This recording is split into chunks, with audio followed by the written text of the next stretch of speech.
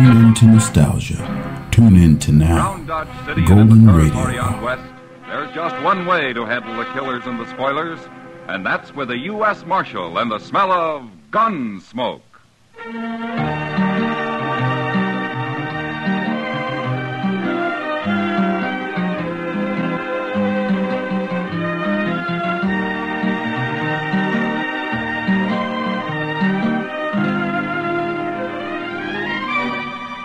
Gunsmoke, starring William Conrad. The story of the violence that moved west with young America.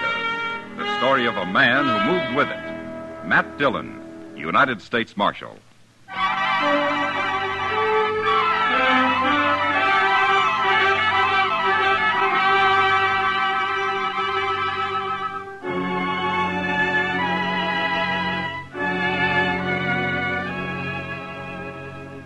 The trip from Hayes City to Dodge was long enough horseback, but by stagecoach, it seemed endless. There were only 2 passengers besides me, and after the first hour on the road, we stopped talking and just sat there in silence, waiting for the ride to be over. I'd been up late the last few nights, so I braced myself into one corner of the coach and fell asleep.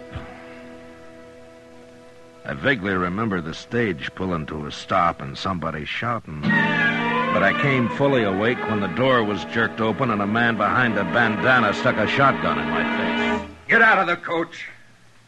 Hands in front of you. Be a pleasure to blast you open.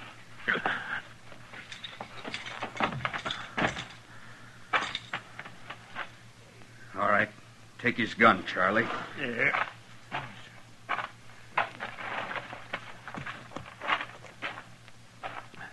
Now, stand over there with the driver.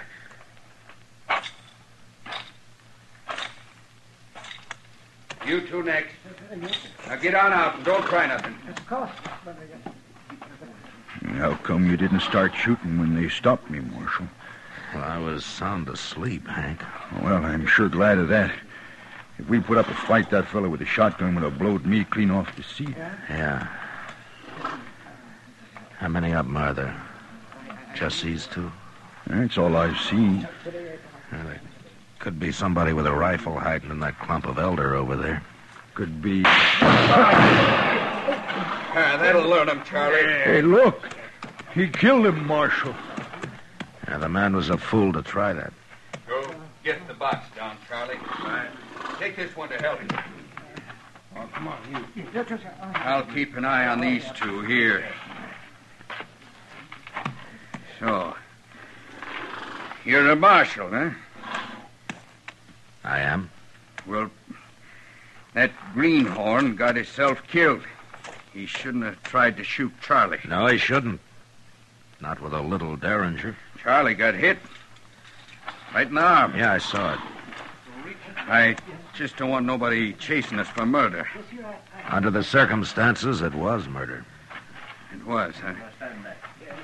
Well, then the only thing to do is shoot the whole bunch of you and have done with it. No, you can't do that. Mister, I got a wife and 2 kids in Dodge. What I hear, Dodge ain't a very good place to raise a family anyway. Look, you're in enough trouble already. Besides, you didn't kill that man. Your partner did. Yeah, that's right. It's Charlie they'll be after. How much money is there in that box, driver? I don't know. They never tell me. We'll find out. He's got it open now. Load it in them saddlebags, Charlie. I got an idea you're new at this game. Look, if a man was holding a shotgun on me and I was unarmed, I wouldn't have no ideas about nothing, Marshal. You always carry a shotgun, mister? Why? Well, we might meet sometime when you don't have one. You're gonna make me shoot you yet? Hey, look, your partner's ready to go. Okay. Don't you make a move till we're out of sight. We'll ride back and kill every one of you. You understand? I guess there's nothing we can do but stand here. That's all, Hank. For right now, anyway.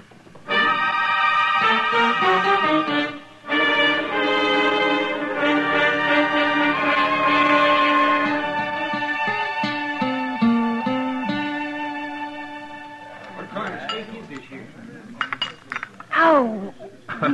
What'd you do, Kitty? Burn your mouth again? Oh, darn it, yes. What do you mean again? Well, it seems like you always do if the coffee's hot enough. Thanks for the sympathy. It's as much as you gave me about the stage hold-up the other day. All I said was I'm glad you were asleep. You're a lot safer that way. Well, being safe isn't exactly my main goal, Kitty. Yeah, I know. How much money was there, Matt? $2,000? You'd think they'd have paid a man to ride shotgun. Have you any idea who did it? No, they were both masked. I hear Wells Fargo put up a reward for him. Yeah, there's $1,000 for the one who killed the passenger, dead or alive. They must want him real bad. That's not good for business. People getting murdered. What about the other one? $300 for his capture. And if you recover the stolen money, Kitty, well, they'll give you half of it. If I found that money, they'd give me all of it. You'll end up in jail yet. Well, the Texas Trail isn't far from being a jail. For me, anyway. I gotta get back there pretty soon, Matt. Sure. Hey, you. Waiter. Come here and take this money or I'll throw it at you. Another gentleman in town. Kitty, I don't want to turn around. What does he look like? Well, I think it's the one with the black beard You over there. heard me, waiter. Get over here before I bust your neck. That's the one, all right. Is there anybody with him? No, he's alone. And he's leaving now. Oh, good. No, don't stare at him. I don't want him to see me. Well, he's not even looking this way. He's going out the door, Matt. All right, come on. I want to follow him. Okay.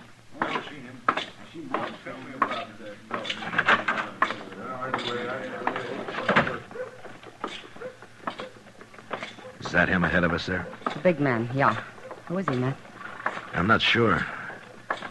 But he sounds an awful lot like somebody I want. You gonna arrest him? No, not till I'm sure. Maybe not even then. Look, he's going up the docks. Yeah, so he is. Kitty, I'll leave you here. Okay. Thanks for the supper, Matt. Sure, anytime. Tomorrow? Well, I might be real busy tomorrow. I figured that. So long, Matt. Goodbye, Kitty.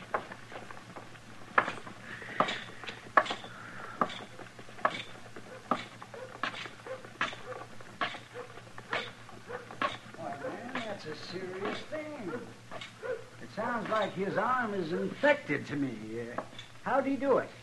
Well, he just tore it on some wire. Well, why didn't you bring him into town? It might be gangrene. Is that bad? Bad. Why, he could lose the arm, or even die. Where is he, anyway? On the prairie, camp. Ain't there some medicine or something I could take back with me, Doc? Oh, hello, Matt. Good evening, Doc. Uh, Go right ahead. I just came up for a smoke. Oh, sure. Sit down there, Matt. Yeah. Yeah, thanks. Now, look, mister. There isn't a medicine in the world. Never mind, But Doc. I'm telling you... Forget it. I'll talk to you tomorrow. Everything's okay. Yes. You better not wait too long. I'm warning you. I won't. We'll take care of everything tomorrow. So long. That man's crazy, that's what. No, he's not crazy, Doc. No, you should have heard him. I did. What do you mean you did? I was outside the door, Doc. Well, he's going under the Olafraganza. I guess he isn't too worried. What's this all about, Matt? Doc, I'll explain it to you later. Right now, I gotta find Chester. Oh, Chester, yes, he's down in the office. I just left him. Oh, good. I sure hope he's had a lot of sleep lately. What's that? He's gonna be pretty busy tonight. I'll see you later, Doc.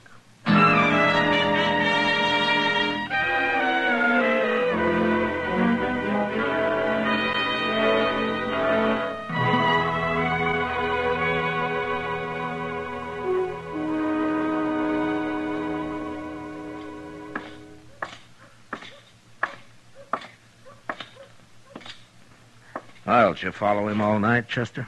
Oh, Mr. Dillon, I'm about ready to drop. Everything's getting hazy. Where is he? In the restaurant there? Yes, sir, that's where he went. He gambled the entire night. I swear out on a high stays awake. I can't hardly keep my eyes open. Oh, rub a rouser or tobacco juice on him, Chester. That'll help. Oh, my goodness. He just come out the door. Yeah, he's seen us. Stand steady. Yes, sir.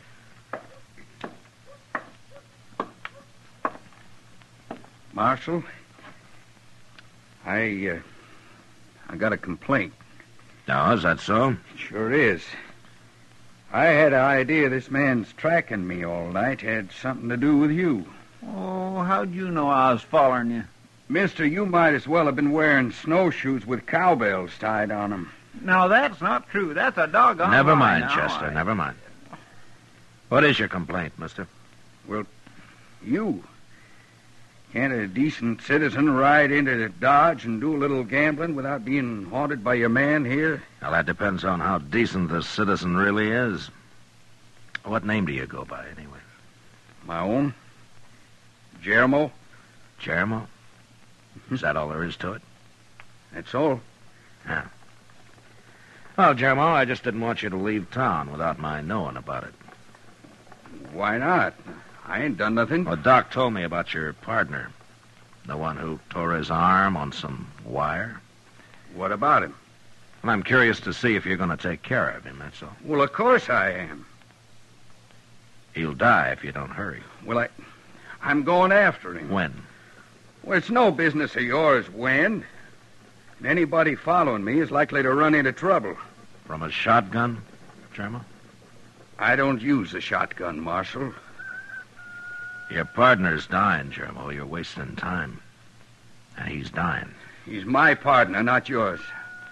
I'll take care of him. Sure, Jeremo. But you better hurry.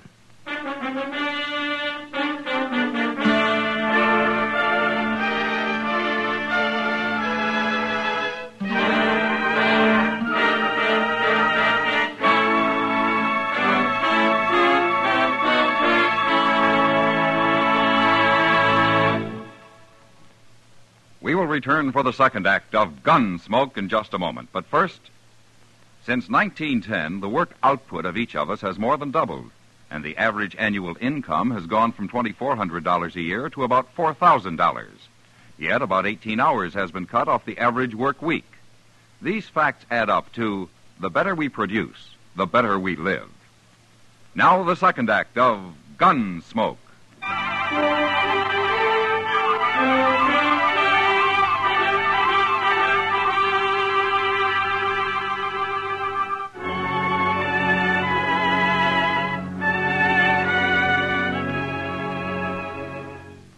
Chester had been up all night, so I sent him to bed, and I hired a Kiowa Indian I knew to keep an eye on Jeremo. But even though his partner was dying of gangrene from the bullet wound he'd received at the stage holdup, Jeremo didn't leave Dodge that day, or the next. He knew I'd track him to their hideout and to the stolen money if he did, and he wasn't the kind of a man who'd risk his own neck just to save his partner's life. And since I had no real evidence yet, there was no use arresting him. So, all I could do was wait. That Indian is a wonder to behold, Mr. Dillon. He hasn't slept a wink in 2 whole days, and he don't even look tired. No, but Jeremo looked tired the last time I saw him. Oh, he's been sleeping regular. Yeah, I know. But all this is wearing him out just the same. Yeah, he's getting pretty spooky. Well, I should think he would, with what he's got on his conscience. I better ask Satank if he knows another Kiowa who could spell him for a while. I think he's got a cousin around here somewhere. Oh, it makes my bones ache just to think about him not sleeping at all. Marshal, I got something to tell you. Huh? Who are you? My name is Verd, but I'm nobody, Marshal. Just a cowboy. Well, there's nothing wrong with being a cowboy, Verd. Sometimes there is. Like yesterday. Oh, what's the trouble? I found a dead man, Marshal, out on the prairie. How'd he die? Well, it looked to me like he got shot. That's why I come to you. Did you bury him? No, I wrapped a blanket around him, though. Yeah. Where is he, Verd? Not far from here. Maybe 15 miles. Yeah. Chester. Yes, sir? Get our horses. We'll ride out and have a look.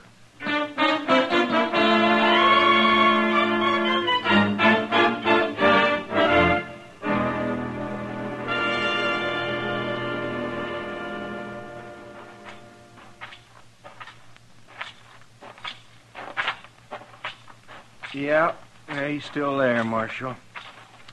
Nothing's been eaten on him. He sure got himself hid out here. My, it's a wonder anybody ever found him. Verd, you want to take the blanket off of him? Sure. There. Yeah. How did you know he'd been shot? Well, his arm, it's all swole up, Marshal. And then, you see here, I noticed that bullet hole in his sleeve there. Yeah. Well, looks like you've made yourself $1,000, Verd. What? Wells Fargo offered it for this man, dead or alive. He robbed a stage a few days back. He did? Well, ain't I in luck? And there's another 1,000 for whoever finds the money he stole. It's probably buried around here somewheres, don't you think, Mr. Dillon? Hey, that reminds me, I noticed something funny over there in them anthills. Like the ground been dug up. Show us, Verd. Yeah. Sure, Marshal. Right over here, wait.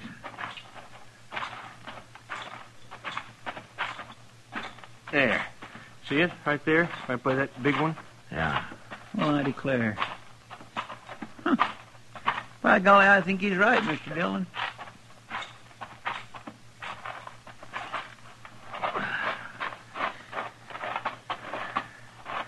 Yeah, there's something been buried here, all right. Yeah.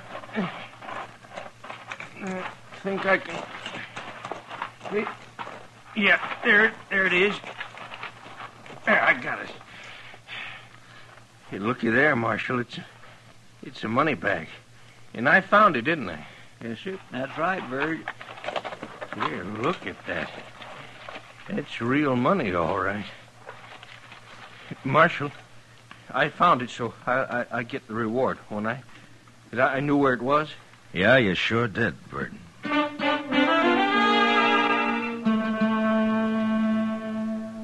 We dug up the rest of the money and then made the hole into a grave.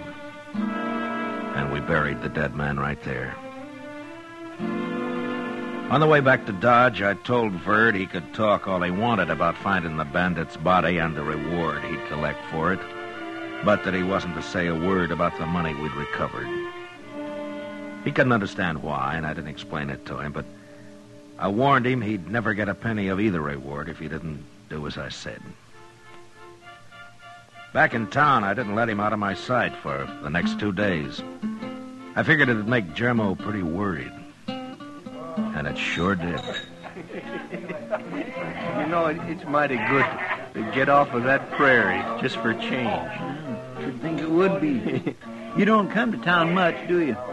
I never seen you around here before. Well, I've been too broke, Chester. Well, sir, it sure takes money to see the elephant in Dodge nowadays. I'll be able to afford it soon enough. Ain't that right, Marshal? It looks that way, Verd. Yeah, you've been mighty lucky. So far. What do you mean, so far? Nothing. Evening, Marshal. Hello, Jermo. This the fellow who found your bandit for you? Yeah, I was just telling him how lucky he is. Yeah, all that reward money. $1,000, isn't it? Yeah, that's right. Is that all you're getting, mister? What do you mean, is that all? Well, there was more reward than that offered. Oh, you mean the stolen money? Oh, it's too bad about that, wasn't it, Verd? We didn't find no stolen money. You didn't? Oh, but looked everywhere. There'd been some digging nearby, but there was nothing in the hole. Well, now, what do you make of that? Just plain disappeared, eh? Yeah. Looks that way. Well, that's sure too bad, ain't it? But you can't have all the money in the world, mister. I ain't got all the money in the world. I'll see you later. Marshal, I did like you told me. I didn't say nothing. You did fine, Verd. Just fine.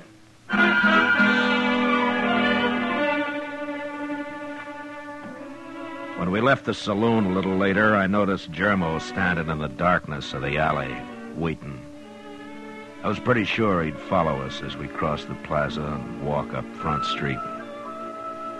When we reached Kelly's stable, Verd wanted to go in and see if his horse had been fed, so we said goodnight and left him there. Chester and I walked on a little ways. Then we turned off the street. We went back, entered the stable from the rear. Inside, we could hear voices, and we sneaked up from stall to stall until we were close enough to make them out. Tell me where the money is, Bud. What did you do with it? I told you, Germo. The marshals got it. We dug it up. You're lying. Now, who turned in $2,000 to collect $1,000? You've stole it and hid it somewhere else. No, I didn't. I tell you. The marshal himself said there'd been some digging nearby. Now, what'd you do with it, Bud? Now, tell me before I kill you. No. Listen a minute, Germo. Look, when you didn't come back, see, I figured you got caught. And then Charlie died, and I got scared. You always was a coward. That's why we left you in the bushes with a rifle when we stopped the stage. No, that don't matter, but look, Germany, don't you see, this way we're both safe, because I'll split both the rewards with you. You know I will. You're lying, and I'm going to kill you for it. No, now don't, Germany. Hold it, Geronimo! Geronimo! You're next, Marshal.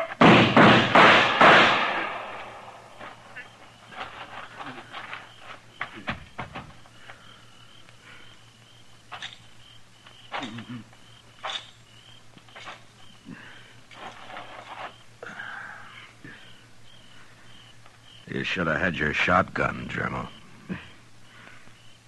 I should have killed you with the holdup. That was my big mistake. No. If you'd have trusted Verd, you both could have got by with us. He was telling me the truth? He was. And you'd have never been convicted on what evidence I had.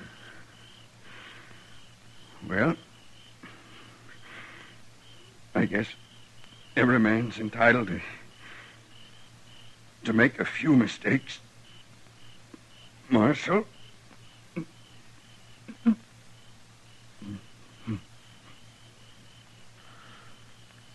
Germo?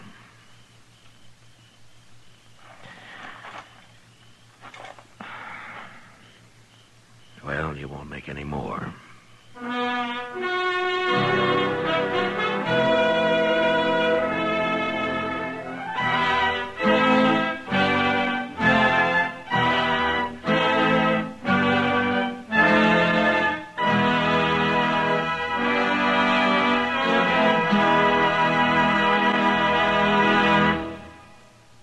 Gunsmoke, under the direction of Norman Macdonald, stars William Conrad as Matt Dillon, U.S. Marshal. Tonight's story was specially written for Gunsmoke by John Meston, with music composed and conducted by Rex Corey. Featured in the cast were Vic Perrin, John Daner, and Lawrence Dobkin. Parley Bear is Chester, Howard McNear is Doc, and Georgia Ellis is Kitty. Join us again next week as Matt Dillon, U.S. Marshal, fights to bring law and order out of the wild violence of the West in Gunsmoke.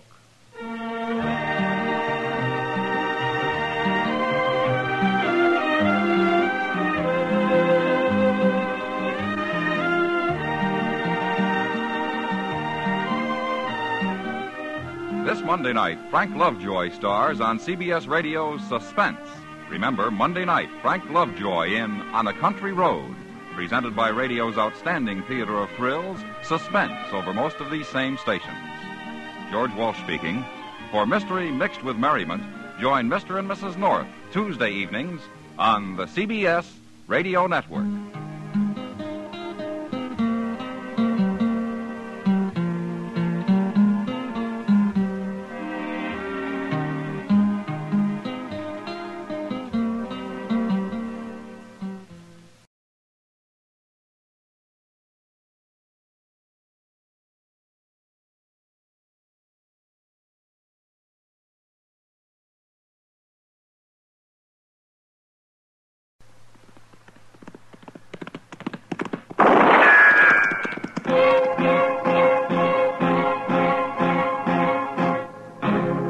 Gunsmoke, brought to you by Chesterfield, Chesterfield packs more pleasure because it's more perfectly packed, thanks to Accuray. They satisfy the most. Around Dodge City and in the territory on West, there's just one way to handle the killers and the spoilers, and that's with a U.S. Marshal and the smell of Gunsmoke.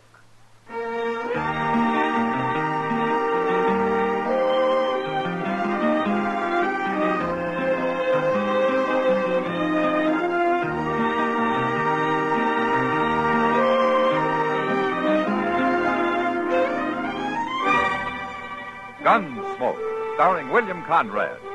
The transcribed story of the violence that moved west with young America. And the story of a man who moved with it. I'm that man, Matt Dillon, United States Marshal. The first man they look for and the last they want to meet. It's a chancy job, and it makes a man watchful and a little lonely.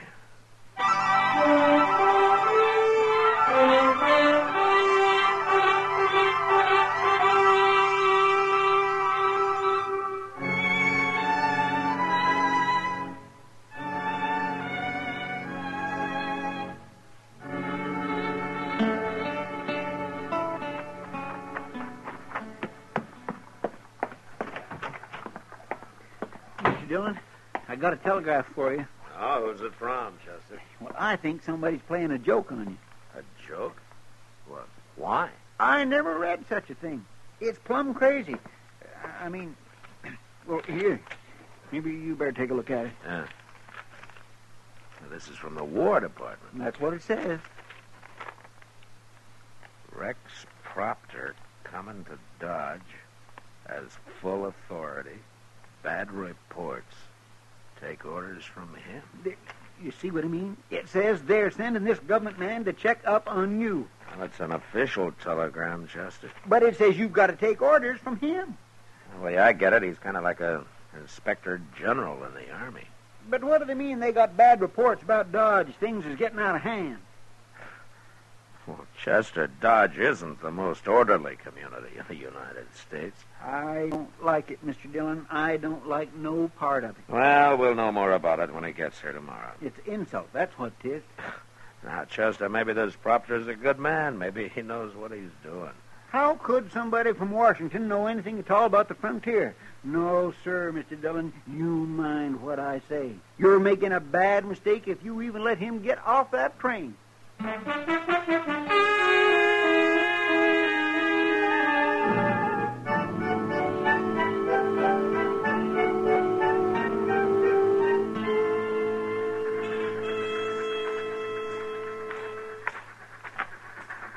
There it comes, Mr. Dillon, the good old Santa Fe. You're right on time.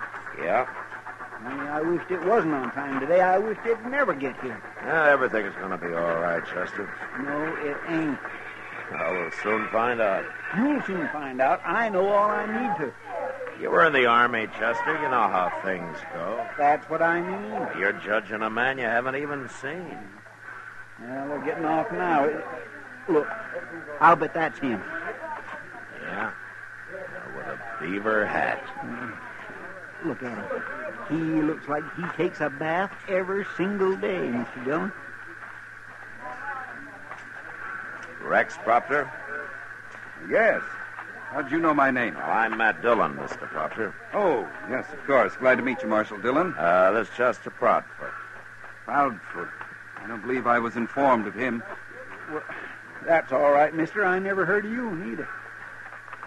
You'll be wanting a hotel, Mr. Proctor. I've got you a room at the Dodge House. Well, thank you, Marshal. I'll go there first. I would like to wash up a little. What did I tell you, Mr. Dillon? Never mind, Chester. Then I'll show you the town, Mr. Proctor. No, Marshal. Oh? I'll look the town over alone. I want to be free to form an unbiased opinion of the situation here. I see. I might as well tell you we've had some rather damaging reports about Dodge City. And they all say that Dodge is a pretty rough town, is that it? The government is interested in making the frontier safe, Marshal, safe for everybody. And the impression in Washington is that Dodge hasn't entirely achieved that goal. In Washington? Oh, my I'm going to tell you something, Mr. Proctor. Yes, Marshal? You're right. You're absolutely right about Dodge.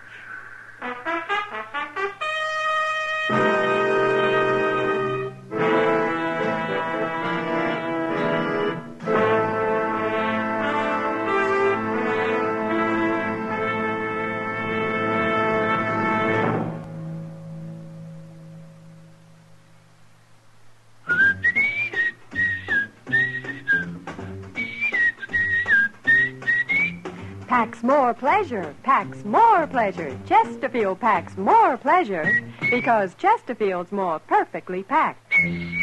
The more perfectly packed your cigarette, the more taste and mildness are released for you.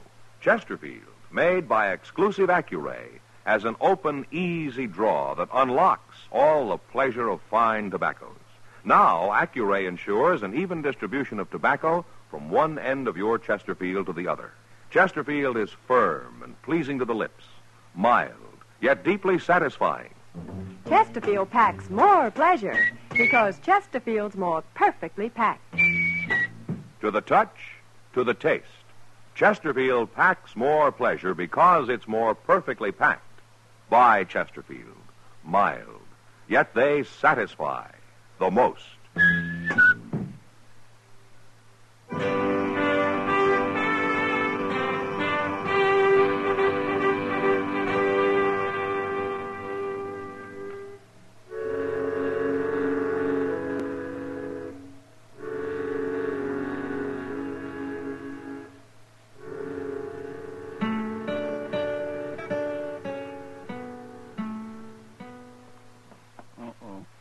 Get out the draining water. Here comes Mr. Proctor. Hello, Marshal. Come in, Mr. Proctor. And Chester, isn't it? Chester Wesley Proudfoot. Well, I've looked Dodge over carefully, Marshal. Yes, it's been pretty quiet today, Mr. Proctor, so far. You mean you're expecting trouble? Well, nothing out of the ordinary. What do you call the ordinary? I don't suppose you got out to Boot Hill, did you? No, but I've certainly heard about it. Well, it's got a growing population. Which doesn't seem to bother you much, Marshal. It has, Mr. Proctor. What do you mean, it has? Well, I've accounted for my share of those graves. I'm sure you have. And that's one of the things wrong with this town. Oh? There's no need for shooting here. I've made a study of such towns as this, Marshal, and I can't understand why you run Dodge the way you do. And what way is that, Mr. Proctor? Well, there's no deadline, for one thing. Your riffraff should be restricted to one part of town where they won't endanger respectable people.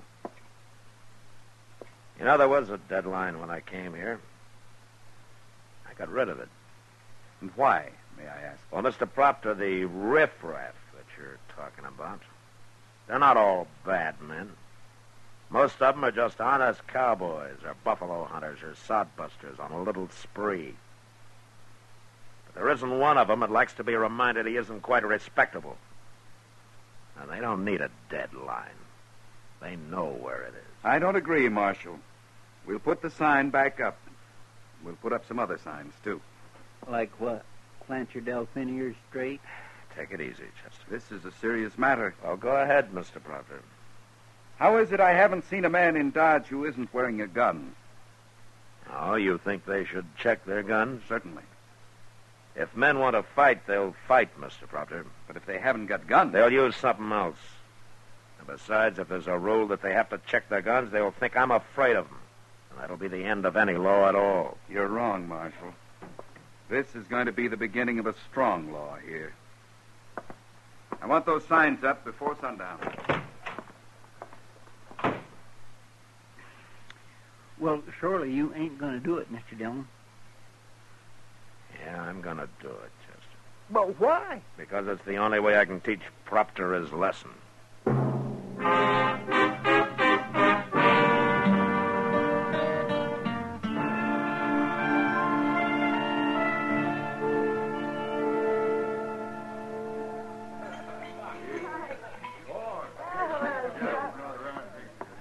You're not the most popular man in Dodge tonight, Matt. I don't recall I ever was, Kitty. People are saying you've turned into an old maid. Yeah, I know. Well, Oh, because of that idiot Proctor. Look at him over there, staring at everybody like there was bugs. Well, he's trying to do his job, Kitty. The only trouble is he doesn't know how. You really have to do what he tells you, Matt? Well, I'll admit I never ran a town before except on my own terms. Then why do it now? Get out and let Proctor handle it. He thinks he knows everything. I never ran from a fight, Kitty. And it's Proctor I'm fighting now. And the only way I can. Oh, well, maybe you're right, Matt. If you quit now, things would only get a lot worse than they are. Oh, Matt. Yeah, I knew this would happen. He's got a gun.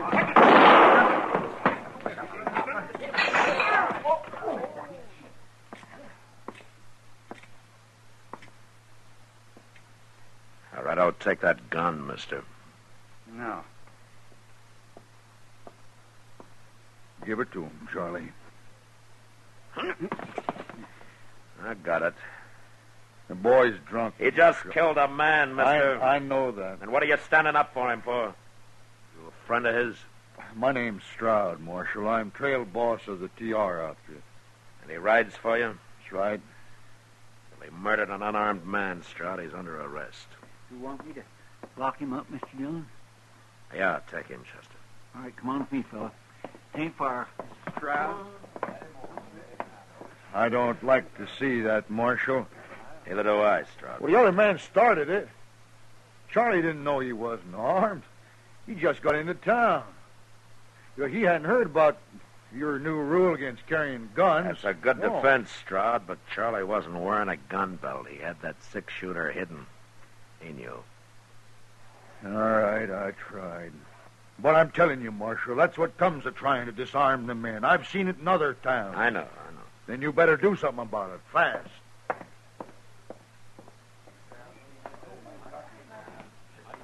So, you've got another man for Boot Hill, Marshal. Mr. Proctor, did you hear what Stroud just said? I heard him. Good. And we'll count this man as yours. You think about that, Mr. Proctor.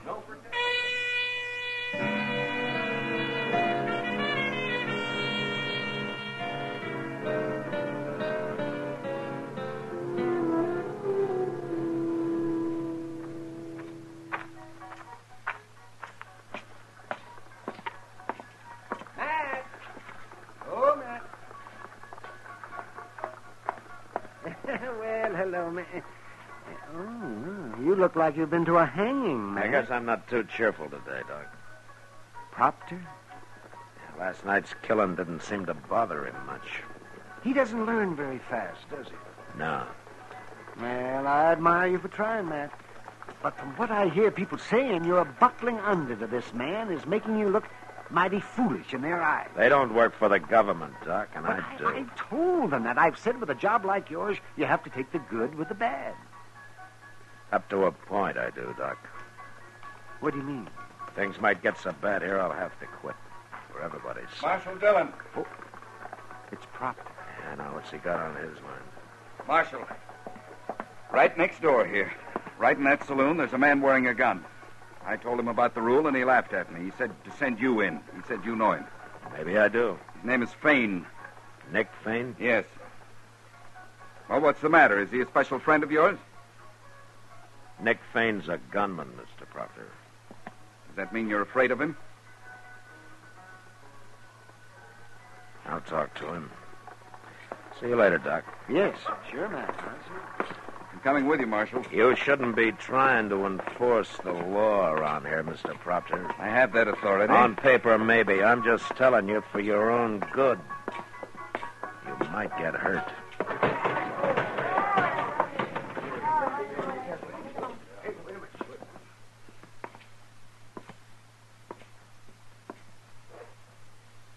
Hello, Fain.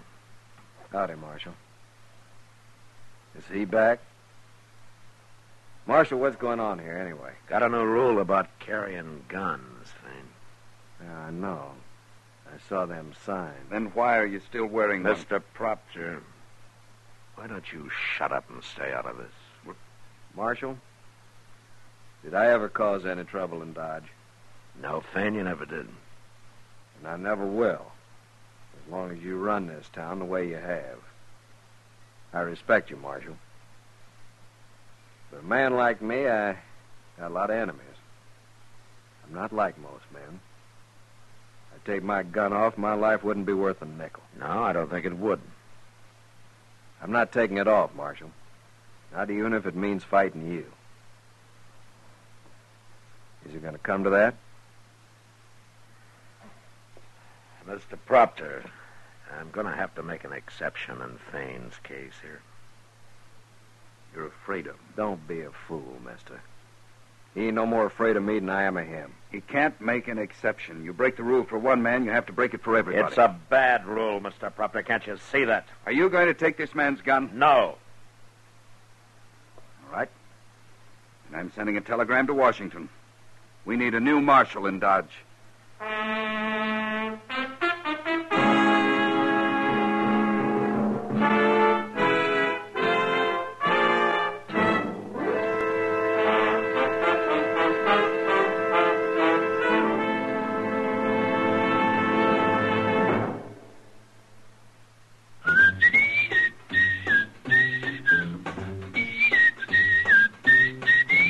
Packs more pleasure, packs more pleasure. Chesterfield packs more pleasure because Chesterfield's more perfectly packed. The more perfectly packed your cigarette, the more taste and mildness are released for you. Chesterfield, made by exclusive Accuray, has an open, easy draw that unlocks all the pleasure of fine tobaccos. Now, Accuray ensures an even distribution of tobacco from one end of your Chesterfield to the other. Chesterfield is firm and pleasing to the lips, mild, yet deeply satisfying. Chesterfield packs more pleasure because Chesterfield's more perfectly packed. To the touch, to the taste, Chesterfield packs more pleasure because it's more perfectly packed. By Chesterfield, mild, yet they satisfy the most.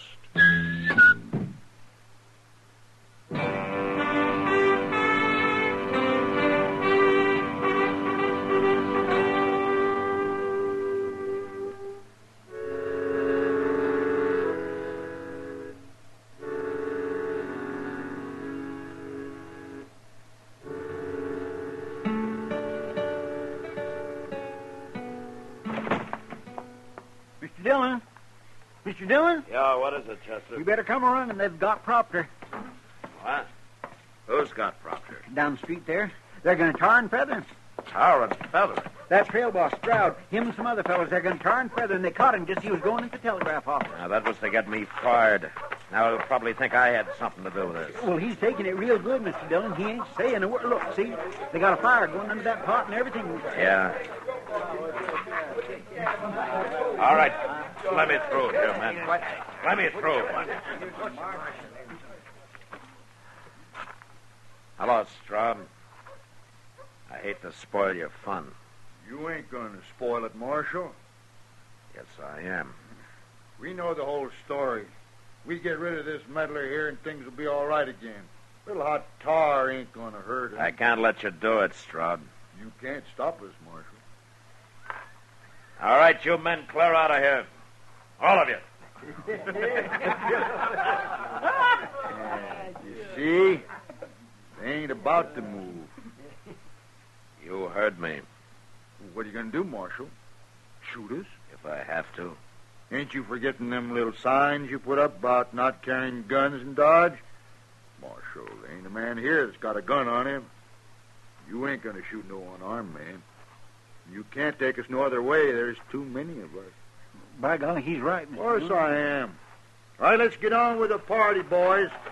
To start stripping our friend from Washington there. Car's about cooked. Here. All right, hold it. Hold it! Wait a minute. Well, you're pretty smart, Stroud.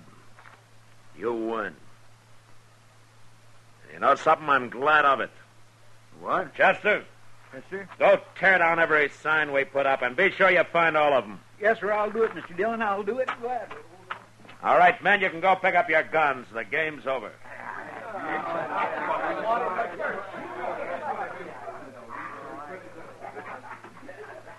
Marshal, Yeah, what, Straw? No hard feelings? You'll get to know me better. I think I'd like to.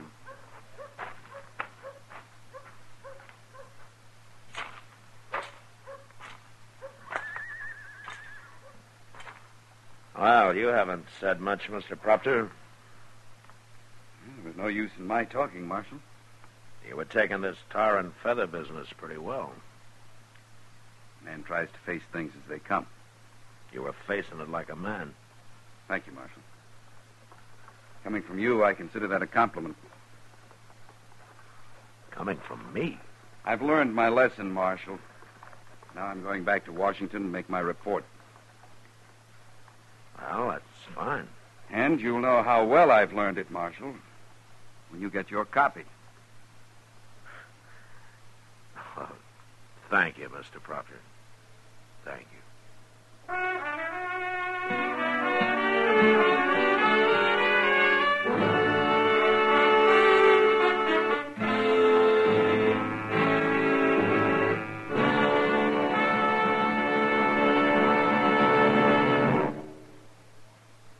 In a moment, our star, William Conrad.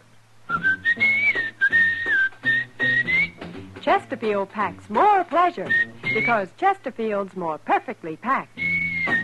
Chesterfield, made by exclusive Accuray, packs more pleasure because it's more perfectly packed. Unlocks all the pleasure of fine tobacco. Chesterfield packs more pleasure because Chesterfield's more perfectly packed. Firm and pleasing to the lips. Chesterfield. Mild. Yet they satisfy the most. You know, to build a home on the prairie, men often dug up squares of turf and made sod huts. Well, next week our story centers around such a place and the two men who died there. But that was the West. Good night. Gunsmoke, produced and directed by Norman MacDonald, stars William Conrad as Matt Dillon, U.S. Marshal. Our story was specially written for Gunsmoke by John Meston, with music composed and conducted by Rex Corey. Sound patterns by Tom Hanley and Bill James. Featured in the cast were Vic Perrin, John Daner, and Harry Bartell. Parley Bear is Chester, Howard McNear is Doc, and Georgia Ellis is Kitty.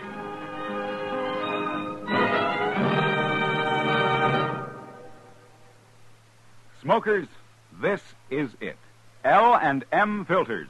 So good to your taste, so quick on the draw. Make today your big red letter day, your L&M red letter day. Superior taste and filter, it's the miracle tip. Make today your big red letter day. Change to L&M today. L&M, so good to your taste. So quick on the draw. Get L&M today. Relax with L&M. So good to your taste, so quick on the draw. Join us again next week for another specially transcribed story as Matt Dillon, U.S. Marshal, fights to bring law and order out of the wild violence of the West in Gunsmoke.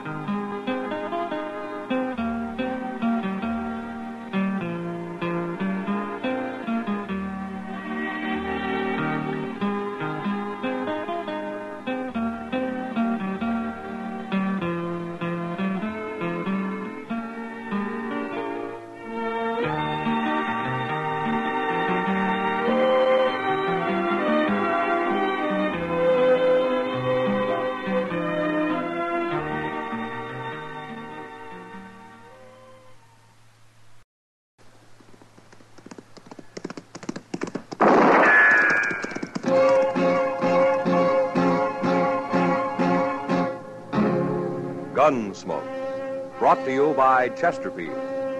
Chesterfield packs more pleasure because it's more perfectly packed, thanks to Accuray. They satisfy the most. Around Dodge City and in the territory on West, there's just one way to handle the killers and the spoilers, and that's with a U.S. Marshal and the smell of Gunsmoke.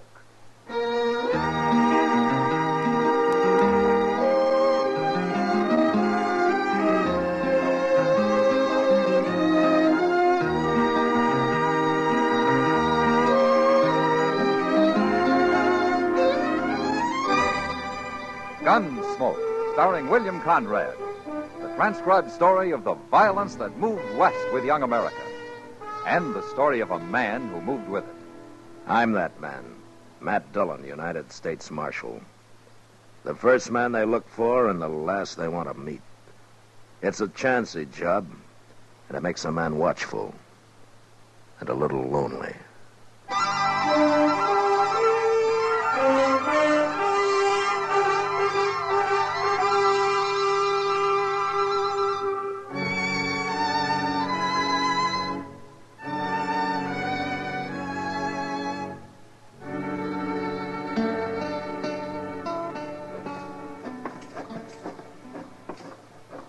Oh, so that's Enoch Mills' new hotel. Yeah, it will be when they get it built, Chester. I never heard of a cattle rancher going into hotel business before, Mr. Dillon. Enoch Mills is a man of enterprise. Look yonder at him. He's as proud as a new father, ain't he? Well, it isn't every day a man builds a new hotel in Dodge. Hello, Marshal. Chester? Oh, Mr. Mills? That's gone up pretty fast, isn't it, Enoch? Well, we got most a month before it's finished. Uh-huh. How many rooms you gonna have? 15. Could have more, but this is going to be a class hotel. Not some hay tent like Jim Doby's Dodge house.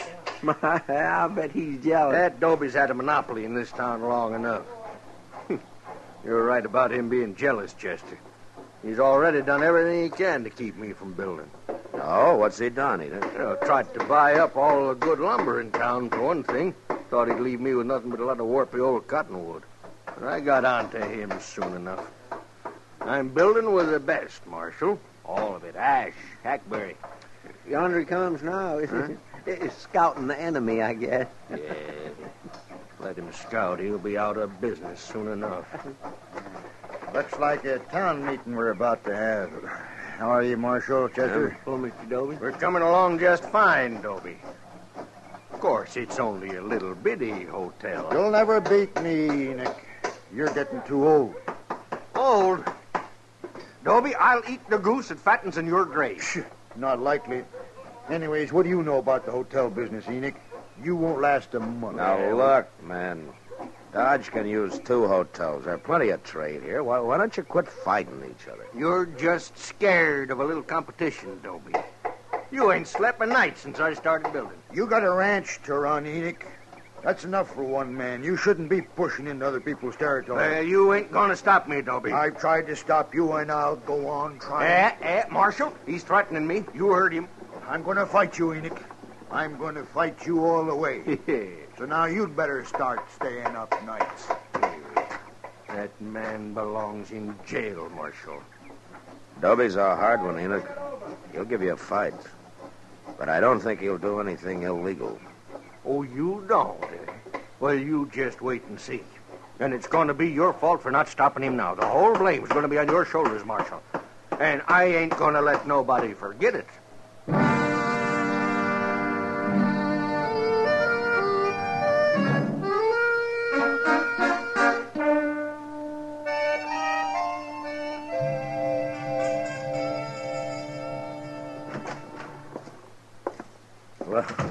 Well, evening, Kitty.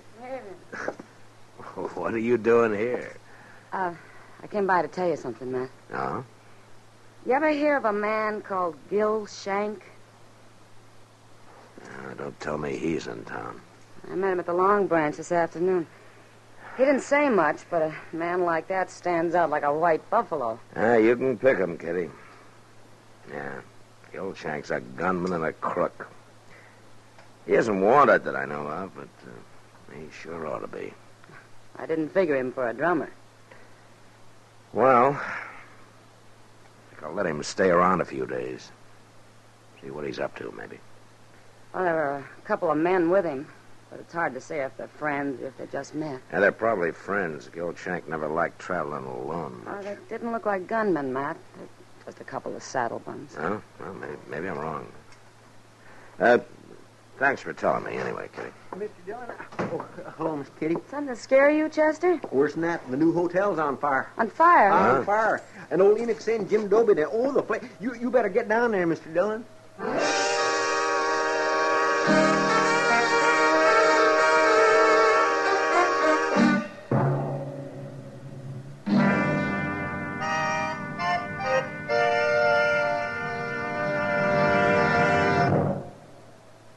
Introducing one of the country's best-known jazz musicians and arrangers, Mr. Bobby Haggart. How about whistling along with him?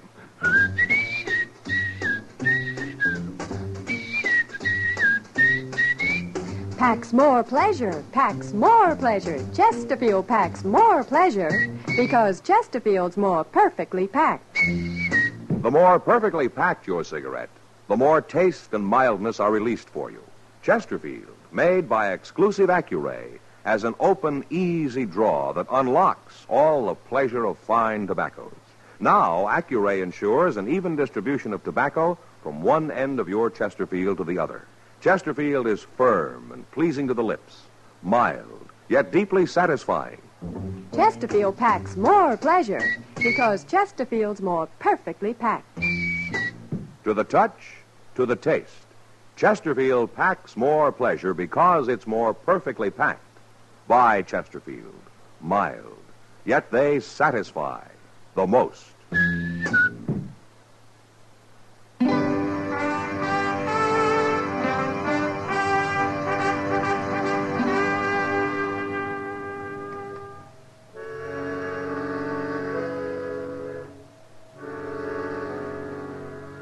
By the time I reached the fire, a bucket brigade had been formed. And there wasn't much to do but get in line myself. Even while we worked, I could tell the fire had been set and that the wood had been soaked with kerosene. It was all over in a half hour, but not because we'd put it out. There was nothing left to burn. Next morning, I went back and had a talk with Enoch. And he'd already bought more lumber, and he had his workmen busy cleaning up. This ain't gonna stop me, Marshal. Takes more than a little arson to stop Enoch Mills. Enoch, I guess there's no need to ask you who you think did it, is there? What? Jim Dobie, of course. You know as well as I do. Yeah, but you don't have any proof of that, Enoch. I got what proof I need. And if you was anything of a lawman at all, Dobie'd be in jail right now. Enoch, you know I can't arrest a man because you and he are enemies. Well, it don't matter. I ain't counting on you no more. I got other ways. Yes, sir. Hey, come in right there, Marshal. What? There. You mean Gil Shank? That's right. He seen me after the fire last night, and he offered to go to work for me. What do you need a gunman for, Enoch? Yeah, that makes you sit up, don't it? Yeah. You and Dobie both. You bet it does. Marshal Dillon. Well, now, this is a pleasure.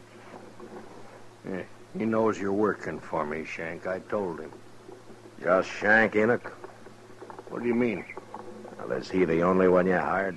I'm alone, Marshal, if that's what you're driving at. You're making a bad mistake, Enoch. You don't need a man like this. I could take offense at that, Marshal. No? Well, why don't you let me know when you decide, huh? I'll let you know. Yeah, that's telling him. All right, we'll take care of Jim Dobie next. You won't do a thing to Jim Dobie. Either one of you. Well, you're protecting a criminal, Marshal. But it ain't gonna work. Shank's got a plan.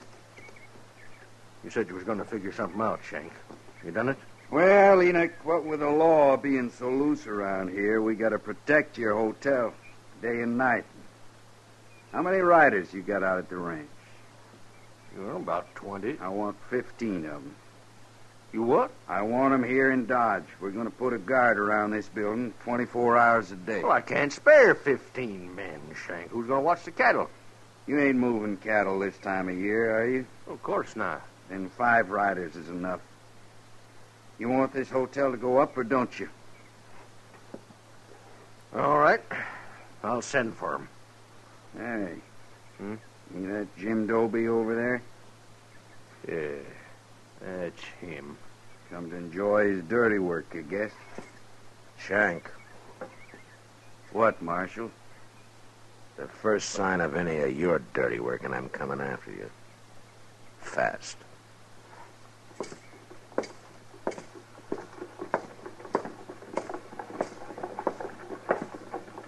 Morning, Marshal. Doby? I suppose I'm getting the blame for this? You are. Yeah. Then why ain't you arresting me? I've known you for a long time, Doby. You're pig-headed and you can be downright mean. But you don't fight this way. You make it hard to thank you, Marshal. You can thank me by laying off Enoch Mills for a while. There's going to be enough trouble without your making any.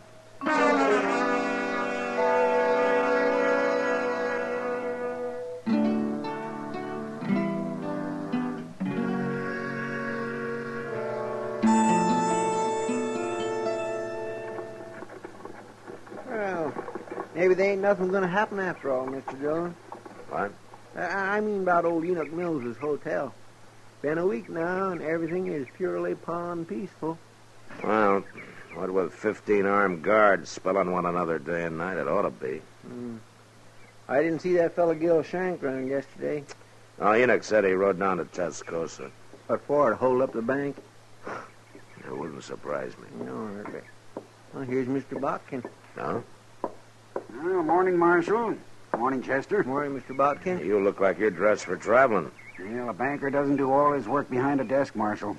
I've been looking over some land up north the last couple of days. How'd you have a good trip? Fine, except for crossing the Pawnee. It was almost in flood. And how'd you make it? Well, I was lucky, Chester. Some cowboys were taking a herd across, and they gave me a hand. Swimming a herd across the Pawnee this time of year? Yes. Must have had 1,000 head, Marshal. Well, who was it? I don't know anybody moving cattle now. They were strangers to me. What was the brand? I'm afraid I'm not much of a brand reader, Marshal. Oh, you think you could draw it for me? Come over here in the dirt, Mr. Buck. All right.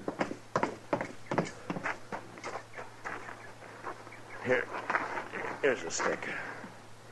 Now, what did it look like? Well, there was a circle here and a line through it, like this. It stopped just about here. Well, everybody knows that brand, Mr. Botkin. Everybody but me, I guess. Where would they be taking those cattle, Marshal? Only one place. The Greystone Indian Agency is about 20 miles beyond there. Oh, they're going to sell them to the agency, eh? Well, they won't get top prices, but it's always a fast cash sale. Chester. Yes, sir? Go saddle 3 horses and tie them up behind the office, and then wait for me. I'll be back after dark.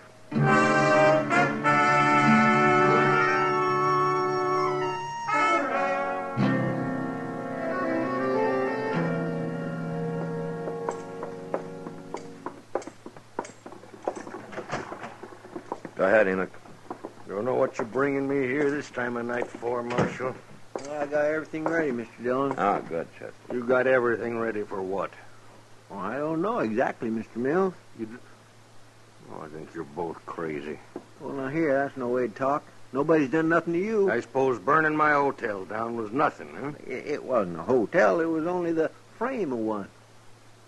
Chester, I'm beginning to think you and the Marshal was in on it. Both of you. You're such big friends of that Jim Doby. You'll believe most anything, won't you, Enoch? Anything but what you tell me, Marshal Dillon. Yeah, I guess that's true. Yeah, it's sure enough true. All right, I'm getting out of here now. I got nothing to say to you, and you got nothing to say to me. Don't know why I come here in the first place. Wait a minute, Enoch. Well, make it fast. I will. I was going to try to explain something to you, but I can see that it'd be a waste of time. You all through? No, I'm just getting started. All right, give me that gun, Marshal. I'm going to keep it for you, Enoch. Right here in my belt. You arresting him for something, Mr. Dillon? No, I'm not arresting him, Chester. I'm kidnapping him.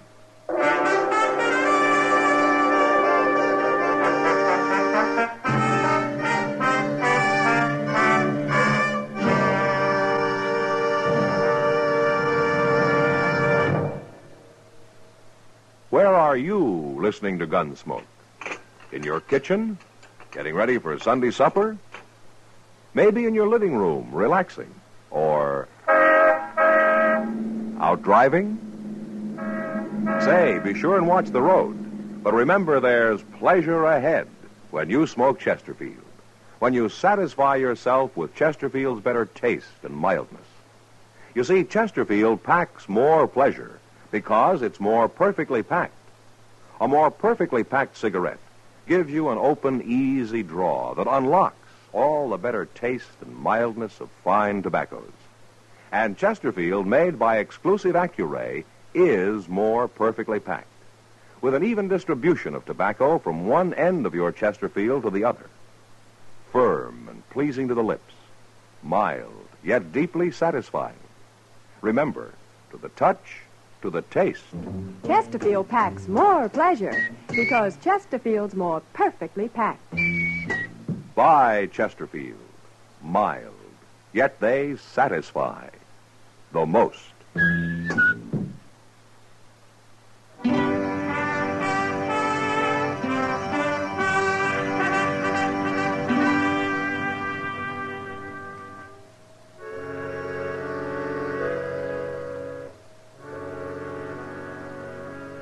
Enoch Mills was about as mad as any man I'd ever seen. But I managed to get him on a horse, and then he and Chester and I rode quietly out of Dodge. By noon next day, we'd covered some 60 miles and were at the Greystone Indian Agency. It was run by a man called Albert Leach, who didn't seem too bright, but at least I could tell he wasn't a grafter like most. I had a talk with him, and I brought Enoch in to meet him. Come in, gentlemen, come in. Have a chair. You give me a chair, mister. I'll bash both your heads in with it. Now, really, Mr. Mills. How come you know my name? Marshal Dillon told me. This is Albert Leach, Enoch. He runs the agency. I don't care who he is or what he runs. If he's got anything to do with whatever it is you're up to, Marshal, he's going to end up in jail, too. Good heavens. Don't worry about it, Leach.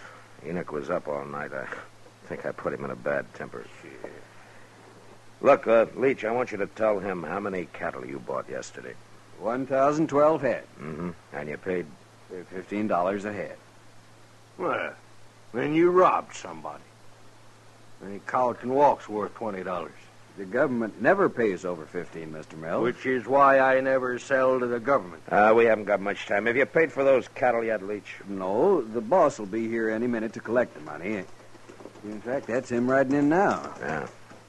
All right, you pay him, Leach, and we'll wait in the other room. I understand, Marshal. Come on, Enoch. You're getting yourself in deeper and deeper, Marshal. But I've about decided you won't go to jail. I'm just going to lock you up in a madhouse. Quiet now, Enoch. Just listen.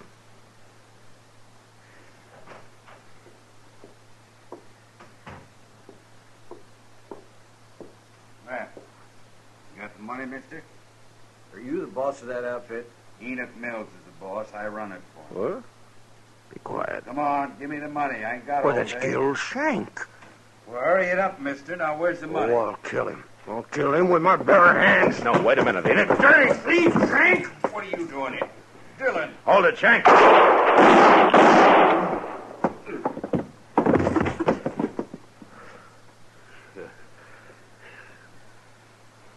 Yeah, you killed him, Marshal.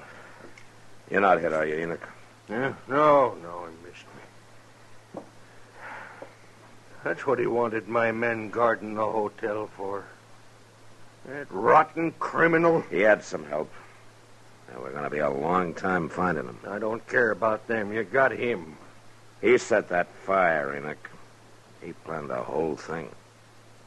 You had it figured out. Why didn't you tell me? You won't believe anything I say. Remember? I've been a fool, Marshal. Looks like I owe you an apology. Never mind me. What about Jim Doby? You've given him a bad name. I don't know, Marshal. I never should have started that hotel in the first place. I'm a cattleman. I'm no innkeeper. You mean you're not going to finish it? Oh, I'll finish it.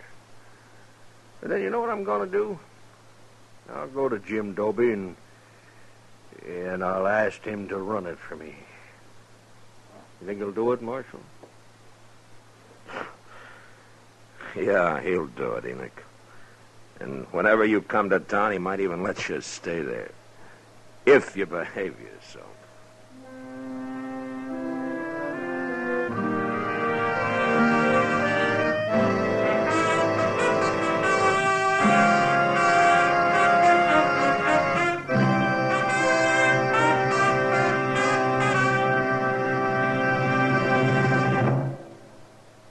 In a moment, our star, William Conrad.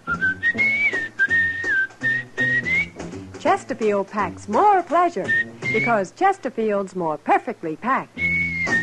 Chesterfield, made by exclusive Accuray, packs more pleasure because it's more perfectly packed. Unlocks all the pleasure of fine tobacco. Chesterfield packs more pleasure because Chesterfield's more perfectly packed. Firm and pleasing to the lips. Chesterfield. Mild. Yet they satisfy the most. You know, on the frontier, an outlaw was called a gunman, while a peace officer was referred to as a gunfighter. But they both lived by their guns, and they usually died by them.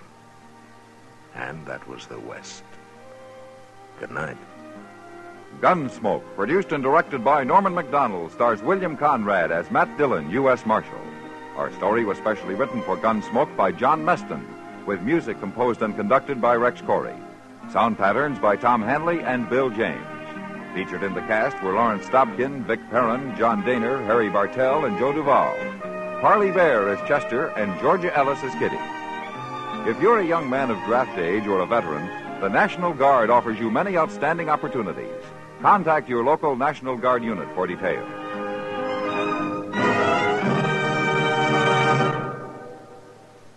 Smokers, this is it. L&M filters. So good to your taste, so quick on the draw. Make today your big red letter day, your L&M red letter day. Superior taste and filter, it's the miracle tip. Make today your big red letter day. Change to L&M today. L&M, so good to your taste. So quick on the draw. Get L&M today. Relax with L&M. So good to your taste, so quick on the draw. Join us again next week for another specially transcribed story on Gunsmoke.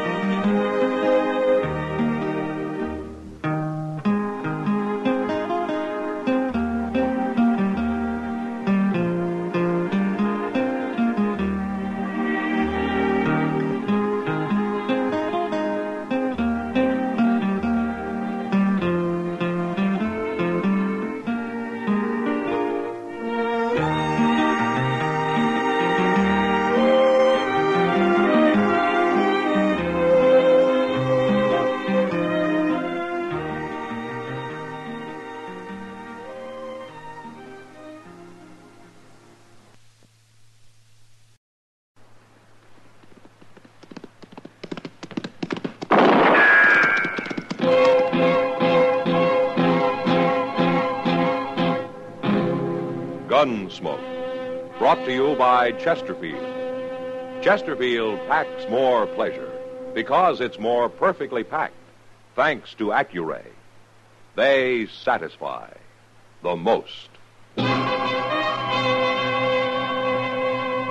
Around Dodge City and in the territory on West, there's just one way to handle the killers and the spoilers, and that's with a U.S. Marshal and the smell of Gunsmoke.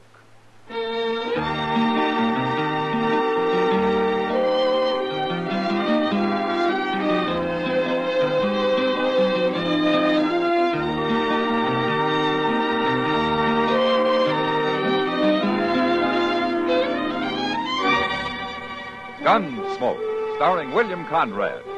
The transcribed story of the violence that moved west with young America. And the story of a man who moved with it. I'm that man, Matt Dillon, United States Marshal. The first man they look for and the last they want to meet. It's a chancy job, and it makes a man watchful and a little lonely.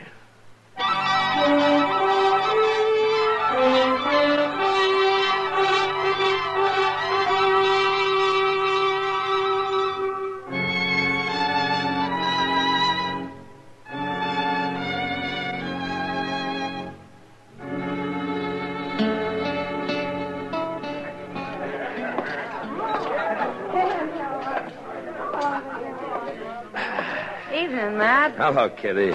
You look a little blue. Oh, it's cold outside. Well, you sit down. Yeah. I'll have Sam fix you up a coffee grub. That'll warm you. Why do you think I came in? Well, you sure know the way to compliment a lady. Maybe I ought to just... What do you think you're doing? Matt, look. He's been spoiling for trouble ever since he came in here. I asked It's you a Murdoch, question, huh? mister. Do you know him? Yeah. Well, answer. Nothing. You don't need the whole bar. What'd you say? I got as much right here as you. Is that so? Matt, he's got a knife. Wait a minute. Murdoch!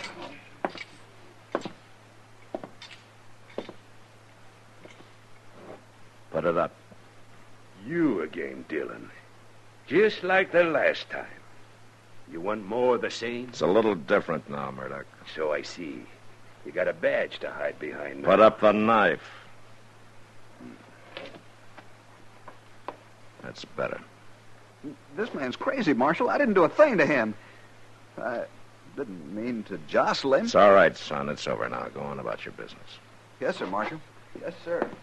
Yeah. What kind of a bone picker is that for the high plains? Times have changed, Murdoch. Nothing but settlers and dudes, bone pickers and trackmen, cow wranglers and bluecoats, and lawmen. There's something you better understand, Murdoch. When Dodge was full of you buffalo hunters, you could throw your weight around. Well, not anymore. I ain't changed, Dillon. Just stay out of trouble. I'll do as I want. He always did. What are you doing in Dodge anyway? There haven't been any buffalo around here for years. Well, maybe I came to see you, Dillon. And I thought you probably figured me for dead. Oh, no. I heard about you and your badge. Maybe it's just as well for both of us I'm wearing it. I don't fear no man. And least of all, you. All right. Just let me give you a little warning. If you're thinking of going south for buffalo into Indian territory, I wouldn't. I do a lot of things you wouldn't. This is orders from Washington. They don't want any more trouble with the Indians. The territory is closed to hunters. They got cavalry patrols along the line. I go where I aim to go. And I don't fear no cavalry. And I got orders to stop anyone. Have you now? You just remember what I said.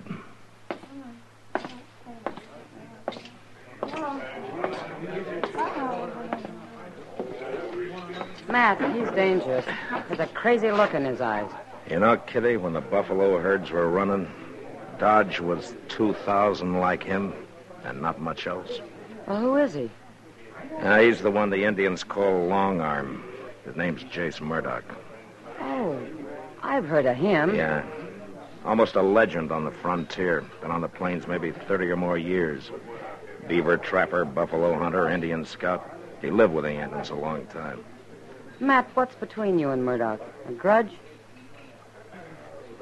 That's the kind of a thing a man doesn't like to talk about or remember, Kitty. when he takes a beating. You? I was just in from Missouri, pretty green. Murdoch and some of his crowd were in town on a spree. But when their fun threatened to include scalping a hide freighter they didn't like, I stepped into it. Like I say, I was pretty green. They beat you, Matt? Left me for dead down by the river. You watch out for him. He's a troublemaker. Yeah. But right now, I want to find out why he's here.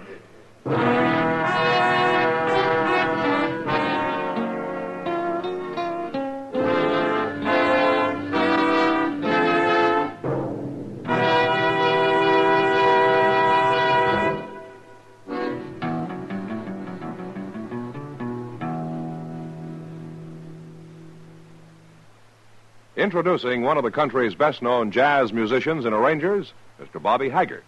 How about whistling along with him?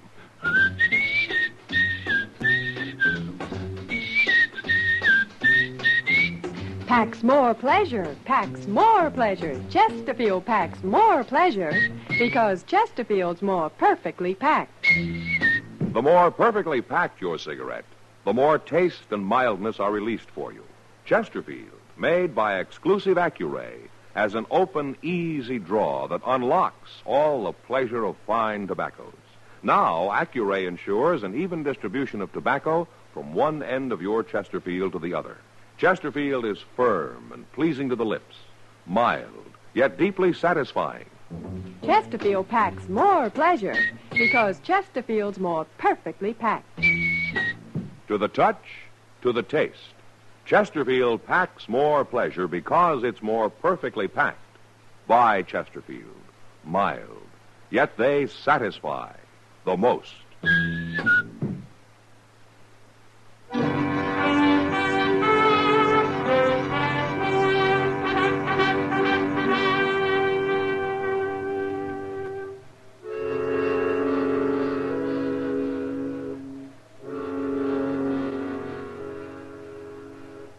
I figured Murdoch was in Dodge outfitting a hunt, so I found the merchant who sold him supplies. He couldn't tell me much, except that Murdoch had an Indian with him for a skinner, and that they were camped somewhere outside town. Took me a while, but I found the camp. And when I came up, the Indian was alone.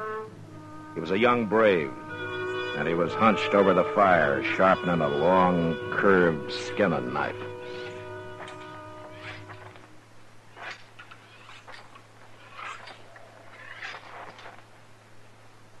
It's all right. Go on.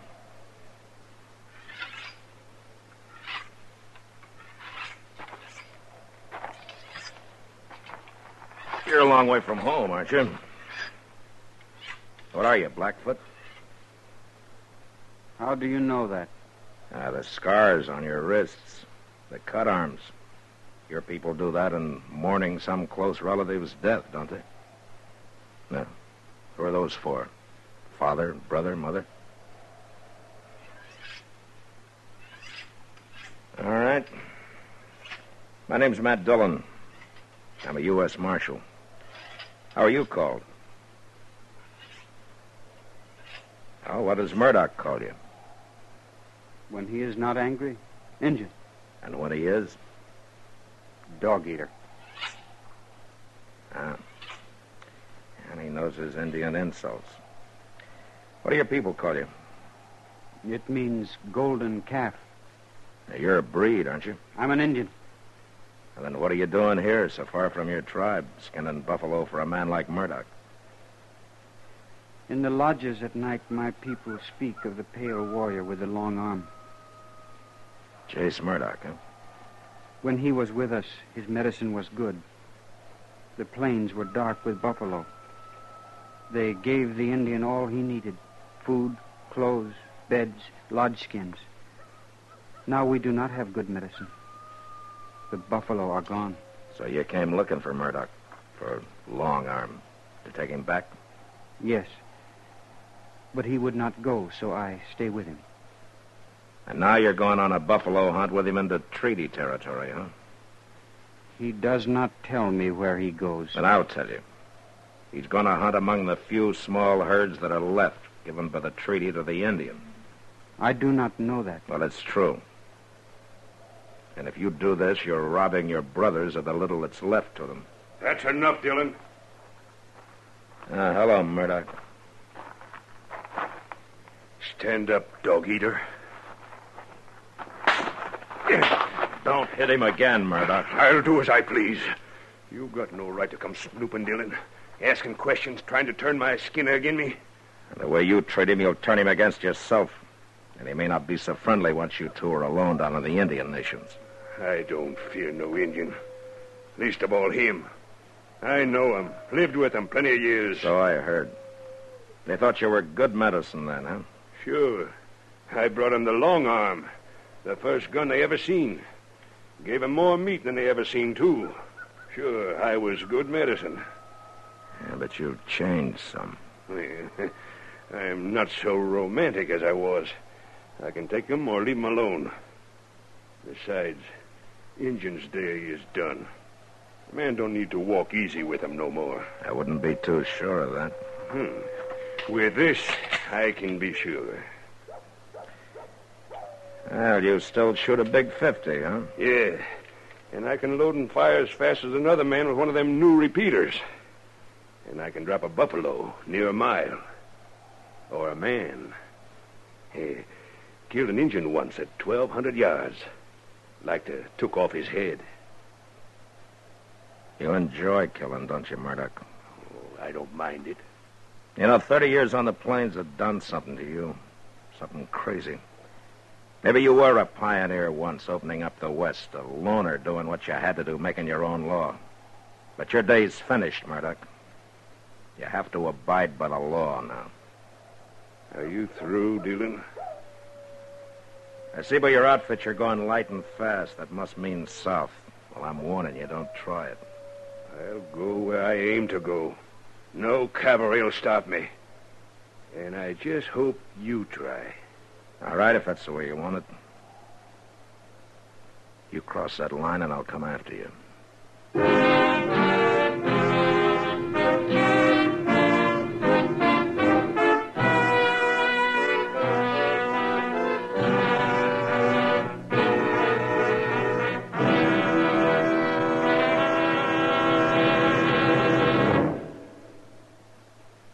Say, where are you listening to Gunsmoke? In your car? Getting ready for dinner? Oh, I see. Just relaxing in your favorite easy chair. I'd say you're in a good spot right now to really enjoy Chesterfield's better taste and mildness. You see, Chesterfield packs more pleasure because it's more perfectly packed. A more perfectly packed cigarette gives you an open, easy draw that unlocks all the better taste and mildness of fine tobaccos. And Chesterfield, made by exclusive Accuray, is more perfectly packed, with an even distribution of tobacco from one end of your Chesterfield to the other. Firm and pleasing to the lips, mild, yet deeply satisfying. Remember, to the touch, to the taste. Chesterfield packs more pleasure because Chesterfield's more perfectly packed. By Chesterfield. Mild, yet they satisfy the most.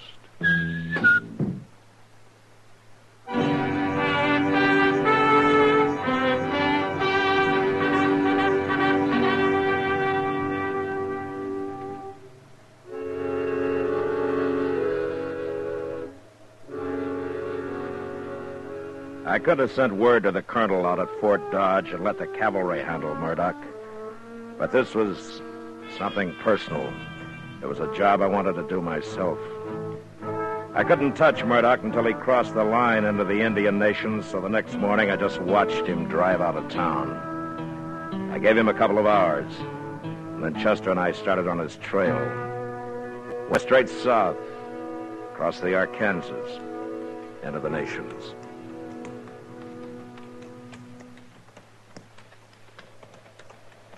I don't know, Mr. Dillon. It seems almost too easy. His wagon tracks in the snow going straight as a board as far as you can see over the next rise. Yeah, I know, Chester. But we better keep our eyes open. We should be getting close to him now. Well, I guess ain't nothing to worry about as long as we can see his tracks up ahead. Maybe not. But we'll come up on that rise easy. Just might be waiting for us on the other side. Well, I don't know. The way he ain't bothering to cover his trail, it seems like he ain't expecting us to follow him. Maybe he didn't believe you. Don't count on it. No, I ain't. I swear this ain't the time of year for traveling, is it? Good time for buffalo hunting, though. Coats will be prime. And if I was... Mr. Dillon!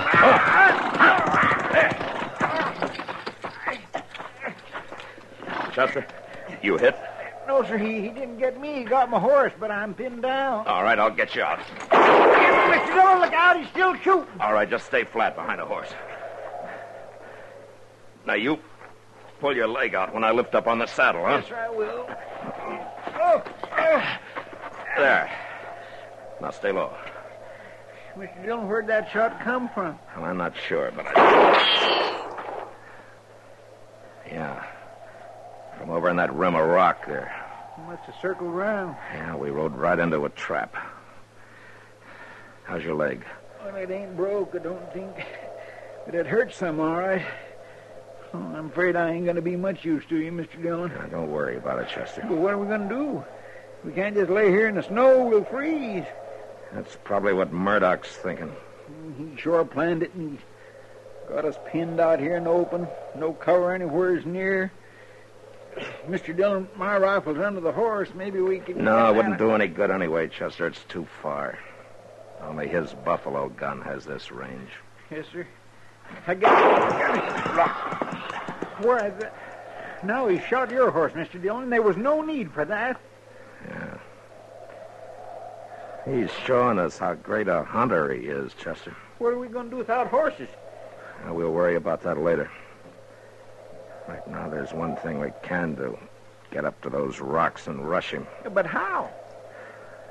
Well, his big 50's a single shot. He's got to reload between shots. He's doing it mighty fast. Yeah, but while he is, I could be moving. Oh, Mr. Dillon, you wouldn't never make it. Why, that's 500 yards or more. You got any other ideas, Chester? No, sir, I ain't. Oh, darn this leg. It's all right, Chester. This isn't your fight anyway. Well, I think I'll draw a shot and see just how fast he can reload. No, Mr. Dillon.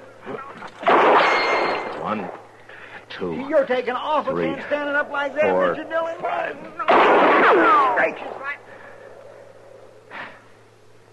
All right. Now we know. 5 seconds. That ain't very long. Now, that'll have to be long enough. Oh, Chester? Yes, sir. Good luck, Mr. Dillon. Yeah. Same to you, Chester. Hey, Murdoch! 1, 2, 3, 4, 5.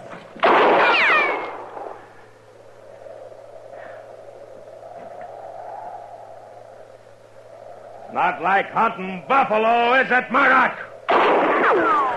1, 2, 3, 4, 5.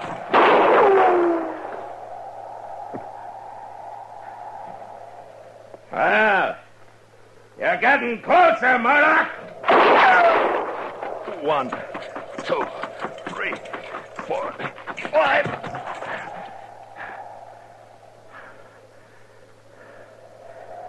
Oh, maybe he's caught on. Hey, Murdoch! You couldn't be out of ammunition, could you?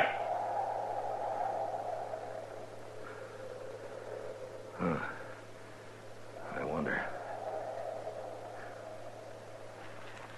Hey, Murdoch! I lay there half covered by the snow, knowing Murdoch might easily be holding me in the sights of his rifle. But I also knew I couldn't lie there much longer. I'd freeze before darkness could give me the cover I needed. Then I saw movement among the rocks. It was Golden Calf. He walked to the rim, then started down toward me. The body of Jace Murdoch, lifeless in his arms.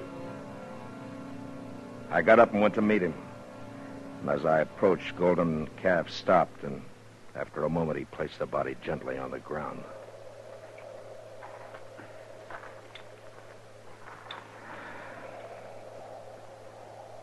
Why did you do it, Golden Calf?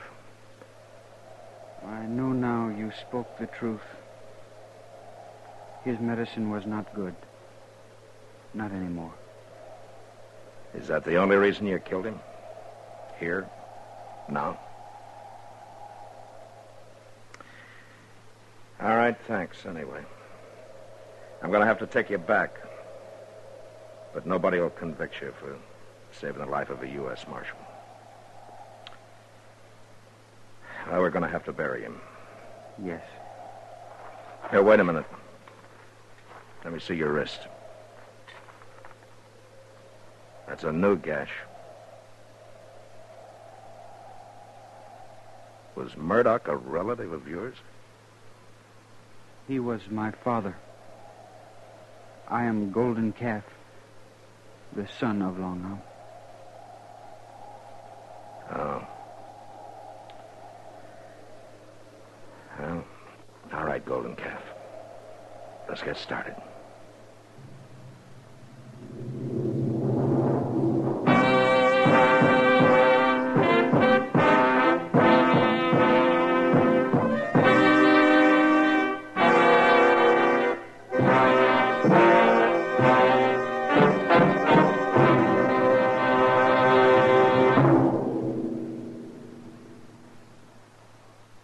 In a moment, our star, William Conrad. Chesterfield packs more pleasure because Chesterfield's more perfectly packed. Chesterfield, made by exclusive Accuray, packs more pleasure because it's more perfectly packed. Unlocks all the pleasure of fine tobaccos. Chesterfield packs more pleasure because Chesterfield's more perfectly packed. Firm and pleasing to the lips. Chesterfield. Mild. Yet they satisfy the most. You know, the arrival of a Texas herd in Dodge usually meant celebrating and the general hurrahing of the town.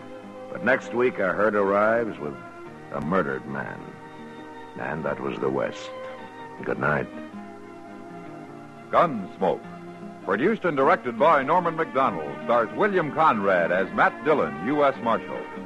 The special music for Gunsmoke was composed and conducted by Rex Corey. Sound patterns by Tom Hanley and Bill James. Featured in the cast were Nestor Paiva, Sam Edwards, and Harry Bartell. Harley Bear is Chester, and Georgia Ellis is Kitty.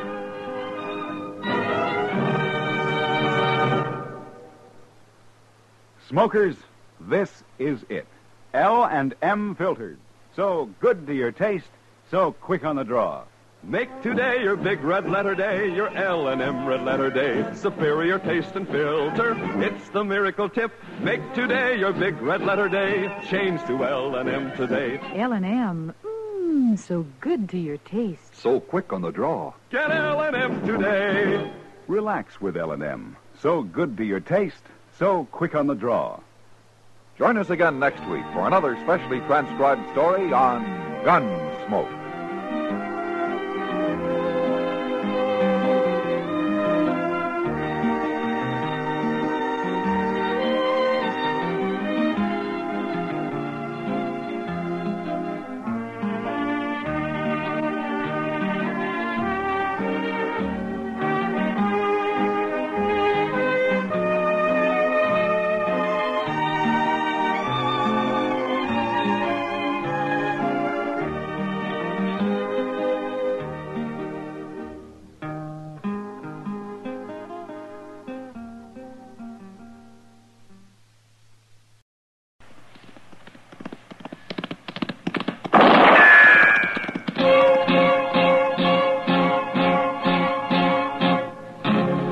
Gunsmoke, brought to you by Chesterfield. Chesterfield packs more pleasure because it's more perfectly packed, thanks to Accuray. They satisfy the most. Around Dodge City and in the territory on West, there's just one way to handle the killers and the spoilers, and that's with a U.S. Marshal and the smell of Gunsmoke.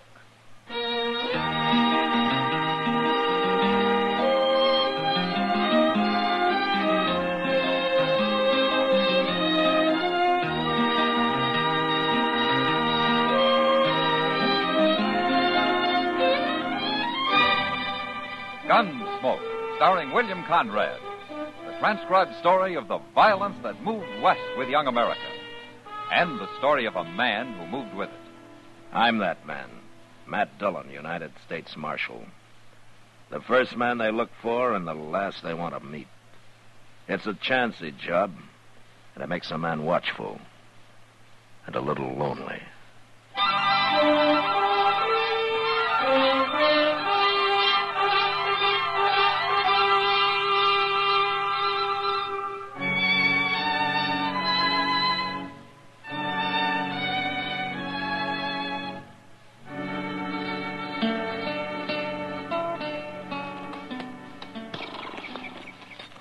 You stay with the horses, will you, Chester? Yes, sir. I won't be long.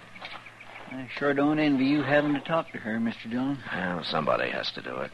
I don't understand that, Zach Morton. It's good land out here. There's a nice little house, water, everything. Why do you have to go trying to get rich the hard way? And I guess it never looks hard till you try it. Mr. Dillon, Ada's seen us. She's come out on the porch. Oh, yeah.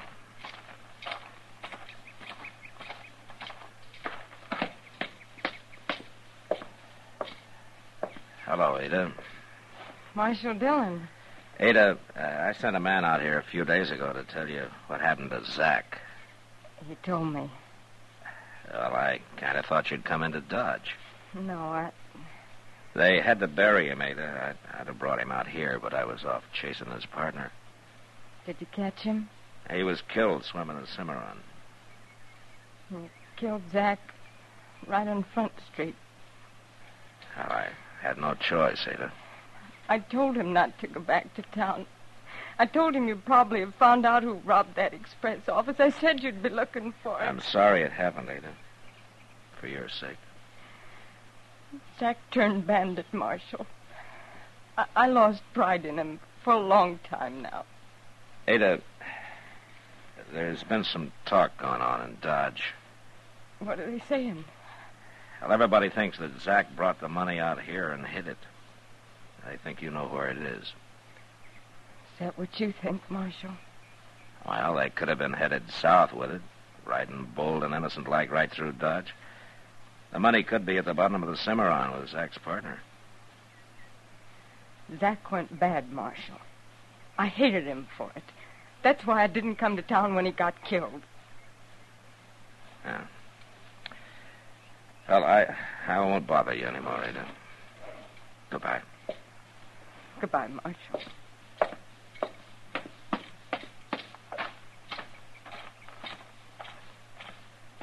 What'd she say, Mr. Dillon?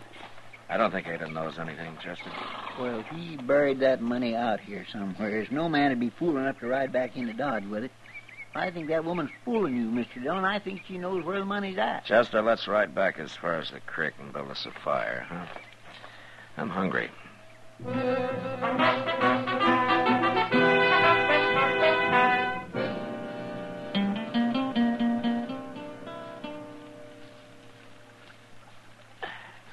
Here's another strip of meat that's about done, Chester. Well, that's yours, Mr. Dillon. I ate the last one.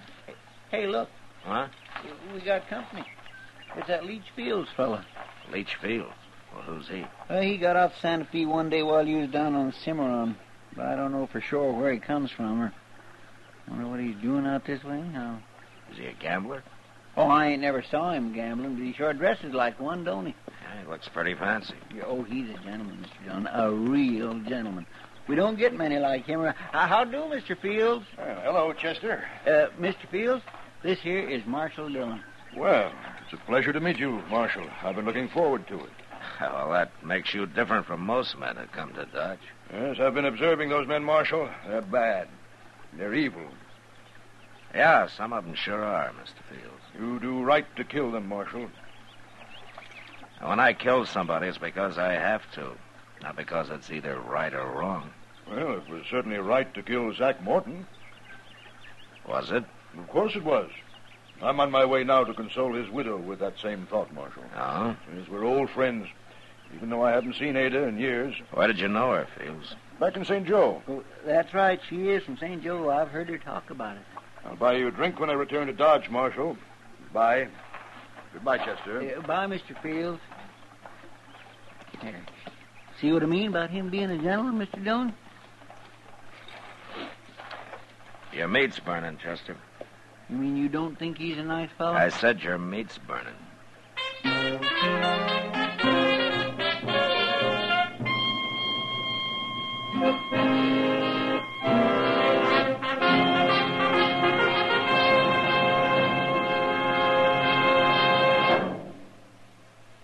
Where are you listening to Gunsmoke?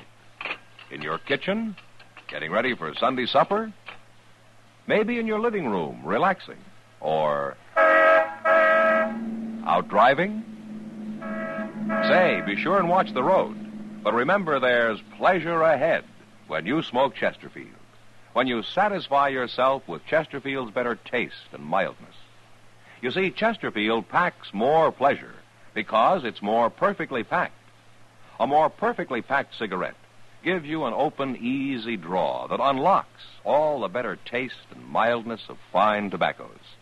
And Chesterfield, made by exclusive Accuray, is more perfectly packed, with an even distribution of tobacco from one end of your Chesterfield to the other. Firm and pleasing to the lips, mild, yet deeply satisfying. Remember, to the touch, to the taste. Chesterfield packs more pleasure because Chesterfield's more perfectly packed. Buy Chesterfield. Mild, yet they satisfy the most.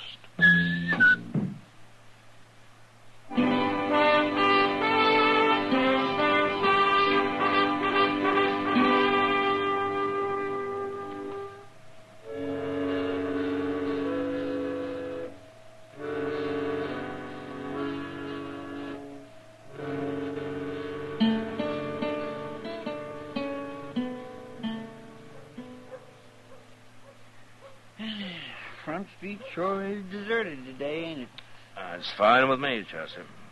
I hear there's some cattle coming up the trail in a couple of days, though. Well, that's a couple of days off. We'll enjoy ourselves while we can. Yeah, sure.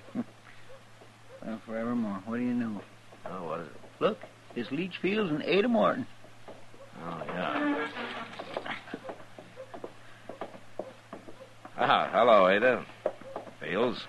Hello, Marshal. How do? Chester. Well, I've got good news, Marshal. How's that so? Haven't I, Ada? Let me tell him. We're going to get married, Marshal. Married? Tomorrow, right here in Dodge. I brought Ada in today so she could buy some clothes and things. Ah, I see. I know what you're thinking, Marshal. You're thinking it's awful fast with Zach gone only a couple of weeks. Oh, it's no business of mine, Ada. Well, it's not so fast considering how we knew each other back in St. Joe and all. Ada, you'd better run along now and do your shopping. I'll meet you at the Dodge house in about an hour. All right. Ada. I just wanted to wish you happiness. Thank you. Leach is a good man, Marshal. He's a good, God-fearing man.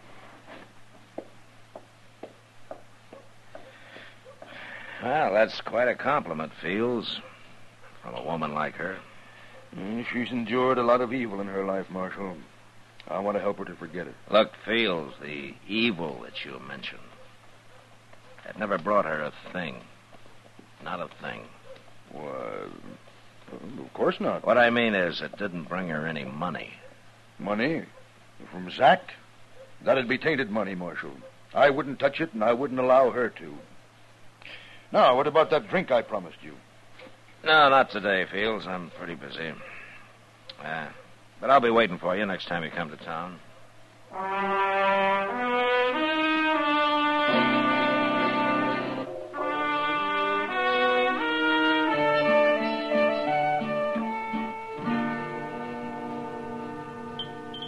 Well, I'm glad that meal's over. They got a new cook here, Kitty. Didn't I tell you? You didn't have to, Matt. Oh, no, it wasn't that bad. Oh, wasn't it? Where'd he learn to be cook? Out poisoning wolves? Good cook's hard to find. Yeah, I'm sure of it. Yeah, long hours, not much pay. If he doesn't like the job, why doesn't he go back to oil and leather or whatever he was doing? Well, if he could hear you, I expect he would. Well, hello, Matt. Kitty. Hello, Doc. Sit down. Hello, Doc. Oh, thank you. Where you been the last couple of days? Oh, out in the country, Kitty. Waiting for a baby to make up its mind. Oh. Say. I passed by Ada Morton's place on my way back, Matt. It's been Ada Fields for the last month, Doc. I know. Well, how are they getting along, Doc? I didn't see Ada, but Leach Fields was there. So? You know how nice he usually is, Matt? He's so gentlemanlike and everything, but he wasn't this time. Oh, no. He acted like he didn't want me around. He wouldn't even invite me into the house. Well, maybe he was busy. Oh, Doc. yeah, he was, but he was sitting there on the porch doing nothing. Matt, I don't like it. I've got a feeling something's wrong out there. You better go and have a look.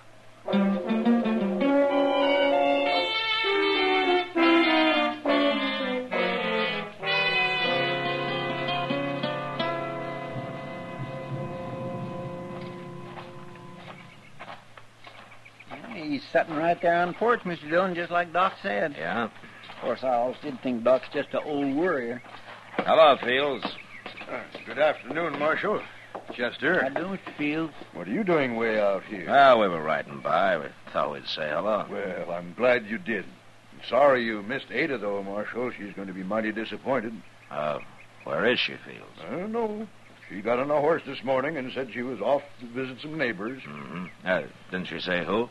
She wants to go visiting. I don't ask her where. I trust Ada. Yeah, sure. I'd ask you in, Marshal, but one thing she did tell me was if anybody rode by, not to let them see the house. She didn't take time to clean it up, and you know how women are. Well, we got to go back to Dodge anyway, Fields. You tell her hello for us. Yeah, I'll do that, Marshal. Goodbye. Goodbye. Goodbye, Mr. Fields. Goodbye, Chester.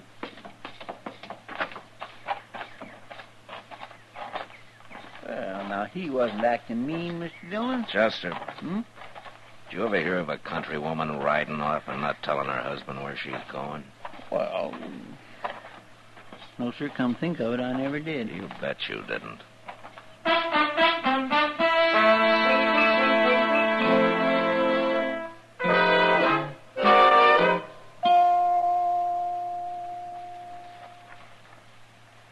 Over here, Chester. I couldn't see you behind this bush, Mr. Dillon. Did you find a place to tie the horses? Yes, sir, there was an old log down in that gully. Have you saw anything? Well, as soon as we were out of sight, Fields left the porch and went into the house. And nobody's come out yet. Well, I still think you're wrong about him, Mr. Dillon. Maybe I am. Maybe I just don't like men who go around preaching how bad other men are. You're awful suspicious of everybody, Mr. Dillon. Well, Chester, nothing pleases me more than when I'm wrong. I know. How long are we going to have to lay out here in this doggone dirt, Mr. Dillon? It'll dark, if nothing happens before. Then what? Then we're going up to that house, Indian style. It ain't hardly noon. We got an awful long wait. Say now, maybe I'll just... Wait a minute. Look. It's him. He had a horse around back. Yeah. He's riding north. We gonna follow him? Maybe. After we take a look in the house, let's get our horses.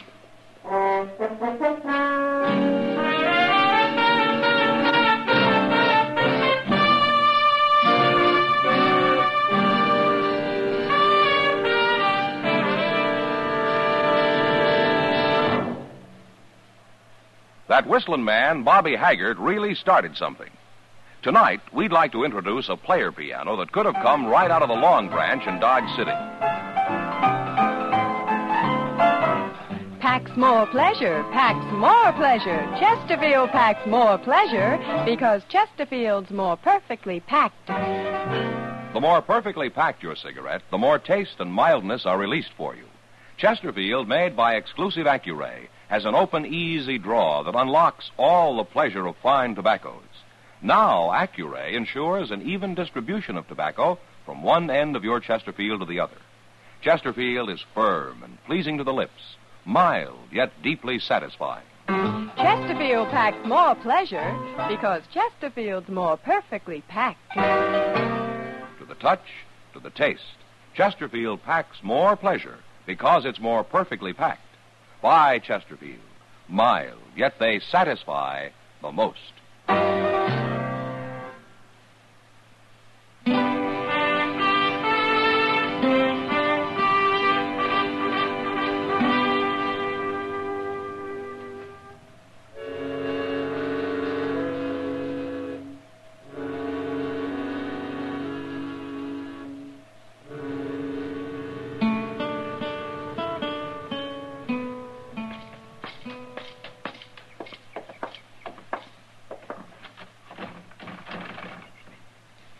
You're going to have to bust that door open if you want in, Mr. Dillon. And I'll bust it open.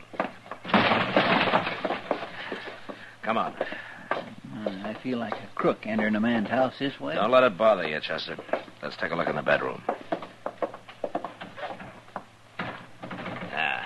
You going to bust it open, too? Guess you are. Hey, look on the bed, Mr. Dillon. He's got her all tied up. Yeah. You untie her feet, Chester. Yes, sir. Dear. So she looks sick. Oh, Marshal. You all right, Ada? Have you been hurt? No, Marshal. It's starved. Starved? Nothing to eat. Not for days. Weeks. Oh, my goodness. Take a look in the kitchen, Chester, see if you can find something for Yes, her. sir, I sure will. Where did Leach Fields go, Ada? We saw him right off.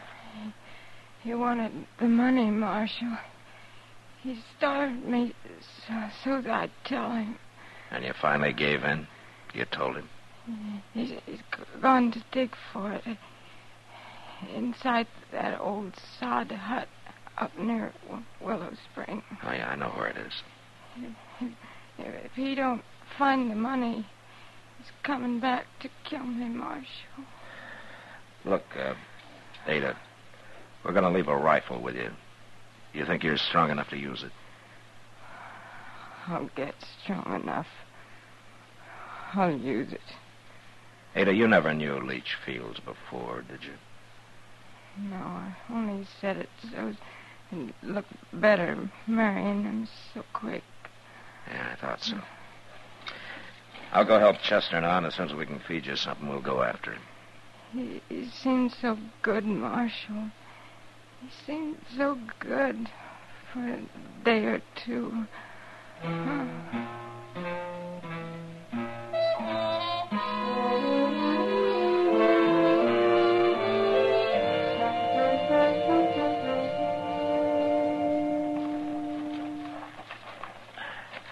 All right, this is far enough, Chester.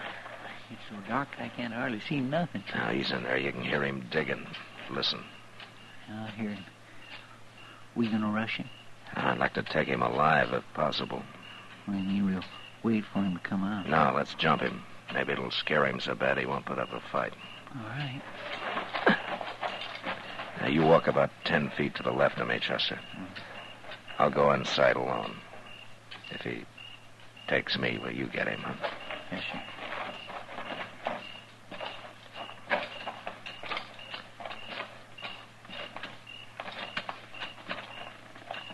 Okay, Chester.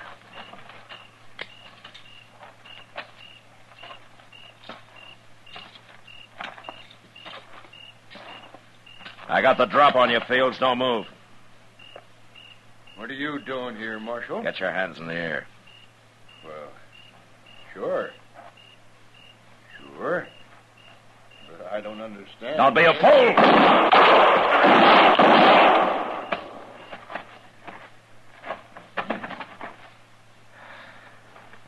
All right, Chester. You get him, Mr. Dillon? It's too dark in here. I tried for his shoulder the first shot, but I missed.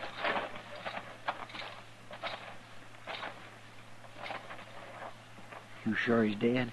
I couldn't afford to miss the next two, Chester. No, sir. No, Mr. Dillon, I sure was wrong about him. Yeah. I guess he didn't find the money, though, did he? He would have, if there'd been any.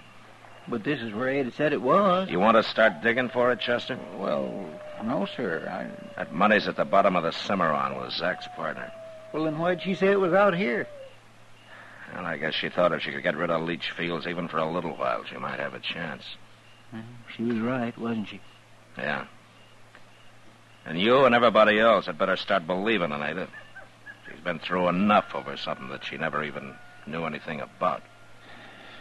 Man sure can be wrong sometimes, can't he, Mr. Dillon?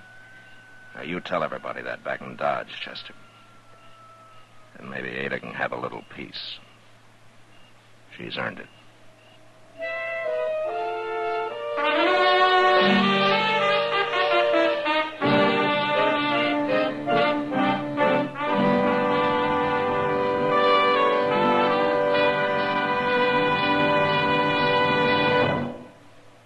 In a moment, our star, William Conrad. Chesterfield packs more pleasure because Chesterfield's more perfectly packed. Chesterfield, made by exclusive Accuray, packs more pleasure because it's more perfectly packed. Unlocks all the pleasure of fine tobacco. Chesterfield packs more pleasure because Chesterfield's more perfectly packed. Firm and pleasing to the lips. Chesterfield. Mild. Yet they satisfy the most. To kill a man in a fair fight or in self-defense wasn't too unusual on the frontier. But next week, a man kills to avenge the death of his brother without firing a shot. But that was the West. Good night. Gunsmoke, produced and directed by Norman McDonald, stars William Conrad as Matt Dillon, U.S. Marshal. Our story was specially written for Gunsmoke by John Meston, with music composed and conducted by Rex Corey. Our thanks to TV Radio Mirror and to you, our listening audience, for again selecting Gunsmoke, the favorite Western program of the year. The results of this annual poll appear in the current issue of TV Radio Mirror.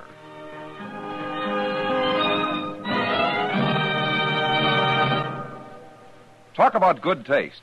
Friends, there's plenty of talk about good taste among the people who have changed to L&M cigarettes. That's because L&M is so good to your taste, and L&M is so quick on the draw. Just take an easy puff, and the flavor of superior tobaccos comes rich, comes clean, comes easy. And the secret of your pleasure? It's the L&M Pure White Miracle Tip. So make today your big red letter day. Change to L&M. Join us again next week for another specially transcribed story on Gunsmoke.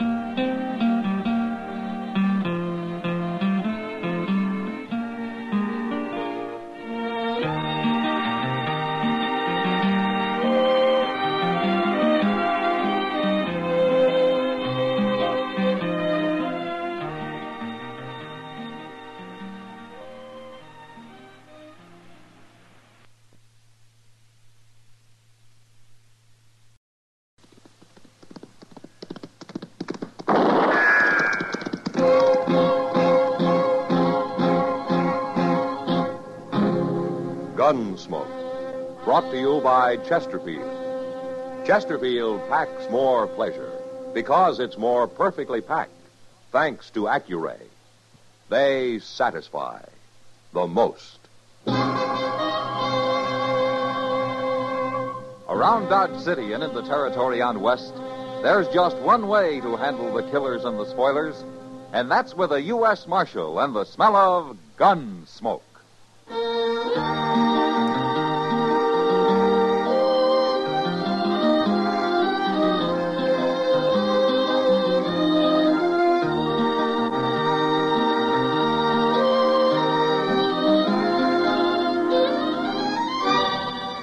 Gunsmoke, starring William Conrad.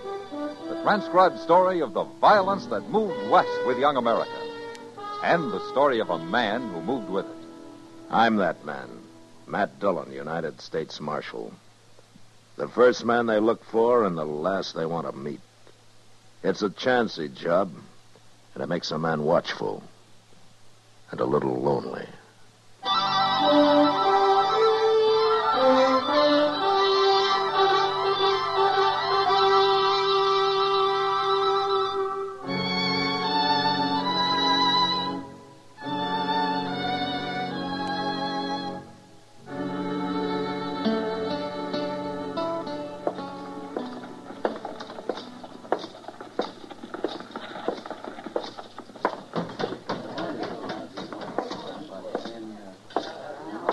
Marshal Dillon. Hello, Bowers. How's the cattle business? I shipped 1,000 head out in the Santa Fe this morning.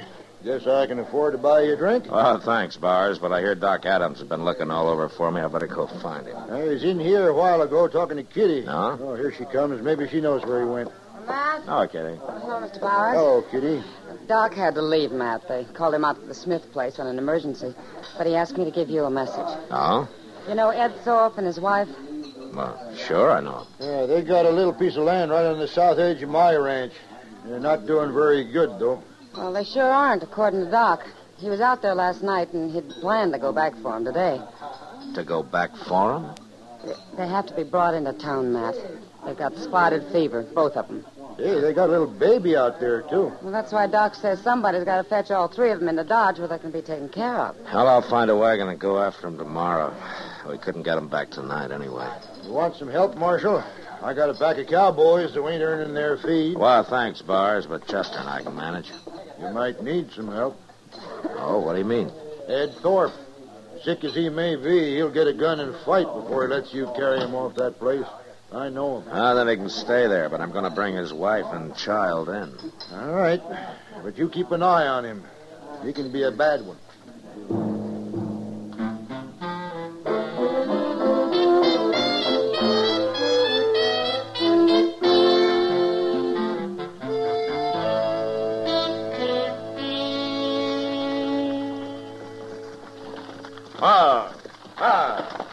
This ain't Ed Thorpe's place, Mr. Dillon. Yeah, I know, Chester, but I want to meet these people. They must be new. Come on. How do you know they're new? You ain't been out this way in over a year. Well, all the more reason to meet them. Now, let's walk around back. I thought I saw somebody there. Nothing but a sod hut and blow dirt. You must be living on nothing. Well, it doesn't look like it, Chester. Huh? Why, he's butchering a calf. Now, where'd he get that? Well, he sure didn't raise it on those weeds his woman's trying to hoe. Hello. What are you men doing here? I'm Marshal Dillon from Dodge. This Chester Proudfoot. How you do? Something wrong, Marshal? No. Except your hat's going to get all bloody where you laid it on this calf. Who'd it be? Here. You got sunstroke without a hat. All right. So I was trying to cover up Emmett Bauer's brand. We're starving out here, Marshal. I had to kill that calf. You ain't going to arrest my husband, are you, Marshal? No, ma'am. Not unless Emmett Bowers complains. Well, Joe had to do it, Marshal. We just can't go on without something to eat. Look where I've been hoeing over there. I couldn't plant enough for hardly anything to come up. We can't afford no more seed. Our credits run out in Dodge. Well, that ground doesn't even look like it's been plowed. I done the best I could. It ain't easy. No, ma'am. Not for a woman. We're on our way over to Ed Thorpe's. I guess you know that they got spotted fever. I was there this morning. Ed Thorpe's dead. Died in the night, I guess. She didn't tell me that, Joe. You mean you left Miss Thorpe and the baby alone over there? I ain't gonna chance catching no fever. But, Joe, the baby. My woman's always worrying about babies. It's only 'cause she can't have none, I guess. She's like one of them there dry gourds. Don't, Joe. You're putting shame on me. Chester. Yes, sir? Let's get out of here. Oh, Miss Nader, Yes, Marshal? next time you're in Dodge, come see me, huh? I'll get you some seed to plant.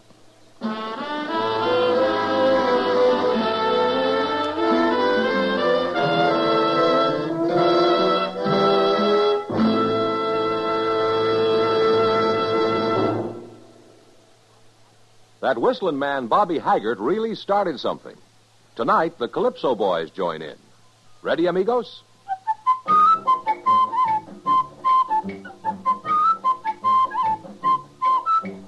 Packs more pleasure, packs more pleasure.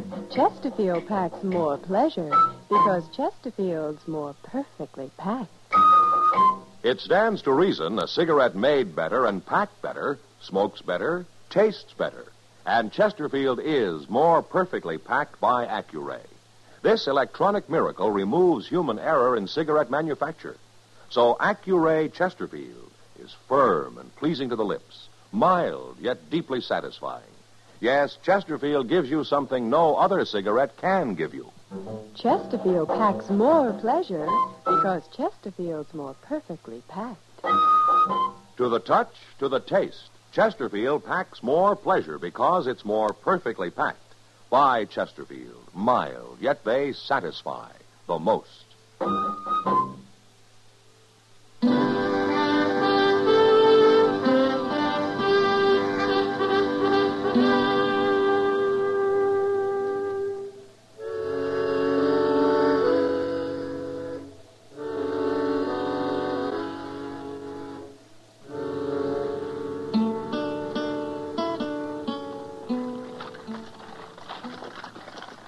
Goodness, Mr. Dillon, I thought we wouldn't never make Dodge tonight. How's the baby, Chester?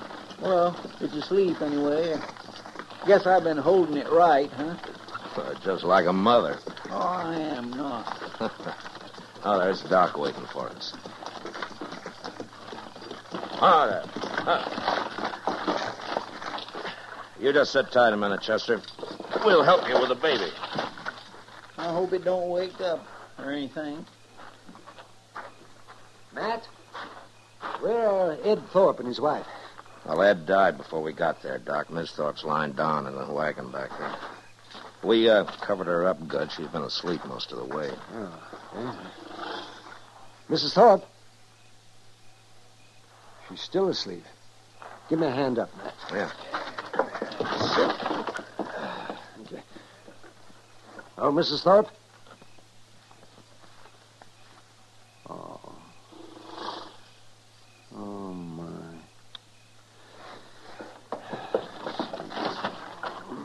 What's the matter, Doc?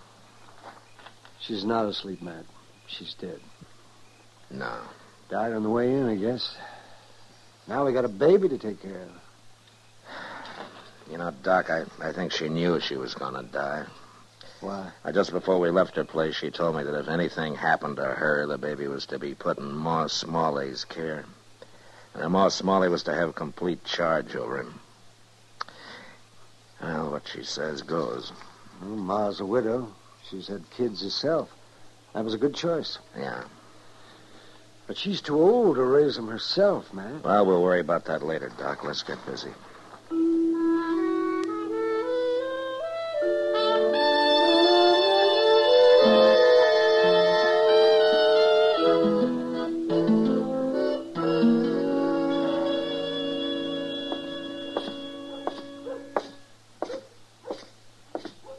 Hello, Ma. Howdy. How have you been, Miss Nadler? Pretty good, Marshal. Marshal, Mrs. Nadler wants to adopt the Thorpe baby. Oh? Well, Miss Thorpe left the baby in your charge, Ma. It's all up to you. Well, I've had him over a week, Marshal, and I'm going to keep him a while longer so he'll be near Doc just in case. But Mrs. Nadler here seems like a mighty fine woman to me. And I'd let her take that baby, only I'm worried about one thing. I told her, Marshal, and the truth, and she's afraid maybe Joe and I can't make a go of it out there. You remember what you said when you was leaving that day? I said to come to see me. I'd help you get some seed to plant. Well, now, that's all I need. I get a little corn up there. I might even raise a few hogs. I work awful hard, Marshal. I promise I will. She gets started. She can have the baby, Marshal. Miss Nadler, why don't you come by my office before you leave town? I'm going to the store here and have a talk with Mr. Jonas now. Oh, Marshal, I do thank you. Come on back to the house, Mrs. Nadler. All right. You can look at him.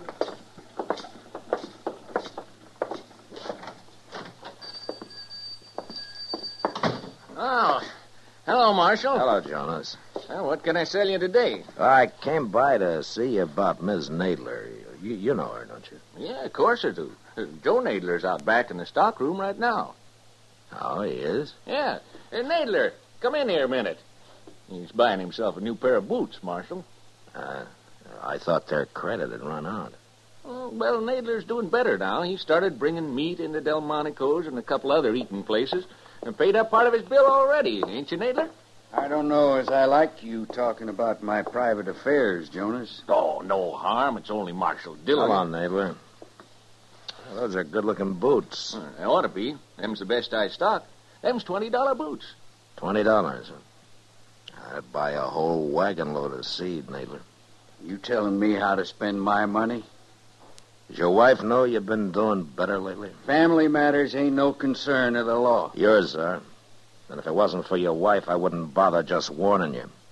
But because of her, I'm telling you to take off those boots and buy some seed and whatever else you need to grow corn with. Now, you look here, You Marshal. shut up!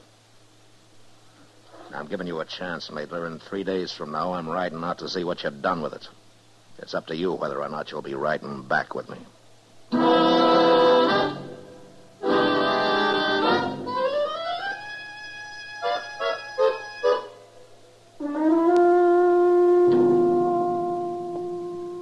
Today's Thursday, Mr. Dillon.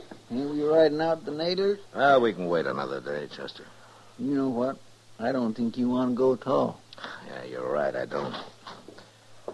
Oh, Marshal. Bars? Chester. Oh, Mr. Byers. I was just up at Delmonico's, Marshal, having myself a feed. Oh, good. How was it?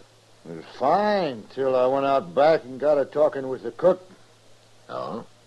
Marshal, I reckon any man's got a right to complain when he goes to a restaurant and finds himself eating his own beef.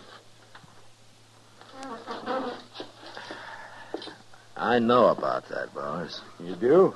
And why ain't you done nothing about it? Oh, because of Miss Nadler, I guess. Look, Marshal, I'm a rich man. I don't mind a nester slaughtering one of my calves when he's starving. And nobody's going to start selling my beef. I'll kill him. He keeps that up.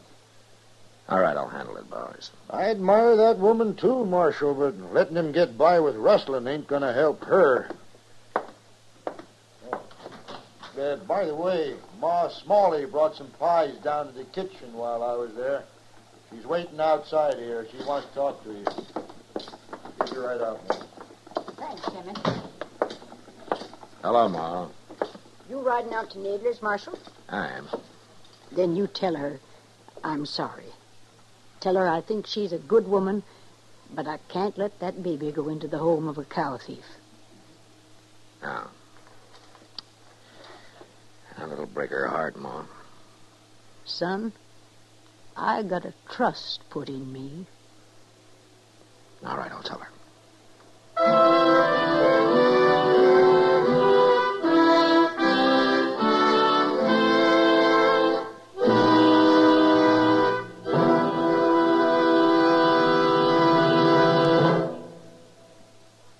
Say, where are you listening to Gunsmoke? In your car? Getting ready for dinner? Oh, I see. Just relaxing in your favorite easy chair. Well, I'd say you're in a good spot right now to really enjoy a Chesterfield. You see, Chesterfield packs more pleasure because it's more perfectly packed. It stands to reason. A cigarette made better and packed better smokes better, tastes better. And Chesterfield is more perfectly packed by Accuray. This electronic miracle removes human error in cigarette manufacture. So Accuray Chesterfield is firm and pleasing to the lips, mild, yet deeply satisfying. Yes, Chesterfield gives you something no other cigarette can give you. Chesterfield packs more pleasure because Chesterfield's more perfectly packed. To the touch, to the taste, Chesterfield packs more pleasure because it's more perfectly packed. Buy Chesterfield. Mild, yet they satisfy the most.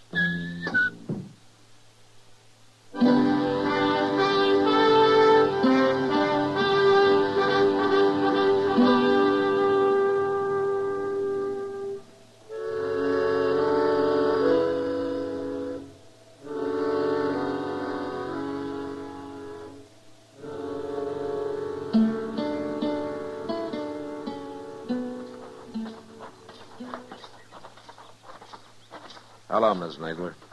Oh, Marshal. Hello, Chester. Hi, ma'am. What brings you out here, Marshal? Is your husband home? No, he's been gone since morning. Oh. Miss Nadler, do you know that he's been slaughtering Emmett Bauer's beef? Oh. Mr. Bowers complained about it. About that calf? Well, it's more than that one calf, Miss Nadler. He's been selling meat around Dodge lately. So that's what he had in the wagon. I know you had nothing to do with it, Miss Nadler, but I hate to tell you this, but Ma Smalley isn't going to let you have the baby. Oh. Well, she's right, Marshal. It wouldn't be fitting. Mr. Dillon, look. Huh? Over yonder. That's Emmett Bowers. I'll be back, Miss Nadler. I'm going to go talk to him. Them other two must be riders of his, huh? Yeah.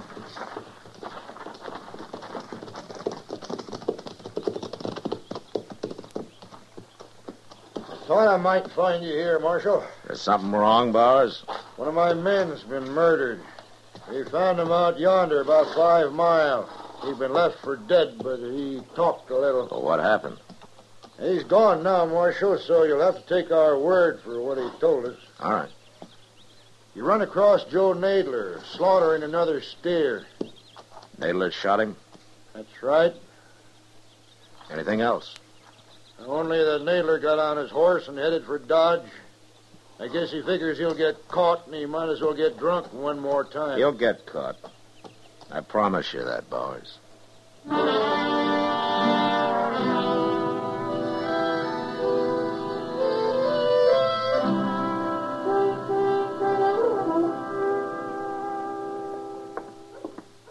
Finally found him, Mr. Dillon. He's in there getting drunk at the bar. Well, it's taken us long enough. Everybody in town must know I'm after him by now. There, see him? Yeah, I see him.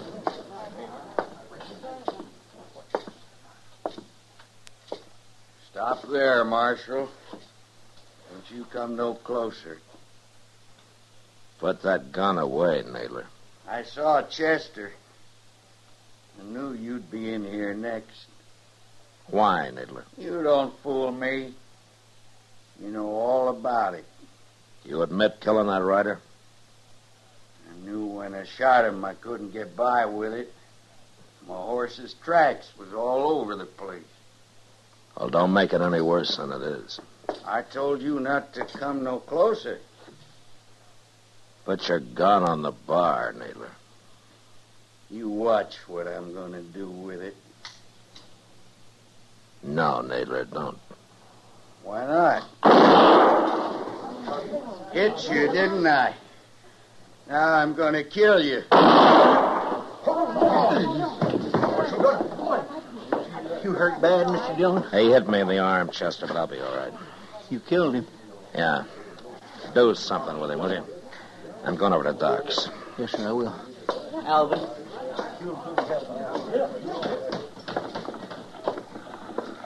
Marshal Dillon? Huh?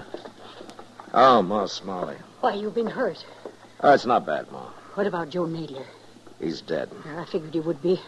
I heard you was looking for him. That's why I followed you down here. Look, my arm's bleeding some, Ma. I better get over to Doc's. Well, you hear me out first, Marshal. Yeah, of course, Ma. Go ahead. You'll be the one to tell Mrs. Nadler about him, won't you? I guess so. Take a wagon with you, Marshal. What? A woman can't live out there alone. Now, I got an extra room at my house if she'll help with the work. Well, what about the baby? It'll be her baby, Marshal. And tell her I won't interfere none neither. Yeah, I sure will, Ma. I'll tell her all that. I'll go out first thing in the morning. Well, you won't go nowhere. You just stand here gabbing all night. That arm's bleeding, Marshal. You ought to go get it fixed, you hear? Yeah, you're right, Ma. But then you pretty off on the hard.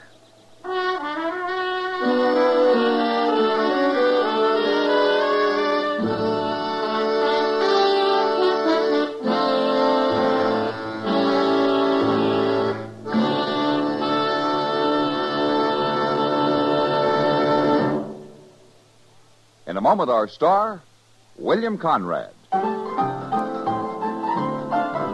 Chesterfield packs more pleasure because Chesterfield's more perfectly packed. A cigarette made better and packed better, smokes better, tastes better. And Chesterfield is more perfectly packed by Accuray. This electronic miracle removes human error in cigarette manufacture. So Accuray Chesterfield is firm and pleasing to the lips. Chesterfield, mild, yet they satisfy the most. You know, the buffalo hunters killed off the entire High Plains herd in a few short years, leaving the Indians to starve. And next week, this hunger sets off an Indian massacre. And that was the West. Good night. Gunsmoke, produced and directed by Norman MacDonald, stars William Conrad as Matt Dillon, U.S. Marshal. Our story was specially written for Gunsmoke by John Meston, with music composed and conducted by Rex Corey.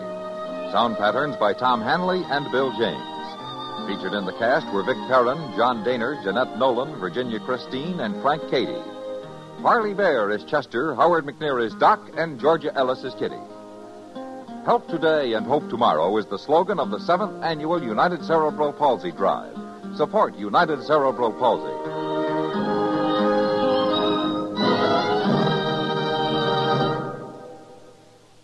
Live modern. Smoke L&M. Live modern. Change to L&M. Only with L&M can you enjoy the full, exciting flavor of today's finest tobaccos through the modern miracle of the pure white miracle tip. So light up, free up, let your taste come alive. Live modern. Smoke L&M. Live modern. Change to L&M. Join us again next week for another specially transcribed story on Gunsmoke.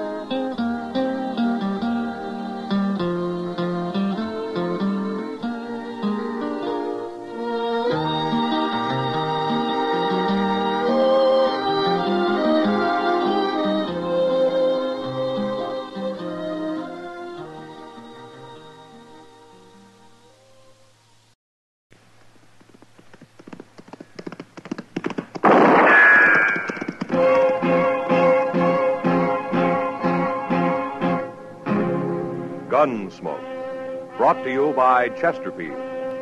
Chesterfield packs more pleasure because it's more perfectly packed, thanks to Accuray.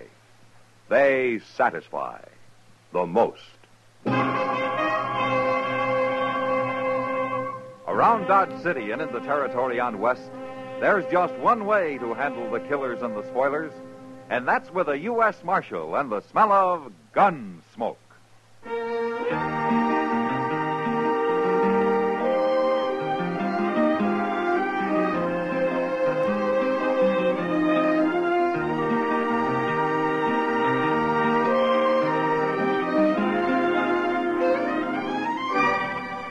Gunsmoke, starring William Conrad.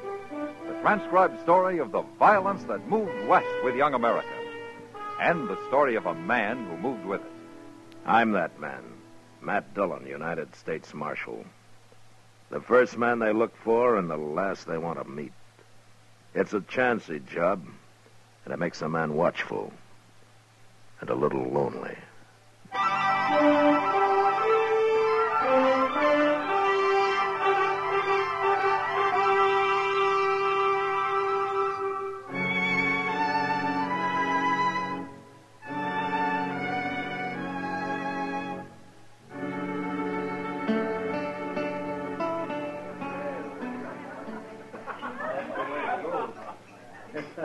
So your name's Force Capper, huh?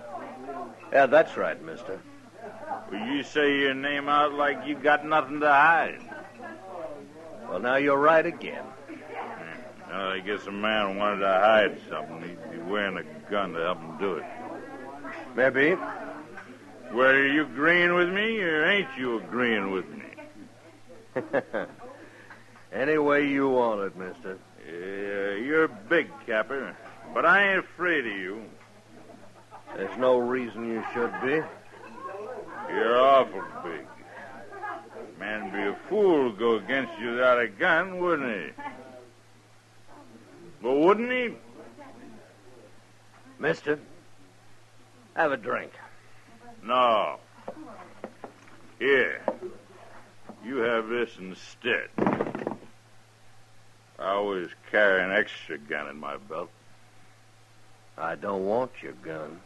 Well, I can't fight you letting you have a gun. You're too big. We got no cause to fight, mister. Now, you take your gun back. You're afraid. You're a coward.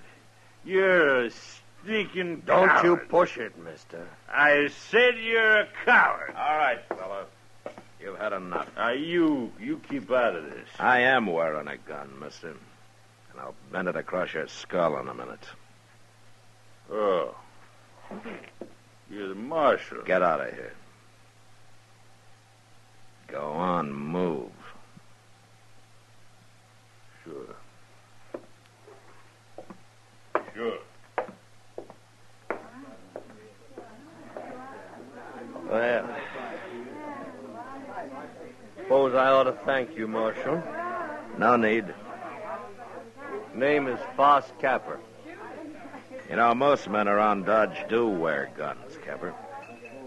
I've had enough of fighting, Marshal. Oh? And where was that? By the war. Had it from Harper's Ferry all the way to Richmond. You know, a man gets tired of killing. Yeah, I know. Mr. Dillon? Yeah, what is it, Chester? Mr. Dillon, Ben Stacel's out there in the street. So? He's about to beat up one of his riders. I suppose it has to do with his sister again, huh? Yes, sir, it sure does. And Carrie's there, too. All right, let's go. Oh, I declare that poor Carrie. Mr. Dillon, she was trying to load their wagon all by herself. And this rider, Stansel's, come along, and he was helping her when Stansel himself come up and got real sore about it. Stansel doesn't deserve a sister like Carrie. She's as nice as he is, mean and ugly. There they are. Yeah. Well, say, where's that cowboy at? He's lying on the ground behind Stansel. Well, I sure didn't hear no shooting. Back to loading that stuff, Carrie. You hear me? Yes. I hear you, Ben. Well, I hope you didn't kill him, Stansel. Oh. He's all right, Marshal. I only knocked him down. Well, I'll go get some water from over there. I should have killed him. For what? Trying to help Carrie do a man's work? Carrie's my sister, Marshal. What she does ain't no business of yours. No. But you're keeping men away from her the way you do is going to lead to real trouble one of these days. My trouble, Marshal. Not if you kill somebody. You know, I guess men don't like the way you treat her. There's somebody else trying to help her. What? Now, by heaven. You just take it easy, Stansel. That man's not wearing a gun. Then he better go get one. There you are, man. What do you think you're doing, stranger? Well, that box seemed a little heavy for a lady to be lifting. Please, Ben. He meant no harm. You know this man? He told me his name. Jerry, you're turning into a regular doxy. I wouldn't talk like that, mister. You shut up. You're going to beat me like you did the other fella? There's been enough fighting for one day. Stansel, your wagon's loaded. So why don't you get going? All I can say to you, mister, you better get yourself a gun. Get up on the seat, Carrie. Good day, Miss Carey. Goodbye, Mr. Capper.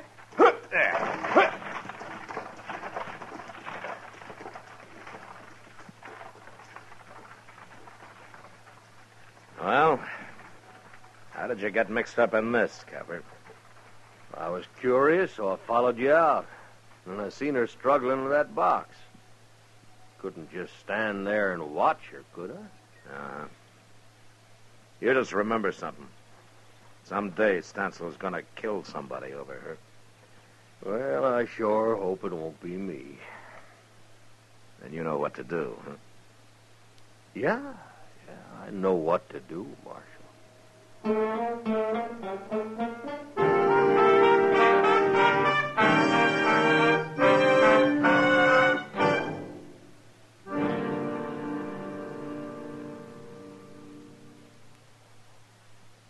You've heard Bobby Haggart whistling it on radio and television. Right now, a country-style version. Okay, partners?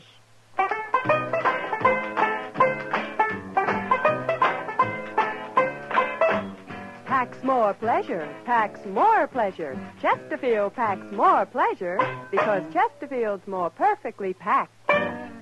It stands to reason a cigarette made better and packed better, smokes better, tastes better. And Chesterfield is more perfectly packed by Accuray. This electronic miracle removes human error in cigarette manufacture. So Accuray Chesterfield is firm and pleasing to the lips, mild yet deeply satisfying. Yes, Chesterfield gives you something no other cigarette can give you.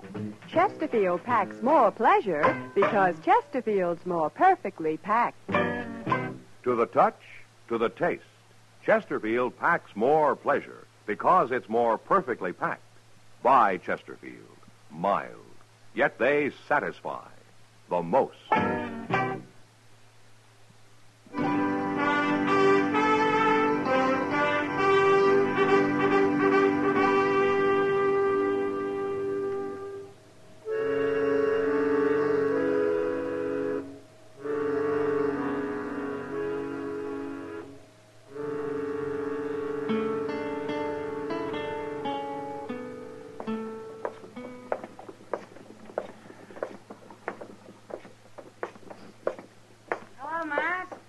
Ah, Kitty. You shopping? Well, I guess a woman's always shopping, Matt. Whether she buys anything or not. I believe that. Well, now. What? That's Carrie Stansel. Huh? Oh. Well, sure. But isn't that Foss Capper driving her wagon? Well, where you been the last few weeks, Matt? He drives her wagon every time she comes to town. He does. Well, sure. He rides out, meets her part way, carries his horse behind, and they drive in together. And this has been going on for a couple of weeks or so? Oh, but at least. Ben Stansel hasn't found out, I take it. I doubt if Capper's ever showed himself anywhere near the ranch, Matt. You think he's afraid? Don't you? Maybe he only wants to avoid a fight. Isn't that the same thing? No, not necessarily, Kitty. Well, if he wasn't a coward, he'd be wearing a gun, wouldn't he? I don't know, Kitty.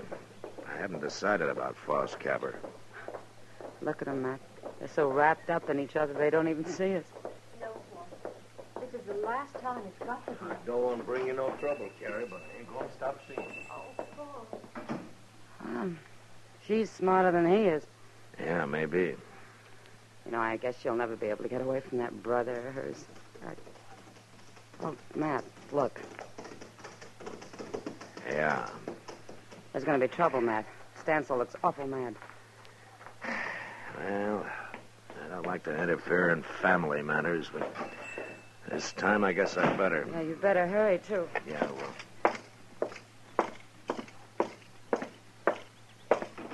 How long's this been going on, Carrie? Please, Ben. Let's talk about it at home, not here. We're going to settle this here and now. You ain't going to stop it, Marshal. I just wanted to be sure you remember that Foss Capper doesn't carry a gun, Stansel. Dirty coward. Of course he doesn't. A gun wouldn't solve anything, Stansel. It'd get you killed. That'd solve things. Maybe for you, not for Carrie. I don't even want to hear you saying her name. You're going to have to hear it. Now, it's gone on long enough, Stansel, the way you treat her. What I do with Carrie ain't no business of yours. I want Carrie to marry me. Foss, you never told me that. Well, I've been thinking on it, Carrie. I figured to wait, but I guess there ain't time now for waiting. Oh, Foss. Carrie's worked hard for you, Stansel. And you never gave her a thing of her own. You kept everybody from her for fear of losing her. She ain't a woman to you, a sister. She's nothing but cheap labor. I'll kill you sure now. No, you won't, 'cause you'd hang for it. I'll get you, Capper, one way or the other. Carrie, Yes? you go on back to the ranch and get what things you need. I'll be waiting right here for you tomorrow noon. No, You Carrie, can't no. stop us, Stansel. You're going to be free, Carrie. You make up your mind later about marrying. But you're going to be free. Carrie. Stansel, you shut up. And don't you lay a finger on her, or I'll just beat you to death. Go on now, Carrie. All right, boss. Noon tomorrow, Carrie. I'll be waiting. And you mind what I said, Stansel. Don't you try to stop her. I won't try to stop her. It's you I'm going to stop.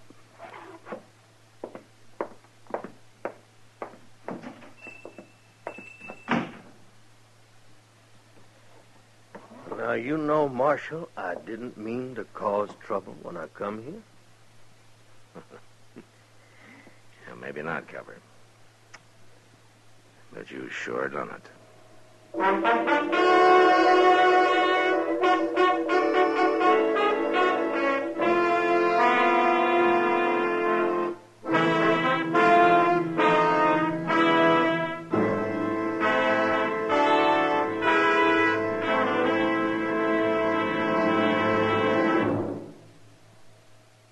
Where are you listening to Gunsmoke?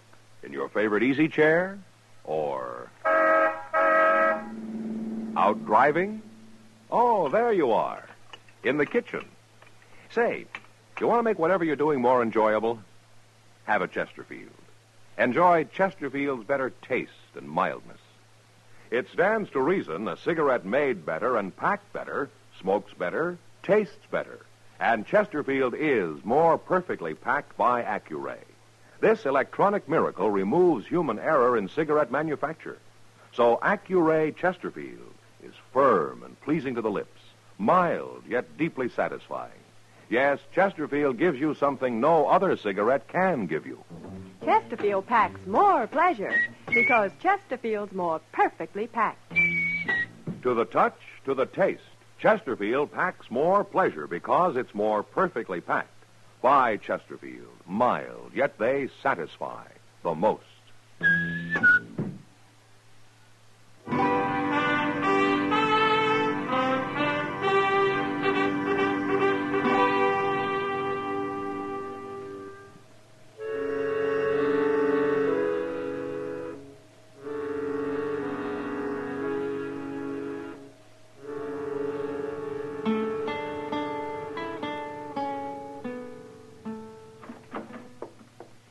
Dillon. Yeah, what is it, Chester? You better get on out there quick. It's fixing to happen. Ben Stansel just rode in with 2 of his men. What? Has Carrie showed up yet? No, sir, she ain't. But Foss Capper was waiting for her when them others come in. Yeah. I didn't think Stansel would let her go without a fight. Oh, there's going to be a fight, all right. Of some kind. Look how they're crowding him. Get out of this now, Captain. We're going to fix you good. I see you brought plenty of help. Well, you're too big for one man to handle. If the 3 of us can do it. No, you don't, Stansel. You keep out of this, Marshal. You don't think I'm going to stand by and watch 3 men work over 1, do you? Wait, Marshal. Yeah, what, Kepper? Now, there ain't no other way. I'll take them on, all of them. It's got to be done. Wait a minute. Look who's coming yonder. It's Carrie. I told her to go back home. What in the world's the matter with her? She looks like she got drugged.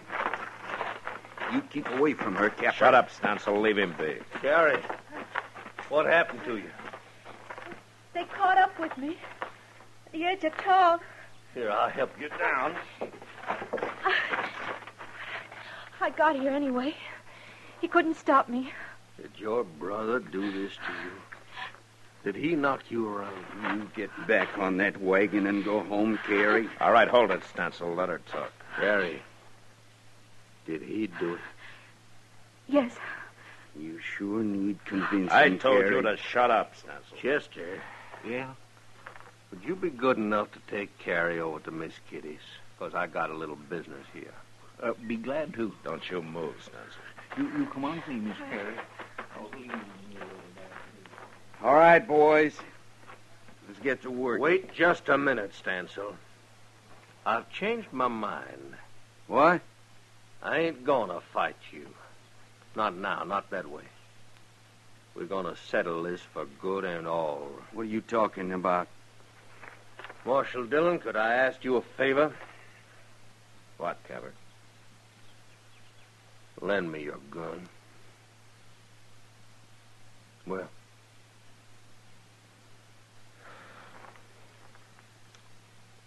All right.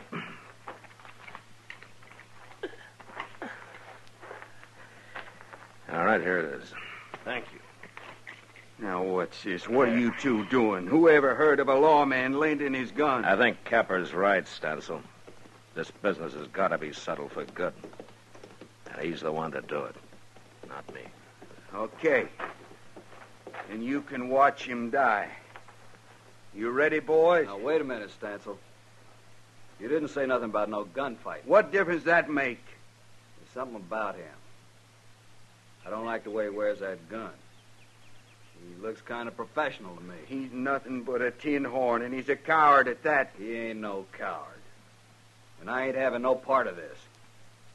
Come on, Bob, let's don't be fools. Now, you're fired, both of you. Good. Stansel?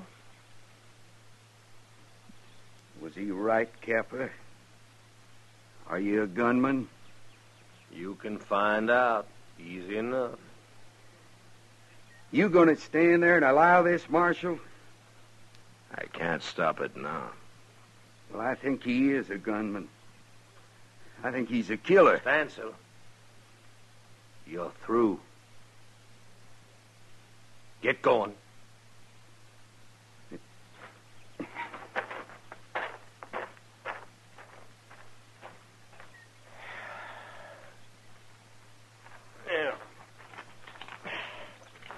Marshal, your gun. I thank you. Sure. You remember I told you how a man gets tired of killing?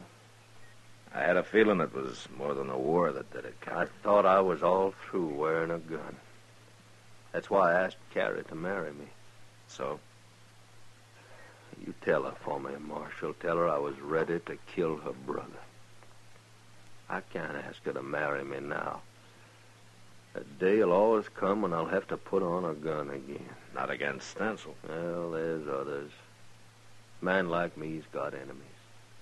Why don't you tell her about it yourself, Cabot? wouldn't be fair. I'd be influencing her the wrong way just being there. Will you do it? It's too late. Huh? I'm behind you. Oh. She didn't go to Kitty's. She was waiting to see what happened. Yeah. She saw you, Capper, gun and all. She doesn't look like she's coming to tell you goodbye. No. Oh, she doesn't, does she?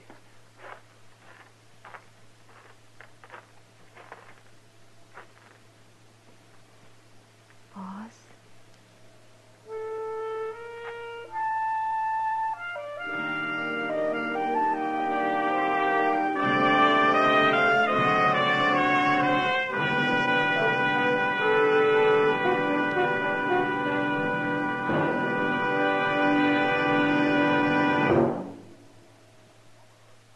In a moment, our star, William Conrad.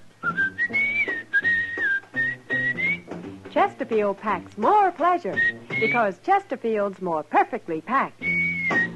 A cigarette made better and packed better, smokes better, tastes better. And Chesterfield is more perfectly packed by Accuray. This electronic miracle removes human error in cigarette manufacture. So Accuray Chesterfield is firm and pleasing to the lips. Chesterfield, mild, yet they satisfy the most. You know, writers like Ned Buntline drew exaggerated word pictures of the West, yet they did no real harm. But next week, 2 writers from New York come to Dodge under the cause of an Indian massacre. And that was the West. Good night.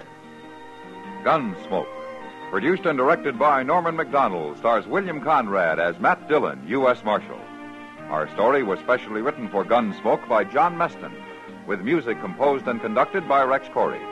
Sound patterns by Tom Hanley and Bill James. Featured in the cast were Lawrence Dobkin, Vic Perrin, Gene Bates, Barney Phillips, and Harry Bartell. Harley Bear is Chester, and Georgia Ellis is Kitty.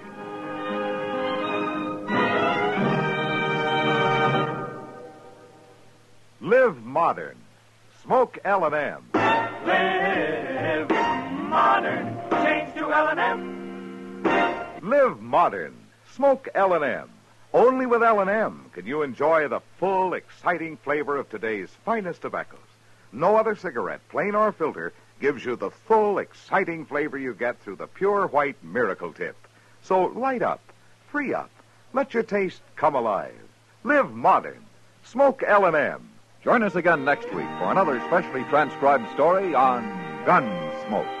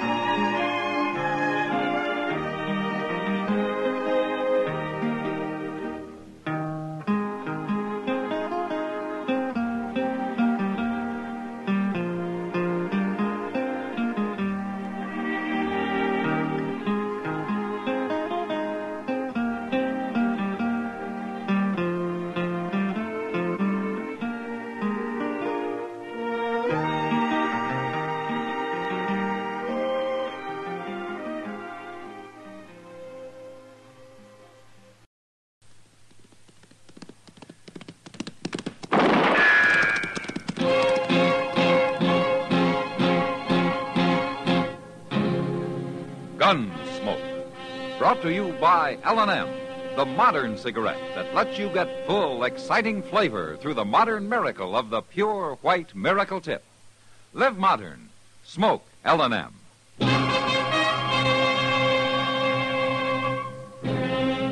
Around Dodge City and in the territory on West, there's just one way to handle the killers and the spoilers, and that's with a U.S. Marshal and the smell of Gunsmoke.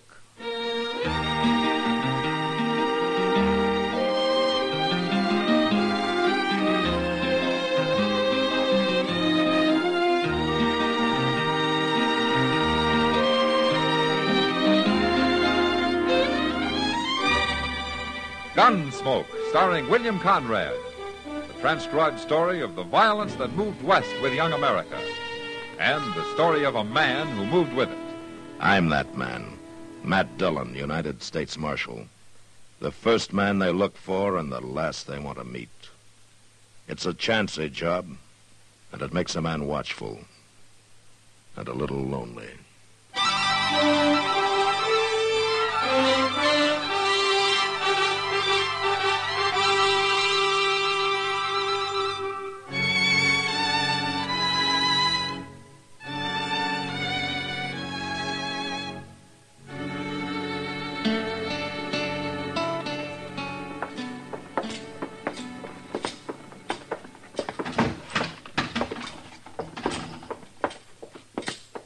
Hello, Matt. Chester. Hello, Kitty. Oh, Miss Kitty. I'm looking for your partner, Kitty. Oh, Sam? Mhm. He's in back breaking out a shipment of whiskey we just got. Sit down. He'll be here in a few minutes. Okay. Sam in trouble, Matt? Oh, no, Kitty. I just wanted some information from him. It's nothing important. Well, that's good. Who are those two men? I don't know. They're strangers to me. That one wearing the gun, I'd like to keep a stranger. Where is the owner of this place? He don't look like he's going to make nobody happy. Hey. Excuse me. Let Sam take care of him, Kitty. Well, it's my job, too. Go get the owner, miss. We want to talk to him. I'm one of the owners. You? What is it you want? Well, we can't do business with no woman, Breeze. And what's wrong with doing business with a woman, mister? Well, it ain't fitting, that's all. Well, what's going on, Kitty? You the real owner here, mister? Miss Kitty and I own it together. What can we do for you? My name's Tom Breese. This here is Red Temple. I'm Sam Noonan. They say this saloon's worth about $15,000. Is that right? I guess that's about right. Why? We want to buy it. What? They said we want to buy it. We'll give you $10,000 cash. You just said yourself it's worth 15. I hadn't finished. We'll give you $10,000 now, $5,000 a year for the next 2 years. That makes $20,000 in all. You'll give us $20,000? Go check at the bank. The first 10's on deposit there right now, and your banker, Mr. Botkin, will have the bill of sale drawn up by tomorrow morning. You're awful sure of yourself, aren't you, Breeze? Now, Kitty, all they want to do is give us $20,000. Where are you men from, anyway? Abilene, we come in on the Santa Fe this morning, and our money is good. This is kind of sudden, but $20,000? Well, what do we want to sell for, Sam? This is a good business. Sam knows a good deal, miss. You trust him. Sure, if it's legitimate, why not? Well, I don't know. Look, why don't you two talk it over, and we'll come back in the morning and settle everything. We'll talk it over, all right. Sam can't sell without me. Oh. Well, you listen to him now. He knows what he's doing. We'll see you in the morning. Come on, Temple. He's right, Kitty. We'd be crazy not to sell at that price. I'll sleep on it, Sam. Sure, you do that. But come on out back for a minute. I want to show you that new whiskey we ordered. All right. I'm going out back for a minute, Matt. Okay, Kitty.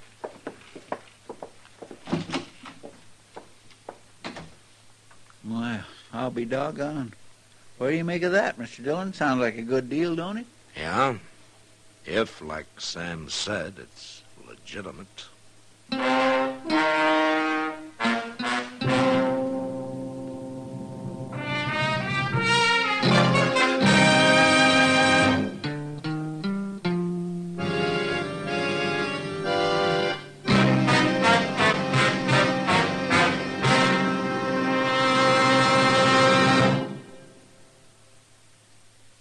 Why don't you live modern? Live modern. Live modern. Change to L&M. Only with L&M can you enjoy the full, exciting flavor of today's finest tobaccos through the modern miracle of the L&M Miracle Tip. Through the pure white Miracle Tip, L&M tastes richer, smokes cleaner, draws easier. No other cigarette, plain or filter, gives you all the flavor you want. The rich, exciting flavor you get only from L&M. So light up, free up, let your taste come alive. Live modern. Smoke L&M. Make today your big red letter day and start to live the modern way. Live, live, live modern. Get L&M today.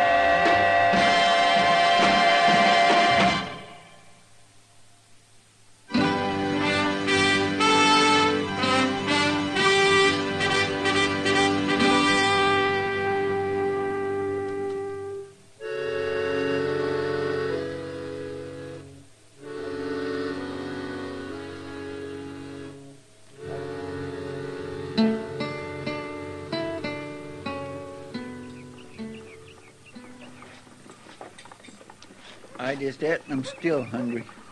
But it's a nice morning, though, ain't it, Mr. Dillon? Yeah, nice enough to get Kitty out bright and early. What? Oh. Say, she looks mighty pretty, don't she? Mm-hmm. Good morning, gentlemen. Good morning, Miss Kitty. Well, are you in business or out, Kitty? In. I told them this morning I'm not selling. No? Well, how's Sam feel about it? Sam's hardly speaking to me. How bad? Oh, what decided you? I honestly don't know, Matt. Maybe I just don't like those two. And I don't like their big hurry, either. They insist the deal has to be settled by Wednesday, day after tomorrow, no later. So I told them I needed more time, that's all. But they can't wait, so I made a definite no. Well, it's your right, Kitty. It sure is. Well, drop around later, huh? Okay. So long, Miss Kitty. Bye. Well, that's that. Yeah. Hey, look, Mr. Dillon. What? Them two fellas. You think they're fixing to follow her? It won't do 'em any good. When Kitty makes up her mind, she doesn't often change it. Marshal Dillon. Hello, Priest. Temple. How'd you know our names? I've heard. Oh, through Kitty Russell, no doubt. Do you want to see me? They say you're a good friend of Kitty's. Yeah, that's right. She tell you about turning down our offer? She mentioned it, yeah. She's making a mistake, Marshal. Well, I think it's up to her what she does, don't you? Oh, sure. Maybe you could kind of change your mind. What? By Wednesday. There's $1,000 in it for you. Better take it, Marshal. I had, huh? Tell me something, Temple. Is that more or less than he's paying you? Huh? Hey, now, look Easy, Temple. What do you say, Marshal? I don't know what your game is, Brees, but if I find out and I don't happen to like it, you're going to be in trouble. Both of you. Come on, Temple. Yeah. We'll meet again, Marshal. Anytime.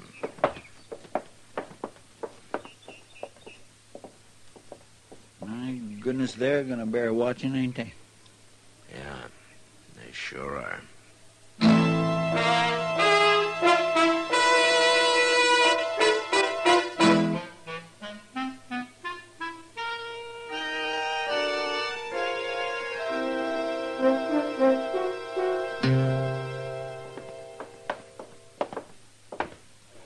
Well, this is number 9.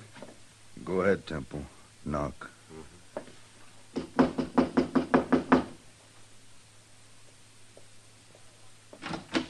What do you want? We want to talk to you, Kitty. In private. Now, look here. Just be quiet. What do you think you're doing busting into my room Shut like up, this? else you'll get hurt. Oh, so that's it. I should have known you were nothing but a hired gun when I first saw you, Hey, Temple. quiet. Let go of me! Hit me, I'll show you. Oh, Temple, now hold it. Leave her alone. She slapped me. I said leave her alone. See you later, Kitty. Kitty, you listen to me. I'm going to make it real short. Then you're through now. Get out of here. We're going to buy the Long Branch, Kitty. And we're going to buy it before Wednesday. No, you're not. Okay, Kitty. You were right about Red Temple. He is a gunman. So? You're going to have him shoot me? No. Your partner, Sam Noonan. You wouldn't dare. But if you go to the marshal or anybody else about it, he'll shoot you, too. It'd be a pleasure. No. Look. You can't do anything to Sam. We'll kill him, that's all. Think it over, Kitty. Think it over hard.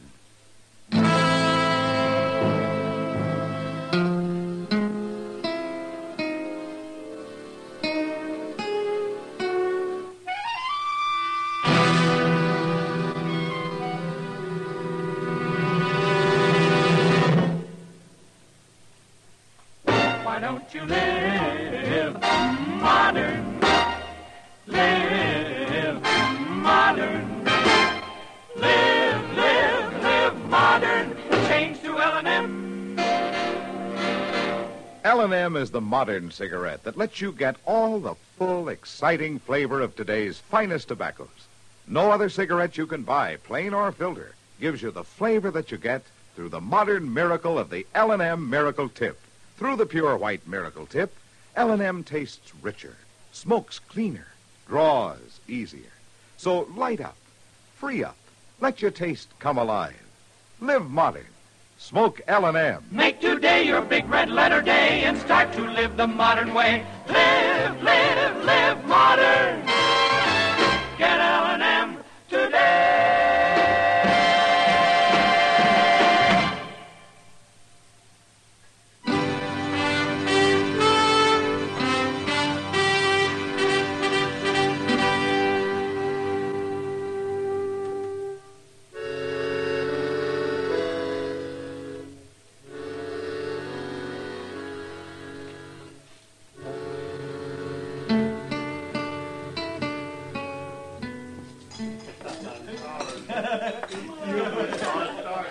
Evening, Marshal. Hello, Sam. Well, did you hear the news? Oh, what news? Kitty. She's changed her mind. We're going to sell the Long Branch after all. You are? Here, ask her. You tell him, Kitty. Well, about selling? It's true, Matt. Why should I turn down all that easy money? I was just being stubborn, I guess. Well, you had to think it over some, Kitty. I understand that now. But at least it's your decision. Nobody pushed you into doing it. No. Come by tomorrow afternoon, Marshal. Drinks will be on the house. Tomorrow? Well, after we get through signing the papers at the bank. Going to have a little celebration. I'll see you then. Okay, Sam. Kitty? How come you changed your mind? You really want to know? Well, if you want to tell me. I did it for a friend, Matt. I did it for Sam.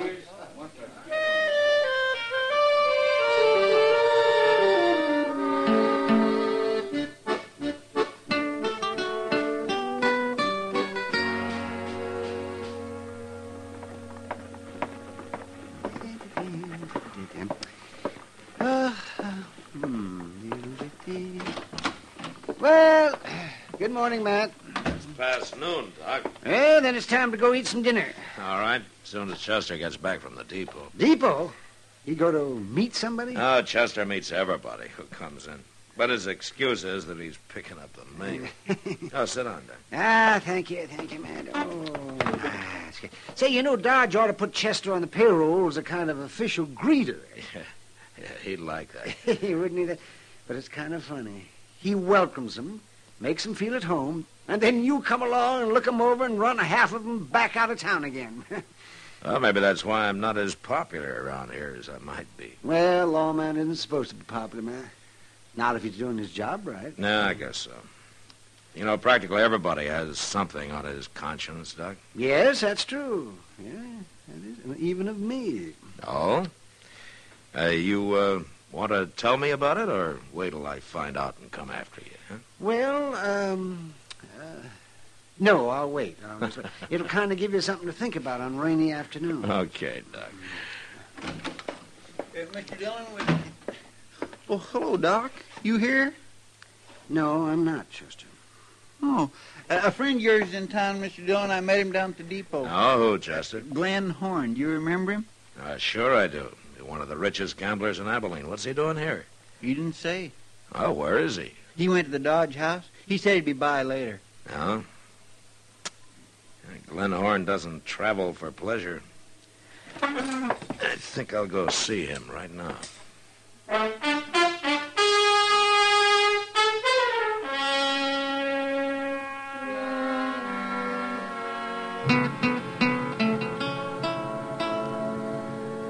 Well, Glenn, the whole thing begins to make sense, doesn't it? Yes, it sure does, but I don't like being taken for a fool, Matt. And I won't be in the middle on any kind of a crooked game. You never have, I know of. I don't even know this pair, this Brees and Temple. The game works better for them that you don't. I'll admit I was talking some about my plans, but I never thought anybody'd try a trick like this. Anything for $1, Glenn.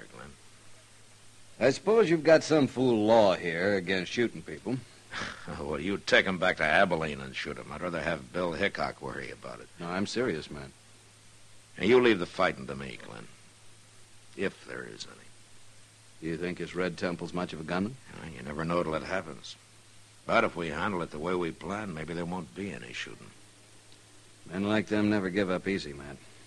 Well, let's find out. You ready to go? I'm ready for anything. Come on.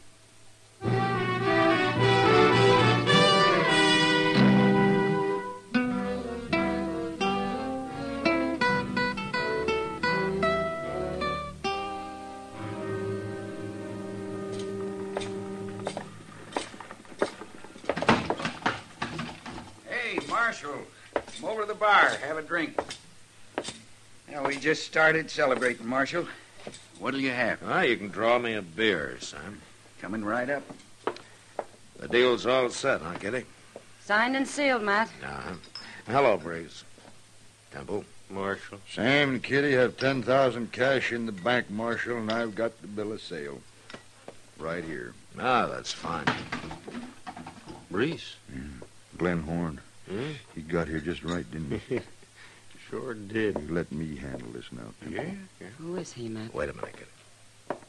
Well, Marshal Dillon. Hello, Mr. Horn. What are you doing here? Oh, just business. How you been, Marshal? Oh, fine, thank you. Oh, this is Kitty Russell, Glenn Horn. How do you do, Kitty? Hello? Here's your beer, Marshal. Oh, thank you, Sam. Sam, this is Glenn Horn. Sam Noonan. Hello, Sam.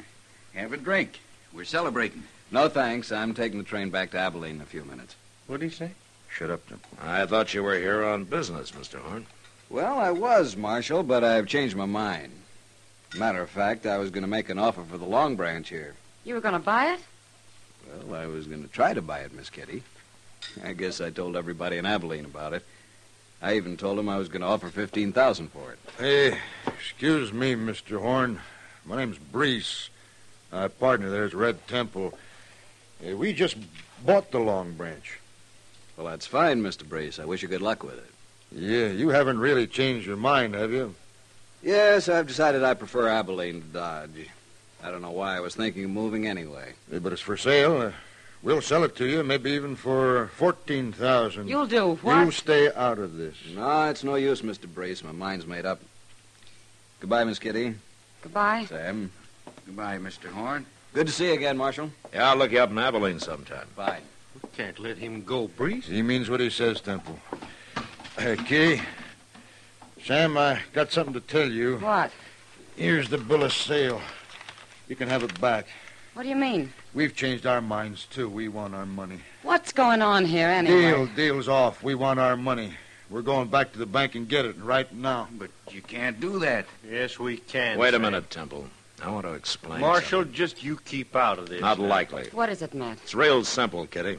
Glenn Horn was thinking of offering $15,000 for the Long Branch, and these two heard about it. So they bought it for $10,000, and we're going to make a fast $5,000 profit on it. But they were going to pay us another $5,000 a year for 2 years. Yeah, if you could find them. Men like them can disappear pretty easy. Rotten crooks. I should have known. You forgetting something, Kitty? All right, Temple. I haven't said anything. Oh. So that's it, huh? They've been threatening you, Kitty? No, Matt. You're looking at me, Temple, and you keep looking at me. Shoot him, Temple. I'd do it, Marshal. Nobody else is armed, Temple. I guess it'll have to be me. You first, anyway.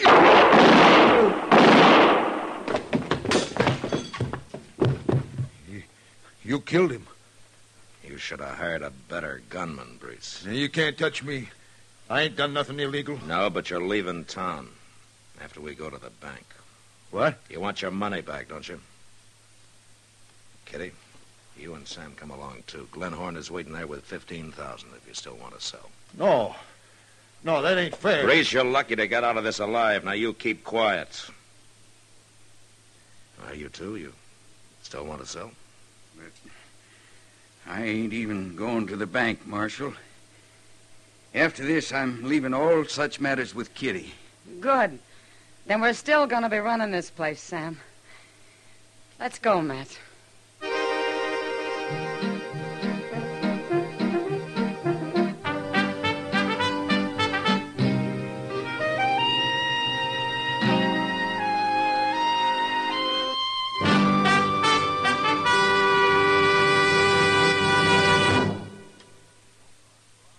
moment, our star, William Conrad.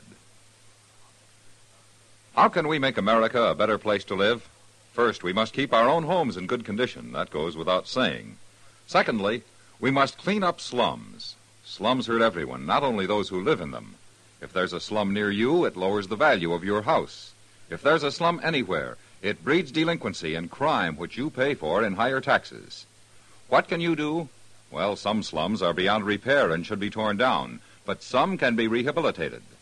Right now, local groups may be at work in your town seeking adequate housing for all our people. Find them. Join them. Write to Action. Action is the American Council to Improve Our Neighborhoods. It's a new national nonprofit organization designed to give you the information you need to protect the housing health of your community. Send for Action's free booklet. Write today to Action, Box 20, Radio City Station, New York 20, New York. This has been a CBS Radio public service announcement. And now, William Conrad.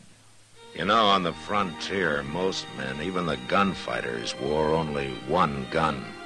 Because they felt if you couldn't get the job done with 5 bullets, you shouldn't get in arguments to begin with. And that was the West. Gunsmoke. Produced and directed by Norman MacDonald, stars William Conrad as Matt Dillon, U.S. Marshal. Our story was specially written for Gunsmoke by John Meston, with music composed and conducted by Rex Corey. Sound patterns by Tom Hanley and Bill James. Featured in the cast were John Daner, Lawrence Dobkin, Vic Perrin, and Harry Bartell. Harley Bear is Chester, Howard McNear is Doc, and Georgia Ellis is Kitty. Join us again next week for another specially transcribed story as Matt Dillon, U.S. Marshal, fights to bring law and order out of the wild violence of the West in Gunsmoke.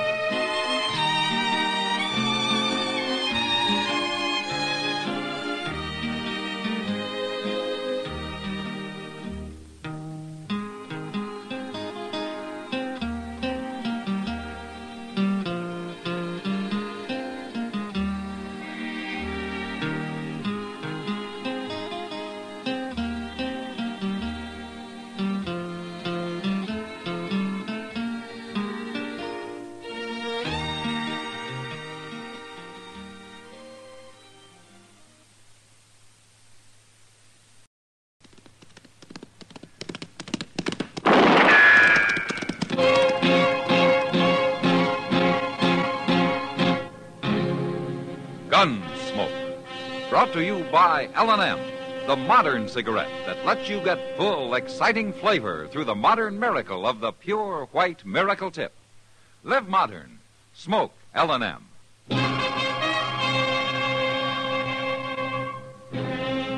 Around Dodge City and in the territory on West, there's just one way to handle the killers and the spoilers, and that's with a U.S. Marshal and the smell of Gunsmoke.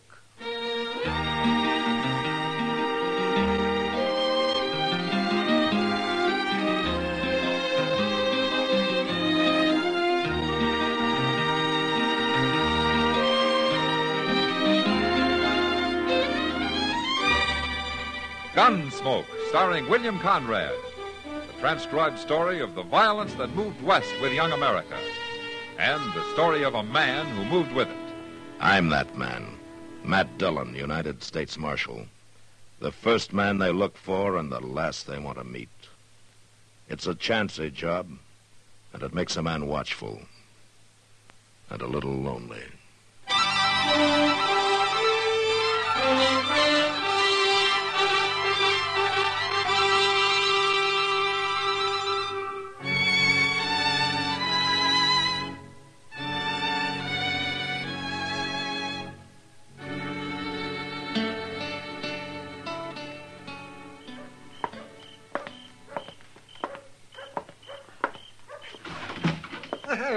Good evening, Matt. Hello, Doc. I've been waiting for you. I'm all set up. Ah, well, might as well put away that cribbage board.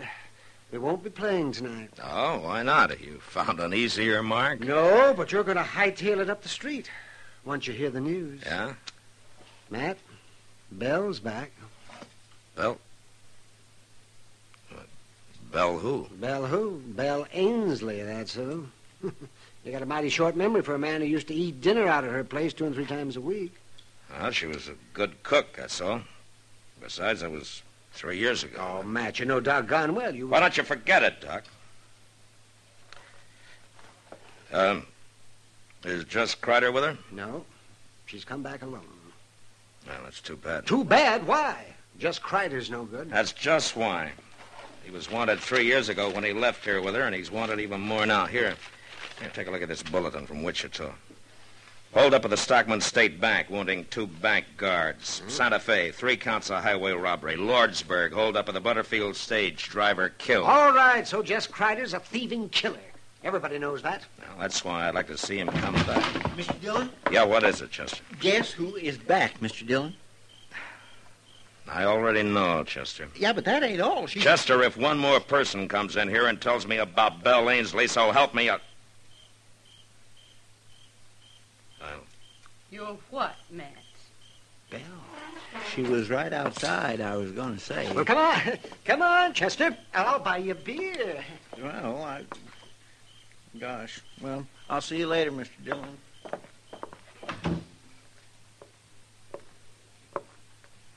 How are you, Matt? I'm fine, Belle. And you? Oh, a little older. Are you visiting, or are you planning on staying? Well, I'm staying. If the town will let me. What about Jess Kreider? Where is he, Bill? I don't know. And I don't care. I left him in Durango. I'm through with him, Matt. I see.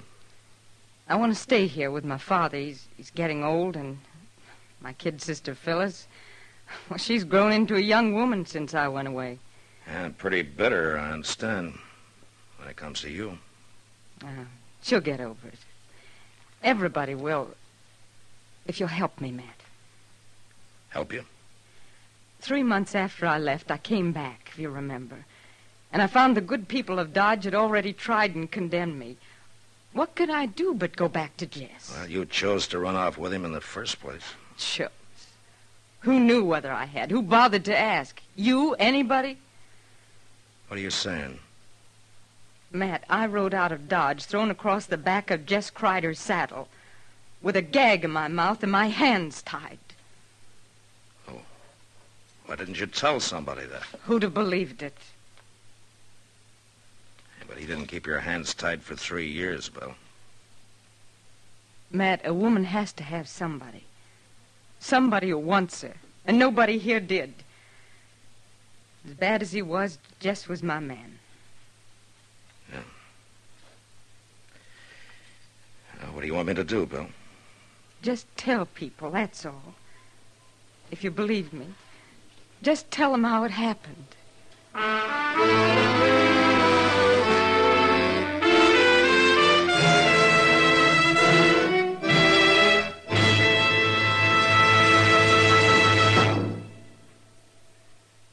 Why don't you live modern? Live modern. Live modern. Change to L&M.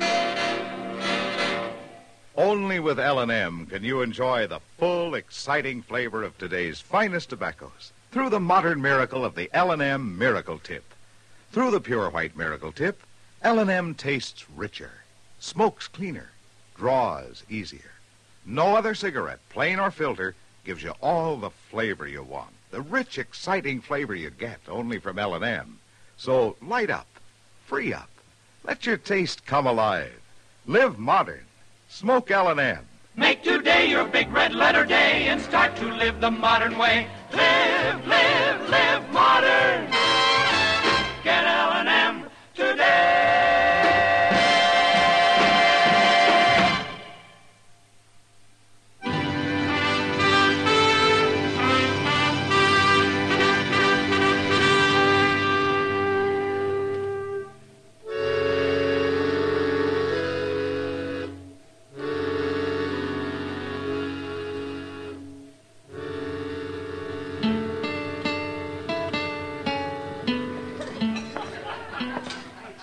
Hello, Matt. Evening, Kitty. Where'd you get all the crowd? The trail herd's in. The bar Double D from the Panhandle. No? I understand an old friend of yours came back last week. You know, a man tips his hat twice to a woman around here, and he's married. Is that really all you did, Matt? Tip your hat twice? Yeah, just about. Have you talked to Bill? Well, in passing. I heard his story. You believe it, Matt? That's possible. It's the kind of a thing Jess Kreider would do. I don't know for sure. Well, if it did happen that way and she's left him for good, then I guess maybe she's got some sympathy coming to her. Yeah? She sure didn't get much at home. What do you mean? Well, she moved back in at the ranch. Yeah, so I heard. It was all right with her father, probably on account of her cooking. You remember her cooking, Matt? I remember old man Ainsley well enough. He worked both those girls half to death. Well, anyway, I guess her sister really raised Cain. Well, I figured that'd happen. She's hated Belle ever since the night she ran away with Kreider was taken away. But I didn't think she'd carry it so far. Now, what do you mean? Phyllis left the ranch yesterday and moved into town, Matt. She's got a room over at the Dodge House. What? Uh-huh. A 15-year-old kid living here alone? Yeah, I know. I'll go see her and talk to her, Kitty. But I don't think it'll do any good.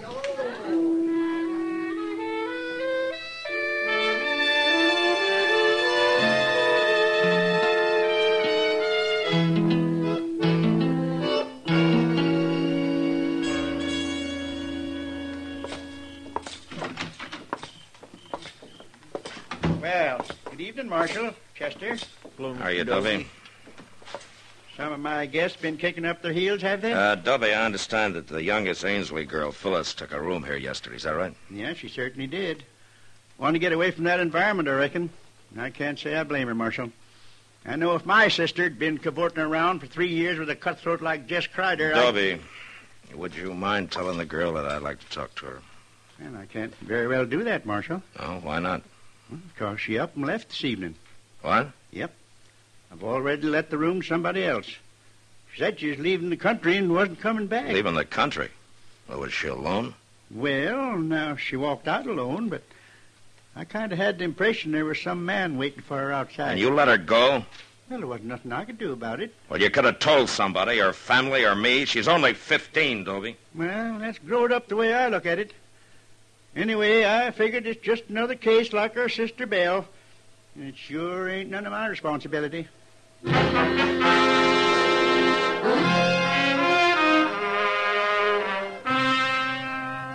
Chester and I saddled up and rode out to the Ainsley Ranch, or a homestead it was, actually.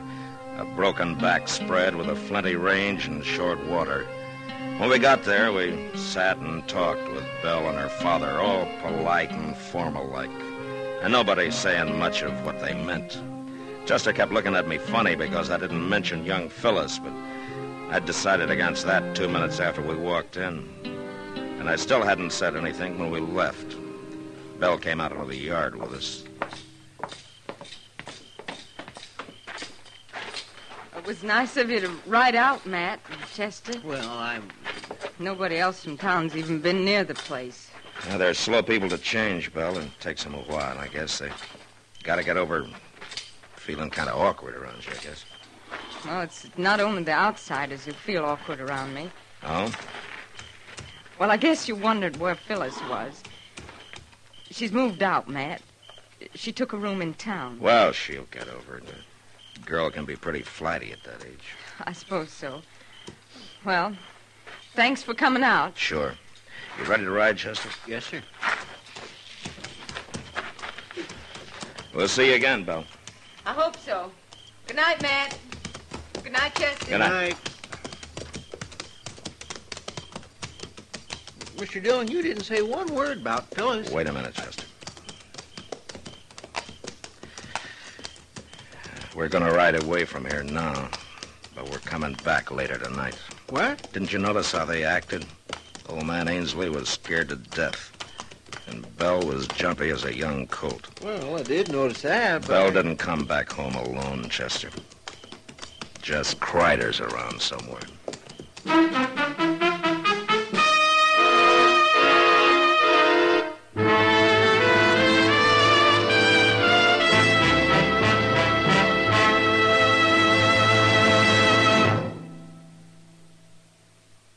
why don't you live modern? Live modern. Live modern. Change to L&M. Yes, live modern. Smoke modern. Smoke L&M. Enjoy a modern cigarette. L&M gives you the full, exciting flavor of today's finest tobaccos. No other cigarette, plain or filter, gives you the flavor you get through the modern miracle of the L&M Miracle Tip. Through the pure white Miracle Tip, L&M tastes richer, smokes cleaner, draws easier. So light up, free up, let your taste come alive. Live modern. Smoke L&M. Make today your big red letter day and start to live the modern way. Live modern. Get L&M today.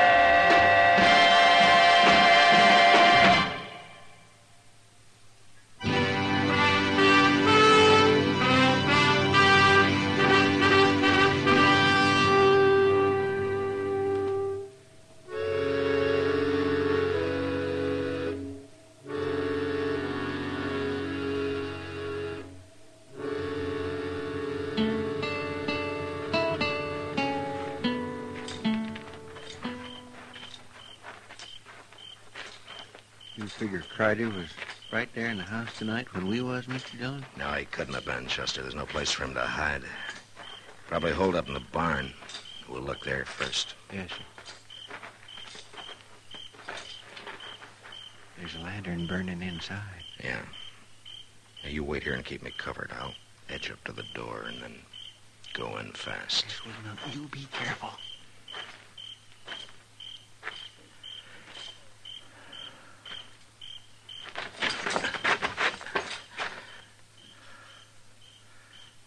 Crider?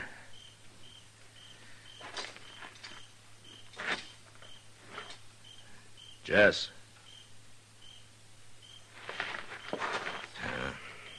Come on in, Chester.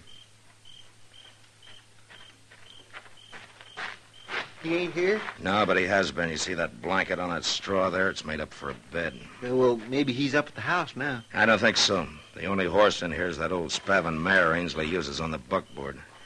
Jess Crider'd have the best mount he could lay his hands on. Maybe the two of them got spooked up and made a run for it. Well, maybe, but I don't think so. Get your hands up, Matt. Well, You too, Chester. Oh, well, Jess? Jess? Forget it, Bill. He's too far away by now to hear you. What are you talking about? Well, take a look around. Didn't you have a couple of horses in here? Well, sure we did. Now, don't move. Either one of you. They're gone. Jess! Jess! You might as well save your breath, Bill. He took both saddles and the packs.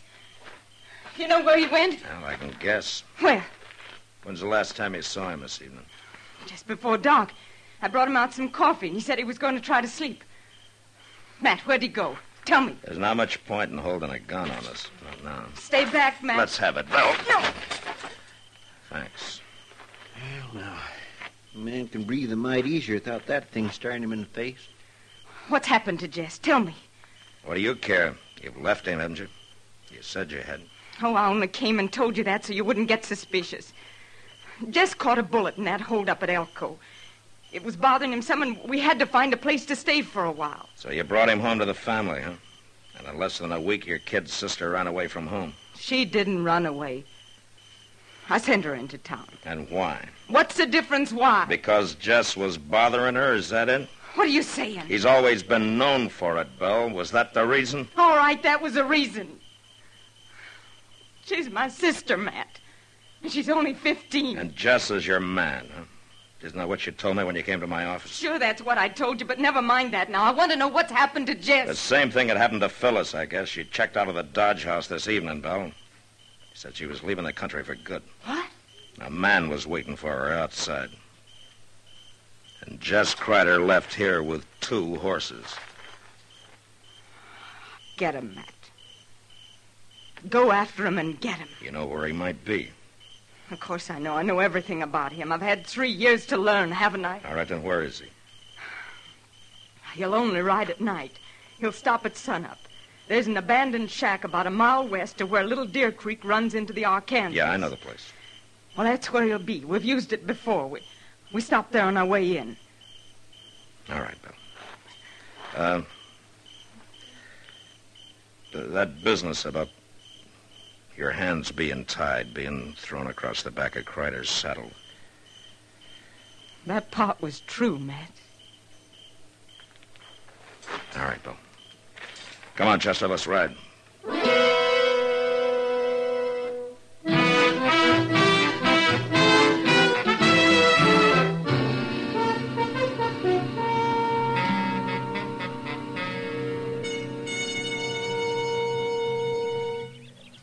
He might not come out of that shack all day, Mr. Dillon. He will, Chester. They just got here. Those horses are still sweating.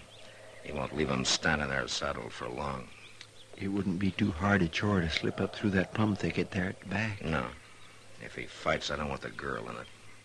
We'll just wait till he comes out. Doggone if I can understand women at all, Mr. Dillon. I've had the same trouble myself a time or two, Chester. But why would that nice young girl want to go running off with a murdering outlaw like Jess Kreider? Maybe it's more a matter of hitting back at her sister. She's let her hate for Belle build up till it's driven her half crazy, I guess. Somebody's coming out. It's him. Yeah. Easy now. We'll just let him get clear of the cabin. You stay down now. All right, hold it, Kreider. You're under arrest. He's going for his gun. Have it your way.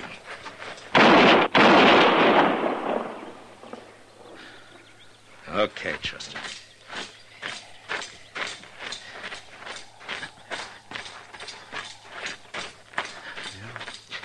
It looks like maybe he got out of hanging. Yeah. You killed him! Marshal, you killed him! Why? Do you know what you've done? I know, Phyllis. Oh, no, you don't. Yes, I do. I've kept you from making an even bigger fool of yourself than you already have. Oh, what are you saying? I love him. We were going to be married. Well, we were. Phyllis, you better go home and talk to Belle about that. Oh, Bill, I'll never say a word to her again as long as I live. Now, you listen to me, Phyllis. You got to get rid of that hate of yours. If you don't, it's going to ruin your life for good. Now, you go home and you talk to Belle and you listen to what she's got to say before you judge her. No, I won't go back. Yes, you will. I can't. Not now. Nobody will ever know about this, Phyllis. I promise you. Jess Kreider was alone when I found him. Now, there's your horse. And he's still saddled. I can't. I don't want to. I know what you need, young lady. You see that plum bush over there? Well, I'm going to cut me a switch off of that, and if you're not out of here in 1 minute... Oh, you wouldn't. Oh, I wouldn't, huh? Well, you just watch me. Marshal? Yeah? I've been thinking, Marshal. Maybe I'll go home after all.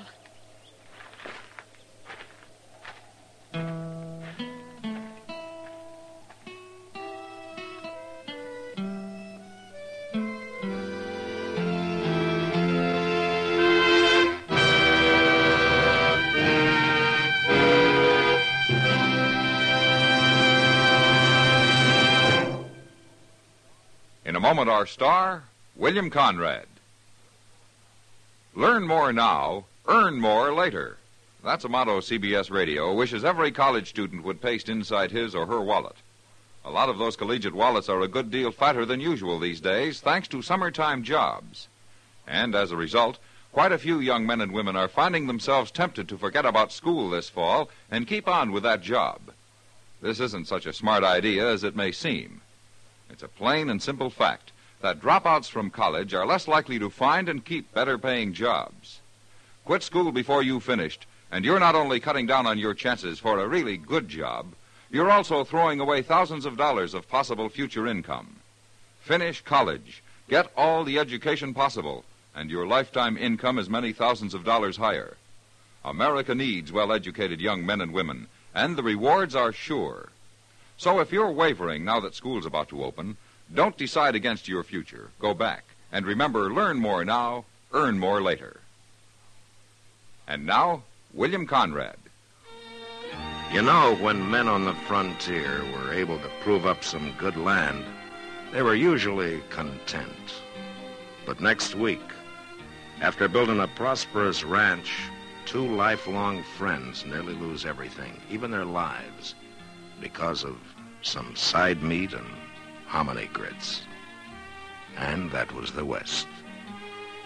Gunsmoke. Produced and directed by Norman MacDonald, stars William Conrad as Matt Dillon, U.S. Marshal.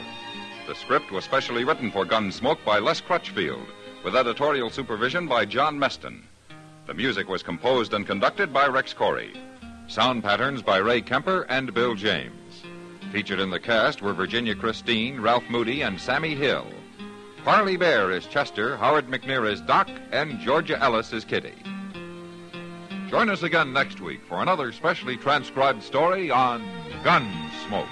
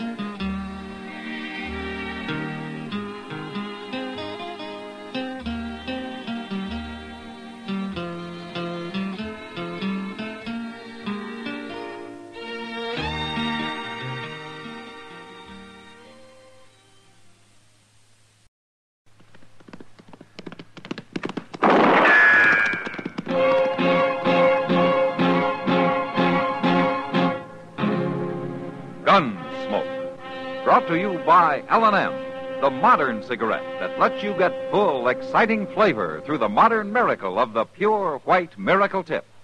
Live modern. Smoke L&M.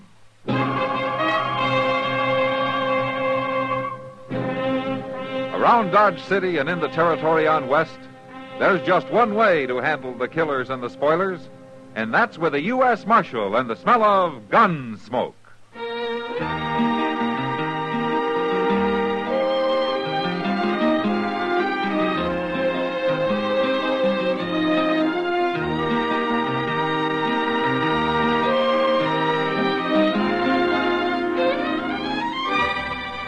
Gunsmoke, starring William Conrad.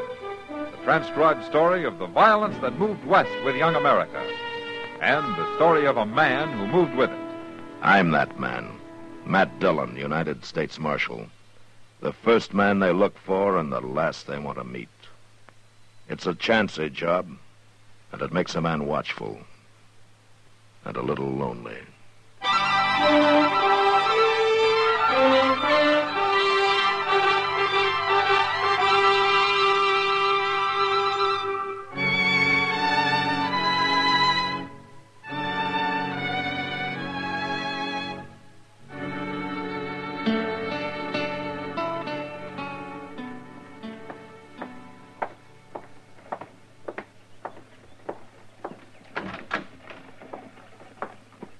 Well, Mr. Dillon? Are you eating already, Chester? No, sir. Oh, why not? Well, I didn't like to ask Alfred for no more credit. Oh. Yeah, I heard that you were at Chalk Beeson's faro table again last night. All right. Read me a sermon. I deserve it. I guess an empty belly will do you more good than a sermon. I tell you what, you can think about that while I'm eating, huh? And that's where I'm heading right now. All right, sir. But I think a sermon would do me good, too. You know, All about the evils of gambling? Mm-hmm. It Well, kindly would lift me up, Mr. Dillon. The best one I ever heard was back in Prairie Falls. Yeah, well, that's very interesting. This Chester, here I'm sure. circuit rider was a real hellfire and brimstoner. Come right into the gambling hall, he did, and stood up on the table. He like got shot before he finished the first sentence. Look, but Chester, he could you tell me... out-shouted him and went right on. Took up a collection afterwards, must have got $40, $50. But there was only one trouble. Yeah, what was it, Chester? Well, nothing much, really. Only the money was in chips. See, he could cash 'em or play 'em. He played 'em, and he won. That kindly soured everybody on the sermon. Yeah. Well, I'm going to go eat now, Chester. I'll be back. There's more to the story than... Hello. Are you the marshal here? Yeah, that's right. Do you want to see me? If you're not too busy. No, come in. This is Chester Proudfoot. Hello. How do you do? My name is Ascom, Marshal. Clint Ascom. I'm a gambler. Well, I kind of figured that. But you're not from around here. I'd say maybe you work the Mississippi riverboats. Huh? That's pretty close. The Ohio. Ah. Well, you're a long way from water here. Thanks to the Santa Fe Railroad. But that's only a temporary necessity. I have a matter to settle. Oh, well, how can I help you? I'm looking for a man. I've traced him to this vicinity. Uh-huh. You know his name? That's all I know. His name is Cass. Jameson Cass. Old Jim Cass? Well, I never figured him to get mixed up with gambling and such. You do know him, then? Yeah. Well, maybe you can direct me to him, then. Well, he has a place out in the country. Those aren't very explicit directions, Marshal. No, they're not. But they're all I'll get? Well, I'd like to know what your business with him is. It's a personal matter. Oh, sure, but what? You told me what I wanted to know, Marshal. He's here. I'll find him without your help. Ask him. Why do you want to kill Jim Cass? What makes you think I'd do? A man eaten up by hate gets a look in his eyes. I've seen it too often.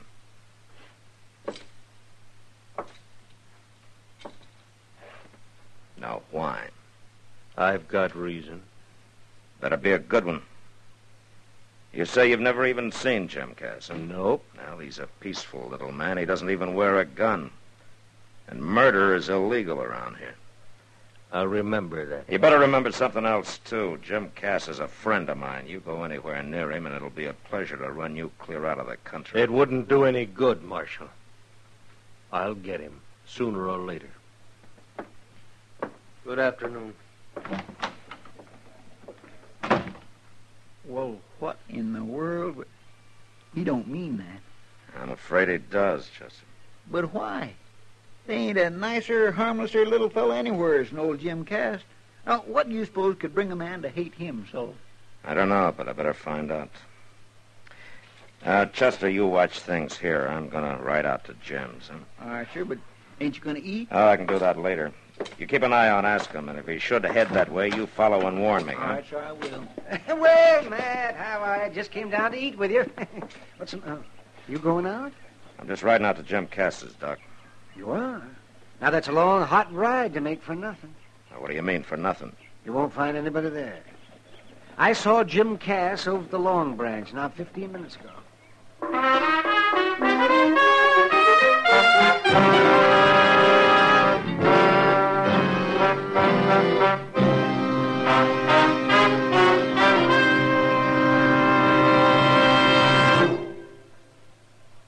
Free yourself of old-fashioned ideas. Why don't you live modern? Live modern. Live modern. Free up. Freshen up your taste. Smoke an L&M. Today, all over the country, more people are changing to L&M than to any other cigarette.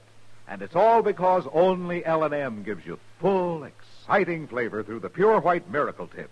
L&M draws easier, tastes richer, smokes cleaner. So free up, freshen up your taste, live modern, Change to L&M. Make today your big red letter day and start to live the modern way. Live, live, live modern. Smoke an L&M. It's America's fastest growing cigarette.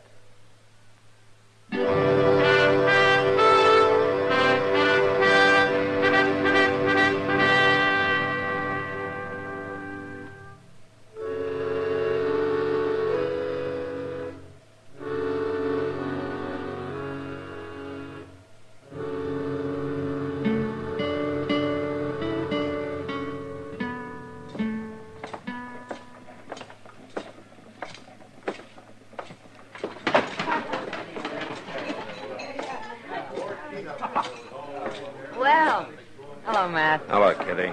Have you seen Jim? Oh. Marshal? Following me? Well, I might be. Ask him. Kitty, can I talk to you for a minute? Sure, Matt. Is Jim Cass still around, Kitty? Oh, no. You know where he went?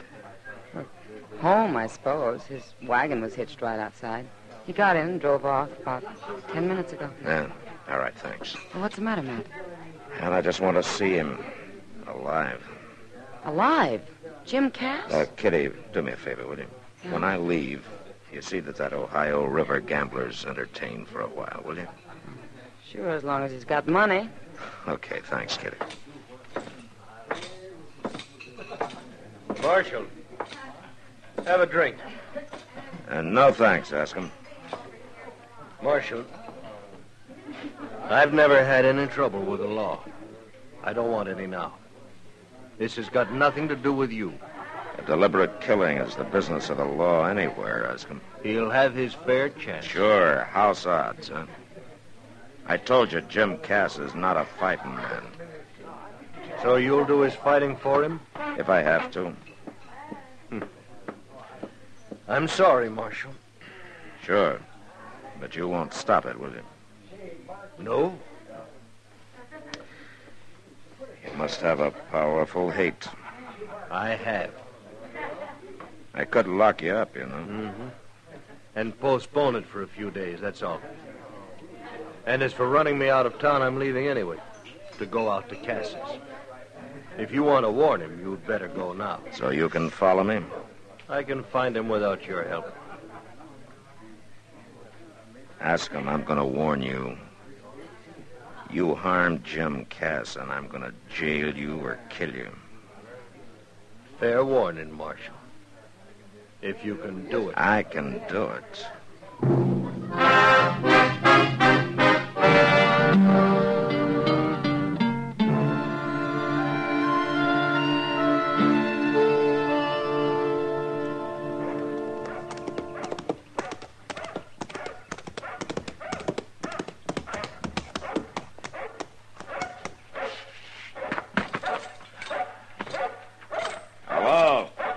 Anybody home? Hey, Tom!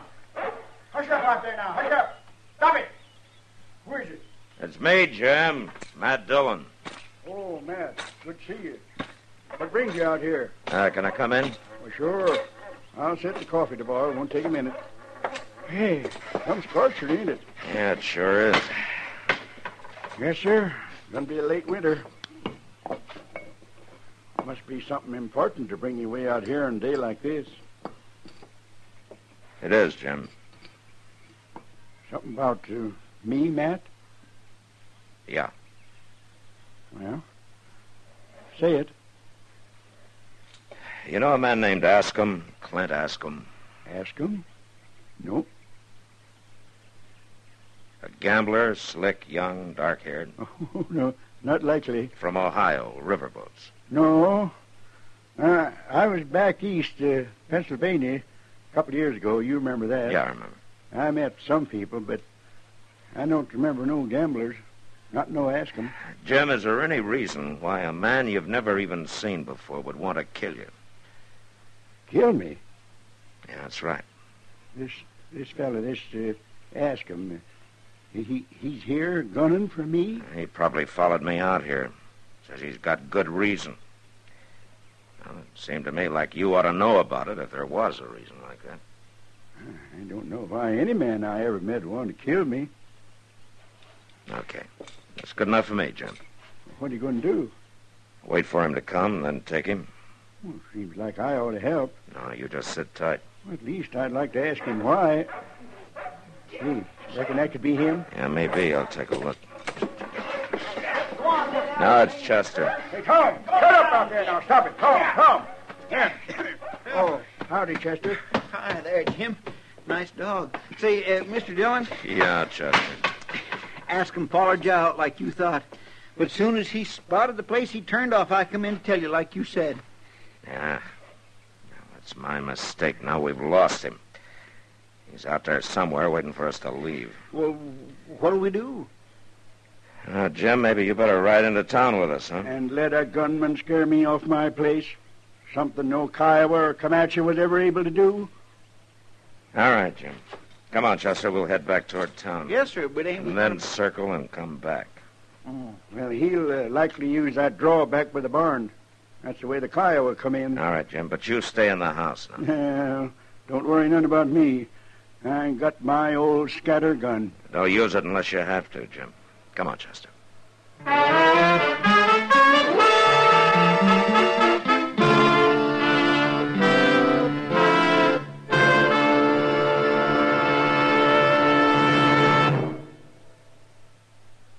Free yourself of old-fashioned ideas.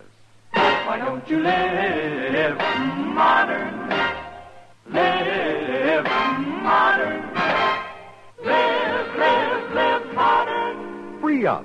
Freshen up your taste. Smoke an L&M. Only the modern miracle of the pure white miracle tip can bring all of L&M's full, exciting flavor through to you.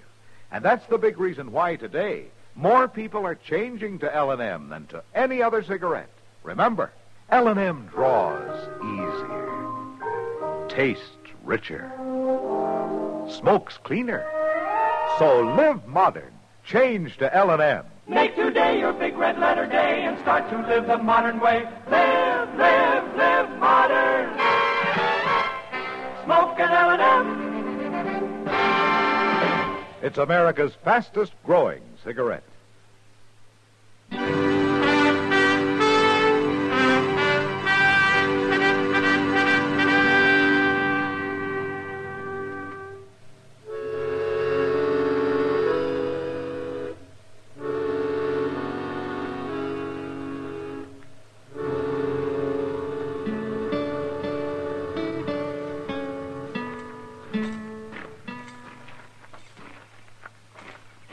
You see anybody, Mr. Dillon? No, not yet. Now, wait a minute. There he is. Yeah. All right, you stay here. I'm going on up. All right, sir.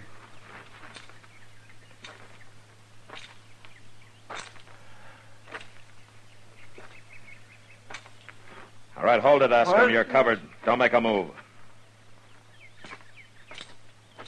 Where'd you come from? I'll just take that gun. Chester. Yes, sir. My mistake, Marshal. I guess I underestimated you. I guess you did, Askham. Chester, get the horses and we'll get out of here. Jim, I told you to stay in the house. Man comes to kill me, I gotta ask him why. Just holster your pistol, Matt. This scatter gun will keep him quiet. Now, wait a minute, Do Jim. like I said, Matt. You too, Chester. Mr. Dillon? All right, Chester. Maybe I'd like to hear this, too. Yeah, but I don't like the look in his face. All right, now, mister. My name's Jim Cass. You tell me yours. Ask him. Clint, ask him. I'm supposed to know you? No. We ever met? No. But you got the notion to kill me? And I'll do it. Not while you're looking down this gun. Now you're going to tell me why. Talk, mister. You killed my best friend. Without reason or sense. In cold blood. Well, that's a lie.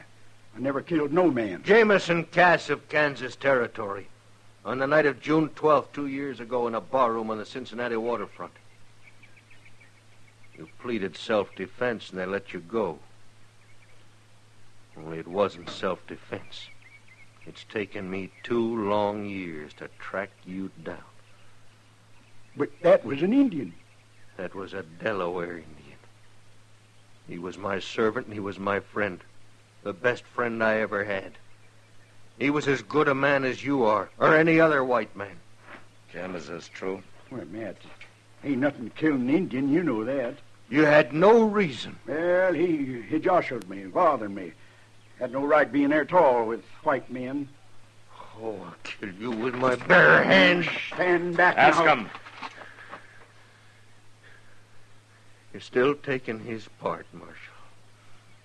You hate Indians, too. No, ask him. I hate killing of any kind. But Indians don't count. Is that it? If it'd been my friend, I'd probably feel like you do. Not this murder. Ask him, did you ever think maybe Jim's got a reason for the way he feels, too? A reason? What reason? Well, out here there are plenty who feel his way. The situation's different. Indians aren't all like your Delaware. You take a look up there behind the house. That little grass plot with the flowers and the 3 headstones. Now, those are Cass's reasons. His wife and his 2 kids. And Kiowas put him there. Now, I don't hold with what Cass did, but what you're doing's no better. I don't care what his reason is. I come here to kill him.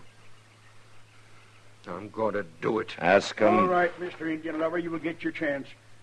Give him back his gun. Now, Jim. Stand back, Matt.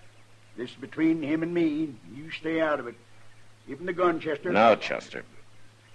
Jim, can't you see that you're making... he ain't going to be satisfied short of blood.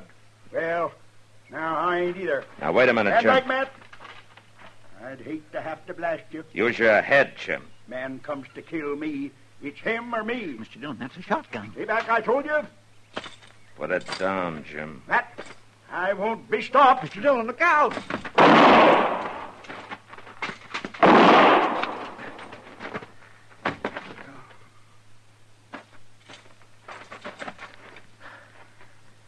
Jim? Matt, I should have known you was faster than me. I'm sorry, Jim. Oh, you had to. But I figured I had to, too. Chester, give me your kerchief. Here, Marshal. Take mine. No. Ask him. Maybe I had this coming. I never thought much about that Indian. Maybe I should have. You be quiet, Jim, and lie still. Marshal, I'm sorry I caused this. It's a little late to be sorry, isn't it, ask him? Now, why don't you get out of here? All right, I'm going. Matt. Is he dead? No, he just fainted. Chester, ride into town and get Doc out here as fast as you can. Will you let me get him, Marshal? Least I can do. All right, ask him. Go ahead, but hurry. Mr. Dillon, you think he'll really bring Doc back? Yeah, Chester, he'll bring him back. My, you took an awful chance with that cussed shotgun. Well, it was a gamble, Chester. Yeah, but one you could have lost.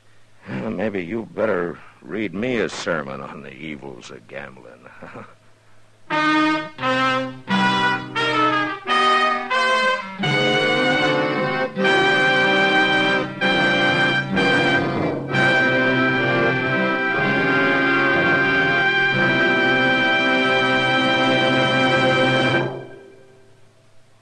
In a moment, our star, William Conrad.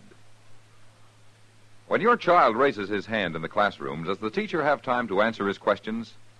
How many questions go unanswered in your schools because teachers in crowded classrooms just don't have the time to get around to each child? This is only one of the serious situations that's going to be faced again and again this year in schools all over the nation. Every child deserves the best possible educational facilities. Though a good deal has been done since the post-war years, increased enrollments for this term threaten to wipe out all gains. Our schools are packed by the largest enrollment in history. There will be critical shortages in schoolrooms, staff personnel, and transportation unless you do something about it. Join and work with your local civic group and school board now. Through the PTA and other groups, you can take action to improve the schools in your own community and help find more qualified teachers who are so desperately needed. Don't waste time. Your child's education is at stake. Don't leave it up to the next fellow, because you're the person who can help improve our schools. This has been a public service message by CBS Radio. And now, William Conrad. You know, the frontier's so its share of needless killings. But next week, Dodge City watches the most useless of all. Because of a bullet fired 2 months earlier, 3 men die. And that was the West. Gunsmoke. Produced and directed by Norman MacDonald, stars William Conrad as Matt Dillon, U.S. Marshal. The script was specially written for Gunsmoke by John Dunkel, with editorial supervision by John Meston. The music was composed and conducted by Rex Corey. Sound patterns by Tom Hanley and Bill James. Featured in the cast were Lawrence Dobkin and Ralph Moody. Harley Bear is Chester, Howard McNear is Doc, and Georgia Ellis is Kitty. Join us again next week for another specially transcribed story on Gunsmoke.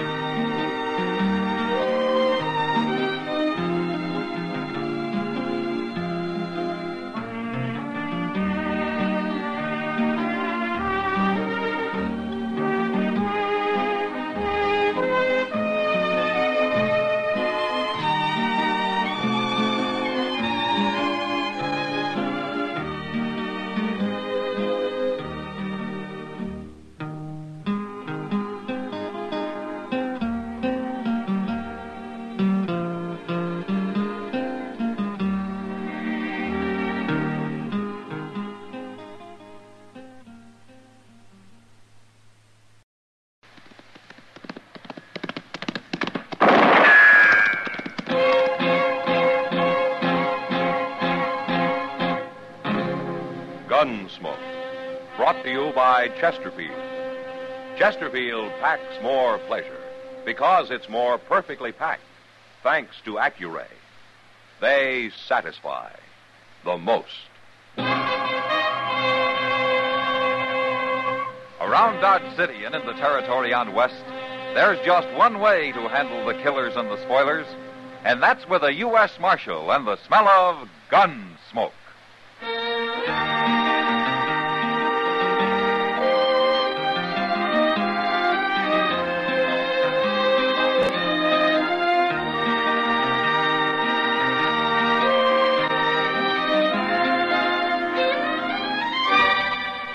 Gunsmoke, starring William Conrad.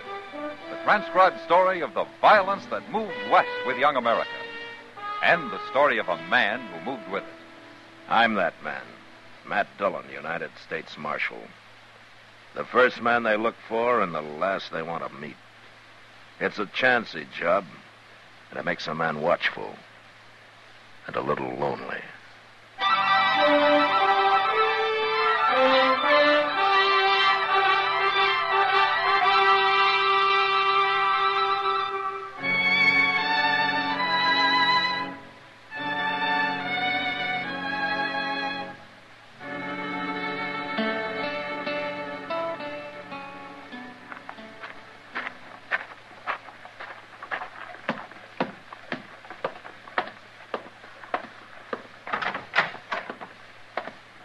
Hello, Marshal. Chester. Well, how are you, Mr. Hello, Jake. What brings you into town? Marshal, are you interested in stopping a killing? A killing? One, maybe more. What's the trouble, Jake? Andy Bowers. Emmett Bowers' kid? He ain't a kid if he's old enough to be bulling around after my daughter. Well, Judy's a pretty little thing. I can't say I blame Andy. I told that boy, if he ever set foot on my place again, I'd shoot him. And you would, huh? I would. Jake, you and Emmett Bowers are the two biggest cattlemen around here. Why do you have to be enemies? There's room for both of you. There ain't enough room in the whole United States for me and Emmett Bowers. All right, Jake. And I suppose you know what'll happen if you shoot Andy. That's why I want you to put him in jail. Let him cool off for a while. He'll forget about Judy. You think I'd put a man in jail just because you don't happen to like him, Jake? I'm an important man in Kansas, Marshal, and I run things my way. But you don't run the United States government, and you don't run me. All right. I tried. Now it's going to happen, Marshal. It's going to happen fast.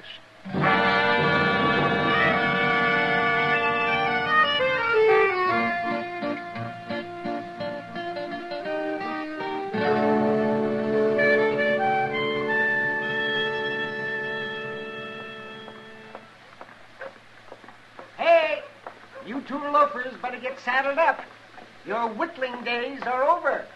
Now, what's Doc yammering about, Mr. Dillon? I don't know, Chester. Sitting here taking your ease in the sun while the whole country's gone to war. Why, you ought to be ashamed of yourselves. What you been feeding on, Doc? It isn't me, Chester. I just came back from Bowers Ranch, Matt. The cook out there's got the ague again. And let me tell you, that place is an armed camp. Every man on it is carrying a rifle. They've got sentries posted and everything. Now, does Emmett think Judy Worth is going to come over there and steal, Andy? No, but it seems like some of Jake Worth's men fired on a couple of Bowers' riders the other day. Said they were off their home ground or some such fool thing. And ever since, both sides have been fixing for battle. Oh, and it won't take much to start one either, Matt. Yeah. Well, knowing Jake and Emmett, there's no point in my talking to them. Yonder comes half the cause of the trouble right now. What? Yonder. That's Andy Bowers. Hey, Andy! Andy! Oh, he's a nice boy, Andy. Well, that little Judy Worth's a nice girl, too. Howdy, Doc. Hello, Andy. Andy, Doc tells me that there's a war about to break out over you and Judy Worth. Well, I know, Marshal. But I can't talk my paw into anything any more than Judy can hers. If her mothers were alive, it might be different. But the way it is, it's pretty hopeless. What do you mean, hopeless? Well, I guess I'd better stop trying to see her, that's all. Oh, that's a fine way to talk. Well, I don't want to, Doc. Then where's your spunk, boy? Where's your get up and go? Don't you love the girl? Of course I love her. But you're going to let a couple of cantankerous, selfish old men beat you out of her. Doc. Why, you don't deserve her. What she needs is a man, not a whimpering kid who turns back at the first sign of a little rain. Doc. Well, it's true, Matt, and you know it. But they'll never let us get married, Doc. What have they got to do with it? It isn't them who's getting married. I know. Well, I've thought of running off. I never said nothing to Judy about it, though. Don't talk about it, act. And if she won't go with you, then she doesn't love you as much as you think she does. Well, maybe you're right.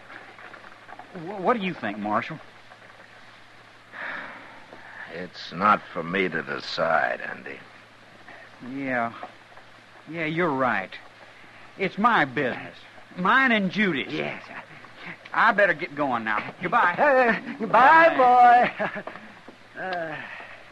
Oh, Doc, you did a real good job. Yeah.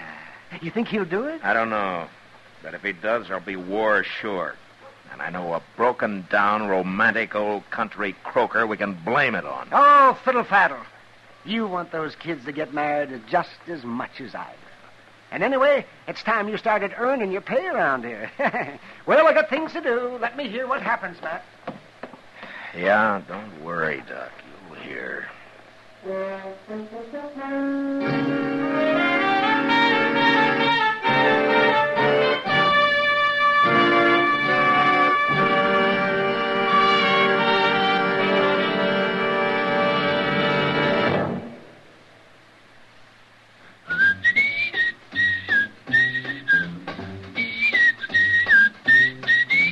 Packs more pleasure, packs more pleasure. Chesterfield packs more pleasure because Chesterfield's more perfectly packed.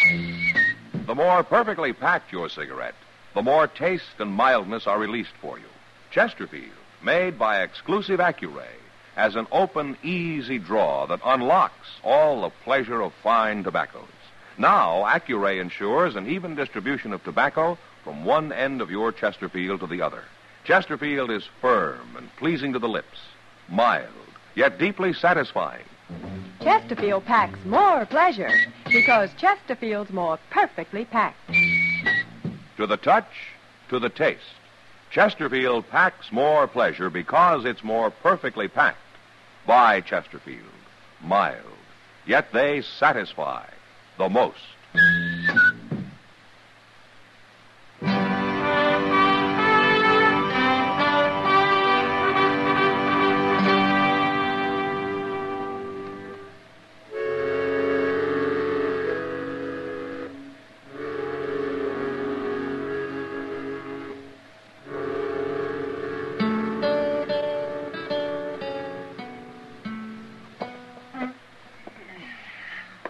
Sure is a quiet night, ain't it, Mr. Dillon?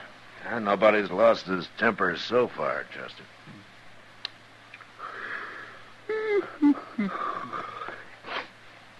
Reckon you'll be needing me any more? No, I won't need you. You can go to bed. Somebody sneaking in back. Yeah. Get over on the other side of the room, Chester. Yes, sir.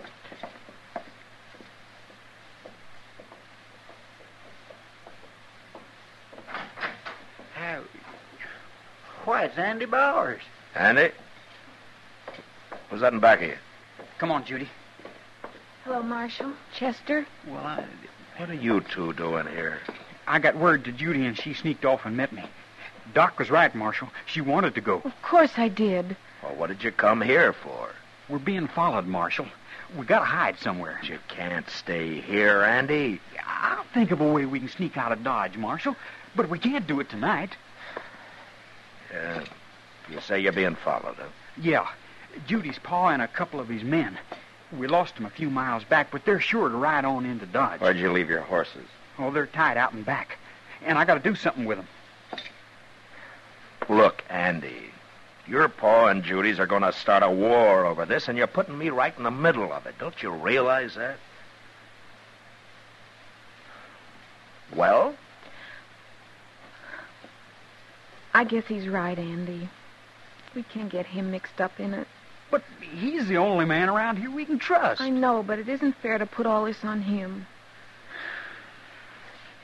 Oh, maybe you're right, Judy. Come on. I'll think of something. But we better hurry before they catch us. Wait a minute. What, Marshal? Chester. Yes, sir. You go with Andy, take those horses down to Moss Grimmick's stable and tell him to hide them. Oh, well, Moss knows how to do that, Mr. And put Andy up in the loft somewhere. Moss will understand. All right, sir. Oh, what about Judy? Now, you two get going. I'll take care of Judy. Oh, he's going to help us, Andy. He's going to help us. Yeah, I'm going to help you. But who's going to help me, I sure don't know.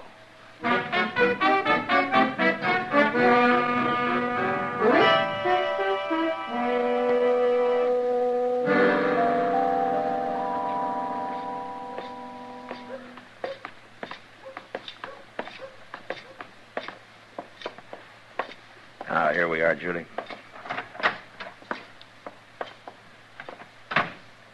Doc. Hey, Doc. Yes, Matt. Let her do. Come out here a minute, will you? I was just mixing a little something out here. Well, hello, Judy. Hello, Doc. Look, Doc, I was wondering if Judy could stay here until she and Andy can get on out of town. I'm sure it'll surprise you that they're running away. They're running away? Oh, no. They are? Oh, well, isn't that wonderful? Yes, and we're going to make it, too, in spite of our fathers. You sure are. And you're welcome to stay right here as long as you want, Judy. Nobody will look for you here. Oh, that's real kind of you, Doc. Oh, no. It's just that I like the idea of people who want to get married just as much as you and Andy do. Yeah. Well, I better get going. Now, you stay here, Judy, until you hear from me. You understand? All right, Marshal. Yes. I think I'll go with you, Matt. And now, make yourself comfortable, Judy. And I'll be back in a couple of hours, and I'll bring you something to eat, huh? How's that? I'll be waiting for you, Doc, and thank you. Oh, you're a nice girl. Come on, Matt.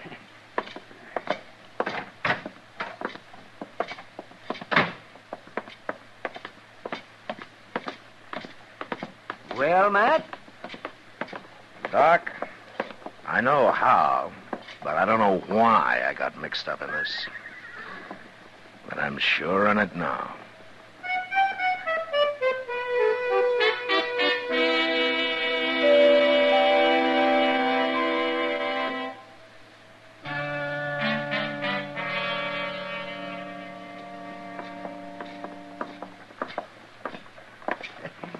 Come on into Long Branch, Matt. You need a drink. Yeah, maybe I do, Doc.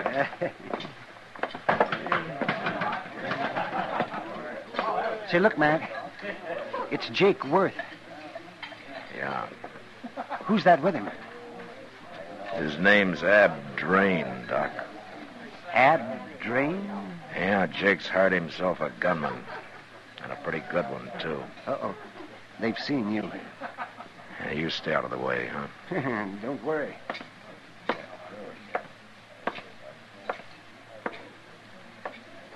Well, I haven't seen you in a long time, Ab.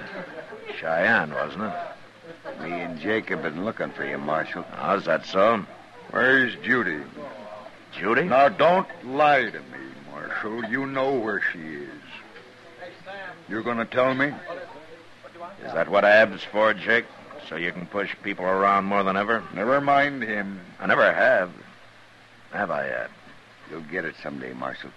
Maybe I'm the one who'll give it to you. Shut up, Ab. I don't want no fighting now. Why do you think I might know where Judy is, Jake? She was in your office, wasn't she?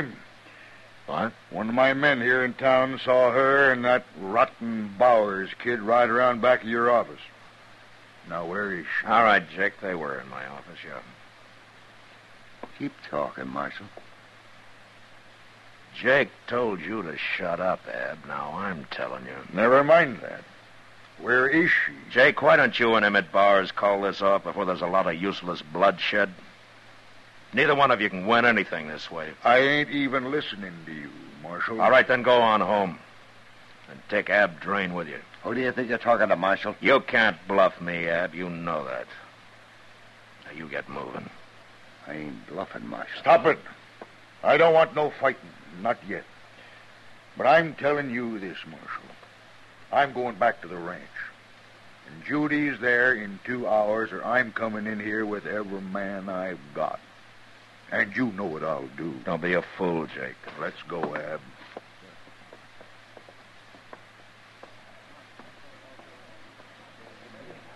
Say, they look mad, Matt. They're coming back in 2 hours, Doc, with an army. Oh, no. Well, what are you going to do? I'm going to get Jim Buck out of bed. He's driving an empty stage west tomorrow morning anyway, and he can leave tonight. And the preacher can tie a horse on behind long enough to get Judy and Andy married. While you stay behind to take on Jake's army. Is that it? Yeah, that's it, Doc.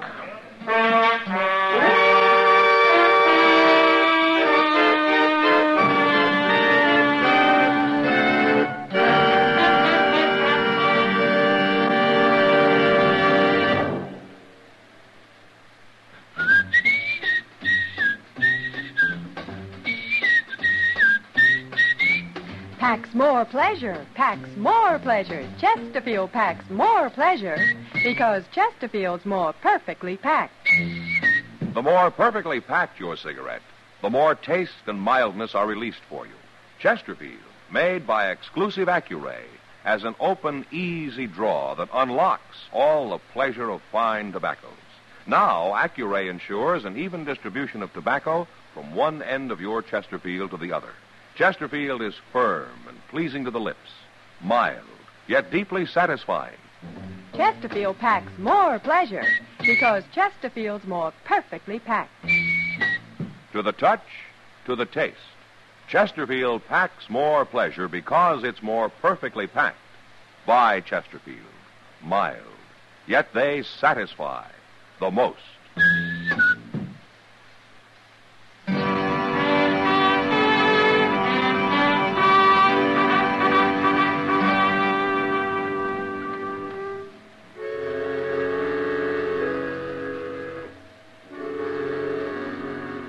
Less than an hour later, Jim Buck quietly drove his stage out of Dodge. A couple of miles down the trail, he stopped long enough to witness the marriage of Judy Worth and Andy Bowers.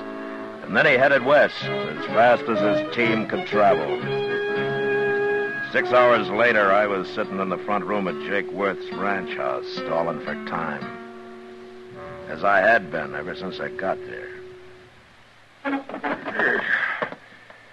I'm getting tired of this, Marshal. They'll be here any minute now, Jake. Just be patient. I think he's lying to us, Jake. Will you quit poking and hauling at me? Ah, here they are. You men stay outside and close that door. Bring her in here, Chester. Where's Judy? Well, Where is she? I wouldn't know where she is, Mr. Worth. What? What are you saying? I'm saying the truth. Marshal, is this a trick? Yeah, Jake, it's a trick. Judy's a long way from here by now. And you'll never find her. Tell me where she is. Tell me or by heaven I'll kill you. I'm like Chester, Jake. I wouldn't know where she is. You lied to me. You said Chester was bringing her. Yeah, I lied to you, Jake. Marshal, so help me. Wait a minute, Jake. This is my job. Just get out of the way, Ab. Nah. You couldn't take him. Don't you try it, Ab. Watch me.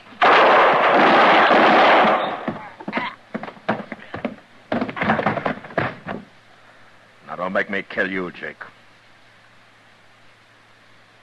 No. It's too late anyway. Judy's gone. It's too late for anything. Mr. Worth? Get out of here. I'll call you when I want you. Just get out.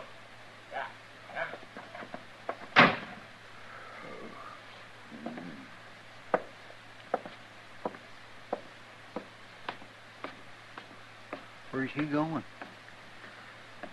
Wait here a minute, Chester. Yes, sir.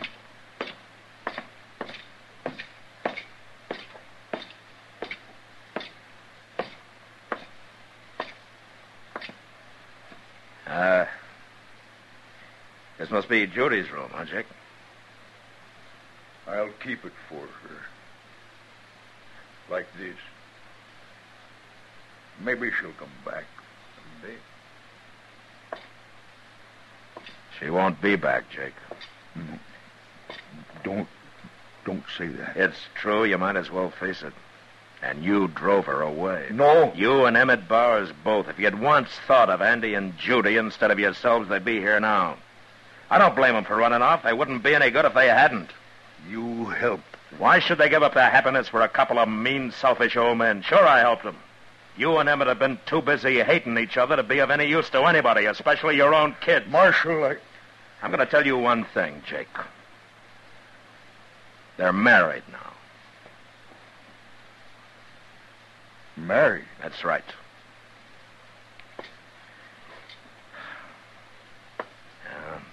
Now I'm going over and tell Emmett Bowers about it. No, wait, Marshal. Yeah, what? You think it might help if maybe I rode over to Emmett's with you? It might help you and Emmett, Jake. And it might help the kids, too, when they hear about it.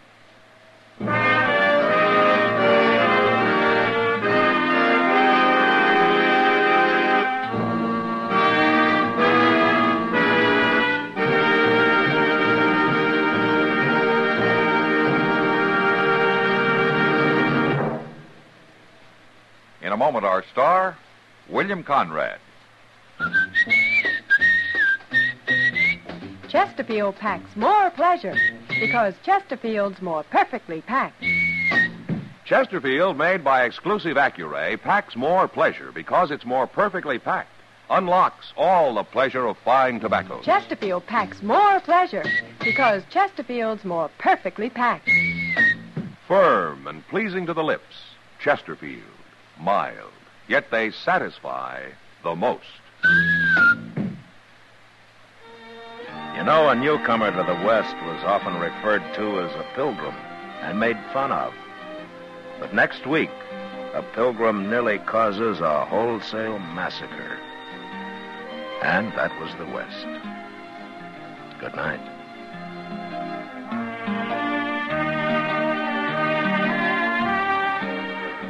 Gunsmoke, produced and directed by Norman MacDonald, stars William Conrad as Matt Dillon, U.S. Marshal.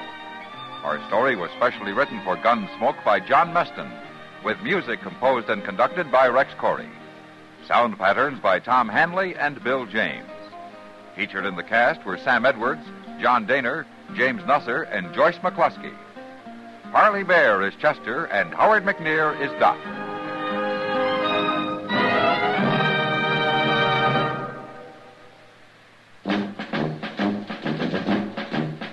Make today your big red letter day, your L&M red letter day. Superior taste and filter, it's the miracle tip. Make today your big red letter day. Change to L&M today. L&M. So good to your taste. So quick on the draw. Get L&M today. L&M filters. So good to your taste. So quick on the draw. Relax with L&M, America's best filter cigarette. Be sure and listen to another transcribed story of the Old West on Gunsmoke.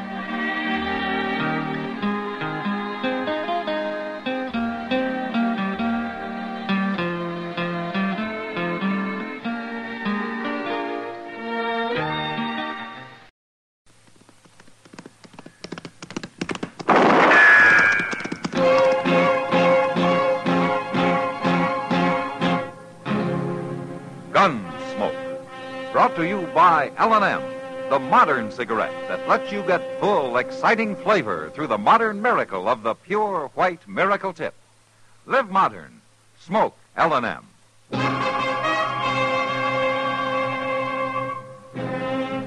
Around Dodge City and in the territory on West, there's just one way to handle the killers and the spoilers, and that's with a U.S. Marshal and the smell of gun smoke.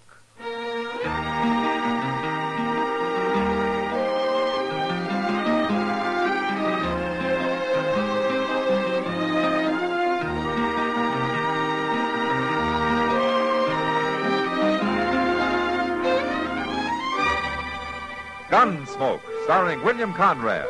The transcribed story of the violence that moved west with young America. And the story of a man who moved with it. I'm that man, Matt Dillon, United States Marshal. The first man they look for and the last they want to meet. It's a chancy job, and it makes a man watchful and a little lonely.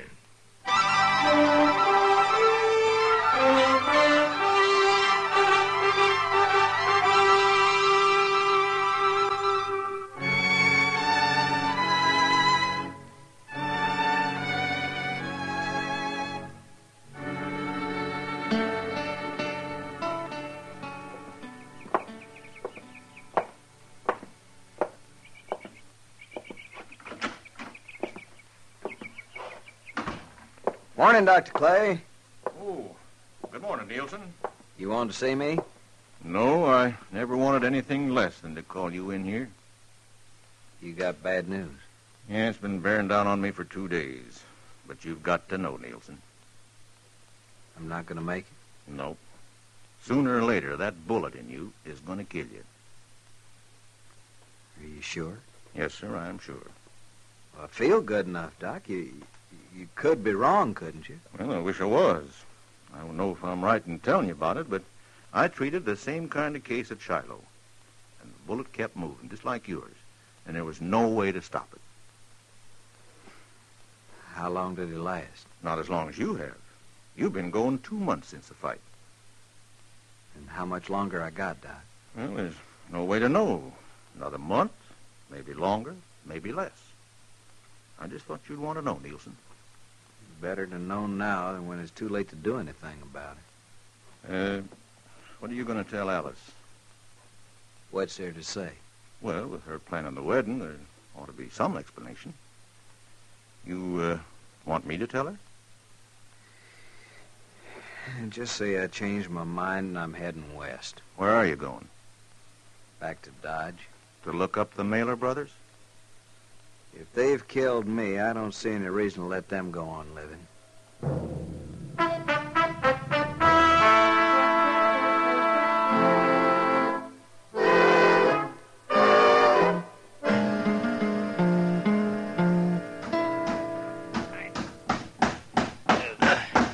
Chester, can you force it up a little more? Well, no, not much, Mr. Dillon. Come on. Yeah, that's better. Hold it then. Well, can I turn loose now? Now, let's just try one more nail. Oh, the only thing that's going to fix this door is a whole new door, Mr. Dillon. There. That'll hold it for a while. Cussed wood so rotten dry it won't hold a nail no more. Well, haven't you two given up with that door yet? Oh, hello, Kitty. I give up a long time ago, Miss Kitty. Matt, Jim Nielsen's back in town. Jim Nielsen? What? Nielsen's dead, Kitty. No, he's not. He's at the Long Branch right now, spreading the word that he's come back to kill the Mailer brothers. Are you sure? I've seen him. I've heard him. Well, have the Mailer boys heard about it? It won't take long, the way it's getting talked about. Tom Mailer rode up to Clay City, Mr. Dillon, day before yesterday. Charlie's the only one in town. I guess I better go see him. What about Nielsen? Well, if he's spreading the word, he'll be where I can find him anytime I want.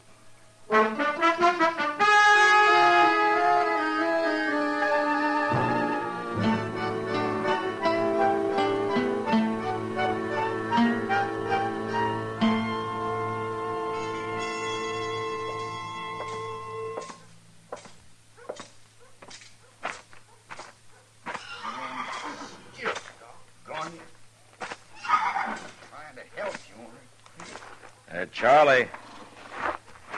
Oh. Afternoon, Marshal. Hello, Charlie. What's the trouble? This blamed mare got a rock in her hoof.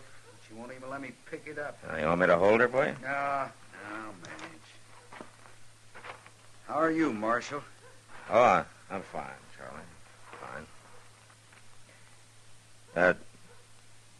Charlie, did you know that Jim Nielsen was in town? Nielsen? Nielsen's dead, Marshal. Tom did for him. He's not dead. He's back in Dodge looking for you and Tom. All right.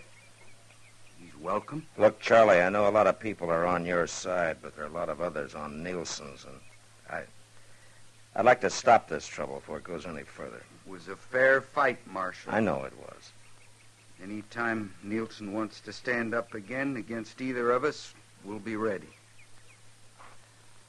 It'd be better if you'd stay out of sight until he leaves. I can't do that, Marshal, and you know it.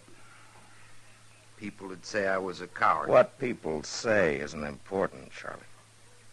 I don't hide from nobody. Now, the only thing behind that fight was some temper and some strong words. Aren't you man enough to forget it? What are you going to do about it, Marshal? There's nothing I can do if you're set on facing Nielsen. Except try and get him out of town.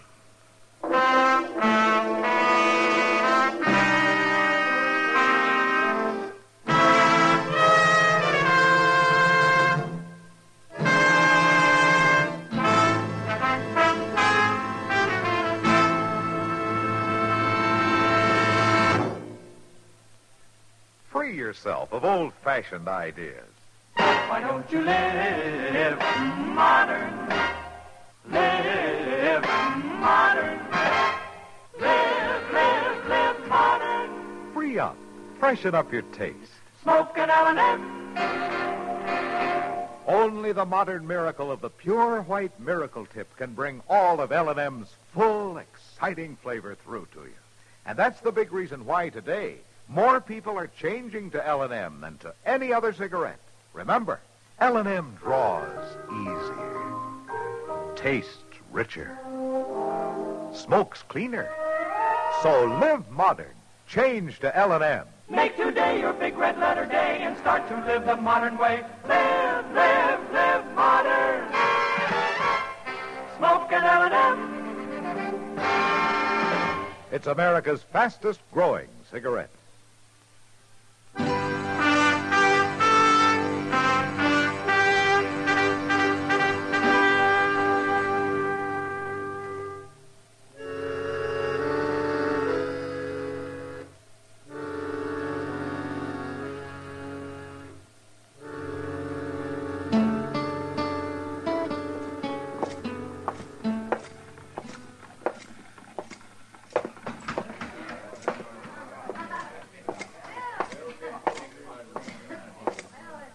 Hello, Nielsen. Marshal? Well, I didn't expect you'd ever get to Dodge again. Guess you thought I was dead, Marshal, along with a lot of other people. You didn't look very healthy when they took you out of here. I'm still alive, for a little while anyway. What good's it doing you to be back here? Well, everybody figured the fight was over, but I don't happen to think that way. It's a lot of trouble over nothing.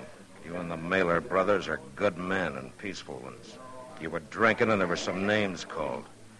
But that's sure no reason for you to come back and stir it all up again. They thought they'd kill me, Marshal, and they were proud of it. I don't think they were.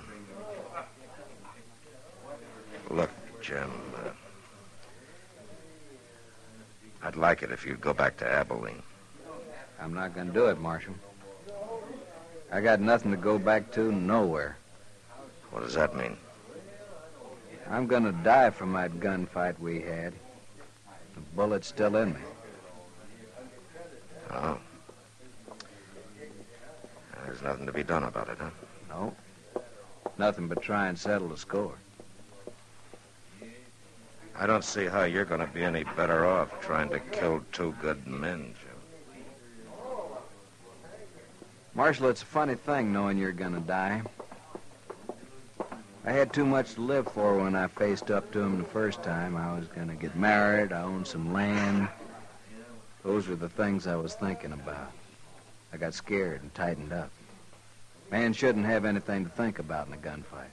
It was kind of hard not to. But I don't have now, Marshal. I don't have a thing to lose. Jim, you're a bad man to have in town. I won't be here long. You can count on that. Drink with me, Marshal? No. No. Not tonight, thanks. Nielsen. I hear you're looking for me and my brother. You forget it, Charlie, and get out of here. Where should I get out to, Marshal? You want me to run away, Nielsen? Hold it, Charlie!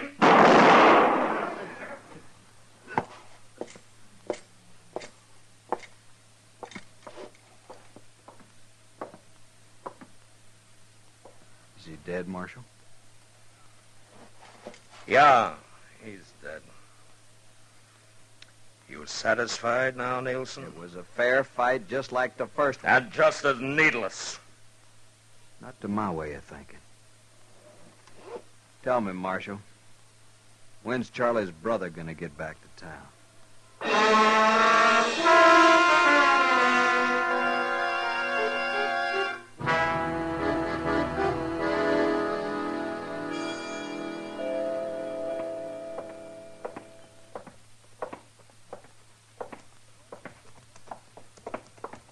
Tom! Hold up a minute, Tom! Well, hello, Chester. What you doing way out here? Mr. Dillon wanted me to stop you before you got up to the plaza. Yeah, what for? Well, Jim Nielsen's waiting for you. Nielsen? Wait. What about my brother? Charlie's dead, Tom. Did Nielsen do it? Charlie come after him. I thank you, Chester. And thank the marshal. Tom, you gonna ride in anyway? I got no place else to go.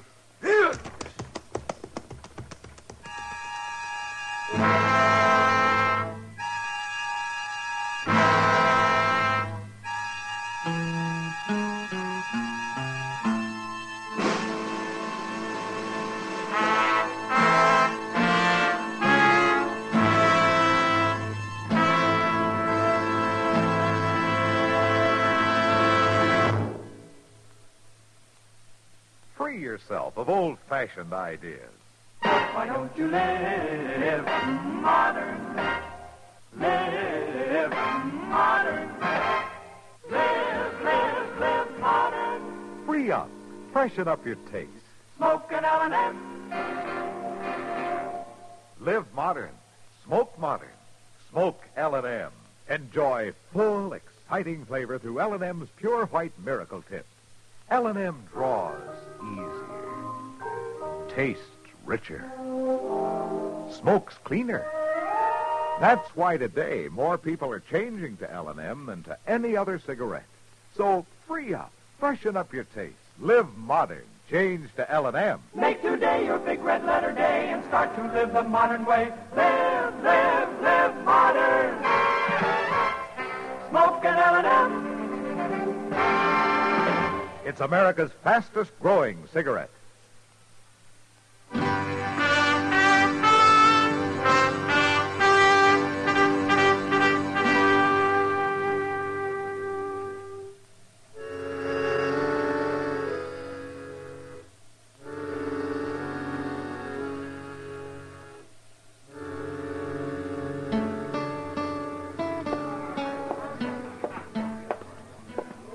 Hello, Kitty.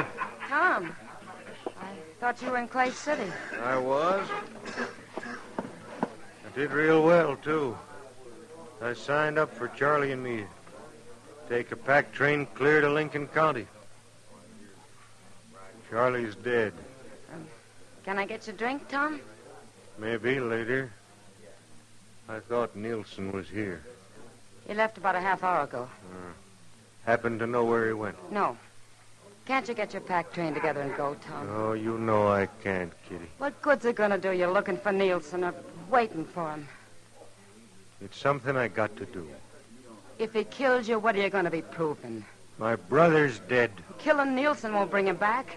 Some men ought to be killed, sure, but not you and Nielsen. You're fine men, both of you. My brother was a good man, too.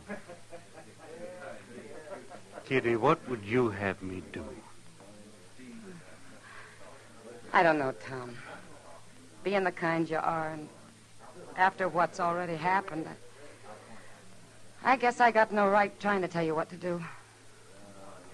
Now, do you know if Nielsen figured on coming back here? I don't know, Tom. I'm going to my room. I was just about to order that drink. Then you'll have to have it without me. Thank you for sitting with me, Kitty. Matt, how long have you been here? There's not a thing I can do, is there, Kitty? Not if you don't take the guns away. They'd only find more. Then you watch them kill each other, Matt. I can't do it.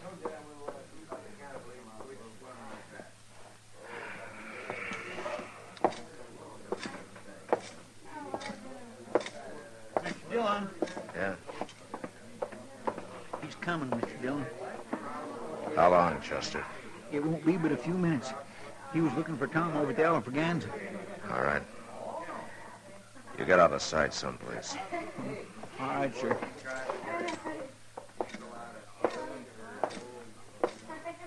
Afternoon, Marshal. Hello, Tom. Look, Tom, I'm going to ask you to do a brave thing. Will you let me keep your gun for as long as you're in town?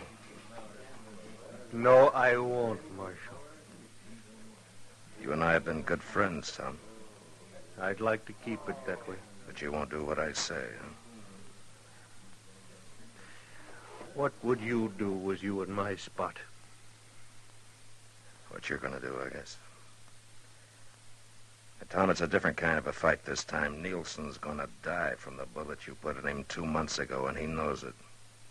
He's got nothing to lose. I kind of wondered why he come back. That's why. Now, will you either take off your gun or get out of town? I'd like to leave, Marshal. I'd like to be rigging our string of mules with Charlie. But there won't be any more of that. All right. All right, Tom. I told Nielsen, and I'll tell you, from the beginning, this thing has been needless. My mistake was not throwing the three of you in jail right off. Marshal Dillon, have a drink with me. No, thanks, Tom. I'm going back to my office. Goodbye.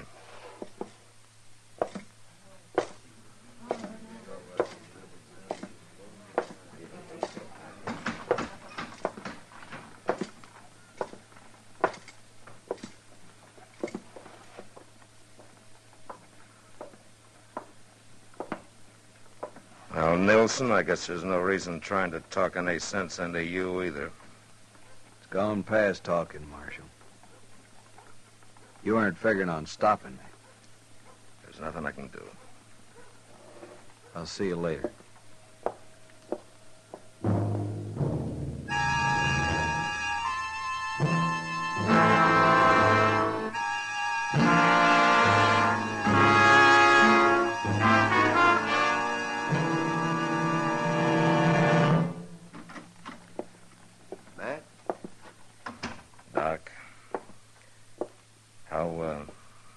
There was nothing I could do for him, Matt. He's dead. Oh, my goodness. Seemed like such a waste. He was a good man, both of them was. There's no reason for you to feel bad, Matt. You tried your very best to stop it. Someday there's going to be a law about carrying guns, and there's going to be fights like these that'll bring it. A man's got the right, Mr. Dillon. They're going to lose it, Chester, if this sort of thing doesn't stop. Doc, I'll have the body taken away. All right, man. I'll go with you if you want me to. Yeah, sure, Chester. I think I'm ready for that drink everybody offered me. Me too. You reckon Miss Kitty knows?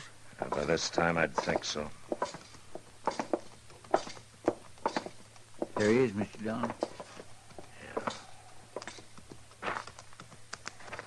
Hey, Nelson!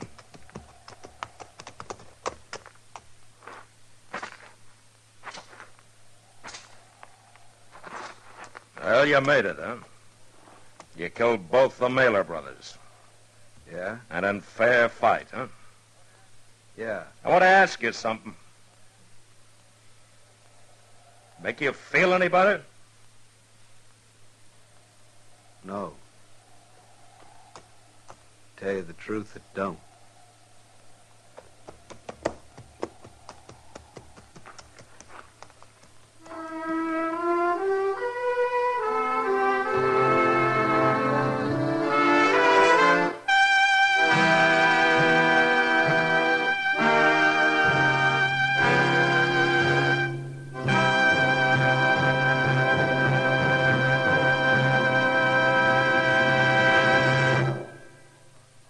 In a moment, our star, William Conrad.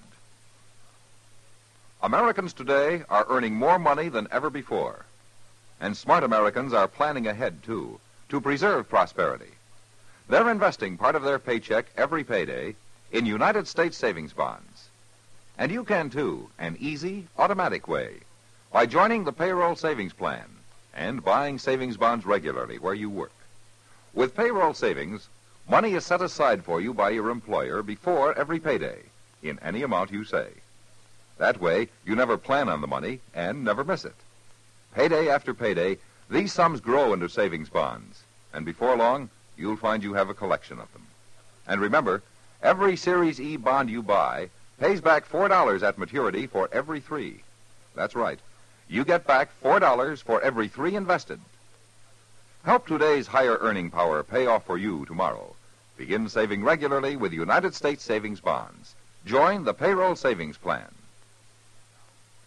And now, William Conrad.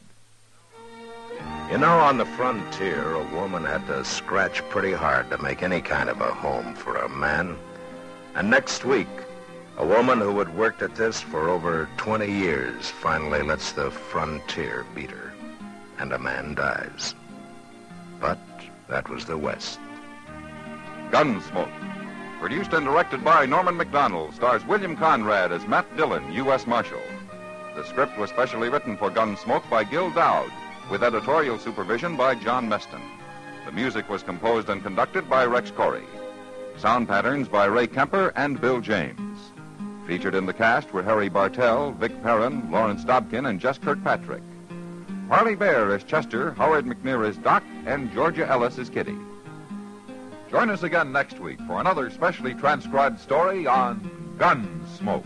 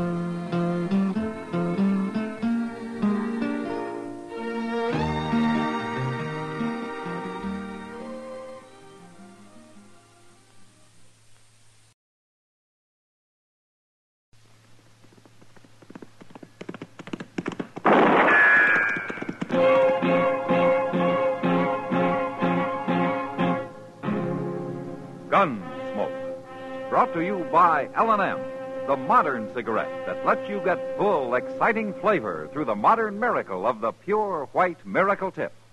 Live modern. Smoke L&M.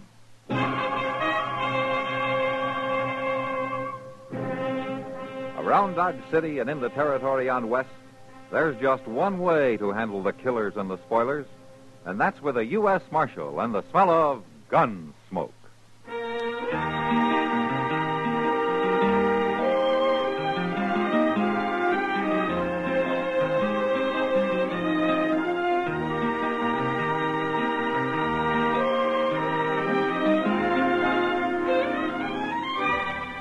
Gunsmoke, starring William Conrad.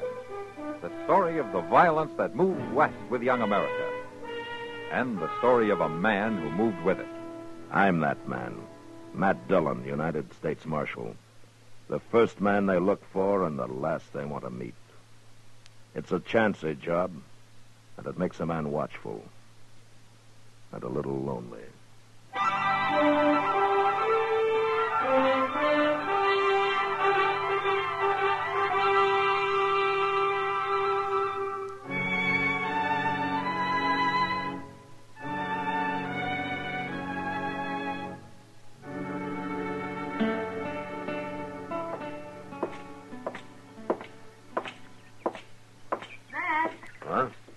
Wait a minute. Ah, hello, Kitty.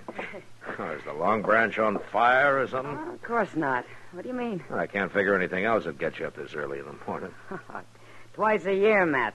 Today's one of the days. You going to breakfast? Yeah, you want to join me? Thank you, sir. Where do we go? Delmonico's? That's the only place open before 10 o'clock. Are the mornings always like this, Matt? What? Oh, so crisp and clear. Oh, yeah, most always. The best part of the day, as a matter of fact. It's peaceful. I guess that's the feeling. That's the only time of day Dodge is peaceful. Well, that little shaver's in a big hurry about something. That's Hank Marvel's kid, Beanie, they call him. Well, he stopped at the jail, Matt. Yeah, wait a minute, Kitty. Yeah. Hey, Beanie. What's the matter, Beanie? You gotta come out to the ranch, Marshal. Run away. It's my pop. He's been shot. Been shot? Well, how bad is he? He's dead.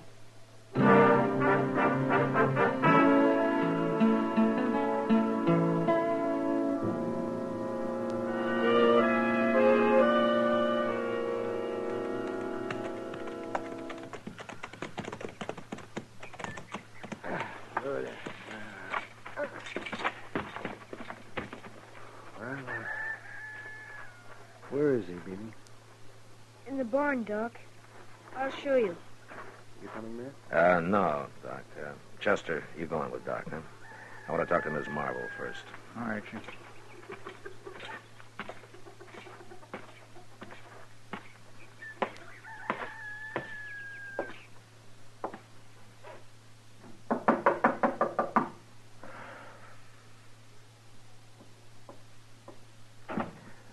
Miss Marvel?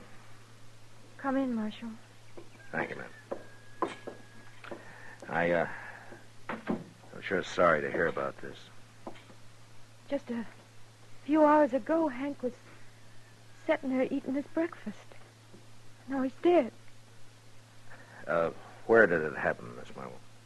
Down by the creek. He was laying there on the ground, shot to death. And Beanie and me got him into the buckboard and brung him back. Do you have any idea how he was shot? No, Marshal, no idea at all. Hank didn't have no enemies. He got along with everybody. Uh-huh. When did it happen? Right after he left home? Half hour, maybe. Him and Beanie left together. I was going to make soap today, and I just got the kettle set up out there in the yard when Beanie come riding back half out of his wits. Was Beanie with him at the time? No. Hank left him at the pumpkin patch and went on alone. We raised some pumpkins along the slope below the edge of the bluff. That's Hank's favorite kind of pie pumpkin. He always says... Well, he liked it better than any other kind. Yes, did Beanie hear the shot? Yes, and he rode along the bluff to see if maybe Hank had shot a deer. And then he seen his father laying down there by the creek. Did he see anything else? Anybody around? No, it's awful brushy down there in the bottoms. Uh-huh. You're kind of short on neighbors around here, aren't you? Well, there ain't any at all, Marshal. There's just the Badlands on to the west, and the Circle D spread comes up against us on the other side. Yeah.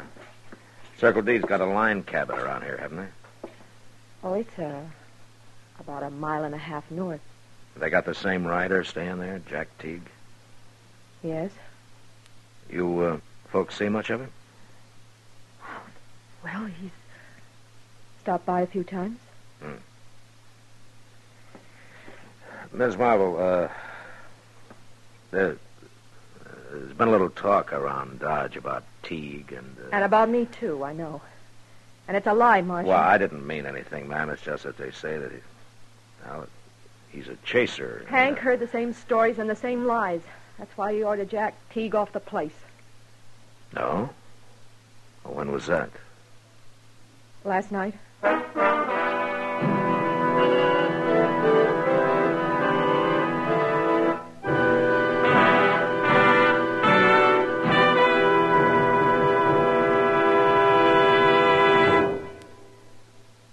Free yourself of old-fashioned ideas. Why don't you live modern? Live modern. Live modern. Free up. Freshen up your taste. Smoke an L&M. Live modern. Smoke modern. Smoke L&M. Enjoy full, exciting flavor through L&M's Pure White Miracle Tip. L&M draws easier. Tastes richer.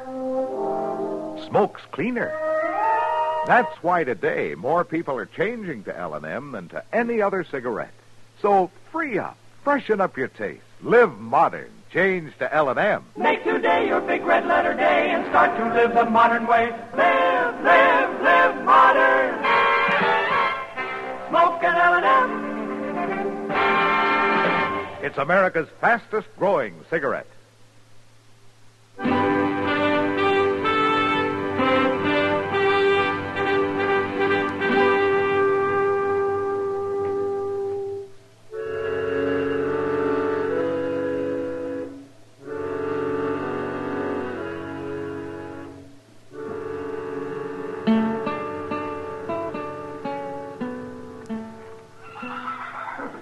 Well, Matt, I guess that's it. The bullet caught him in the back, around the shoulder blade. He never knew what hit him. Did you get the bullet, Doc? Yeah, rifle of some kind, looks like. Yeah, small caliber, though. Nothing like a Sharps 50. No, more like one of those light Winchesters. That won't help you much. Plenty of both kinds around. Yeah, I know. Well, you and Chester riding back into Dodge now? Now I want to take a look at the place where it happened. The kid's going along and show us. Where'd he get to, Mr. Dillon? Oh, in the house with his mother, I guess. She's pretty upset. But at least she's lucky to have the boy left. Be mighty hard for a woman to keep this place up by herself. Yeah, it sure would. It's an awful nice little ranch. I wished I had it. You wish it? Are you thinking about the ranch, Chester, or the widow? Oh, now, Doc. That's all right. I can't see as I blame you. She's a mighty pretty woman. Well, sure she is. But and so doggone young looking.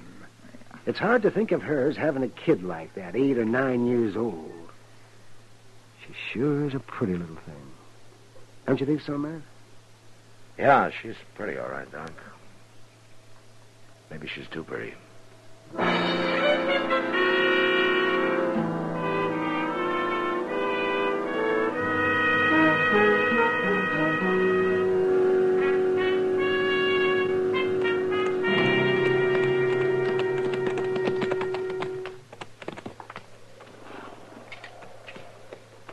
There's where he was, Marshal.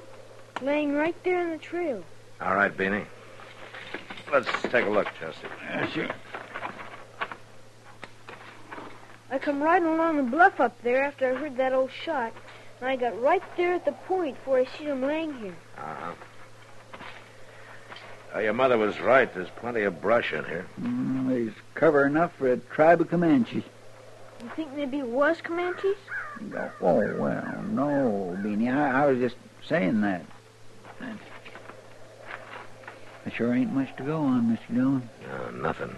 With all this brush for men to hide in without being seen. To hide in, yeah, but getting away after it'd be a different story.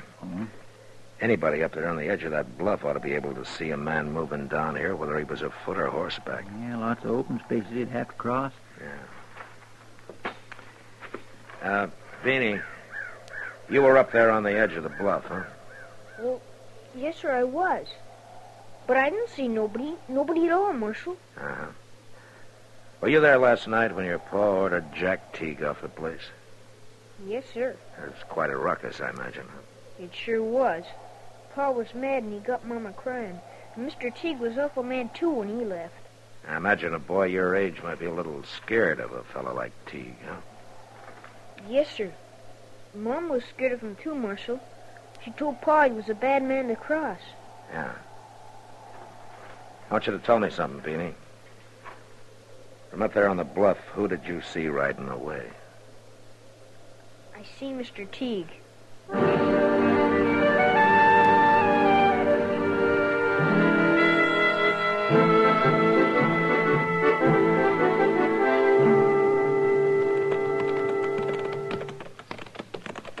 I think that line cabin's just around the next turn yonder, Mr. Dillon. Yeah, I caught a glimpse of it from back up the trail away. Doggone it all, you'd think they'd clear out some of this cussed brush from along the trail. I bet there'd be some good hunting along these bottoms, though, when the deer starts drifting down from the north. Well, maybe we'll give it a try in the next couple of weeks or so. Yeah, I'll get my old Springfield out and clean it up some. Pull up, Chester. Huh? There's the cabin. Yeah. Let's go on foot from here.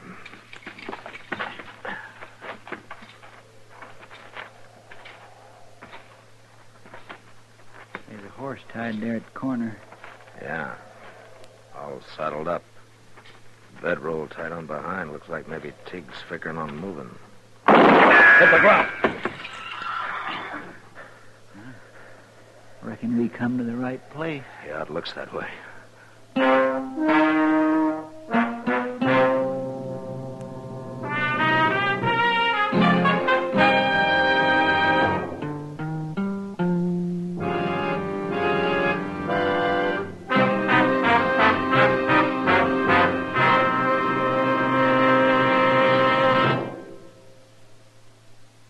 Free yourself of old-fashioned ideas.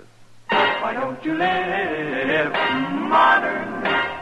Live modern. Live modern. Free up. Freshen up your taste. Smoke an L&M.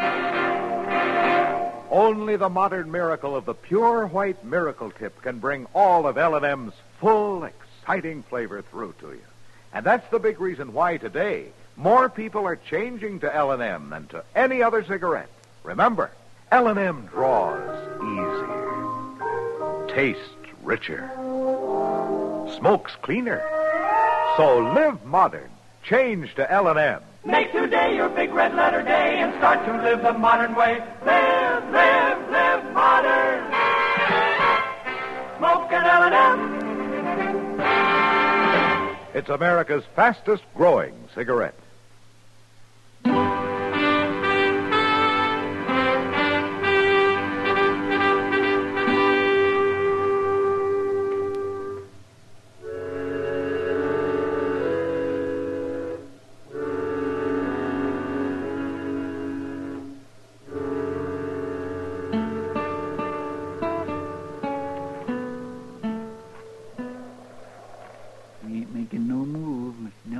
Still there, though. That cabin ain't much protection. Just built out of shake sidings. Yeah. Maybe we ought to show him that, Chester. Might convince him.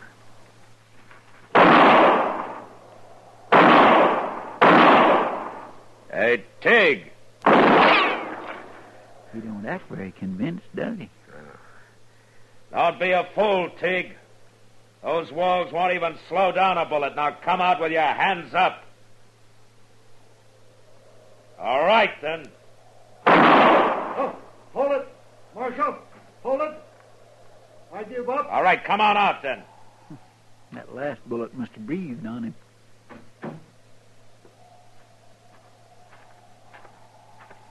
All right, hold it, Tig. That's far enough.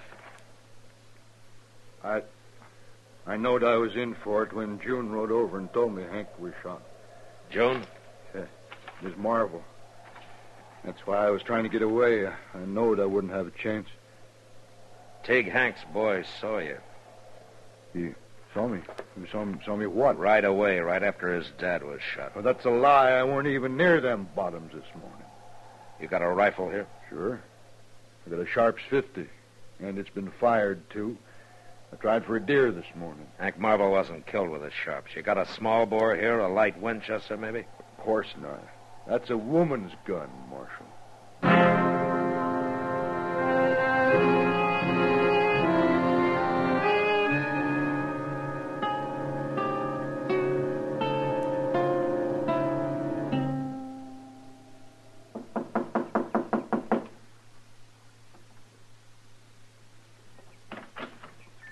Marshal. Miss Marvel? Oh, I wasn't expecting you back so soon. Was something I had to check on, ma'am. Oh, won't you come in? No, thanks. Got a couple of questions, that's all. Have you talked to Mr. Teague? I arrested him. What? Chester took him into Dodge. Is Beanie here, Miss Marvel? Oh, no, he went out along the bluff where he stacked them pumpkins. Raccoons are always getting into them. They come out sometimes just before dark. Why do you want to see Beanie, Marshal? I just want to talk to him, that's all. Well, if it's something I can tell you... There's one thing you can probably tell me. What kind of a rifle did your husband own? Well, the only one he ever used was the Sharps 50. Uh-huh. Is that the only one he owned? No, there's a light Winchester out in the barn, but... Marshal, if you've arrested Mr. Teague, why are you asking all these questions? Do you know how to use a rifle, Miss Marvel? Of course I do. Hank taught me. He figured anybody living out here on the prairie ought to know how to shoot. Uh-huh. All right, I won't take any more of your time now, Miss Marvel. Goodbye.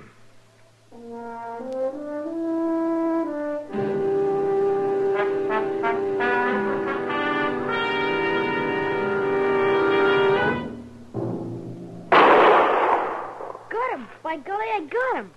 That was a good shot, Beanie. Marshal, I didn't hear you come up. Well, I kept quiet. I saw you trying to get a sight on that coon. Sit down, Benny. I want to talk to you. Sure, Marshal. That darn old Kunchu won't get no more of them pumpkins. No, I guess he won't. That, your mother's Winchester? Well, yeah, Pop got it for her. But she said it's part mine, too. That's a fine-looking gun. It sure is, Marshal. It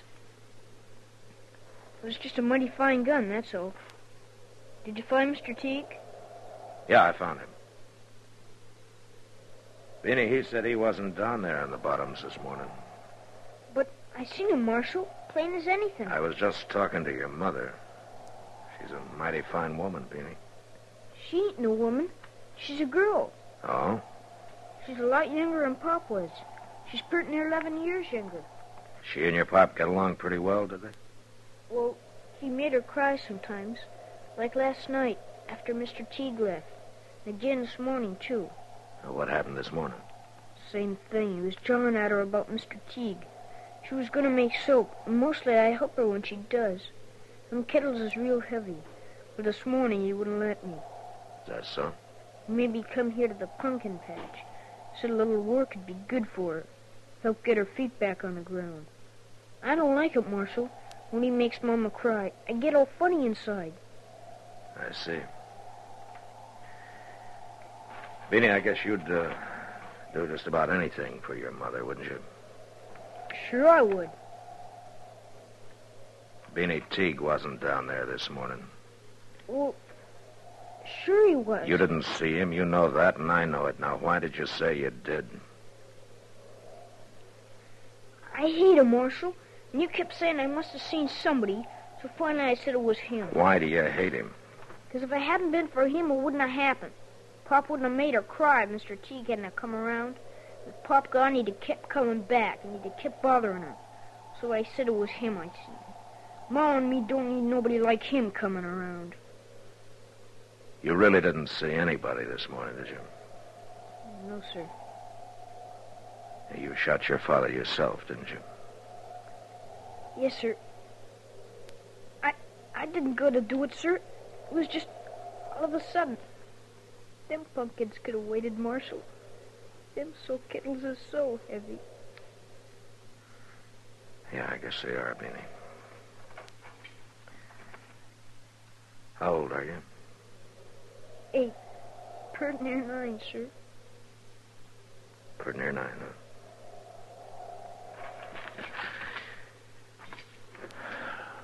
Well. What do you figure will happen, Marshal? Beanie, I wish I knew.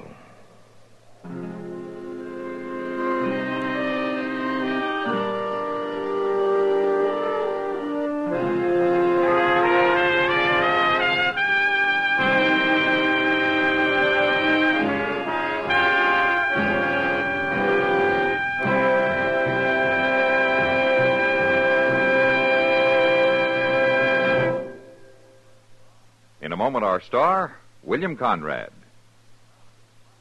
America's Protestants, Catholics, and Jews are strengthening the bonds of brotherhood and friendship by helping the needy overseas. Through their houses of worship, these three faiths are sending voluntary relief to virtually every free country in the world. Hundreds of millions of pounds of goods, clothing, and medicine will go to victims of war, disaster, and famine in many parts of the world. More than 80% of American voluntary relief work for the hungry and needy overseas is conducted through the religious agencies of these three major faith groups. When you share with needy persons overseas through your house of worship, you are promoting the spirit of democracy that unites all peoples for peace and goodwill. You are keeping faith with the finest tradition and heritage of America. CBS Radio urges you to keep faith with those in need overseas by giving as much as you can through your faith. And now, William Conrad. You know, on the high plains, a man lived hard and worked hard, and the years slipped by in a hurry. Well, next week, a man returning to Dodge finds that everything has changed because he stayed away too long. And his plan for changing things back calls for the murder of his brother. And that was the West. Gunsmoke, produced and directed by Norman McDonald, stars William Conrad as Matt Dillon, U.S. Marshal. The script was specially written for Gunsmoke by Les Crutchfield, with editorial supervision by John Meston. The music was composed and conducted by Rex Corey. Sound patterns by Tom Hanley and Bill James. Featured in the cast were Gene Bates, Butch Bernard, and John Daner. Parley Bear is Chester, Howard McNear is Doc, and Georgia Ellis is Kitty. Join us again next week for another story on Gunsmoke.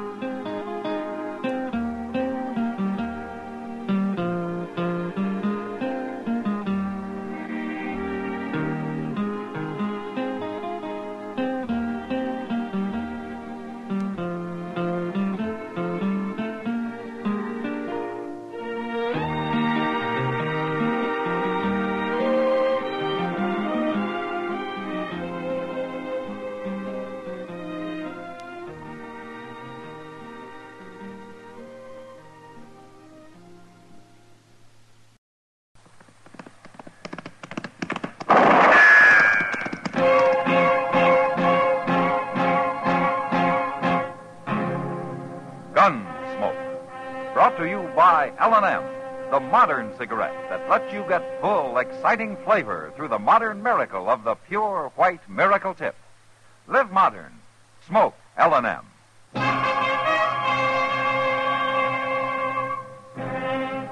Around Dodge City and in the territory on West, there's just one way to handle the killers and the spoilers, and that's with a U.S. Marshal and the smell of Gunsmoke.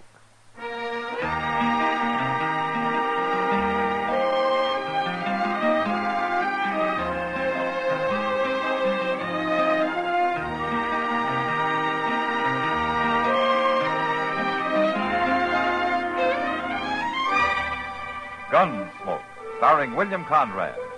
The story of the violence that moved west with young America. And the story of a man who moved with it. I'm that man, Matt Dillon, United States Marshal. The first man they look for and the last they want to meet. It's a chancy job, and it makes a man watchful and a little lonely.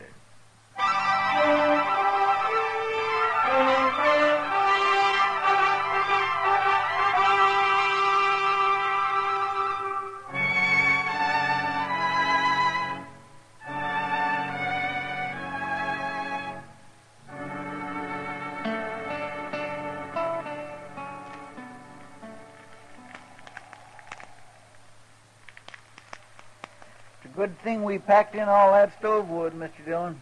Gonna need plenty of it for morning. Yeah, it'll be a real cold night, looks like. That snow keeps on there, so it's gonna be 2 foot deep on the level and 4 in the draws. And if you don't take your boots off that stove, you're gonna have 2 feet on the bare ground, Chester. What are you talking about? Well, your soles are starting to smoke. Now take them off. My golly, I thought I smelled something burning in here. The stove's red hot. Yeah, well, at least my feet's warm for the first time in 2 days. Yeah, maybe I'll rub my boots with tallow. The leather ought to soak it up real good, being so hot that way. Evening, Matt. Oh, hello, Kitty. Hello, Come on Kitty. in. Oh, cold out tonight. Yeah, well, come over here and stand by the stove and burn with Chester. Oh, now. I can't stay, Matt. I gotta get back to the Long Branch. Ah, big crowd tonight? Yeah, but quiet one. Men get sentimental around Christmas time. Oh, I'm that way myself, Miss Kitty. So am I, Chester. I was thinking earlier this evening what it was like when I was a little girl. We used to always say... Well, that was a long time ago. Well, why don't you stay a while, Kitty, and let Sam run the place tonight, huh? Well, the boys sort of need me, Matt. Talk with them and laugh with them, even though they're thinking of somebody else at the time. Well, yeah, I know, but... Well, I don't mind, really. kind of nice to be needed by somebody. What I was thinking, though, Matt, later around midnight, maybe the three of us could get together. Make some hot rum, maybe? It's a good idea, Kitty. Yeah, doggone, maybe I can get old Mr. Jonas to rustle up some chestnuts. And I'll be counting on it. All right. I'll come here if that's all right. I'd kind of like to get away from the Long Branch. Okay. Oh, well, how are you, Mr. Beaker? Good evening. Well, I'd better get on back. I'll see you later. All right, Kitty. Come on in, Jethro. You look like you could stand some warming up. Marshal Dillon, got some trouble out in my place. Oh, what kind of trouble? I've been invaded, attacked on my own property, shot at. Look here, at that there hat. Ah, that bullet come much closer, you'd have been shot, not shot at. Who was it, Jethro? A couple coming through in a wagon. They took over my barn and won't let me put a foot inside. Now, what do you mean a couple? A man and wife? How do I know whether they're man or wife or not? Well, maybe they just wanted shelter from the storm. Marshal, I don't care what they want. They took possession of my barn without so much as to buy your leave. And I want them throw it out tonight. Oh, now, can't we leave it till morning, Jethro? No, sir. Will Ross ain't spending the night on my property. Will Ross? Yeah. Is your daughter with him? Harmony? Marshal, I ain't got no daughter. Well, you did have until 2 years ago when she married Ross and you threw them both off the place. For the last time, I ain't got no daughter. You had one for 19 years, Beaker. You know me for a man of my word, Marshal. Now I'm telling you this. If you don't ride back out there with me right now and get them two off my property, I'm going to burn that barn down with them inside it. Chester. Yes, sir. You better saddle a couple of horses.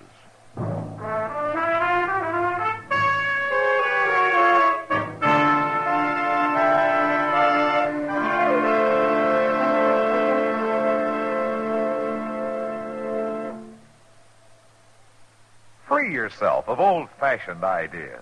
Why don't you live modern?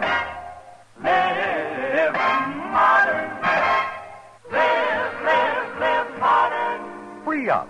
Freshen up your taste. Smoke an L&M. Live modern. Smoke modern. Smoke L&M. Enjoy full, exciting flavor through L&M's Pure White Miracle Tip. L&M draws easier. Tastes richer. Smokes cleaner. That's why today more people are changing to L&M than to any other cigarette. So free up. Freshen up your taste. Live modern. Change to L&M. Make today your big red letter day and start to live the modern way. Live modern. Smoke an L&M. It's America's fastest growing cigarette.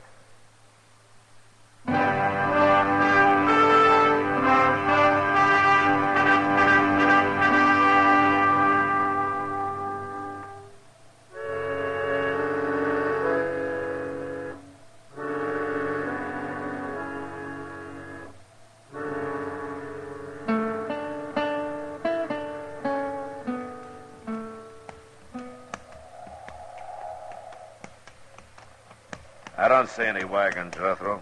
Yeah, they're halted inside the barn. Blast them. They're burning the coal oil stove in the tack room, and they got a fire going in the blacksmith forge. Well, it's a cold night. Yes, and charcoal and oil cost money. Come on out there, Ross. Got the law with me now. Jethro, if I'm going to handle this, I'll handle it my own way. Now, you stay right here. Come on, Chester. Yes, sir. Now, don't you go easy on them. I want them two treated like any other criminals. You make mighty good targets again this snow, Mr. Jones. Yeah, I guess we do it that. The wind dies down, may not turn into a blizzard after all. But I just don't like the idea of walking right into a gun. Who is it? Who's out there? It's Matt Dillon. Hold your fire, Will. Stay back. I'm warning you, Marshal. Just want to talk to you, Will. Now, come on, open the door. It's cold out here. Is old Jethro with you? No, just me and Chester. You can come in alone, Matt. You leave your gun out there with Chester. All right, open it up. Here, Chester, hang on to this. Mr. Dillon, I just don't like this. Now, we got no choice. All right, hurry up, Matt. Well, welcome home, Will. You took a big chance walking up here like that. I doubt that. You wouldn't have shot anybody in cold blood before. I don't think a man changes that much in 2 years. Not unless he's pushed hard enough. Maybe. Now, take that gun, Will. You said you just wanted to talk. I do, but not over a gun sight. Now, hand it over. No, now stay back, Matt. No! Like I said, Will, a man doesn't change that much. No, I guess not. I wouldn't even have shot old Jethro. I figured that.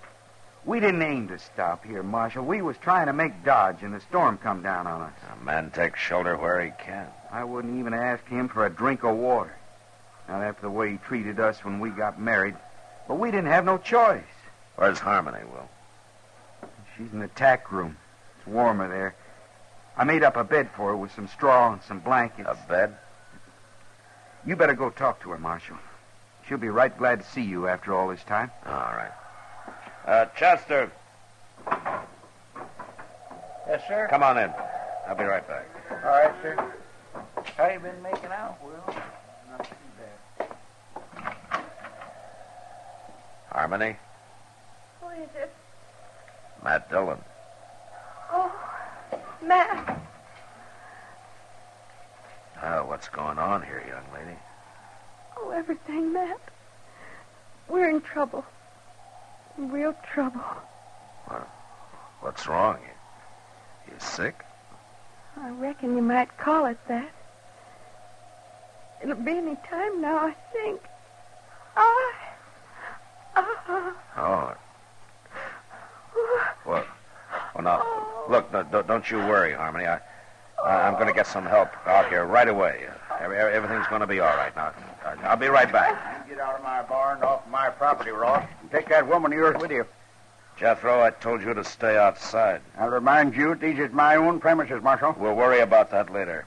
Chester, go get Doc out here fast. Well, what'll I tell him? Is Miss Harmony took down sick? Not exactly, no. What? Just get riding, Chester. My. Yes, sir.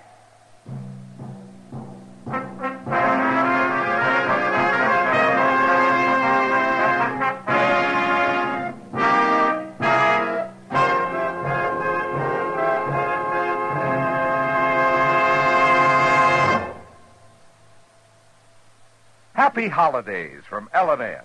And here's how to say it to your friends. Give modern. Give L&M holiday cartons. L&M holiday cartons are gay, handsome. A gift that says both you and your friends know how to live modern. Live modern. Live modern. free up. Freshen up your taste. Smoke an L&M. Remember, when you smoke L&M, you always get full, exciting flavor through the L&M Miracle Tip. L&M draws easier, tastes richer, smokes cleaner. That's why today more people are changing to L&M than to any other cigarette. So smoke L&M, and remember, your friends appreciate your gift of L&M holiday cartons. Live modern. Smoke an L&M.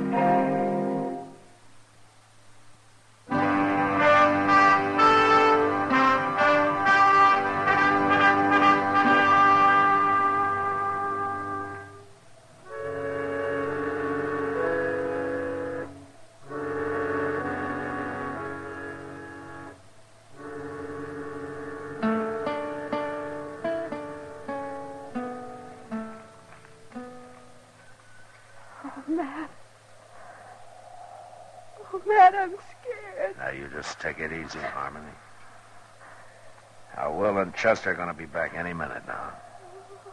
They'll have Doc with them. Why don't they hurry? Don't worry, it won't be much longer. They've got to hurry. Oh, they've just got to. Oh. It's going to be all right, Harmony. Couldn't Chester have gone alone? Oh, why did you have to send Will with him? Well, if he'd stayed here, Harmony, your father and him would have been at each other's throats. Where's Pa? He's out there keeping the forge burning, heating up some water. He's looking sicker by the minute. Why did it have to happen? Here, Matt. Oh. Harmony, take it easy. If I only had something to hold on to. Maybe if you'd give me your hand. Here, take my hand. Oh. Here. There you go. There you go. There you go. You know, baby's first look at the world ought to be all love and joy, not like this. Now, with Pa hating us like he does. Oh, no, Harmony. He does. He hates us. Will and me both. Well, maybe not as much as he puts on. Oh, Matt. Oh, you're right, I think. What do you mean? Oh, it's not going to be much longer. It's... Oh... Just take it easy. If Doc doesn't get here, you'll stay with me. You'll help me, won't you, Matt? Well, sure I will, Harmony. I'll do what I can. But he'll get here, though. Doc always makes it. I hope so, Matt, but I'm afraid he... Oh, say, look. Now, what's all this fuss about? Oh, Doc. Thank goodness. It's a fine time of night to drag a man out in the snow. Yeah, put my bag right there. I can't see why you didn't plan this thing at a decent hour, young lady. Doc, I'm scared. Oh, scared? Fiddlesticks, not a thing to worry about. Women were having young'uns long before you and me was even born. Hurry, please. Oh, well, now then you just settle back there and you quit worrying. I'll tell you when it's time to hurry. Doc, do you mind if I... Well, now, Matt, well, you're as white as a sheet. Oh, well, Doc, Oh, you thought you was going to have to take over by yourself, huh? Now, you go on out there and you tell that old buzzard out there to heat up some more water. He hasn't got half enough. All right, Doc. And then stay out from underfoot. Me and Harmony's got some work to do. Go on now, get.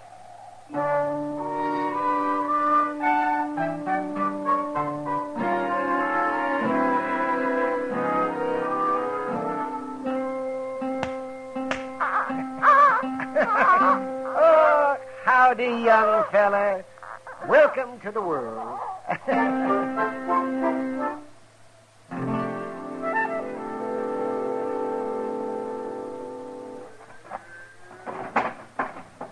My gracious, it is cold, Mr. Dillon. Stopped snowing, though. Clear as a bell. There you are, Mr. Beecher. Better put some more wood on that forge, I guess. It's burning down pretty low. And so's my wood pile. It's a fool waste trying to heat a barn in midwinter. I'll cut enough to make it up before we leave. Yeah. One thing sure, Jethro, we ain't going out beholden to you. You always was a fine one to talk. Mostly, I can back it up. You didn't with Harmony. We don't need your old man's farm, you said. We'll have us one twice as big, you said. We run into bad luck. Yeah, sure you did.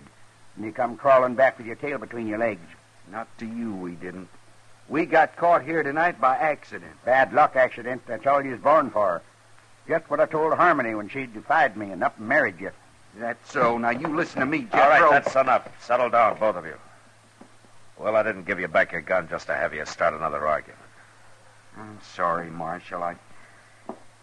I'm just kind of on edge, I reckon. Well, it ain't no wonder when a man's got a new little boy less than an hour old. Yeah, the rich get richer and the poor have young'uns. Jethro, shut up. Marshal, I'll remind you that all of you are trespassers on my property. I thought we settled that. I'm here because you called the law in, remember? Well, you sure ain't done nothing. Force of circumstances, Jethro.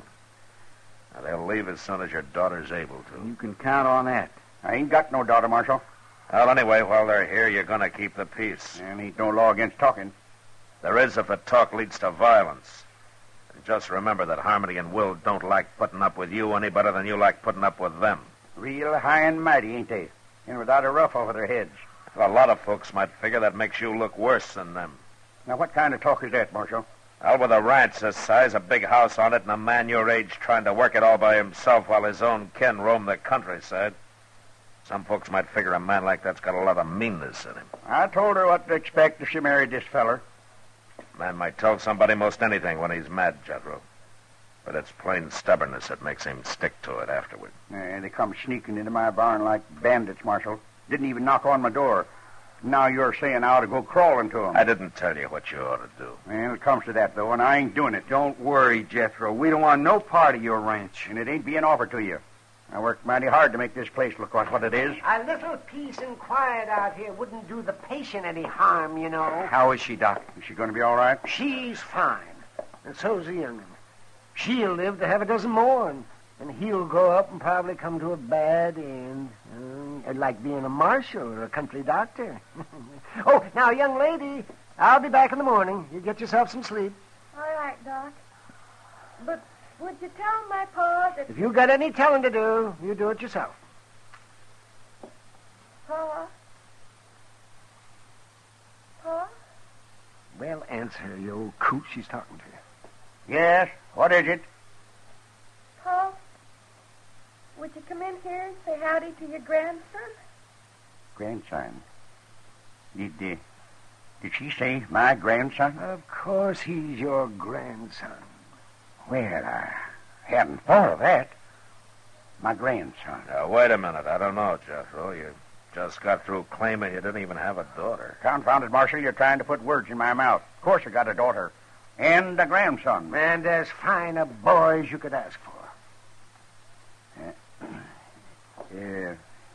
Will. What? Will, I'd be much obliged to you if we could shake hands and kind of forget about things. Well, I can't see no reason not to, Jethro. Yeah, good. Good. Now, come on, Will. Let's look him over. By golly, a grandson. Oh, look at him, the crazy old fool. Young'un's born every day. It's nothing to get all worked up about. Who you fooling, Doc? Huh? Nobody. Well, what are we going to do? Head back to town? Might as well, Doc. You know, they'll probably have some ups and downs yet, but I guess the four of them will be able to work it out now. They'll spoil that kid rotten.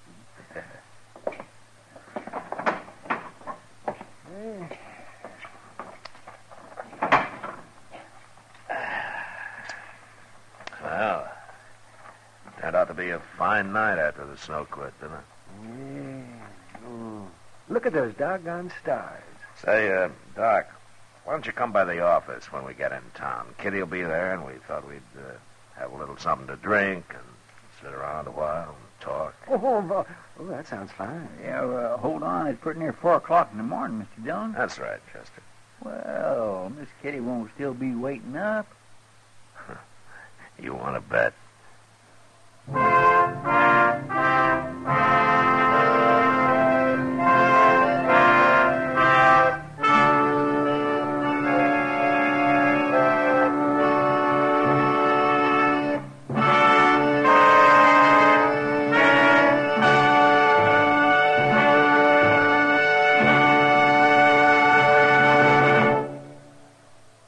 In a moment, our star, William Conrad. Just one person can make the mistake that causes an accident. Pedestrian, passenger, or driver.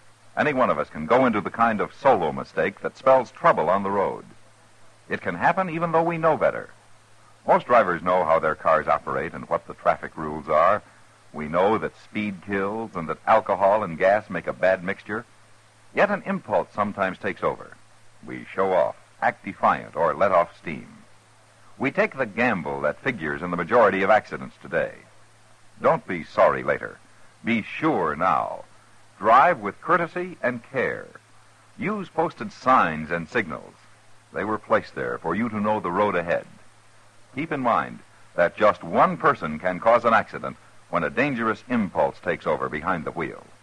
It's what psychiatrists call emotional immaturity. Whatever your age, on the road, grow up and live. Remember, careless driving is kid stuff. And now, William Conrad. You know, the frontier cowhand was pretty proud, and he'd fight anyone who had bad to say of his horse, his hat, or his saddle. And next week, it's because of an old spotted hound dog that 2 men nearly died. And that was the West. Gunsmoke. Produced and directed by Norman MacDonald, stars William Conrad as Matt Dillon, U.S. Marshal. The story was specially written for Gunsmoke by Les Crutchfield, with editorial supervision by John Meston. The music was composed and conducted by Rex Corey. Sound patterns by Tom Hanley and Bill James. Featured in the cast were Ralph Moody, Vic Perrin, and Virginia Gregg. Parley Bear is Chester, Howard McNear is Doc, and Georgia Ellis is Kitty. Join us again next week for another story of the Western frontier, when Matt Dillon, Chester Proudfoot, Doc, and Kitty, together with all the other hard-living citizens of Dodge, will be with you once more. It's America growing west in the 1870s. It's Gunsmoke.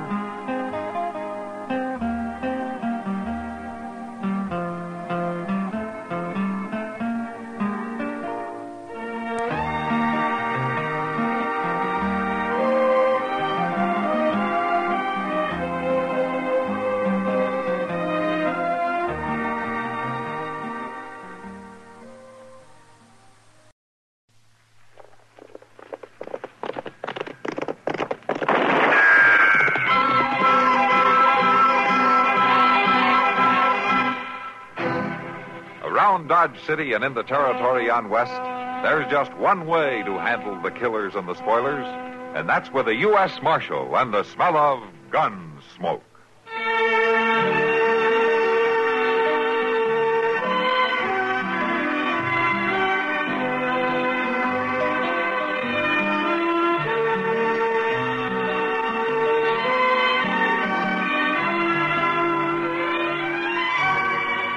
Gunsmoke, starring William Conrad. The story of the violence that moved west with young America. And the story of a man who moved with it. I'm that man. Matt Dillon, United States Marshal. The first man they look for and the last they want to meet. It's a chancy job, and it makes a man watchful. And a little lonely.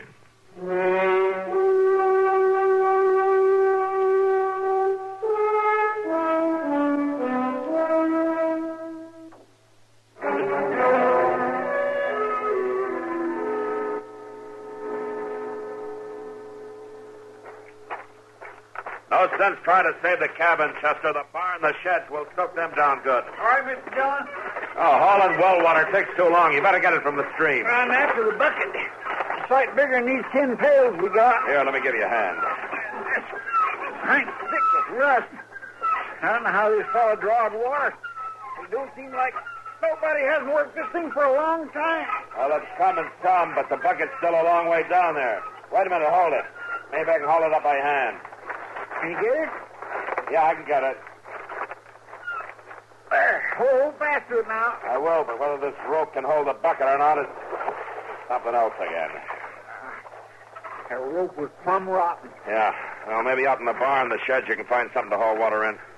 Sure, I just don't figure how he got his water. He sure didn't use this well. He?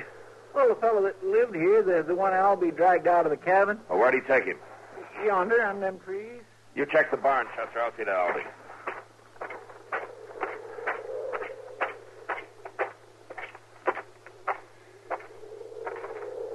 You look kind of singed, Albie. You all right?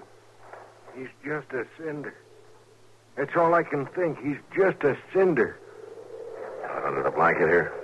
He ain't a man at all. He's a cinder. Yeah. That's all, Albie.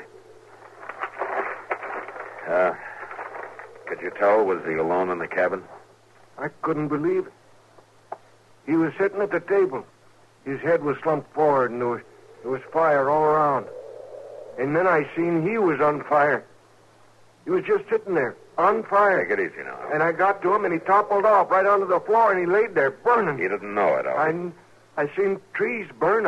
I seen fields. I seen logs. I never seen a man burn before. Just forget about it. You know, it's funny. A man on fire. First thing you do is put a blanket on him. He's burning hot, so you smother. You put the fire out, Albie. That's the way to look at it. You put a blanket on his All right, cinder. now, Albie. You put Albie, a blanket stop it. around his Stop it. finger. You...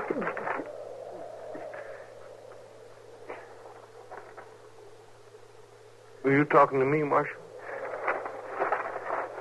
Yeah, the blanket. It was in the cabin? A blanket.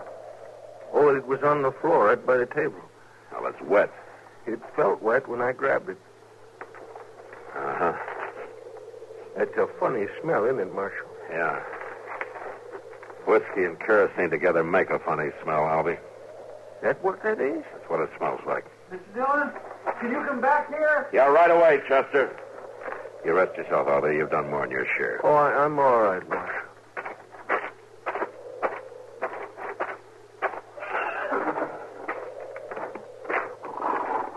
Where'd you find them, Chester? In the corral, behind the barn. Poor things, ain't they puny looking? All thin-fleshed, bone-shone. Yeah. Somebody neglected them for a long time, Mr. Dillon. They're about starved. Any feed in the barn? Ain't nothing in that barn but rusty cans and a broke plow. Everything in there's crumbling, except the rats. Well, there's grass down by the creek. We'll lead them down there. It don't seem like this was Indians, does it, Mr. Dillon? Oh, it looks queer, Chester. Everything around here looks queer.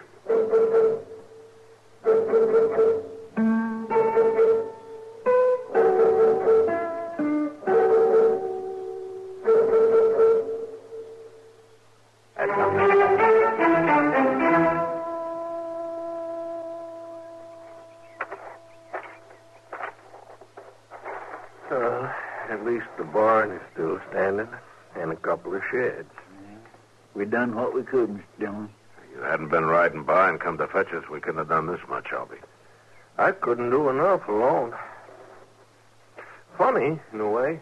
It ain't too far from Dodge, but you know, I didn't pass one settler on the way in. You didn't see anybody around here? No, not a soul.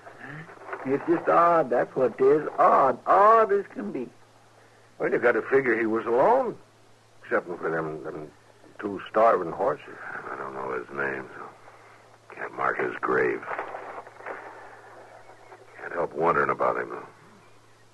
What's a man like that lives alone, lets his place go to rust and rubble, his horses starve? And that well? I don't know when that's been used. I don't think he drank water, Chester.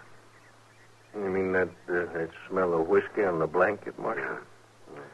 Might be he drank himself into a stupor, knocked the whiskey over, along with it a kerosene lamp. And it'd start a fire that'd burn a man to death. Yeah, that must have been the case. Well, if he was all alone, maybe it doesn't matter what we know. Well, for the love of... What? Mr. Dillon, look, coming up in the creek bed yonder. Maybe he wasn't alone after all. Well, that's just a child. She can't be more than 9 or 10. I'm afraid I'm no judge. Who are you? I'm Marshal Dillon from Dodge City. Who are you? Charity. How's that? Charity Gill, that's my name. It was a big fire, wasn't it? Yeah, it was. You live here? Mm-hmm. Well, where you been, Charity? Up the creek. I play up there, stay up there all I can. I like it up there. You knew about the fire, Charity? I tried to make him move. I told him to, and I pulled at him, but he was too big. I couldn't move him. I tried. See, I burned my dress. He was your father? You know, he married Mama and me when I was little. She said I was to call him Daddy, and I did, but I didn't like him. Where is your mama, Charity? Oh, she's dead. She died when I was 7. I'm almost 10 now. He's dead, ain't he? Yes, he is. I didn't like him. Mr. Dillon, you don't think... I don't know. But it'd be hard to think, wouldn't it, Chester?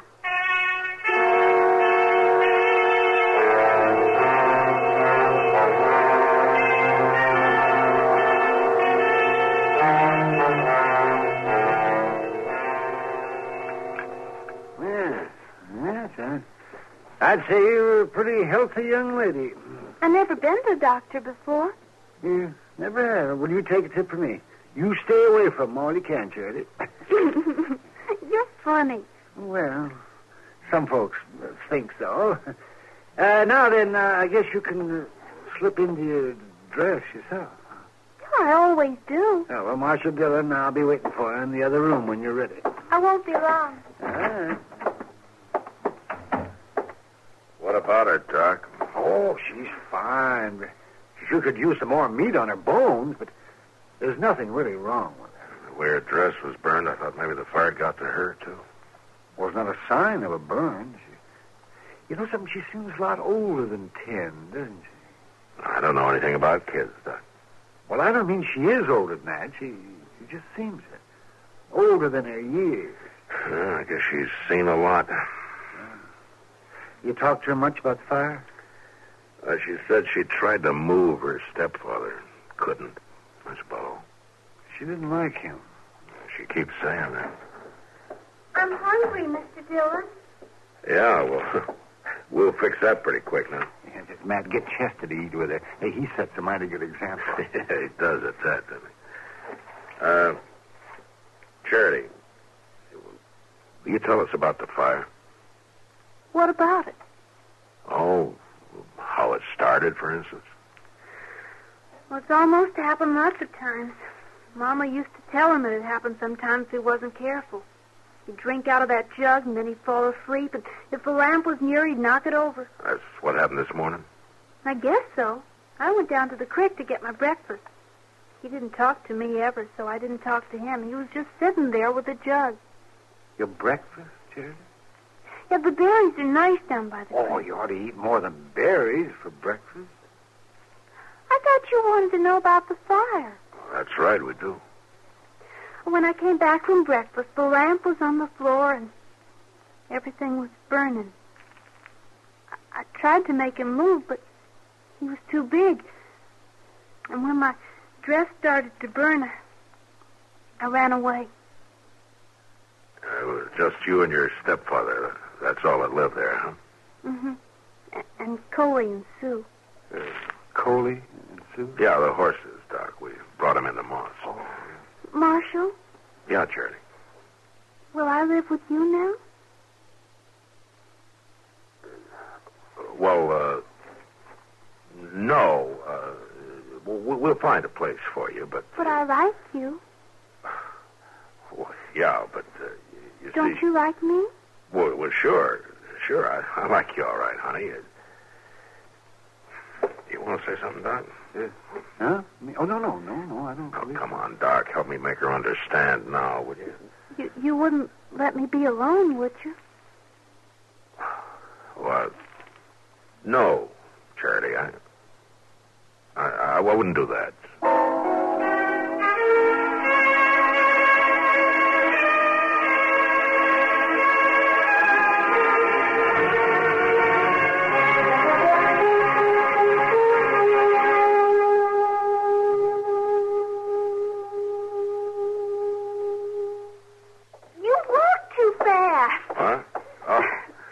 Yeah, I guess I do. Are you in a hurry?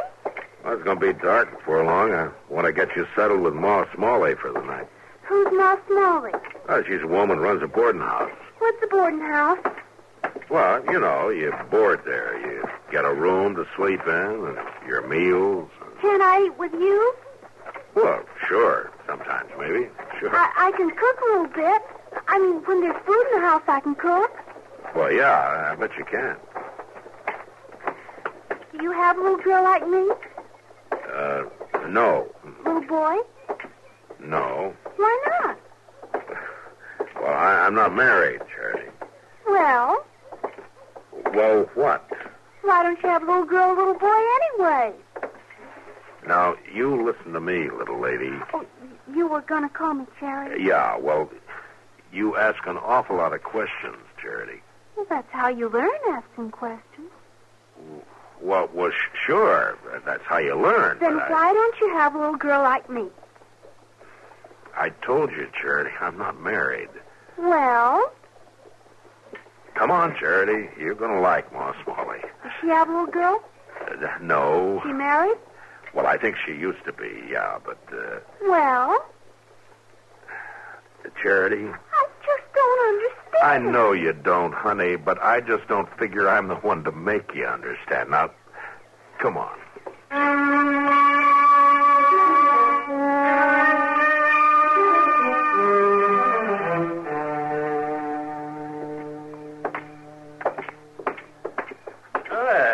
Evening, Marshal. Evening, Rob.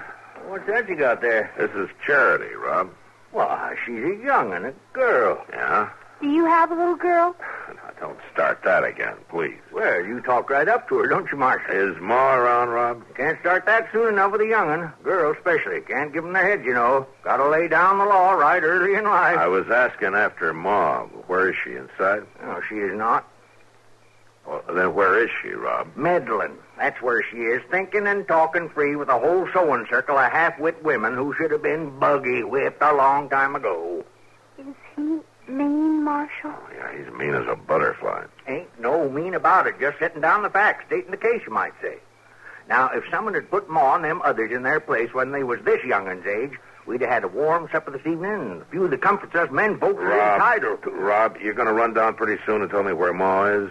Clean all the way to Wichita. Wichita? Mm-hmm. Left on the morning Santa Fe, big as you please. Her and the Dorsey girls, Boss Grimmick's wife, Fanny Doty, Clara Jones. Hold up a minute, will you? You're calling off every woman in Dodge. They can't all be in Wichita. Well, you're the marshal. Make yourself a house-to-house search. There ain't a woman left in town, and they ain't going to be for 5 days running. Well, what's going on? Suffering. Rob, you talk straight to me now, That's or so. what they call it, suffering. They all met for it. Women from all over the state, according to Ma, pouring into Wichita, and every single one of them's got suffering on their minds. Suffering?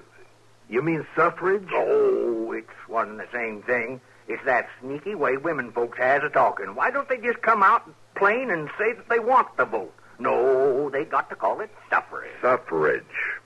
Well, you let them vote a while and see if the country ain't suffering. I'm awful sleepy, Marshal. Yeah, me too, Charity.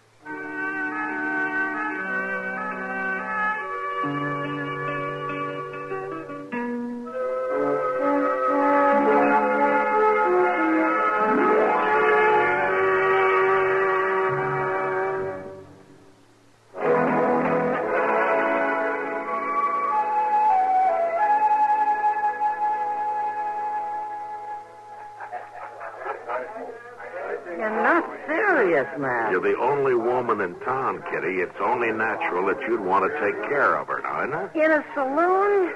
There's nothing natural about that. She can sleep in your room, can't she? My room, the Long Branch, any of this. It's no place for a little girl. You should know it isn't. You think one of my jail cells is better, maybe, huh? Well, it's no worse. Honestly, Matt, I know this is a problem, but I don't think I'm the solution. There must be someplace in town, or even out of town, some family. We rode out to Albie Stevens. He's got 8 kids. Yeah, they're stacked up out there, and they're all boys. What about Mrs. Stevens? She's gone to Wichita with Ma Smalley and the rest of them. 8 kids, and she wants to vote, too? Well, Albie says she went for the outing. I guess you can't blame her for wanting to get away. Hello. Oh, hello, honey. Did you get the drink you wanted? No, the man said he didn't have any milk, so I had some water. She ought to have milk, man. Well, yeah, but... They keep a cow at Delmonico's. Oh, yeah. Yeah, I guess they do. Well, go on, get us some. Charity will be all right here for a little while. Here, honey. You sit down here. And you wait with Miss Kitty, huh? You're not going to leave? No, I'll be back as soon as I get you some milk. I like him. Yeah, I like him, too. You're pretty. You think so, honey? Mm-hmm, and you smell pretty, too. Only what? You got your face painted. Mama used to tell me only Indians painted their faces. Maybe your mother was pretty enough without using powders and things. Oh, she was pretty. Freckles. She had freckles all over. Well, that proves it. I don't have any freckles. This is a funny place, ain't it? Kind of funny, yeah. Sometimes I don't understand grown-ups, Miss Kitty. Outside, there's alfalfa and sweet clover to smell, and quick water to drink, and currants and wild gooseberries and sheep shower to eat. But grown-ups are always crowding together indoors and smelling smoke and drinking whiskey and talking loud. What is that? I don't know, Charity. I just know they do. And if they didn't, I'd be out of business.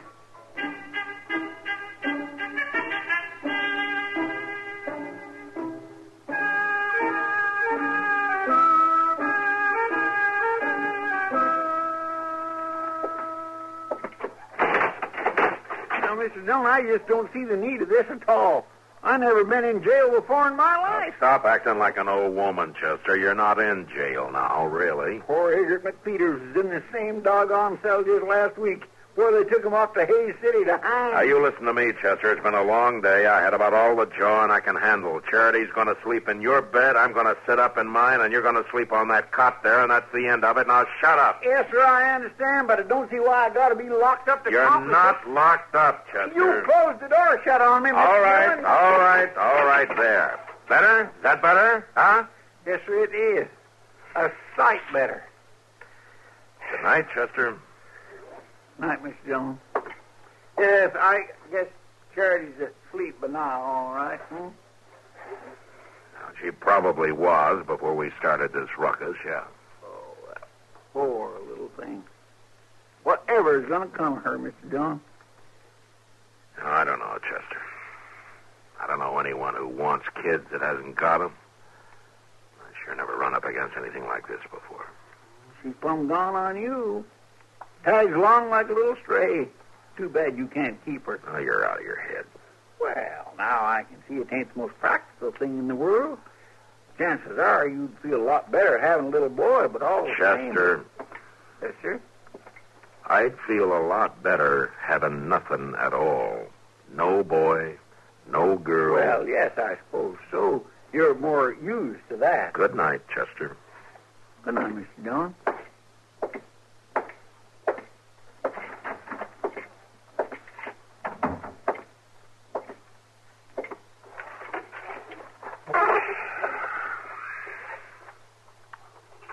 Ain't you going to get in your bed, Marshal? Huh? Hey, you're supposed to be asleep, young lady. I know, but I keep thinking. I never can sleep when I'm thinking. I guess the secret's to quit thinking then, huh? I'm worried about you, Marshal Dillon. Worried? You don't know what to do about me, do you? No, honey, I sure don't. I guess you're tired of me, too. I'm not tired of you, Charity. I just don't rightly know what to do with you. You don't want me to live with you, do you? Well, honey, you can't very well. You've seen how I live here. It's not the right place for a little girl. You ought to have a home. A real home, Charity, with folks close to you who see that you're cared for, who will love you. Mm-hmm. Like my Aunt Annie. Aunt Annie? Oh, maybe I haven't told you about Aunt Annie. Oh, maybe you haven't. At first, I thought it'd be nice to live with you. But mostly you and I just walk around. I get tired. Charity, where does Aunt Annie live? Just on yonder from where I used to live before the fire. Maybe 5 miles, not far. I like you, Marshal Dillon. Yeah. Well, I like you too, Charity. And tomorrow morning, we're going to ride out to Aunt Annie's, huh? Mm-hmm. Oh, I think I'll sleep better now. Yeah.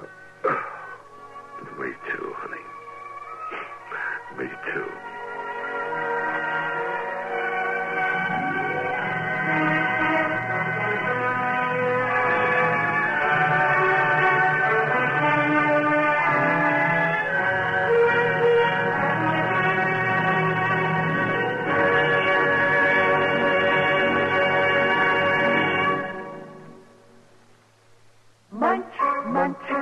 bunch of Fritos. Corn chips, it's not polite to smack your lips, but you can't help it with Fritos. Corn chips, munch, munch, munchy bunch of Fritos. Corn chips.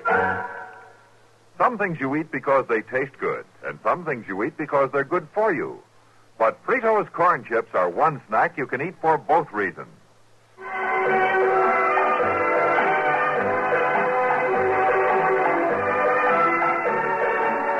Gunsmoke. Produced and directed in Hollywood by Norman Macdonald, stars William Conrad as Matt Dillon, U.S. Marshal. The story was specially written for Gunsmoke by Kathleen Height, with editorial supervision by John Meston. Featured in the cast were Ann Whitfield, Joseph Kearns, and Lawrence Dobkin. Harley Bear is Chester, Howard McNear is Doc, and Georgia Ellis is Kitty.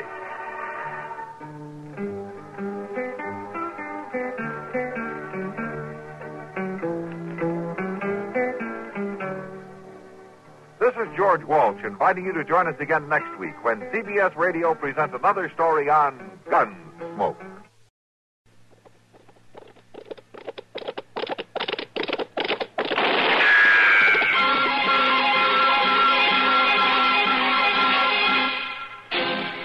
Around Dodge City and in the territory on West, there's just one way to handle the killers and the spoilers, and that's with a U.S. Marshal and the smell of Gunsmoke.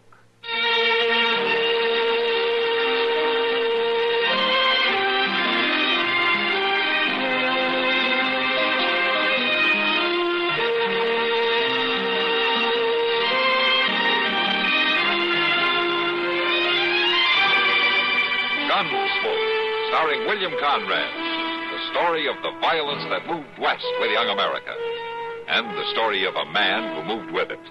I'm that man, Matt Dillon, United States Marshal. The first man they look for and the last they want to meet. It's a chancy job, and it makes a man watchful and a little lonely.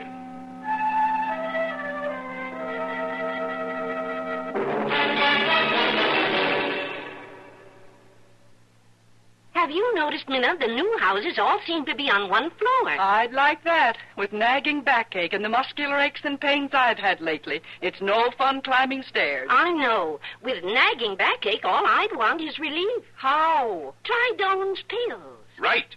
Doan's pills are an analgesic and mild diuretic to the kidneys. Nagging backache, also headache, dizziness, and muscular aches and pains, may come on with overexertion, emotional upsets, or everyday stress and strain. Doan's pain-relieving action is often the answer, and they also offer mild diuretic action through the kidneys. So if nagging backache is making you feel worn out, tired, and miserable, with restless, sleepless nights, don't wait. Try Doan's pills, used successfully by millions for over 60 years. See if they don't bring you the same welcome relief. Get Doan's pills today. To save money, buy Doan's big economy size.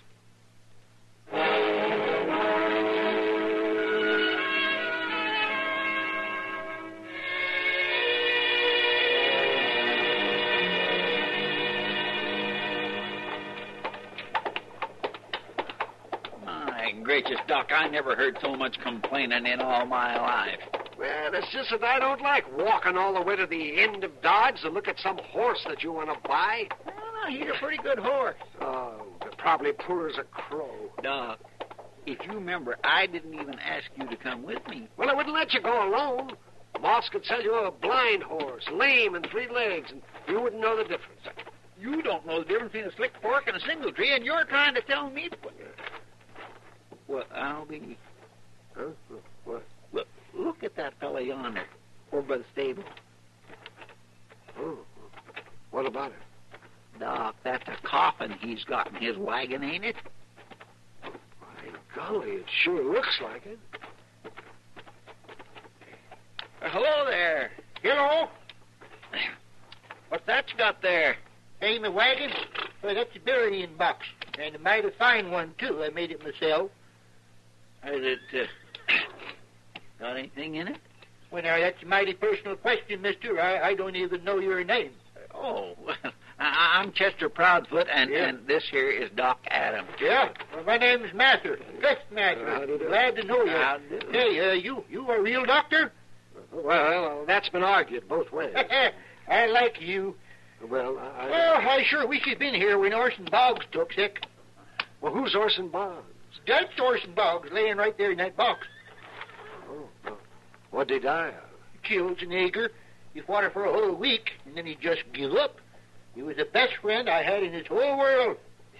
You live around here, do you? No, we was traveling there heading west. You aim to take him with you? Orson Boggs? No, sir. His last request was to be buried in a proper burying ground, and I'm going to do it right here in Dodge. Proper burying? Yeah. You mean you call Boot Hill a proper burying ground? It'll do. I'm going to plant him this afternoon, and then tonight I got to fill his other last request. What was that? Well, Orson left me share of our grub stake. It ain't much, but it'll serve for a wake. A wake? Yeah, well, it's fitting and proper a man should have a wake if he wants one, and Orson said to hold a big one. Well, they hold a wake, before the burying, not after. Well, this is the way Orson wanted it, so that's the way it's going to be. I'm going to hire a room and invite everybody who wants to come. And you're invited, both of you. Oh, well, yes, thank you, but what about this burying? Don't you need a preacher and all? Oh, no, Orson Boggs had no dealing with preachers. No, he asked me to dig a hole and put him in it and fill it up, and that's all. Well, maybe I'll speak a word or two. Well, I gotta find the stable man. I'll see you later. And be sure to come to the wake. Bring anybody you like. Lots of liquor. Lots of... You know, Doc, I wouldn't be surprised but what I went to that burial and wake. Well, you know something, Chester? I wouldn't be surprised if you did either.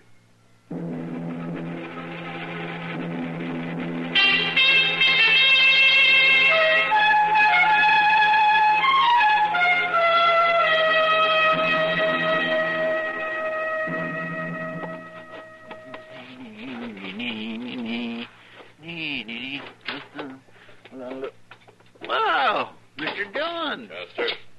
Well, I sure am glad you got back, but I didn't expect you till tomorrow. I'm away 3 days, and you've got to go and get married, huh? Yeah, oh, now, looky here, Mr. Dillon. Just because a man wants to look nice for a party ain't no cause to think he's clean lost his mind. Oh, party. Well, that's different. Who's celebrating? Gus Mather. He's holding a wake tonight. Lots of free food and liquor, all you can drink, he says. Who died? A friend of his, Mr. Orson Boggs.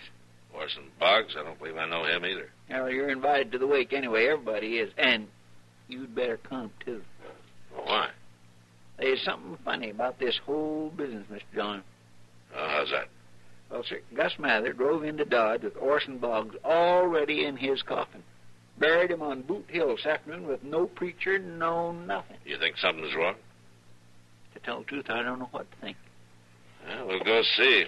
That is, if you don't mind being with a man who isn't quite as flashy a dresser as you are. Oh, no, I don't mind a bit. I mean... Right. All right, let's go then.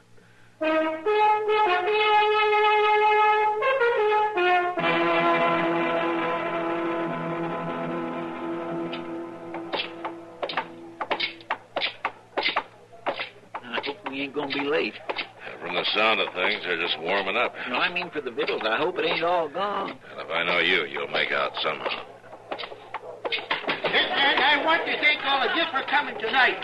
Orson Boggs would have been mighty pleased. Orson Boggs was the best friend I ever had. He was the best man ever to come out of the Red Bank country. Here's to him. Here's to My goodness, what a way to mourn for a man. Yeah. Of course, if he's dead, I guess it don't matter now. Anyway, that Gus Mather sure doesn't know how to throw a party, don't he? Now, that must be worth it to him. How do you mean? This whole business could be a way to let the world know that Orson Boggs is dead, Chester. You mean you think he ain't?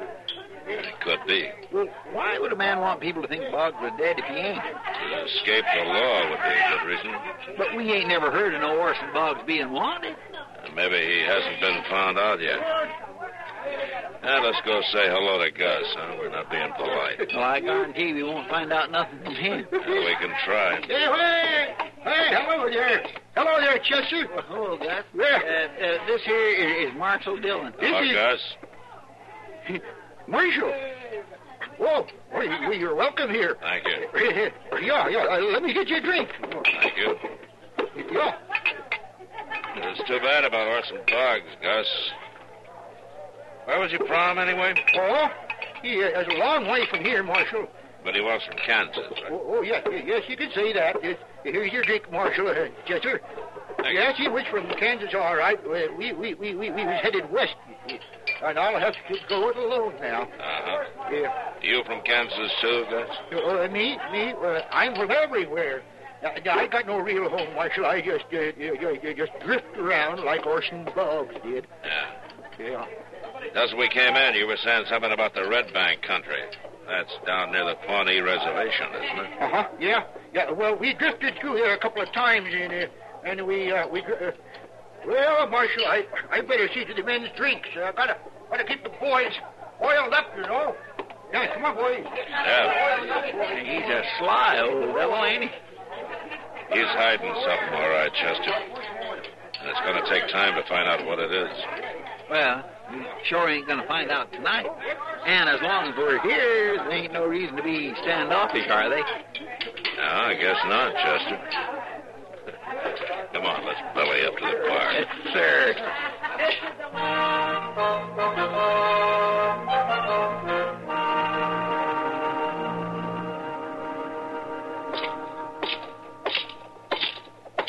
Mr. Dillon? Huh? Mr. Dillon? Yeah, what do you want, Chester? Nothing. I just wondered where you was going. Well, I was going into the Long Branch for a beer. You want to join me, or have you sinned enough for one day? You put it that way, and I don't know what to say. Then don't say anything. Come on.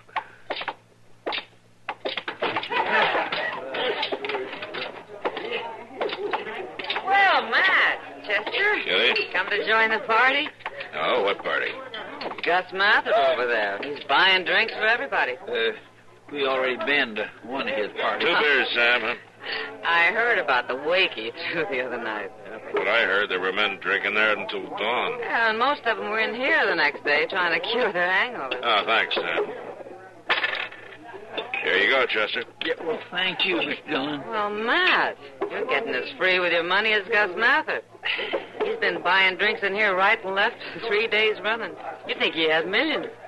Kitty, how much money has Gus been spending? Oh, that little group he's got over there with him now is nothing. Come evening, he'll have 15 or 20 men he's treating. It's always like that. What are you thinking, Mr. Dillon? I'm thinking that's too much money for a man to come by easily. Legal, you mean? Yeah, legal. But doggone it, Mr. Dillon, why don't you just go set him down hard somewheres and make him talk? Chester, I can't just beat it out of him. Besides, he's pretty sly. He's only let one thing slip so far. What's that? About Orson Boggs coming from the Red Bank country. Remember how he tried to cover that up when I asked him about it? Oh, by golly, he did, didn't he? Yeah, it's a long way from here. But we're going anyway. We are. Finish your beer and get the horses. I'll meet you at the office. Yes, sir. So long, Kitty. Good luck, Matt. Well,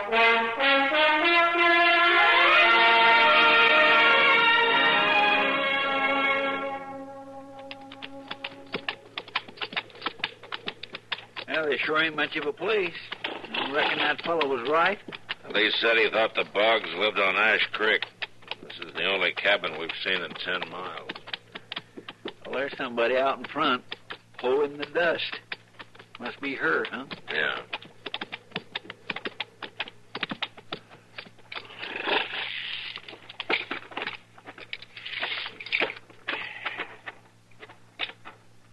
How do, ma'am? Howdy. You, Miss Boggs? How'd you know my name? We ran into a buffalo hunter way back. He said he thought you lived down along here somewhere. He was pretty nosy, wasn't he? I'm a marshal out of Dodge, Matt Dillon. This is Chester Proudfoot. I do, ma'am. Just what do you want here, Marshal? We're looking for Orson Boggs, ma'am. He is your husband, isn't he? Of course he's my husband. Is he around? I'd like to talk to him. And he ain't here. Ain't been here for some days, so you might as well tell me what this is all about. Did you know a man named Gus Mather, friend of your husband? My husband don't have no friends, Marshal. We come out here to lead a moral life, to keep away from people and temptation and sin and worldliness. You sure picked a good spot for it. Miss Boggs, do you know where your husband is? He went off on a hunting trip. Said he was getting restless. And he went alone? Of course he went alone. What's this all about, Marshal? Miss Boggs, that man I mentioned, Gus Mather, he's in Dodge, telling everybody that Orson's dead. He ain't dead. I'd know it. Somehow I'd know it if he was. Gus Mather claims he's Orson's best friend. He's lying. He's got to be. You sure you don't know him? About 55, spry, gray-haired. I told you. Orson don't have no friends. Well, then how did Gus Mather know Orson's name? How should I know? I ain't responsible for this Gus Mather. Now, if you leave me be, I got work to do. Good day to you, Marshal. Well, if that ain't the cold-bloodedest woman I ever did meet. She's hiding something, Chester. Too bad it ain't her face. We going back to Dodge now? Yeah. And I have a hunch it won't be too long before she's there, too.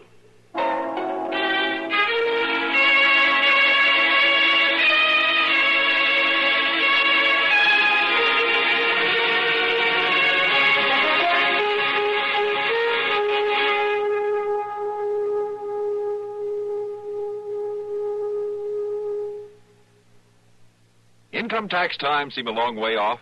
Not for the smart taxpayer, it isn't. It's time now to round up all the facts and give them a leisurely going over. Haste makes waste of possible tax savings. Haste also makes for mathematical mistakes, which result in returned returns. File early, now, while there's time to make sure you have passed up no legal chance to save yourself tax dollars. Assistance, free assistance in any aspect of your income tax return, is available for the asking by phone or in person at any Internal Revenue Service office listed in your phone book under the United States government listings.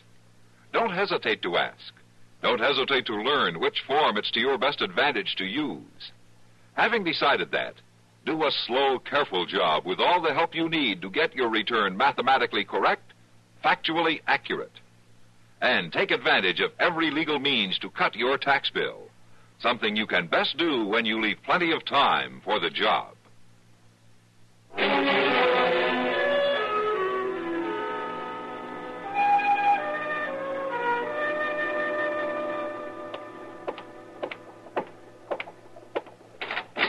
Marshal? Ah, Miss Boggs. Come in. Orson ain't come home yet, Marshal. Oh? This Gus Mather you was talking about. I'd like to have a look at him. Well, he's over at Long Branch, Mr. John. At least he was an hour ago. The Long Branch is that saloon just across the street there. The saloon.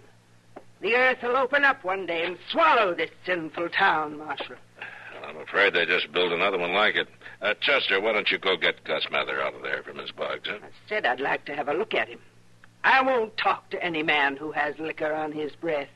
Well, would you mind getting close enough to look through the window at him, Miss Boggs? And no closer. All right, let's go then.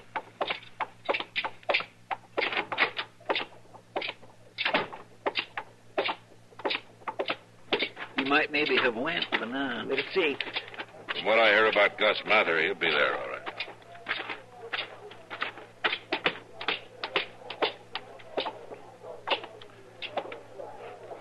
Yeah, he's there. He's drunk. Little, maybe. I thought you said you didn't know Gus Mather. I've seen him. But I never knew what he called himself. Then he is a friend of your husband's, huh? Marshal, that man in there is no friend of my husband or of mine.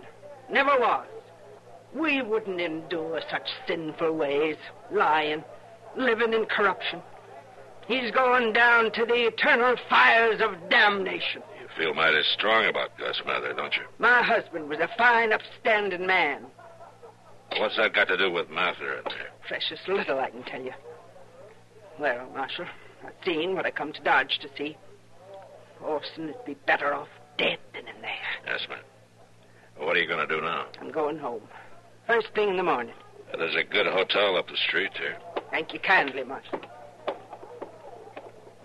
Well, if that don't beat all. traveling all this way just to take a look at Gus Mather. She had more reason than that, Chester. What's that? I don't know exactly. But go find Doc and then meet me at the office. We're going to make a little trip up to Boot Hill.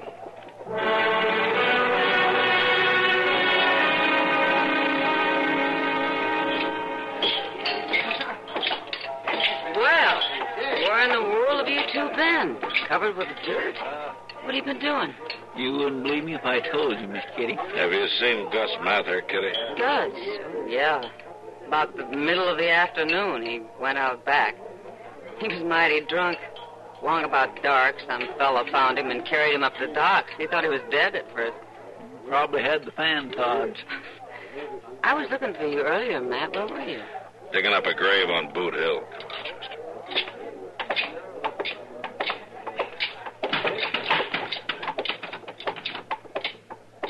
Doggone him, he's been in there 24 hours a day, every day since that wake. Now, when we want him, he's passed out. There isn't much we can do about it now. Let's get some sleep. We'll see Gus in the morning.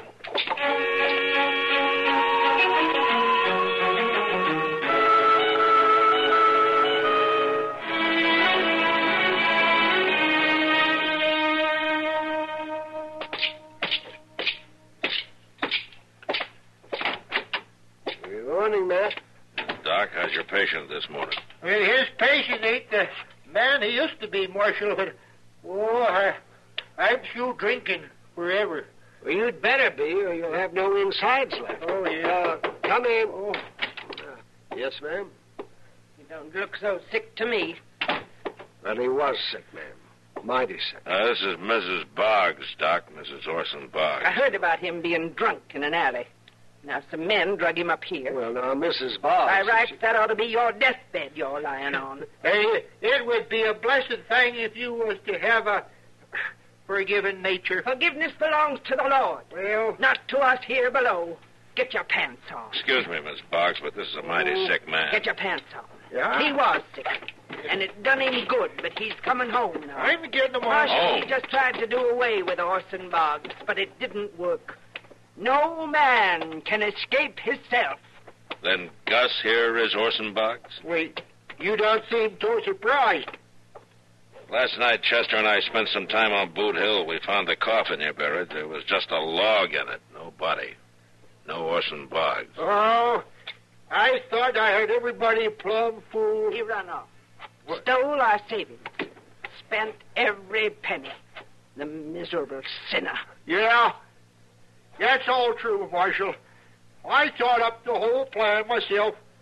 I just got tired of being good all the time. Well, you're going back to being good. Yeah. And you're going to stay good the rest of your life. Now, come on. Let's get started home. All right, come on.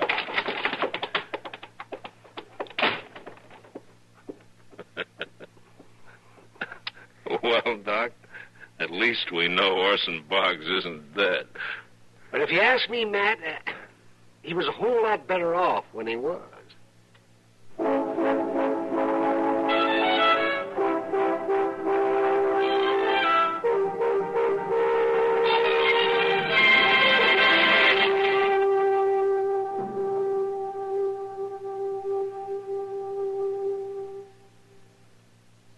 Hi, this is Dennis James to make a point about reliable, effective Kellogg's All Brand. Repeat after me, please. What do you want when you need brand? What do you want when you need brand? Reliability. Reliability. Now, what do you get in Kellogg's All Brand? What do you get in Kellogg's All Brand? Reliability. Right. You see, Kellogg's All Brand is the reliable brand that millions depend on for the effectiveness they want. It's the real Battle Creek formula that brings you more brand bulk in every serving. More of the vital brand bulk that helps you keep regular. Kellogg's All Brand is also low in calories and mighty pleasant tasting. You can trust Kellogg's for that. The crisp toasted shreds have the kind of good bran muffin flavor that most folks are partial to. So next time you are shopping, get Kellogg's All Brand, and you'll get reliability. That's what you get in Kellogg's All Brand. Reliability.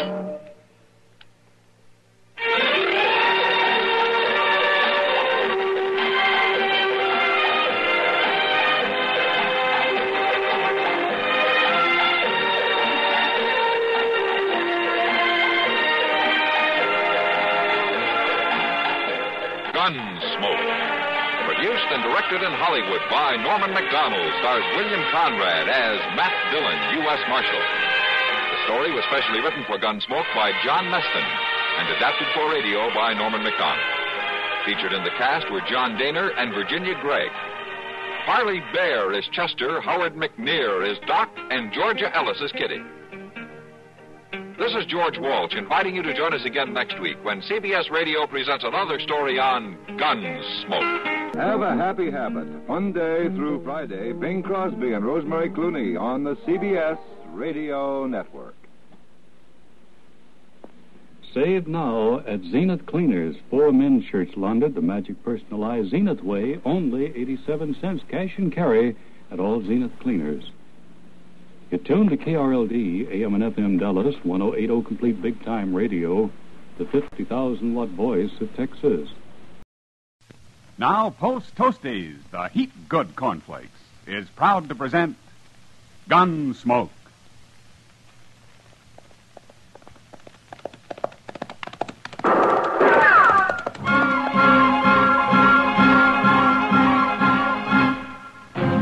Around Dodge City and in the territory on west, there's just one way to handle the killers and the spoilers, and that's with a U.S. Marshal and the smell of gun smoke.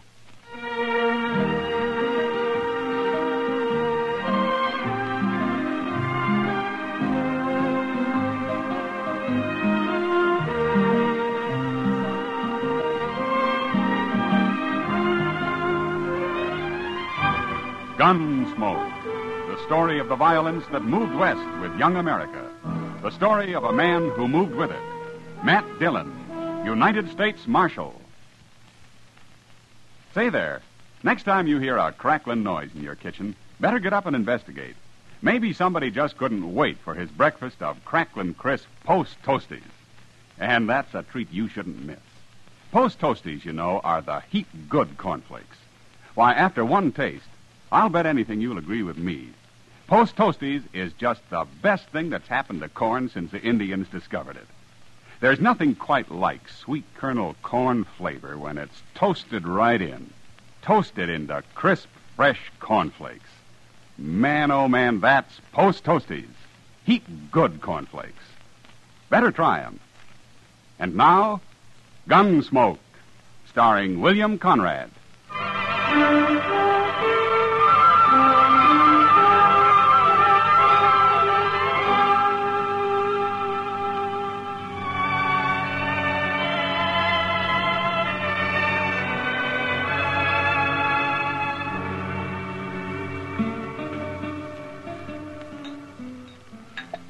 You sure are slow with that beer, Doc. I'm ready for another one. You had enough last night, Chester. Matt told me you were still asleep at 9 o'clock this morning. Oh, I was. And it was mighty kind of him not to wake me up. Say, are you sure he said he'd be back this afternoon? That's what he told me. So I... Oh. Now, what in the world was that fella? Who? He just came in the door there with Tyler and Short. Oh, him. That's Weed Pendle. He rode in on a mule a couple days ago. Well, which has the bigger ears, him or the mule? Oh, he is funny looking, all right. And he acts peculiar, too. That's a mighty scrawny mule, Pendle. I seen you on him this morning. Pendle here's kind of scrawny yourself, Short. Maybe some beer would fatten him up a little. I'd like some beer, all right, but I got no money. Why don't you sell that guitar of yours? Sell my guitar? No, I'd never do that. You must have a nickel at least. Last money I had got stolen. Now, who'd dare steal money off a tiger like you, Pendle? I was asleep. I started to wake up, but they kicked me in the head. You call that a head? Looks to me more like your neck just growed out and haired over. I ain't very handsome. You sure ain't. Hey, what'd your old lady think of you when she saw you, Pendle? I don't know. She died. Yeah, laughing, I'll bet. Oh, now that's enough, Tyler. That's too mean. Pendle's a harmless little fella. Ain't nobody talking to you, Chester. Well... Bartender, 3 beers. You buying, Tyler? I'm proud to.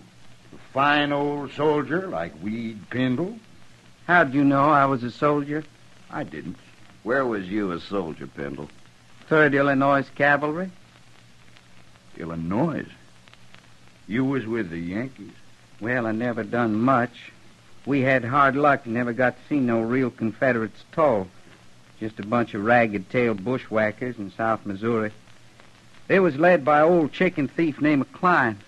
Yeah, so there was. Tell me something, Pendle.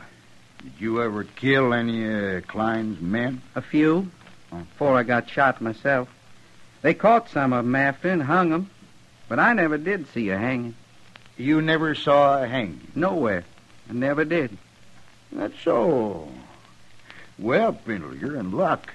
Since we was kind of in the war together, so to speak, I'm going to show you a hanging.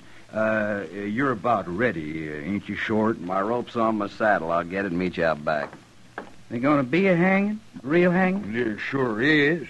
You're lucky, Pendle. You run into us just in time. What are you talking about, Tyler? Who are you going to hang? It's a kind of surprise, Chester. You can watch, too. Here. You know it's against the law to hang people around here? I saw Marshal Dillon ride out of town this morning. When he gets back, it'll be all over. And don't you try to buck me in short, Chester. You'll die if you do. Come on, Pendle. You don't want to miss it. Sure. What do you suppose they're up to, Doc? And I don't know, Chester, but I'd like to find out. Yeah, I guess we'd better. I sure do wish Mr. Dillon was here. I never did think much of Tyler and Short. They play no good. I'm worried, Doc. There they are. Why, it's Pendle. They got a rope around his neck. Of course, you won't see all the hanging, Pendle, just the start of it. What are you hanging me for? I ain't done nothing. You was in the 3rd Illinois Cavalry. Well, sure. We was fighting under that old chicken thief Klein in South Missouri. It's a real pleasure to hang a Yankee like you. But I only done what they told me to. I didn't kill nobody on purpose. All right, now, wait a minute, you two. You've gone far enough. Shoot him, Tyler. You go shooting anybody, and you'll be the ones to end up on a rope. Doc ain't armed. He never is. Go on, Tyler. All right. You can try it. But you're sure going to have to kill me before you hang anybody. I'll kill you. You'll have to kill me, too, Tyler. Mr. Dillon. Where'd he come from? Take your rope off that man's neck, Short, and do it quick. Sure, Marshal. Sure. I told you shouldn't hang me. Oh, we was just funning the Marshal. We wasn't going to hang him. What's this all about, Short? Well, he's a Yankee, Marshal. Killed a lot of us in Missouri during the war. We was going to scare him and then run him off. Well, you forget about that. And forget about the war, too. It's over. The next time I catch you up to anything like this, you're going to go to jail. Go to jail? Over a dumb Yankee who don't own nothing but a skinny mule and a guitar? Get out of here, Short. And you, too, Tyler. Okay, Marshal. But this Yankee better get out of here, too. Out of Dodge. Shut up, Tyler. And get moving. Sure. See you later, Pendle.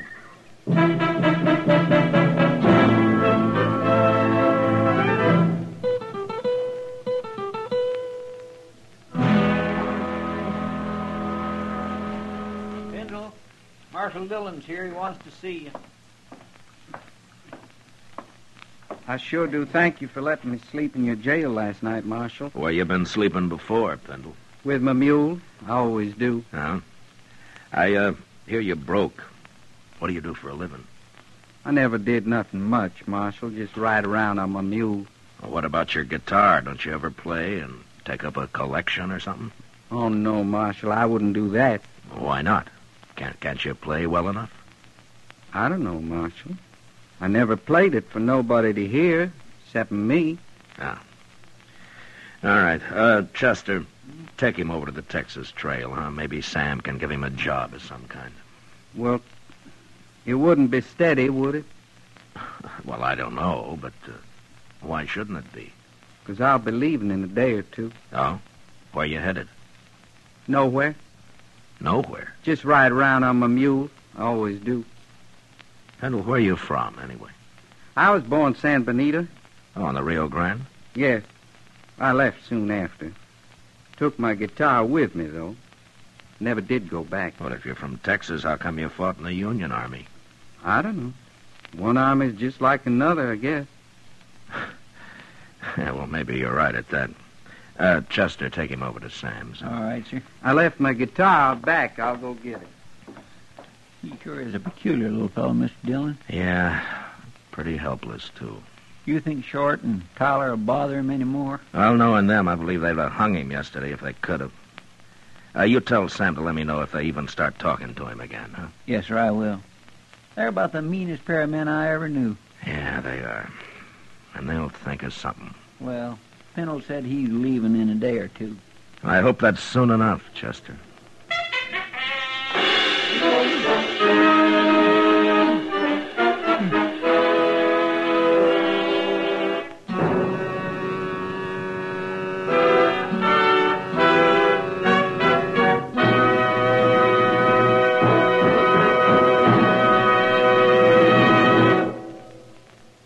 Say, how are morning appetites at your house?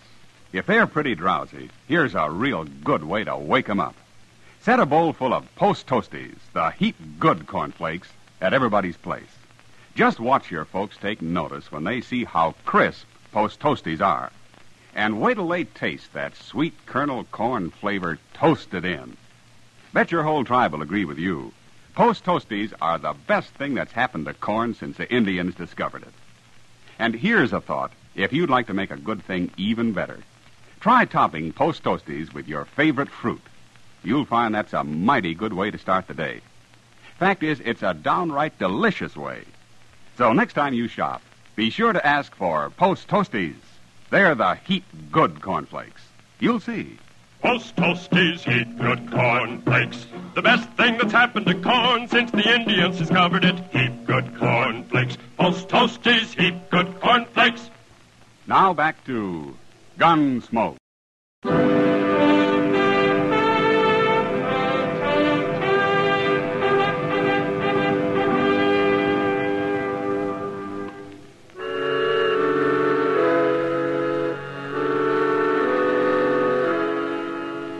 Sam gave Weed Pendle a job sweeping up the saloon and let him live in a tiny shack out back. He tried to get him to play his guitar, but Pendle wouldn't do it. And we all began to think that he probably didn't even know how. It's hard to believe that anyone as simple as he was could learn to do anything. I looked up Short and Tyler and warned them again to leave him alone, and they did. Until one morning a couple of days later.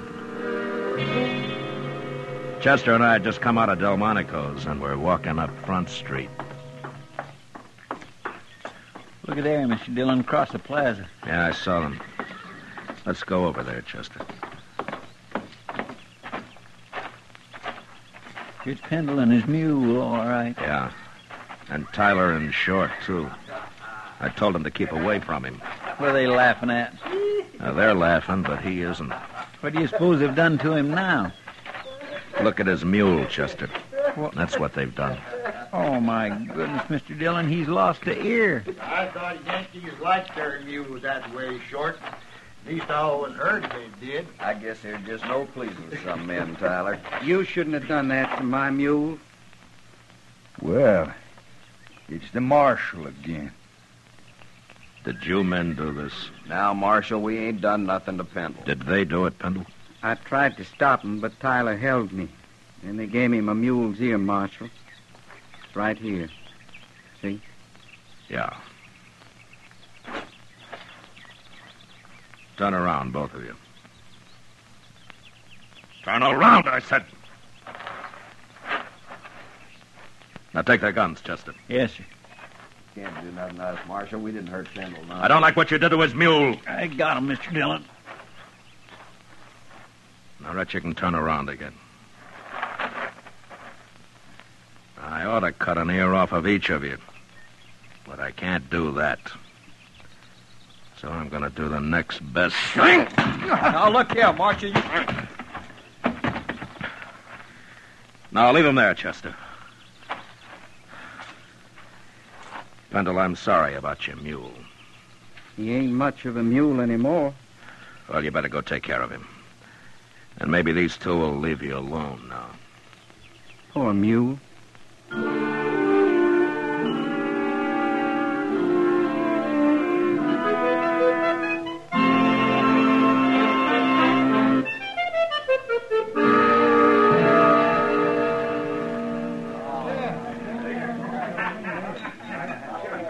You know what Weed Pindle told me yesterday, Matt? Well, it could have been almost anything, knowing him, Kitty. No, this kind of makes sense. I asked him if he was ever lonely, and he said, no, he never stayed anywhere long enough to get to know anybody that well. He's a little strange, all right. Now what are they up to? Who? Tyler and Short. They just came in with Pindle. Oh? Look, Matt, he's got his guitar with him. Yeah. Hey, listen, everybody. Hey, listen, everybody. Little Yankee is going to play his guitar for us. At least he's going to try. Ain't you, Yankee? Don't shoot my mule. We ain't going to shoot your mule. Not if you play good enough. Go on, get started. If you know how. They threatened to kill his mule, Matt. You got to stop them. No, wait a minute, Kitty. Go on, Pindle. Go on, play. All right. Wait.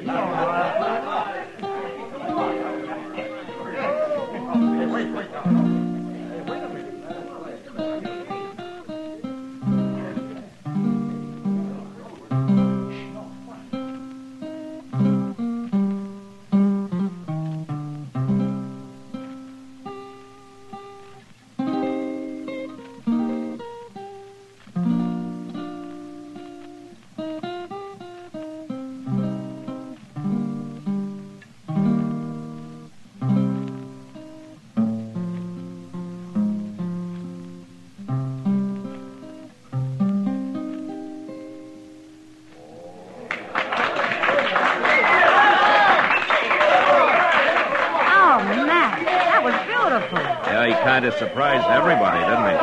Tyler and Short don't look so happy about it. No. The crowd's with Pindle now. Good. They'll leave him. Yeah, they better.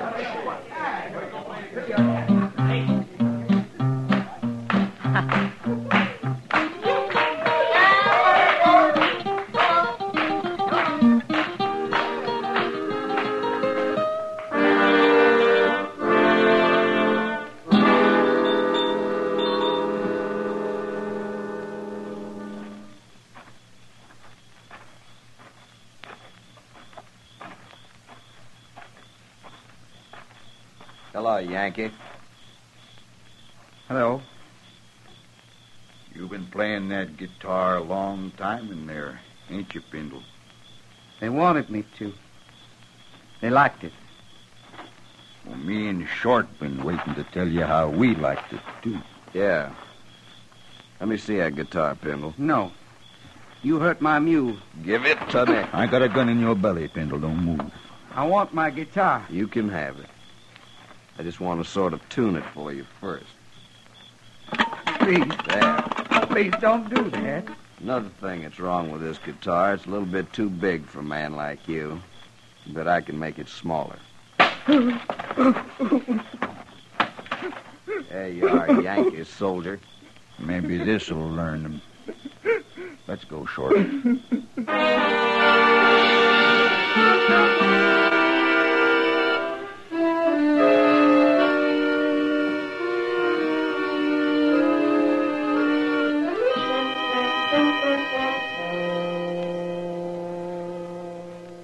Are they both dead, Doc? Oh, my, yes. Real dead. For several hours, at least. Why, they must have been asleep when it happened, Doc. It looks like Short there struggled a little. I guess Tyler got his first, and it woke Short up for a minute. He wasn't awake very long, Matt. Just long enough to see who was cutting his throat, probably. Well, he can't talk now. No. Yeah, I guess I'm all through here. What do you want to do with him? We'll let the hotel worry about him. I guess it's Weed Pindle I want now. My, and him such a mild little fellow. Any man can take just so much, Chester. I sure hate to see poor Pindle hang for killing these two buzzards, man. Chester, wait for me at the jail, huh? I'll bring him over as soon as I can find him.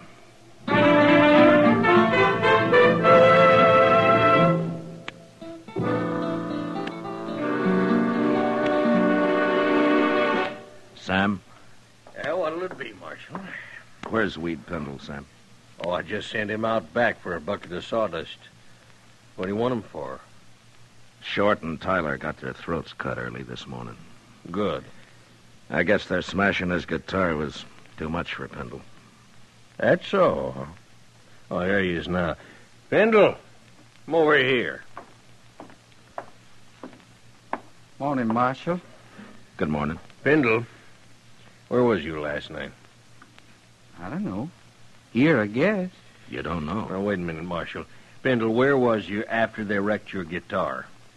Well, I sat in the alley a while, then I come back here. Yeah, that's right.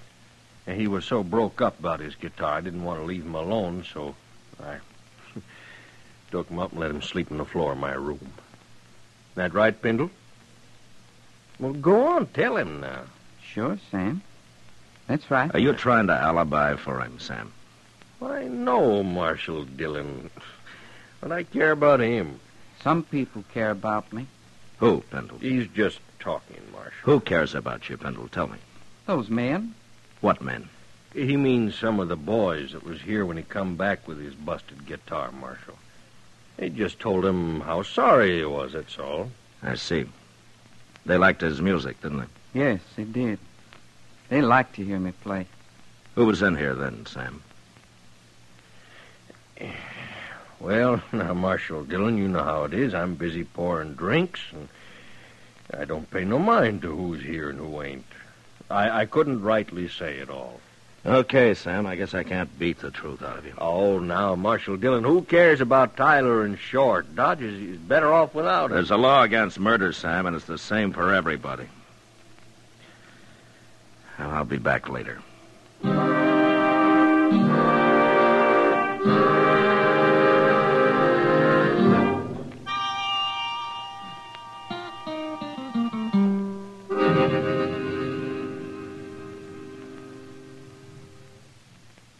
What are you going to do now, Mr. Dillon? Well, I've done all I can, Chester. The whole town's just plain quit talking. Nobody knows anything. Well, I guess they're all trying to protect Pendle. Yeah, they are. That he didn't do it. Well, who did then? Well, if I could prove who did it, Chester, I'd have him in jail. Say, come over here. What? Well, I declare, Mr. Dillon, it looks to me like he's leaving town. Yeah, I told him he could go. He looks funnier than ever on that one-eared mule. Yeah. Well, Dodge treated Pendle pretty rough. It sure did. Poor little fellow looks kind of empty like that his guitar, don't he? Well, maybe you'll find another one somewhere. Anyway, they sure like to hear him play in this town. Yeah, a couple of the boys in particular, I guess. Yeah, they liked it just fine.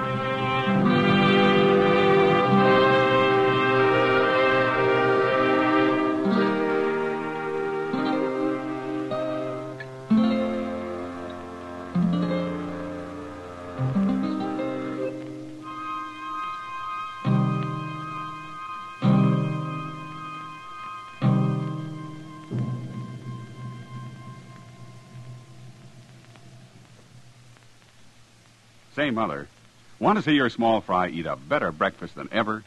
Well, may I suggest that you dish him up some sugar crinkles to start with? Sugar crinkles, you know, make breakfast more fun than a circus. Sugar crinkles is the sugar rice treat that's just right sweet. It's high time to forget these sugar-coated cereals that seem too sweet to you and those others that don't seem sweet enough to the kids. Just pour out crisp, golden sugar crinkles and see how just right sweet a sugar-coated cereal can be.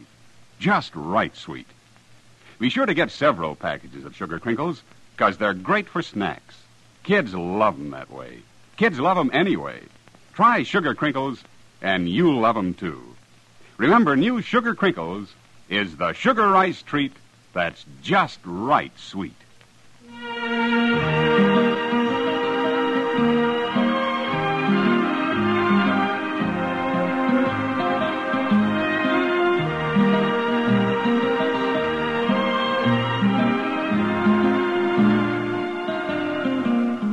Gunsmoke, under the direction of Norman MacDonald, stars William Conrad as Matt Dillon, U.S. Marshal. Tonight's story was specially written for Gunsmoke by John Meston, with music composed and conducted by Rex Corey. Featured in the cast were Vic Perrin, John Daner, Lawrence Dobkin, and Harry Bartell. Parley Bear is Chester, Howard McNear is Doc, and Georgia Ellis is Kitty. Special guitar effects by Al Hendrickson. Ken Peters speaking. Join us again next week as Matt Dillon, U.S. Marshal, fights to bring law and order out of the wild violence of the West in Gunsmoke.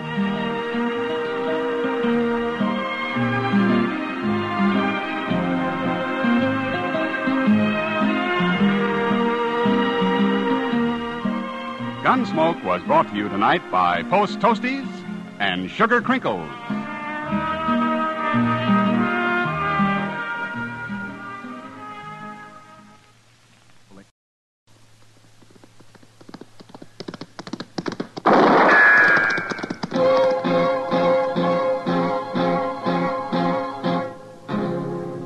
Gunsmoke, brought to you by L&M, the modern cigarette that lets you get full, exciting flavor through the modern miracle of the pure white miracle tip.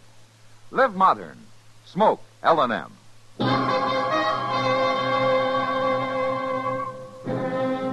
Around Dodge City and in the territory on West, there's just one way to handle the killers and the spoilers, and that's with a U.S. Marshal and the smell of Gunsmoke.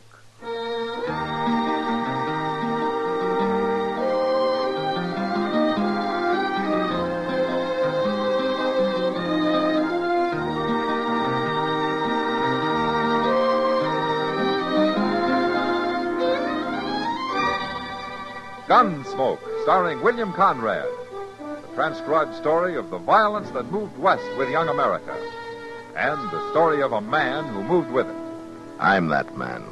Matt Dillon, United States Marshal. The first man they look for and the last they want to meet.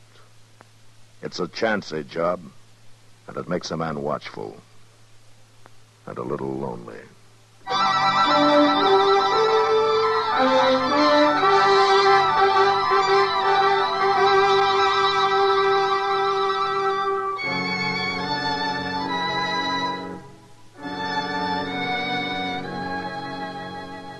Her name was Rose, and she was pretty.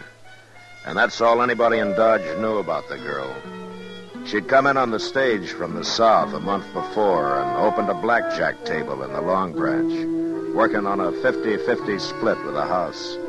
The game got a big play, of course. A woman gambler was a new thing in Dodge. And some of the smartest and crookedest cardmen in town started coming around to try their luck.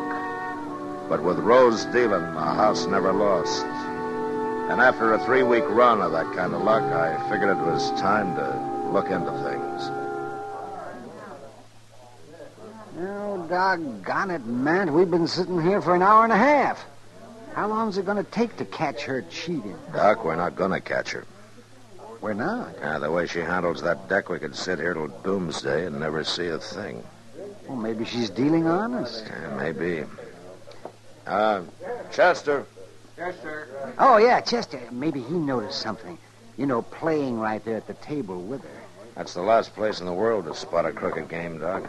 I swear, I just don't know what you could have been thinking of, Mr. Dillon. Why, she's as nice a young lady as you'd ever care to meet. Now, how much did she let you win, Chester? $14.20. Yeah, but that ain't got nothing to do with it. I watched her every second. All right, Chester. Who was the heavy loser, then?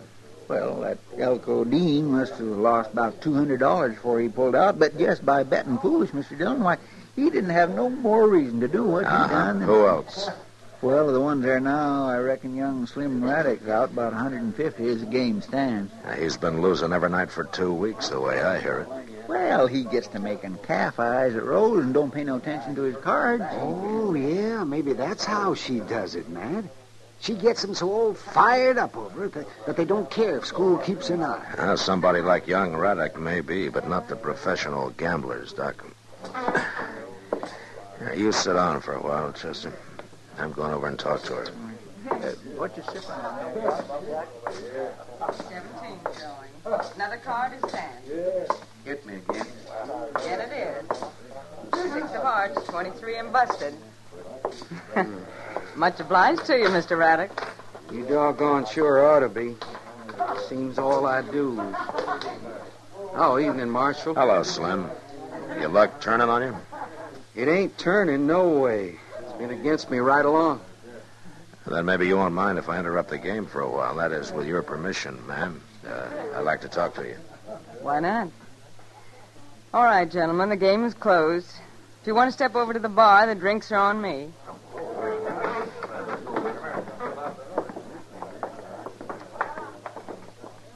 Well, how about it, Marshal? Do I get a clean bill of health? Along what lines, Rose? Running a square game. You've been watching me like a hawk for the last hour and a half. Every deal, every move I made. You see anything off color? Well, I saw Elko Dean slip a cold deck in on you. So did I. But I'll give you 10-1. You didn't see me slip it right back out. No, as a matter of fact, I didn't. Neither did Elko. And that mistake cost him $230. More eventually, because he'll be back here tomorrow night trying to get even. So the game is crooked, huh? Marshal, the man who taught me how to handle cards used to say, you can't cheat an honest man, Rose, so don't bother to try. But a crook is fair game any day. Uh-huh. Tell me something, Rose. How does that fit young Raddick? Slim? Yeah. That's different. Different how? He's been losing steady here at your table. It can't all be bad luck. I've tried to keep him away. I told him over and over again to stay out of it and leave me alone. Stay out of what, Rose? It doesn't matter. Here, Marshal. Take a look. Go on, count it if you want it. That's the money I've taken from Slim. $2,642. And when I leave Dodge, he'll get it all back.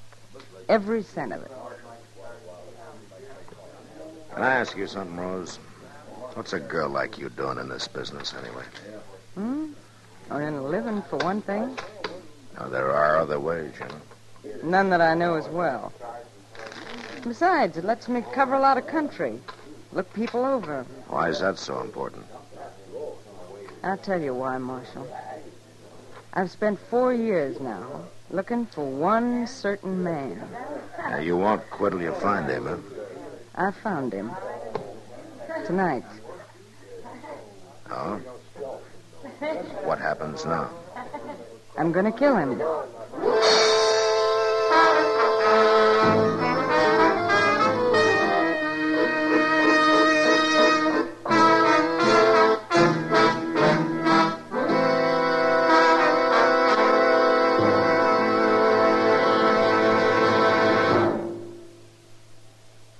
Free yourself of old-fashioned ideas.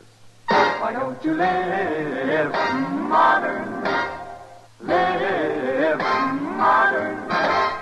Live modern. Free up. Freshen up your taste. Smoke an L&M. Only the modern miracle of the pure white miracle tip can bring all of L&M's full, exciting flavor through to you.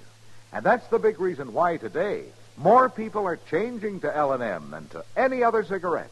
Remember, L&M draws easier, tastes richer, smokes cleaner. So live modern.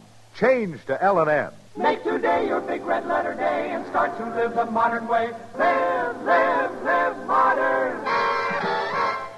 Smoke an L&M.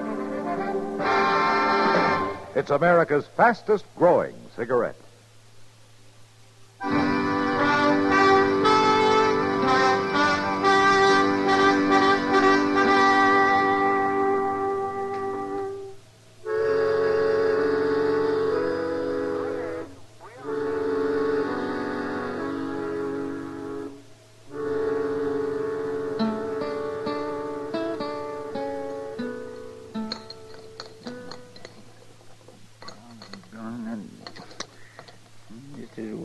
Jerky. You know something, Mr. Dillon? No, what, Chester? The doggone ham you get nowadays ain't nothing like it used to be. Oh, is that so? Well, just look at that. My land, they don't even half smoke it anymore. Just put on more salt. That's all they do. Well, it's better than side meat, anyhow. Why, even down in Texas, we used to smoke our meat at least 2 days. How are you, Marshal? Chester? Oh, morning, Slim. Oh, Slim. You had breakfast yet? I'm aiming to right now. Oh, pull up a chair and join us, huh? Thanks, Marshal. My, you must have made a night of it. Didn't even get back to the ranch, huh? Oh, ranch will keep. I have some eggs and ham, Jeff. Right away, Slim. Say, maybe if you ain't tried this ham before, you ought to think twice. I've tried it, Chester. Most every morning out at my place. Jeff here buys all his meat from me. Oh. Well, it sure is a whole lot better than side meat. How's the ranch coming along, Slim? Had a good year? Best one yet. Mm-hmm. First time the place has brung me any hard cash. Feels mighty good to hear a few eagles jingling in your pocket. Might jingle some louder if you stayed clear of that blackjack table. My luck's bound to change. Not with Rose dealing. She's warned you already, I understand. Told you to keep out of the game. I guess I'm a stubborn man, Marshal. Here's some coffee while you're waiting, Slim. Oh. Slim, what are you after? Well, it's like this. Been 5 years now since I took that leased land up there on Bitter Creek. I spent 5 winters out there all alone. That ain't good for a man. I need me a wife on the place. Huh? When'd you decide that? 3 weeks ago. First time I seen Rose. Oh. How'd she feel about it? Hard to say. She got something on her mind that won't let her think of nothing else. Yeah, I know, Slim. She told me that she aims to kill a man. That's so. You wouldn't know her last name, would you? I never asked her. You know where she comes from? Nope. Any idea who the man might be? Marshal, if I did, I reckon I'd up and kill him myself, just to make Rose happy.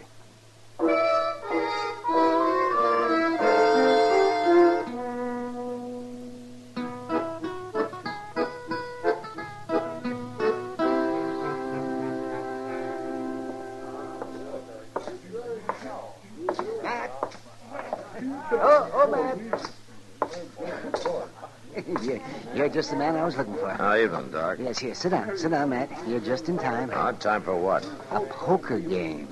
We got these 2 drummers here, fresh off the Santa Fe from St. Louis. Oh, Matt, they're as green as grass. So help me, Doc. If you'd sweat as hard over healing the sick as you do trying to clip some tenderfoot, well, we'd have This a lot... town's never been healthier, thanks to me. Matt, you got a minute? Yeah, sure, Kitty. I'll see you later, Doc. Maybe later it'll be too late, too. Oh, man, then you'll be sorry. I'm sorry to break in that way. Oh, that's all right, Kitty. Matt, I just found out. Oh, found out what? About Rose, who she is. Oh? Matt, she's Bill Prawley's daughter. Bill Prawley? That's right. The gambler who was killed in Liberal 4 or 5 years ago. Oh, yeah. Yeah, I remember. Rose Prawley, her name is. Bill Prawley's daughter, huh? Who told you, Kitty? Mule Skinner came in tonight. He saw her dealing a table out in New Mexico last year. Yeah, and I guess that explains a lot of things about her. It explains one thing, Matt. I haven't told anybody, of course, but the word will get around. And once it does, she's through here. Nobody's going to buck a game run by Dirty Bill Prawley's kid. They'll know it's crooked. Maybe the word's already out. I noticed Slim Raddock's pulled out of the game. He's standing over there at the bar. And she threw him out, along with all the other players except Elko Dean. She said it was a private game. Guess Elko wants to get back the money he lost last night. Say, Mr. Dillon. Yeah, what is it, Chester? Oh, something kindly funny happened.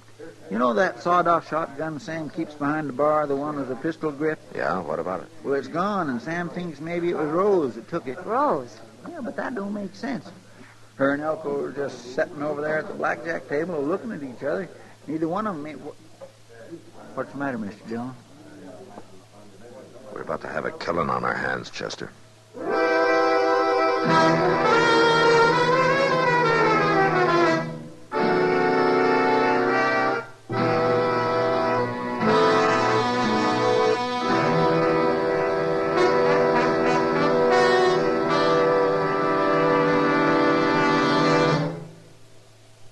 'Free yourself of old-fashioned ideas. Why Why don't you live modern? Live modern. Live modern. Free up. Freshen up your taste. Smoke an L&M. Live modern. Smoke modern. Smoke L&M. Enjoy full, exciting flavor through L&M's Pure White Miracle Tip. L&M draws easier. Tastes richer. Smokes cleaner. That's why today more people are changing to L&M than to any other cigarette.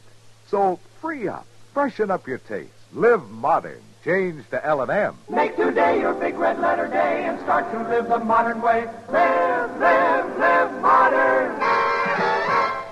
Smoke an L&M.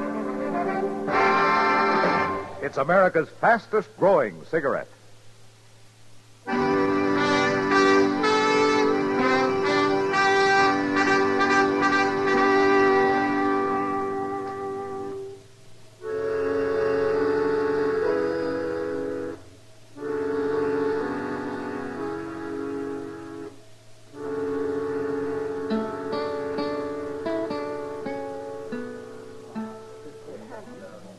Matt, what are we going to do?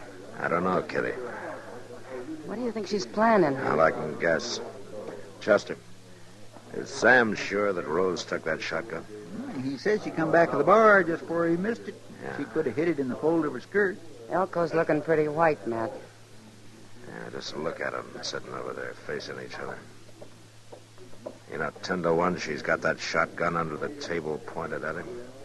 Can't you slip up behind her, Matt? Grab her before she can use it? A shotgun's not like a pistol, Kitty. All you got to do is point in the general direction of your target. Yeah, but why she want to kill Elko? Revenge, I guess. Chester, did Slim Raddick hear about her having the gun? No, sir, nobody didn't. Sam called me to one side. Good. If word got around, somebody'd be sure to lose his head and touch the whole thing off. Well, it's going to happen anyway, Matt. Elko's starting to get restless. He's sure going to make a move soon. Well, it'll be his last one if he does. Matt. Oh, Matt.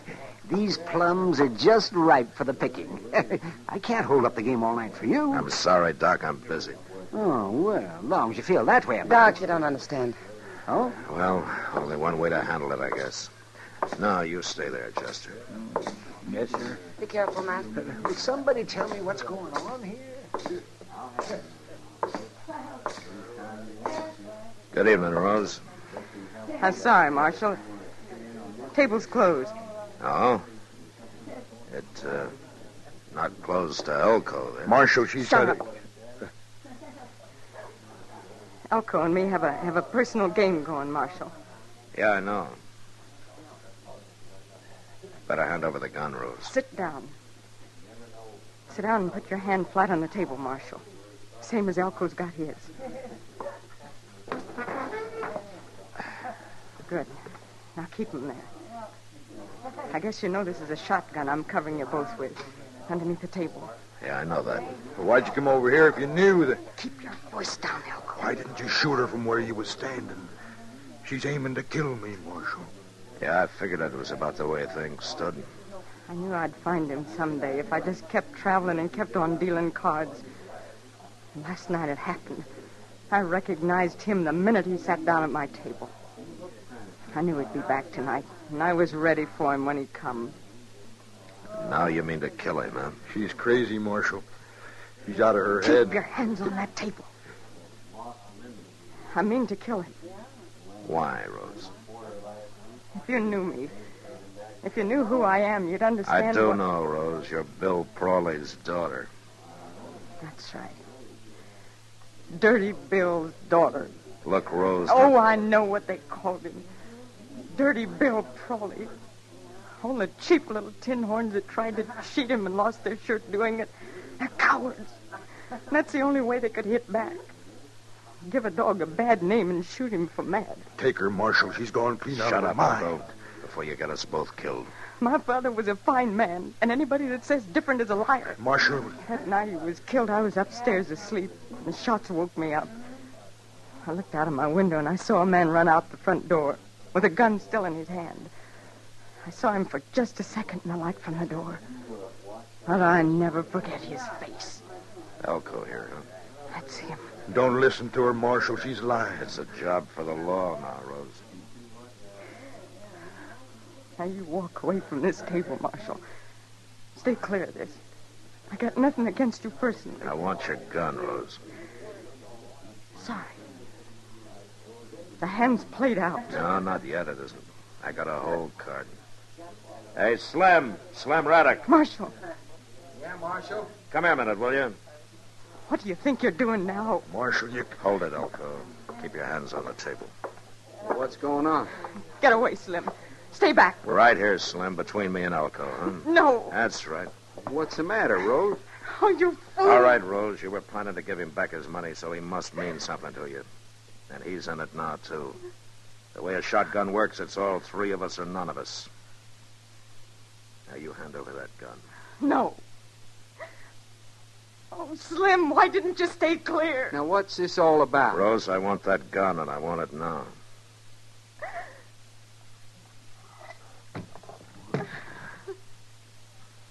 You knew I couldn't. You knew I couldn't, not with him in it. Well, I was sure hoping you couldn't. Chester. Here, put this in back of the bar, will you? Yes, Mr. Jones. It wasn't fair, Marshal. It was cheating. It wasn't fair. Sometimes you have to cheat, Rose. Get her out of here, Slim. And if you take my advice, you'll keep her out of here. Don't you worry about that. Come on, Rose. Matt, if that wasn't the doggonest thing I ever saw. Hey, Elko. What? Wait a minute. No. I said, wait a minute. You're under arrest. You're not taking me in, Marshal. Look out, he's got a gun! Drop it. Drop that gun!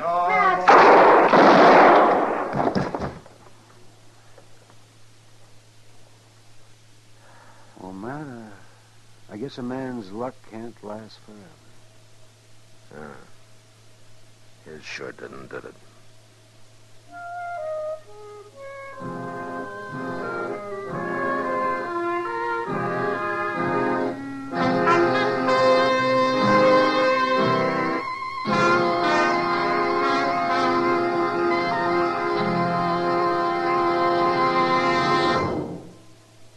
In a moment, our star, William Conrad.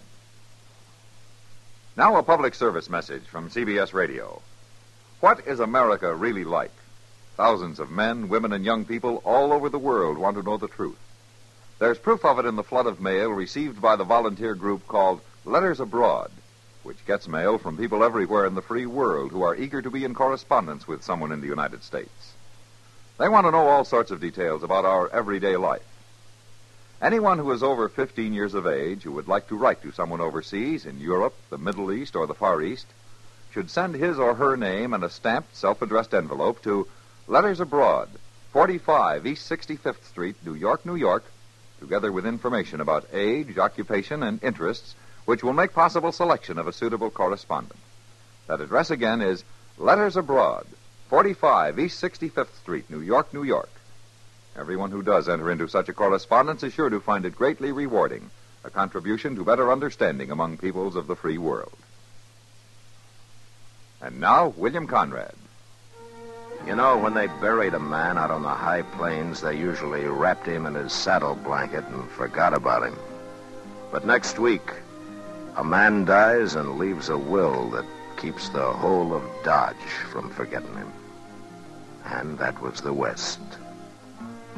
Gunsmoke. Produced and directed by Norman McDonald, stars William Conrad as Matt Dillon, U.S. Marshal. The script was specially written for Gunsmoke by Les Crutchfield, with editorial supervision by John Meston. The music was composed and conducted by Rex Corey.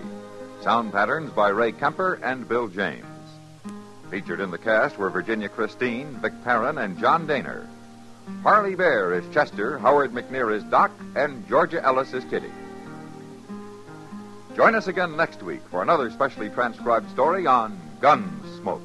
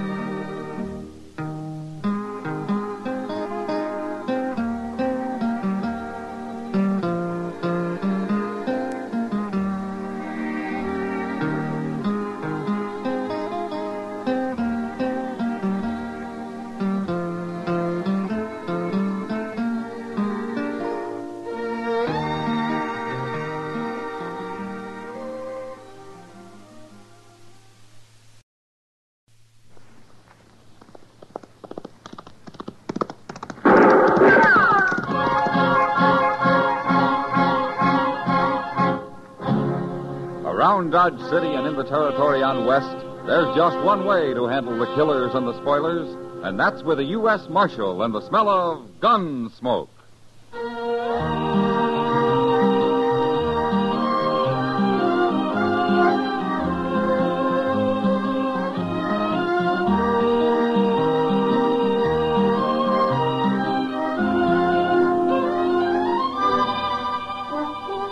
Gunsmoke, starring William Conrad. The story of the violence that moved west with young America. The story of a man who moved with it. Matt Dillon, United States Marshal.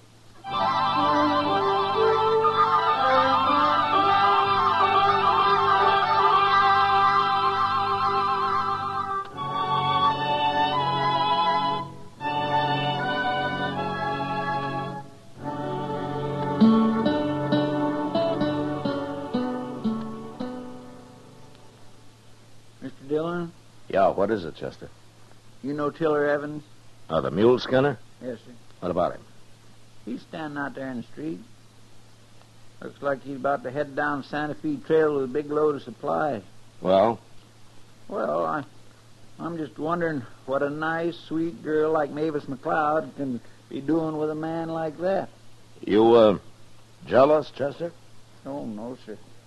But Tiller's such a mean, ugly old bull. Oh, why, look at him. Look at that. What? Why, he just hit her, Mr. Dillon. What? Slapped her right in the face. He did. I told you he was mean. Well, that's a fine way to tell a girl goodbye. Yeah. Look, he hit her again. Yeah. Oh, I hate a man that picks on women, Mr. Dillon. Oh, poor little thing, she's crying. I sure am glad we're doing something about this. If I hear anything about you when I get back, Mavis, I'll really whip you. You understand? No. Don't, Tiller, don't. That's enough, Tiller. What are you butting in for, Marshal? Let go of her. This ain't no business of yours. I said let go of her. Okay. I ain't hurting her none. Am I, Mavis? Am I? No. You see? You got no right to mix in people's private business, Marshal. This your wagon and mules, Tiller? Of course it is. Then get going. Right now. I'm going. But if I wasn't in a hurry, I'd have this out with you right here. I see you when I get back next week, Marshal. Well, Mavis, you remember what I told you now. Well, do you? Yes. What's going on here, anyway? Mavis, has this beast been after you again? Don't you call me names, Kitty. I'll fix you same as her. I can't tell you from one of your mules, Tiller. Now, look ahead. Leave him alone, Kitty. You get up on that wagon box, Tiller. Now. You wait till I get back.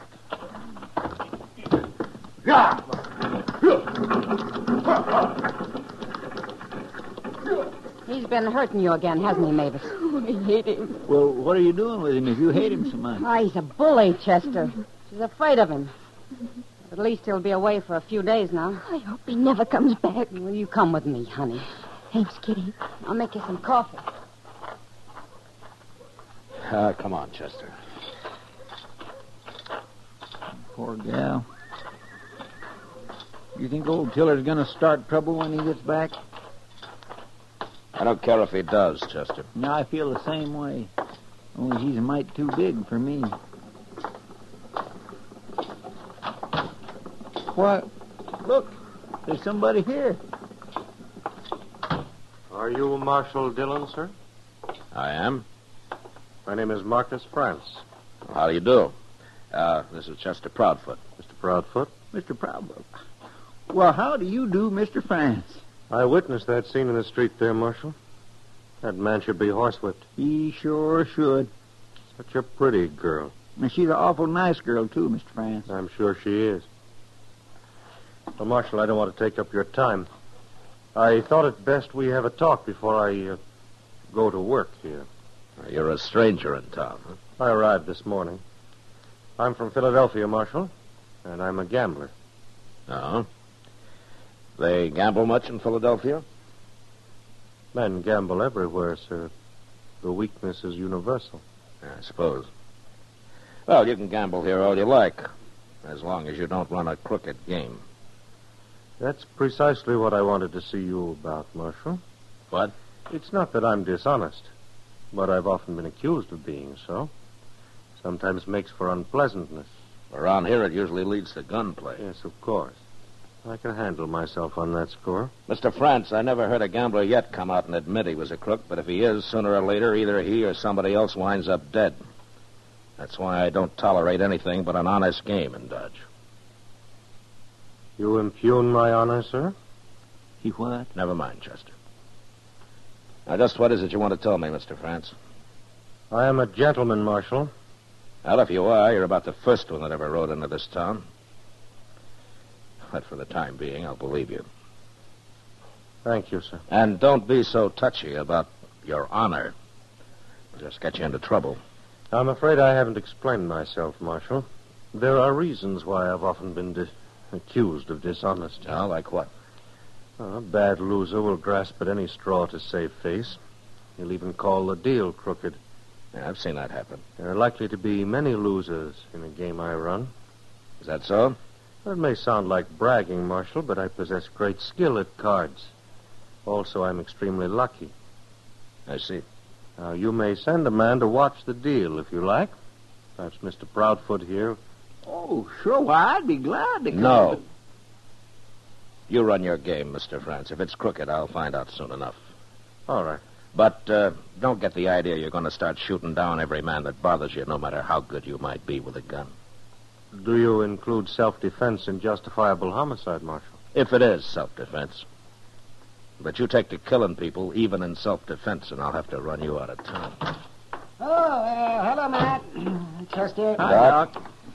Fella's been trying to sell me a new horse, Matt. I thought you'd take a look at it for me when you're through here. Sure, Doc. This is Marcus France, Doc Adams. I'm pleased to meet you, Doctor. Doc'll do. Of course. Where are you from, mister? Philadelphia, sir. Not much sun there. Sun? Well, you look peaked. I've had a long journey, sir. Well, now, when you get rested up, you come see me, and I'll give you some good tonic. $1 a bottle, Mr. France. He gave me some once. I appreciate your interest, Doc. Perhaps I will call on you one day. Anytime. Now, if you gentlemen will excuse me, I'll be going. Goodbye, Mr. France. Goodbye. What's he doing in Dodge? He's a gambler, Doc. Why? Oh, I don't know. He seems sort of out of place around here. He says he's a gentleman. Oh, maybe that's it. Well, I've heard that easy talk before. I will soon find out just what he really is.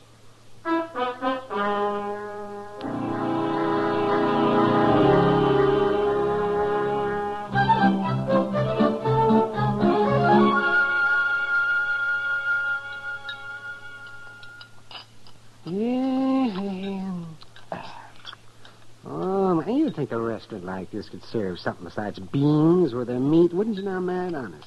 Oh, you got potatoes, Doc. I'm sick of them, too. Potatoes. Why don't you get married, Doc, and then you could eat fine. Oh, the last woman that wanted to marry me was a hog and hominy cook. I don't think she ever heard of any other kind of food. Well, didn't you ever take her out? Oh, take her. Oh, man. That was in Arkansas. She didn't even wear shoes. You old liar. No, I swear. Her pappy had a saying that every woman's entitled to a baby and a bonnet. But shoes were never mentioned in that house.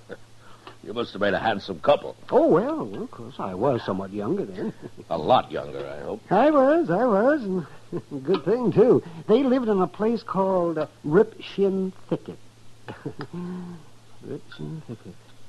The courting that girl was a day's work, man, believe me. Doc, why don't you finish your supper? I'm not even listening to you. Oh, and she had a brother called Spotted Jack, and he claimed he never slept in a bed his whole life. Or took a bath. There must be something else we can talk about, Doc. Oh, man, well, anything at all. Gee. Well, what are you going to do about that gambler, that Marcus France, for example? Well, I don't know yet, Doc. Well, he's been here for a week, and he's already killed a man. That was self-defense, all right. But if it happens again, he's through. You think he's dealing honest, Matt? So far he is. Hello, Oh. Mr. Dillon. Doc? Well, Chester? Chester? I've been over at the Texas Trail. Miss Kitty asked me to find you. Huh? Trouble? I don't know, but she said it was really important. Okay. Doc, you didn't tell me that Arkansas girl's name. Oh, well, it's a funny thing, Matt. She never told me.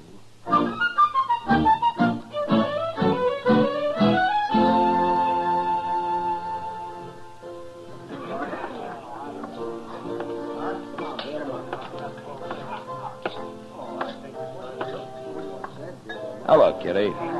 You wanted to see me, huh? Sit down, Matt. All right. It's about Marcus France over there. Oh? He's going to be killed, Matt. What?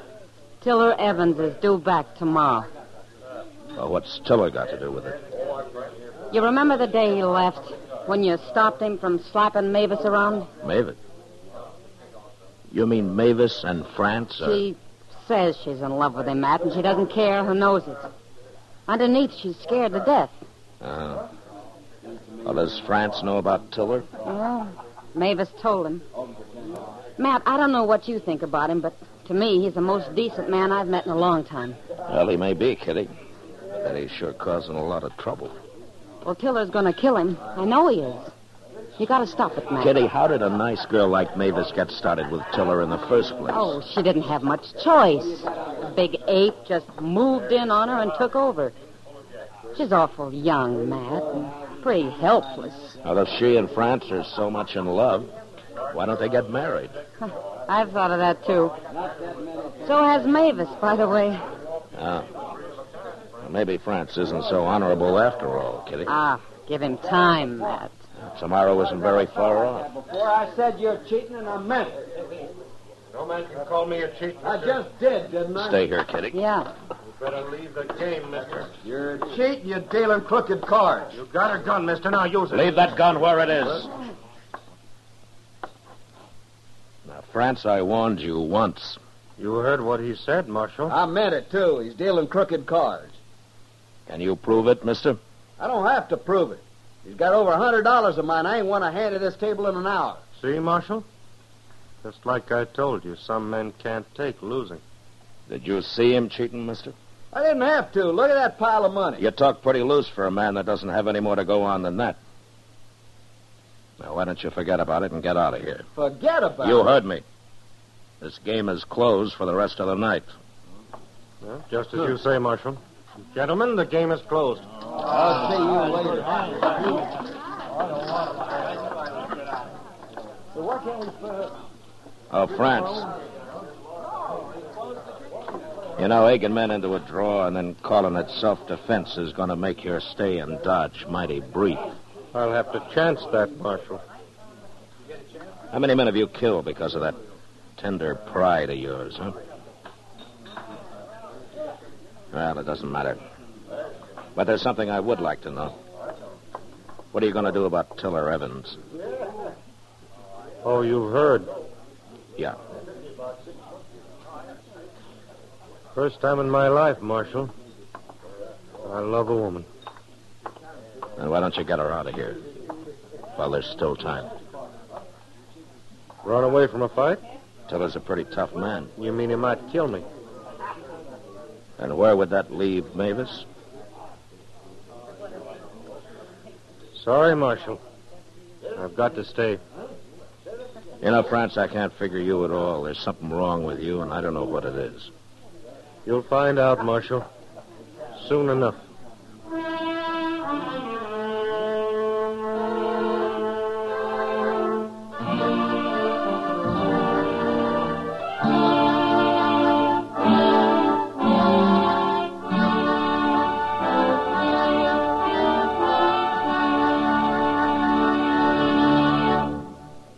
We will return for the second act of Gunsmoke in just a moment. But first, tomorrow afternoon on Stage Struck, Mike Wallace and CBS Radio cover the opening of the new Broadway musical, The Girl in Pink Tights.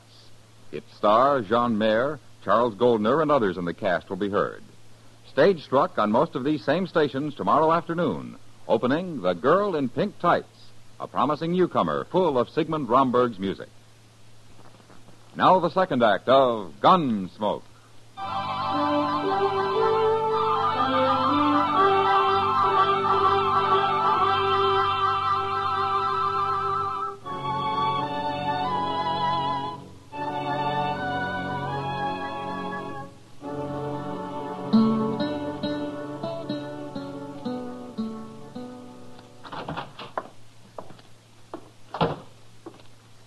Well, won't be long now, Mr. Dillon. Oh, what won't be long, Chester? Cowboy just told me he passed Tiller Evans a couple mile down the trail. He'll be driving into town directly. Oh. Chester, what do you think of Marcus France? Him? Well, sir, for a fact, I'm dubitated. What? Well, he seems like such a nice fella, but he just won't do what he plain oughta. Like? Get married with Mavis McLeod like she wants him to. That'd stop old Tiller. Maybe. Now, the very least he could do is run off with her. Mr. Dillon, I just hate to think what'll become of that little girl if Tiller gets her. Well, one way or another, Chester, there's about to be a killing. And I gotta try to stop it. How you gonna do it? Well, there's a stage north in half an hour. Yeah, but Mr. France won't go. Chester, you know where Mavis lives, don't you? Yes, sir. All right, go get her. I'll put her on the stage. I'll meet you there. Okay, Mr. Dillon. Now, you're gonna have to hurry.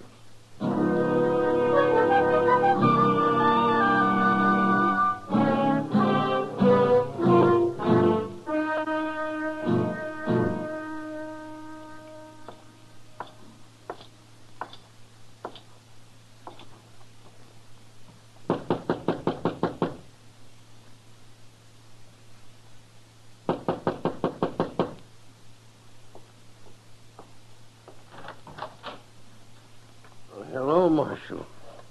Please come in. Thank you. I am honored, sir. Would you care for a glass of whiskey?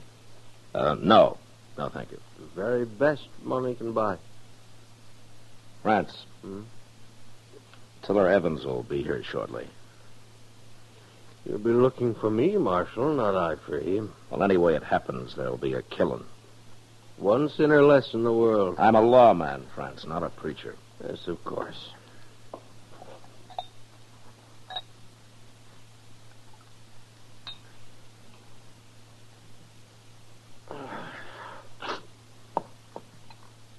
Now, Marshal, I have no quarrel with this man, Tiller. Why don't you talk to him? Well, he's not the kind of a man you can talk to. Well, then put him in jail for disturbing the peace or something. It'll be too late by the time the peace is disturbed. France, there's a stage leaving Dodge in a few minutes. Is there, Marshal? Mavis is going to be on it. What? Now, if you're the gentleman you say you are, you'll be on it with her. You're making a mistake, Marshal. Well, I've made mistakes before. No use arguing with you, is there? Well, if you told me what's holding you back, there might be. Shall we say I never run from a fight? I don't question that. But this time it's different. I don't believe that's your reason. You say goodbye to Mavis for me, Marshal? No. I've just decided you're going with her. I'm sorry. I'm not. Careful, Marshal. I'm always careful. No, you...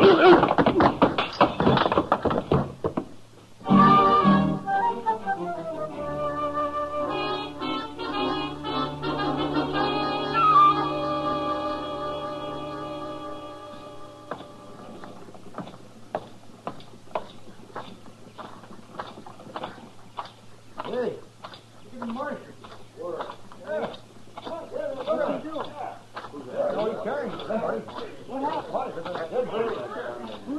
Well, forevermore. You shoot him, Mr. Dillon? Where's Mavis, Chester? She's inside the coach. I'm keeping an eye on her. All right, open the door, Chester. France is going with her. Yes, sir.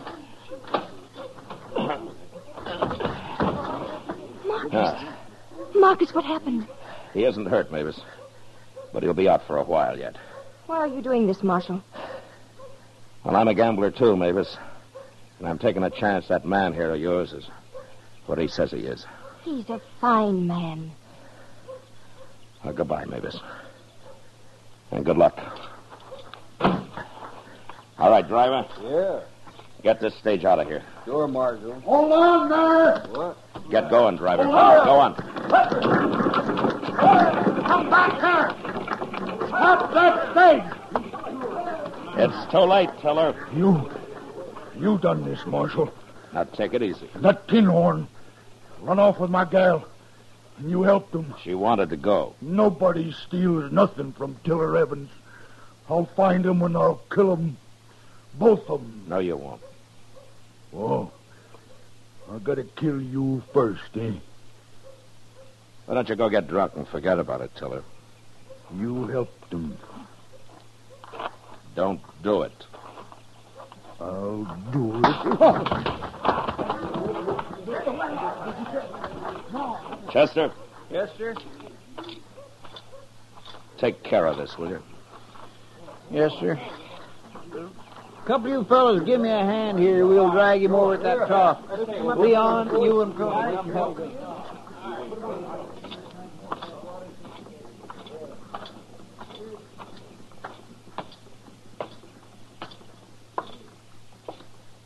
Matt, Yeah. is Tiller bad hurt? No, you'll be all right, Doc. Outside of being a little lonely. Mavis is going to be a little lonely, too. What? Marcus France did come to my office, Matt. What are you talking about, Doc? His lungs. That's why he came west. I wouldn't give him over a couple of months at the most. Mavis just isn't very lucky, is she, Doc?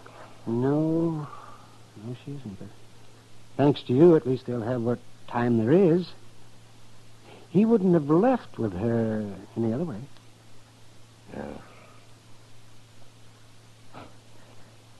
I guess Marcus really is a gentleman.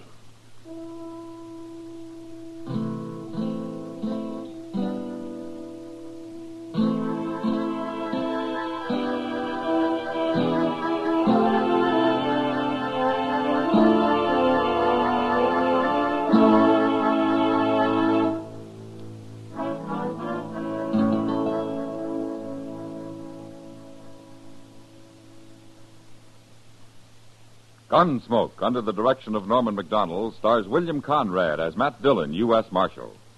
Tonight's story was specially written for Gunsmoke by John Meston, with music composed and conducted by Rex Corey. Featured in the cast were Lawrence Dobkin, Eleanor Cannon, John Daner, and Harry Bartell. Parley Bear is Chester, Howard McNear is Doc, and Georgia Ellis is Kitty.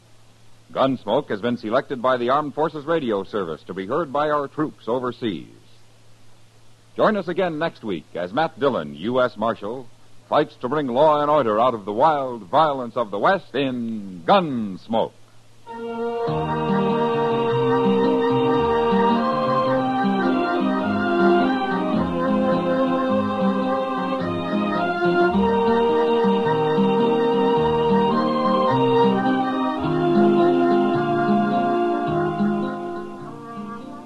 Monday night, CBS Radio's Suspense stars Ronald Reagan.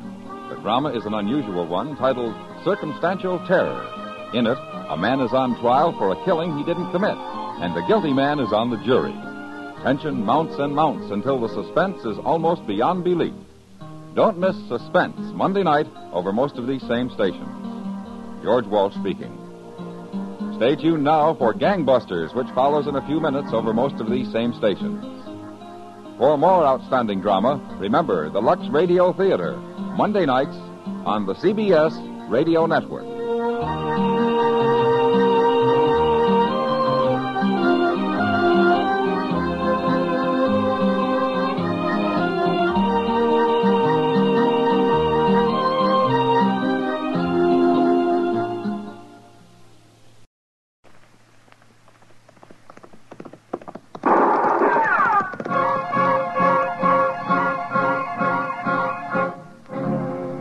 Dodge City and in the territory on west, there's just one way to handle the killers and the spoilers, and that's with a U.S. Marshal and the smell of Gunsmoke.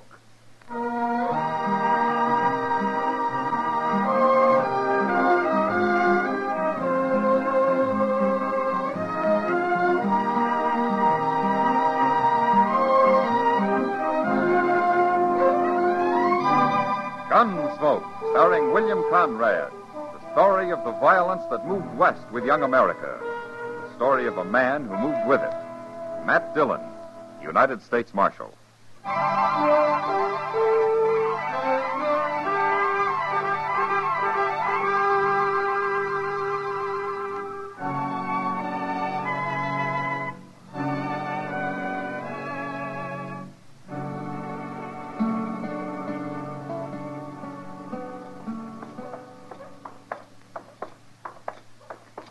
Matt, you mind stopping in Jonas's store down here? Won't take long. What are you going to buy, Doc? Another diploma to hang on your wall? Oh, another diploma. Oh, man. Well, anybody can shoot bullets into people the way you do. Yeah, sure. But what takes real brains is digging them back out. Between the two of us, though, we managed to make a good living, don't we? Oh, yeah, sure. Barely. Just barely. Hello, Marshal. Mr. Jonas. All right, Jonas. What can I do for you? I'm looking for a saw. You were looking for a saw, Doc? And some nails, Mr. Jonas. Sure, Doc, sure. I have to fetch them from the storeroom out back. Oh, say, Matt, look at that. What? He's got a batch of new derbies in. Oh, those are pretty fancy. Yeah. Oh, they are fancy. Here, stop there. What's that? Here, stay here, Doc. He's over there behind them barrels, Marshal. Who is? I don't know, but I'll shoot him dead if he moves. Don't kill me. I ain't armed. All right, come out of there. With your hands up.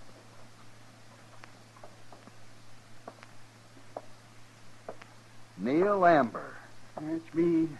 I can't believe it, Amber. I was going to pay you later. Pay me later. You're on my books now for over $300, and stealing from me on top of that. Marshal, I want this man arrested. Were you stealing, Amber? No, I never stole nothing in my life. I was going to pay him later. Then what was you doing running off with that sack of seeds? I had to have them seeds, Mr. Jonas. I got to raise something. My wife and I are about to starve out there. Out where, Amber? A little patch of land near Pawnee Wells north here, Marshal. It ain't much. We've had nothing but bad luck. I've been keeping you going for nearly a year, Amber. This is a fine show of gratitude. How can I pay you unless I raise something? The man's desperate, Mr. Jonas. But he owes me money too, Matt, but I don't hold with stealing to pay off your debt. I'll pay you, Doc. Someday I will. But right now, we got nothing. Now, that's good land up there, Amber. What's been your trouble? Oh, everything, Marshal. First, I raised a little corn, and then Pete Fletcher's cattle busted in and ruined it. And then Mrs. Amber's goats got swelled up and died. She had two of them. She always wanted goats. All her life she wanted them. And then some mean devil shot one of my horses, and I don't know what all, Marshal. We just ain't making out very good. That's still no excuse for thieving, Amber. You throw him into jail, Marshal. Amber, you take your seeds and go on home. What? Put them on my bill, Mr. Jonas. You mean you're going to turn him loose? Go on, Amber. Thank you, Marshal. I won't forget this. It's a fine thing when the law starts encouraging crime. I hold you as guilty as he is, Marshal Dillon. Come on, Doc. Let's get out of here.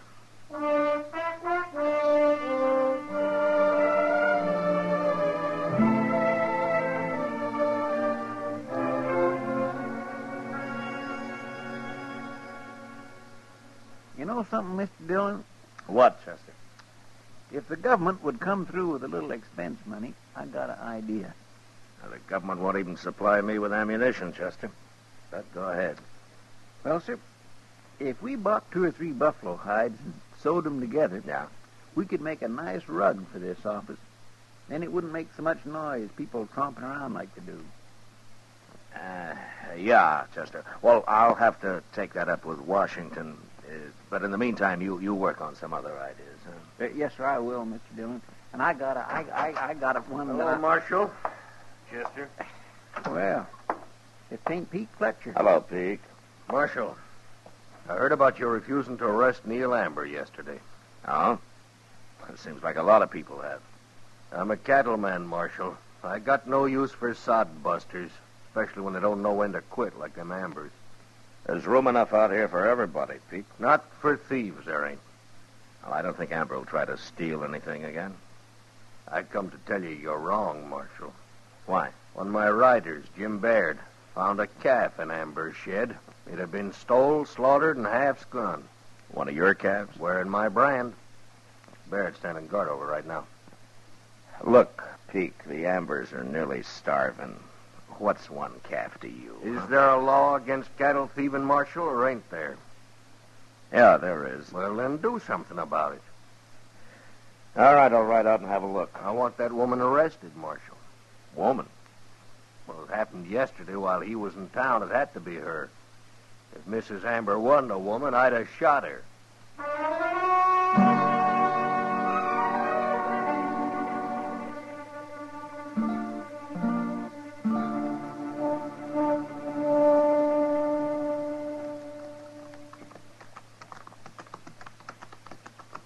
That calf's in the shed right over there, Marshal. I don't see the Ambers around anywhere. Yeah, I told Barrett to make them stay in the house. You had no right to do that, Peak. I got a right to protect my property, ain't I?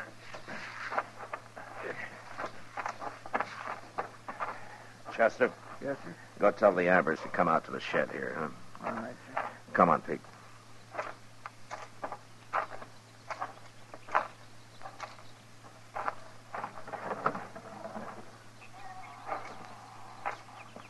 I was thinking you'd never get back, Peak. This here is Marshal Dillon, Baird.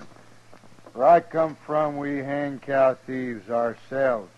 It's been done around here, too, Baird. Good. And the man that headed the last lynching got 25 years in prison. You trying to scare me, Marshal? I hate lynching, Baird. I hate even the talk of it.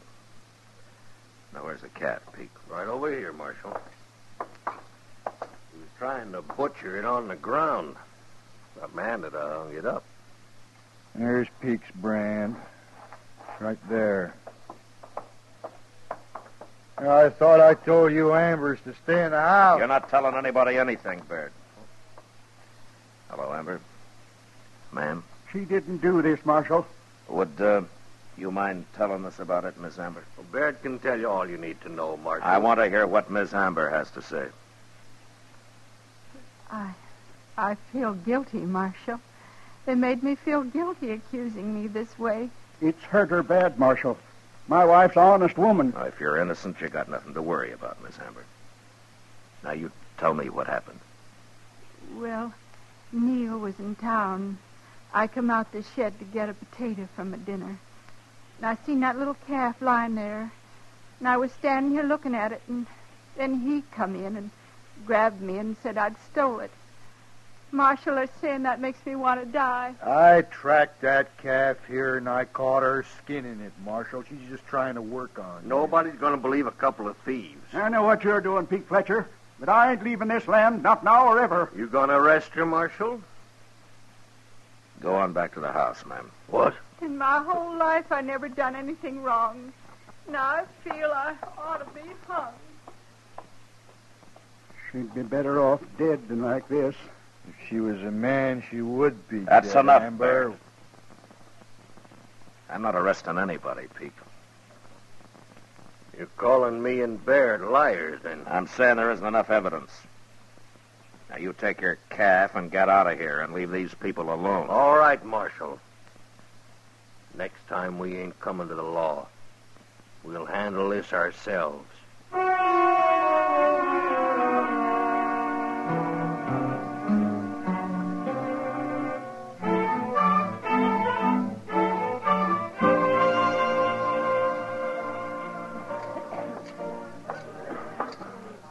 Evening, Matt. Well, hello, Kitty. Matt, I want you to meet Lucinda. Oh? She's new here. Oh, welcome to Dodge, Lucinda. Kitty's told me a lot about you, Marshal. I was hoping you'd come in tonight. Where are you from? Well, I've been in Abilene the past 2 years. Well, then you must know Bill Hickok over there, Sure I do. He told me to look you up when I got to Dodge. Said you'd keep me out of trouble. huh? Well, I can't do that, but if you do get into trouble, come see me. Thanks, Marshal. Mr. Hickok said Dodge is a lot wilder than Abilene. Is that true? You'll soon be able to judge that for yourself, Lucinda. Well, I won't be here very long, Marshal. I'm working my way out to California. You got a man in California, Matt. Well, fine. I hope you make it, Lucinda. Thanks, Marshal. I'll see you later. Sure. Goodbye. She's a nice girl, Matt. Well, all girls are, Kitty. Especially me. Look, I just made $50. Hey, that's a good night's work, Kitty. If this keeps up, I'll buy me a house somewhere and retire. Oh? And do what? You're probably right, Matt. I've worked ever since I was a little girl. I'd get spooky if I didn't have anything to do. Well, anyway, I hope you're not going to put your $50 back into the game, Kitty. No, I'm through with Pharaoh. I might buy into that poker game a little later, though. Well, I'll tell you what, you can have Chester's seat in a few minutes. I'm going to put him to work. Chester was telling me about the Ambers, Matt. I feel awful sorry for that poor woman. Yeah, so do I, Kitty, but there's nothing I can do about it. You don't think she's guilty, do you? Oh, it can't be proven either way, Kitty. That one way or another, Pete Fletcher's managed to get rid of every nuster anywhere near it. Except for the Ambers. And like he says, they're pretty stubborn.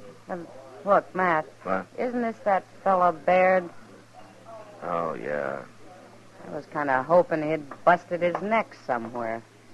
Evening, Marshal. Ma'am. It's Miss. Not that it matters. Okay, Miss. I come by the Amber place today, Marshal. You made a big mistake the other day. Did I? You sure did. Remember how Amber kept saying his wife would be better off dead? Well, he's sitting out there now, and he won't even look at you or talk. And the woman ain't nowhere around, Marshal. Amber's gone and killed her. That's what.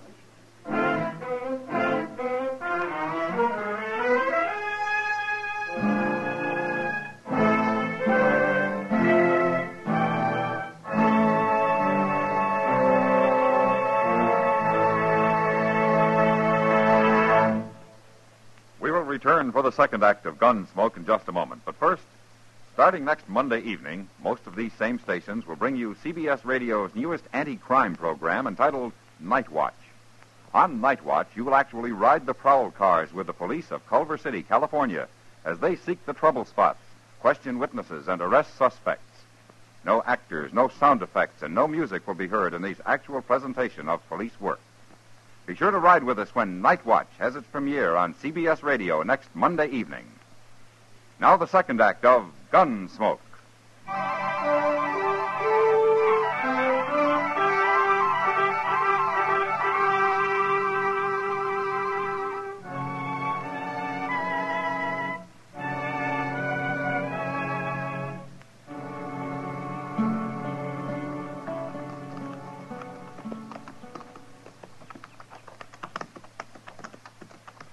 The place looks deserted, Mr. Dillon. Yeah, it does. Yeah, maybe Baird was right. Maybe something has happened to Miss Amber. Yeah, maybe. Well, we'll soon find out.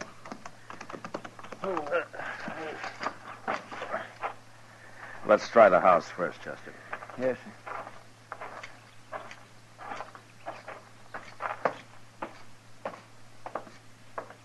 Hey, look.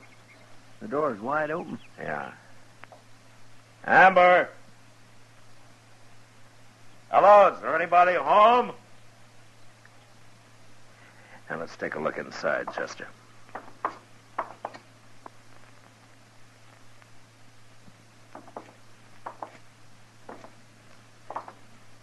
Well, there he is.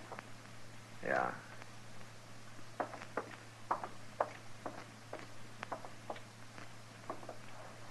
Hello, Amber. Are you all right? Hello, Marshal. Chester? Have you been sitting here like this long?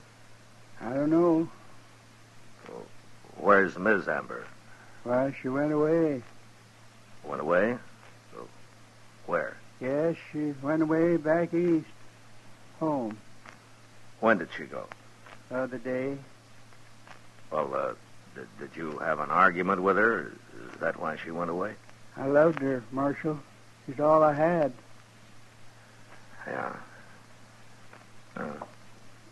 Chester, come outside a minute, huh? Yes, sir.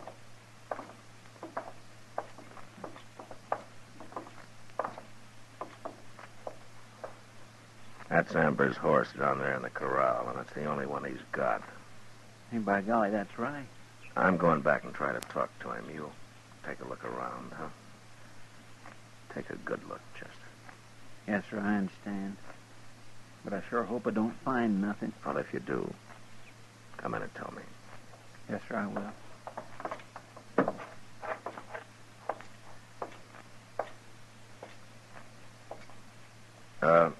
Amber, you want to tell me what happened? She's gone. Did Baird or Pete Fletcher have anything to do with it? Baird come by yesterday, but he didn't do nothing. I'm ashamed about my wife. Ashamed? Well, why? I mean, her not being here. It was too much for her. She just couldn't take it no more. But she shouldn't have gone like that. How did she go, Amber? We was married 30 years. I was real proud of her. Sure, of course you were. But tell me, when she left here, how did she go? She rode away. You mean she took your horse? Yeah, she took my horse.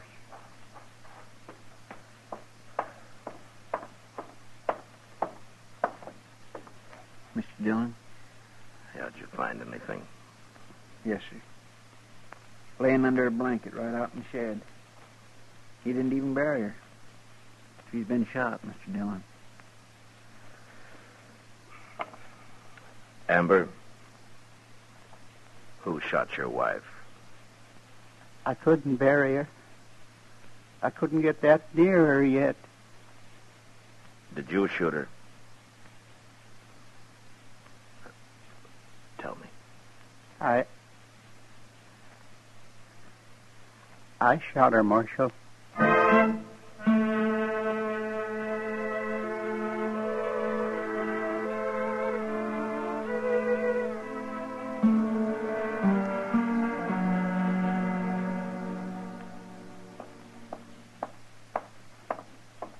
Well, he still won't eat, Mr. Dillon. He's going to die of starvation before they hang him. He hasn't been tried yet, Chester. Oh, no, sir. Just keep bringing his meals in. He'll eat sooner or later. Hello, Marshal. Hello, Pete. Baird. I guess you'll believe me next time I tell you something, Marshal, huh? What do you want here? When they going to hang Amber? When and if a judge in a court of law says so, he'll hang. Meantime, I'm going to burn down that house and shed of his before some other nester takes a notion to move into the place. Yeah, you do that, Pete. Yeah, you do that, and I'll throw you in jail. What? You've done enough to Amber, you and Baird. You accusing me of anything direct, Marshal? If I could, I'd have you both tried. Careful what you're saying. Now get out of here. Both of you. Come on, Baird. We've won, any way you look at it.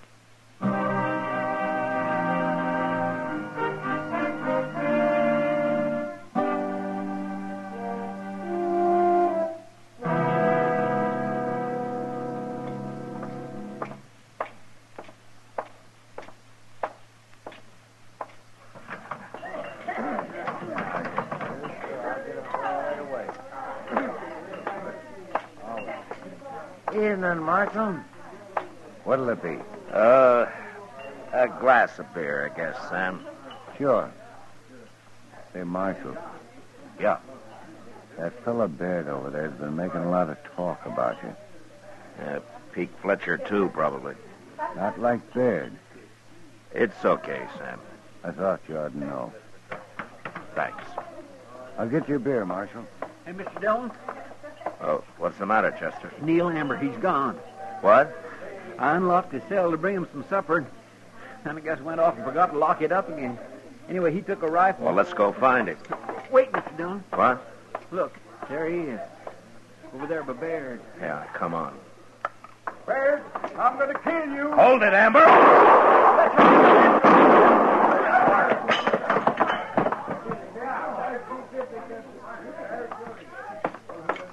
All right, put that gun away, Pete. He killed Baird, Marshal. He was going to kill me. You shoot him again, and I'll kill you. He's unarmed now. ain't gonna shoot him.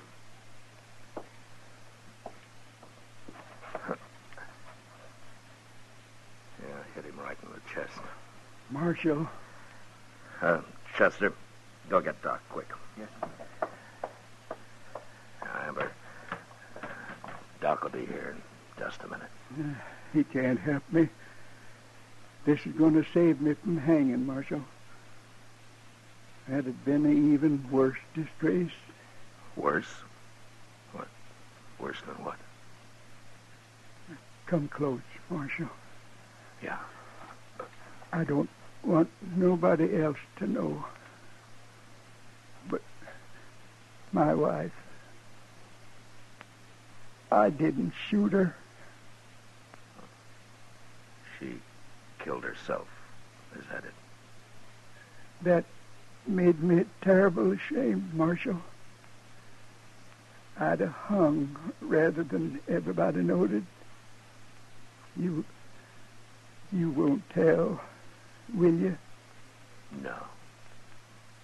No, Amber, I won't tell. Thank you, Marshal. You've been good to me.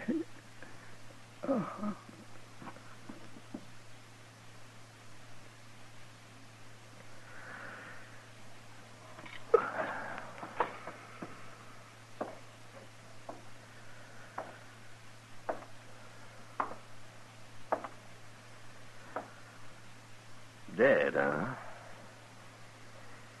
Well, you ought to thank me, Marshal. Saved the law the expense of a rope.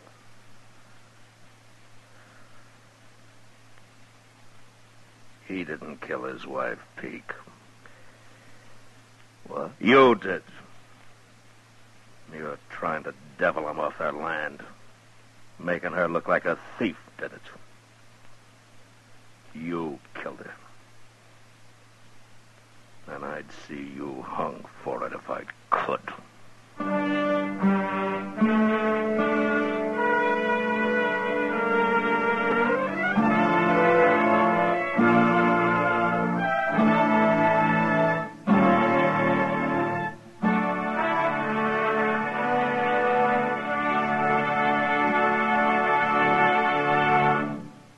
Gunsmoke, under the direction of Norman MacDonald, stars William Conrad as Matt Dillon, U.S. Marshal. Tonight's story was specially written for Gunsmoke by John Meston, with music composed and conducted by Rex Corey. Featured in the cast were Ralph Moody, Lawrence Dobkin, and John Daner, with Harry Bartell, Helen Klebe, Francis Drew, and James Nusser. Parley Bear is Chester, Howard McNear is Doc, and Georgia Ellis is Kitty. Gunsmoke has been selected by the Armed Forces Radio Service to be heard by our troops overseas. Join us again next week as Matt Dillon, U.S. Marshal, fights to bring law and order out of the wild violence of the West in Gunsmoke.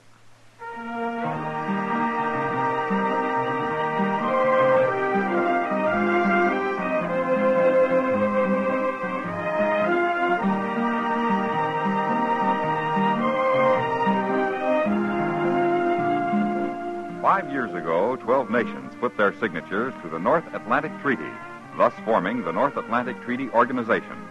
CBS Radio joins in the salute to NATO at this time of its 5th anniversary. George Walsh speaking. For Mystery Mixed with Merriment, join Mr. and Mrs. North Tuesday evenings on the CBS Radio Network.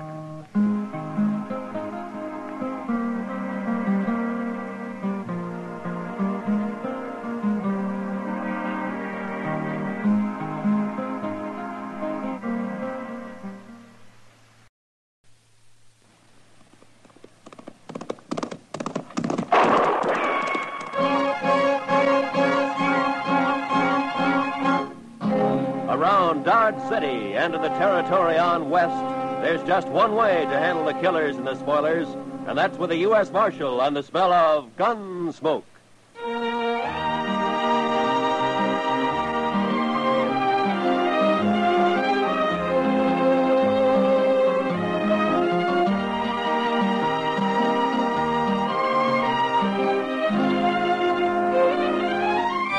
Gunsmoke, starring William Conrad, the transcribed story of the violence that moved west with young America. The story of a man who moved with it. Matt Dillon, United States Marshal.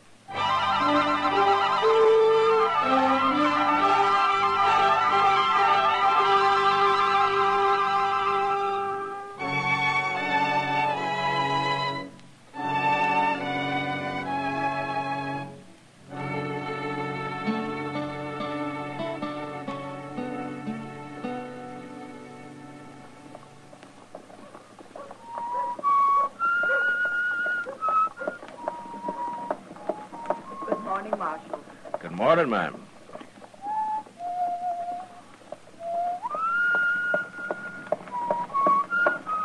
Kitty! Hello, Matt. I didn't see you sitting there. Well, I know. Sit down, sit down. There you are. How do you like my outfit? Ah, I never saw you in a riding skirt before, Kitty. You been riding side saddle? For the first time in my life. At least I know how to do it now, in case I'm ever called on to be a lady. Well, I know ladies who don't always ride side saddle. Sure. Like that female wildcat down in the Panhandle you told me about. What's her name? Oh, Belle Star? I bet she never rides side saddle. Well, Belle Star's a lady, though. And everybody treats her like one. Even though she has to use a 6-gun to make them do it. Maybe I ought to try that. Yeah, it takes more than a 6-gun to make a lady, Kitty. That's a funny way of putting it. Well, that isn't what I meant. Dillon? Hello, Miss Kitty. How are you, Chester? Hey, I just come to the Longhorn there, Mr. Dillon. What, trouble, Chester? Not yet, but there's going to be as soon as Art Long gets to town. Art Long? Well, he's always been a peaceful man. Isn't he one of those nesters out near Sam Baxton's ranch? That's him. But it's another one of them nesters that's talking up trouble. A fellow named Hoffer. He's saying he's going to shoot Art Long on sight. Well, is he drunk, Chester? Yes, sir, some. Armed? He's got the biggest old cavalry pistol you ever saw stuck right in his belt. Real farmer style. Well, that may be true, Kitty, but those horse pistols go off sometimes. I'll buy later, Matt. Yeah, I will if I can, Kitty. So long. It sure sounds like he means it, Mr. Dillon. Oh, why does he want to kill Long, Chester? Well, sir, he didn't say. Maybe he's just drunk and wants to shoot somebody. No, Anybody. Sir. No, sirree. Hoffer's pretty certain about who it's going to be. All right, Chester. Don't stand too close in case he puts up a fight, huh? No, sir. And all you bully clubs, shut up and listen to me. When Art Long gets here, you're going to see his blood all over the floor. Right there. Or maybe right over there. I don't know just where yet. Your name, Hoffer? Barnaby Hoffer. What's the trouble between you and Art Long? You friend of his? That doesn't matter. Yes, it does. Because if you're a real good friend, I might take it to mind to shoot you, too. I'm a U.S. Marshal, mister, and you're not going to shoot anybody. Oh, Marshal Dillon, huh? I'll take that pistol, Hoffer. Okay, Marshal. Take it. All right. Now tell me what this is all about. I don't need no pistol. He's got a knife, Mr. Dillon! Drop it, Hoffer. I said drop it. No! I'm going to cut you again. Give me that knife back. You're kind of hard to convince, Hoffer.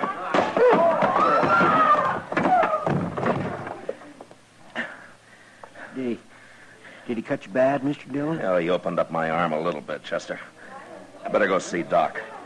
You throw him in jail. Yes, sir, I sure will.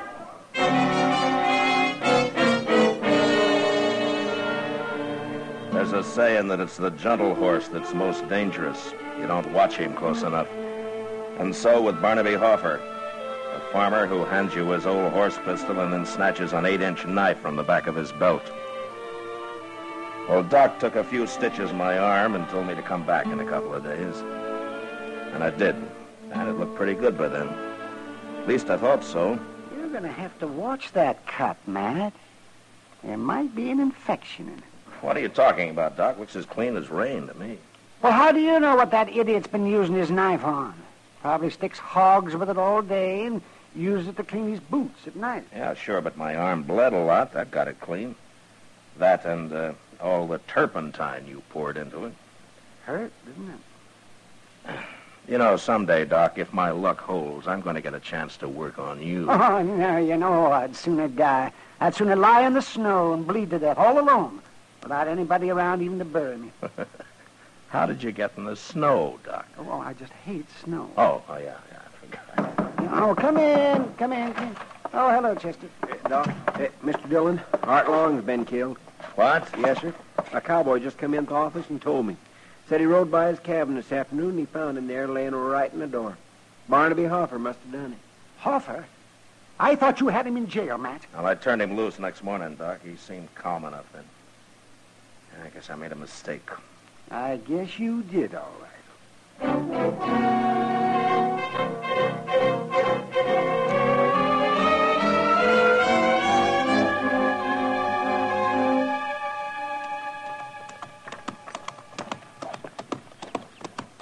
Maybe we shouldn't have stopped to bury Art Long. Hoffer may be a long way from here by now. We couldn't leave him lying there, Chester. No, sir, I guess not. Poor fella. Well, there's Hoffer's cabin. Yes, sir. Hey, we've done pretty good at that. It's hardly past daylight. Looks like his door's open. Yeah, then he must be inside. He wouldn't go off and leave his door open. No. Hey, wait a minute. Look over there, Chester. What? Why, it's him. Oh, he looks dead. Yeah. Come on.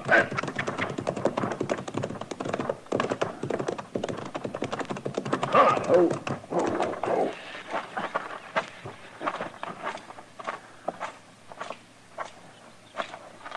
He's been shot, Mr. Dillon.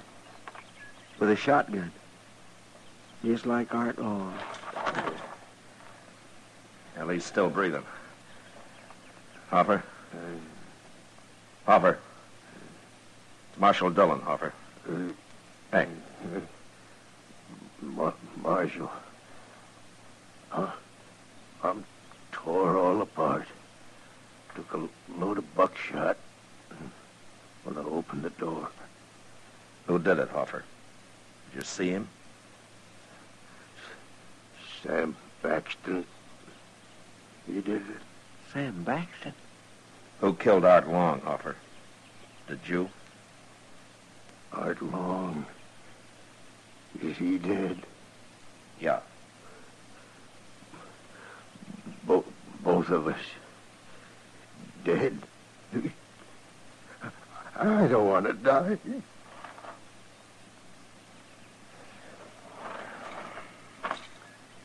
It's a wonder he lived this long. Gosh, Mr. Dillon, I just can't believe Sam Baxton done this. Why? Just because Baxton's a big rancher and pretty respectable? He's also a mean old devil. And these men are nesters. Come on, let's go find him, Chester.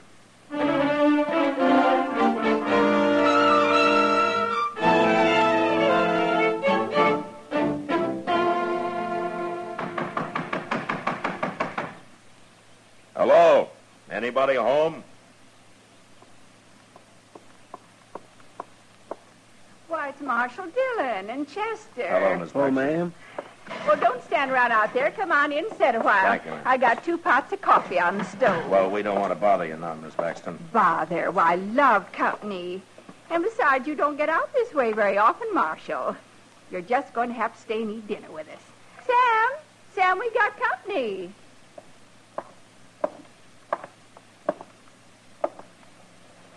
Hello, Baxton. What are you doing here, Marshal? Why, Sam, that's no way to... Shut up, woman. Please, Sam, don't talk like that. Want to get whooped instead? Well, do you? No, Sam. I asked what you're doing here, Marshal. Yeah, I heard you. Well, say it out. We're busy around here.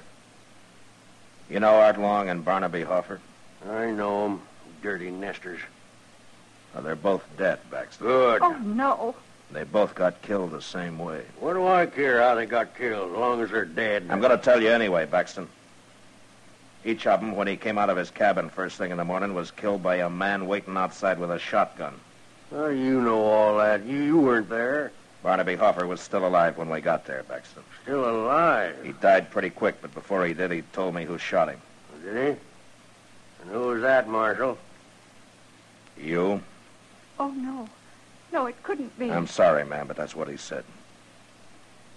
I'm going to have to arrest you, Baxton. Arrest me? On the word of a dead sodbuster? Who's going to believe it? The court will decide that, but it's enough evidence to hold you on. What makes you think Hoffer wasn't lying? He knew he was going to die, and it was his last chance to get me in trouble. That's what happened. You'll get a trial, Baxton. You can defend yourself there. Right now, you're going to jail. I'm charging you with 2 murders. But Art Long was dead. He didn't tell you nothing, Marshal. He and Hoffer were killed exactly the same way, ma'am. Looks like one man killed both of them. Come on, Marshal. If we're going to jail, let's go. And you stay out here, woman. I don't want you running into Dodge all the time I'm there. All right, Sam. And don't go talking your fool head off to everybody about this either. I won't. When we get this business over with, Marshal, I'm going to give you a lot of trouble. You're going to wish you never come near me.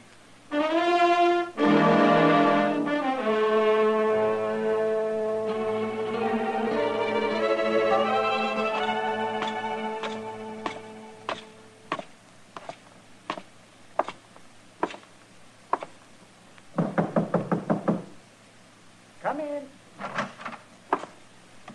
Be with you in a minute, Matt. As soon as I get Kitty fixed up here.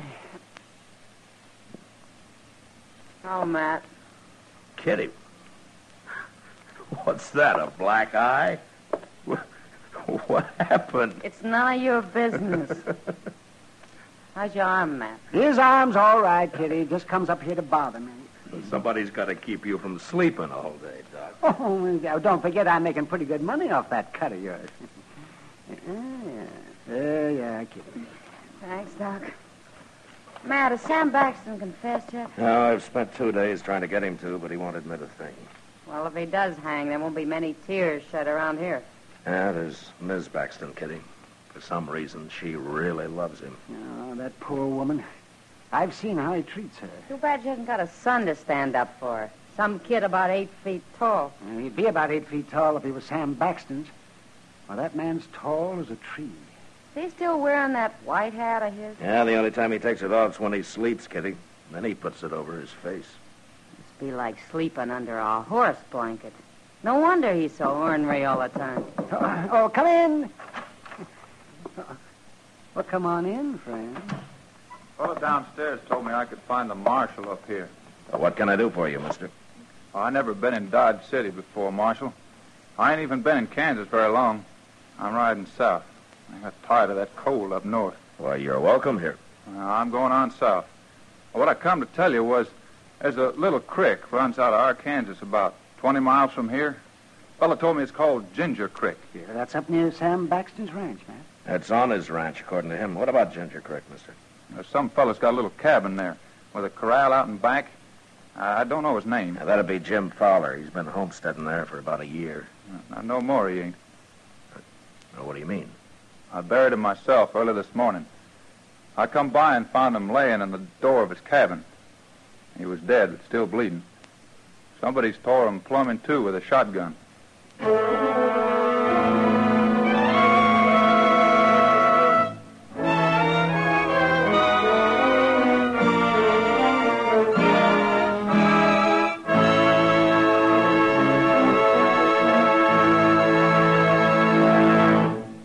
We will return for the second act of Gunsmoke in just a moment. But first... Radio's outstanding theater of thrills, Suspense, launches its new summer series Tuesday nights on most of these same stations with more spine-chilling stories packed with excitement and well calculated to keep you in suspense. This Tuesday, hear The Earth is Made of Glass, in which a man experiments with crime on a scientific basis. Suspense, now Tuesday nights at the Star's address. Don't miss it. Now, the second act of Gunsmoke.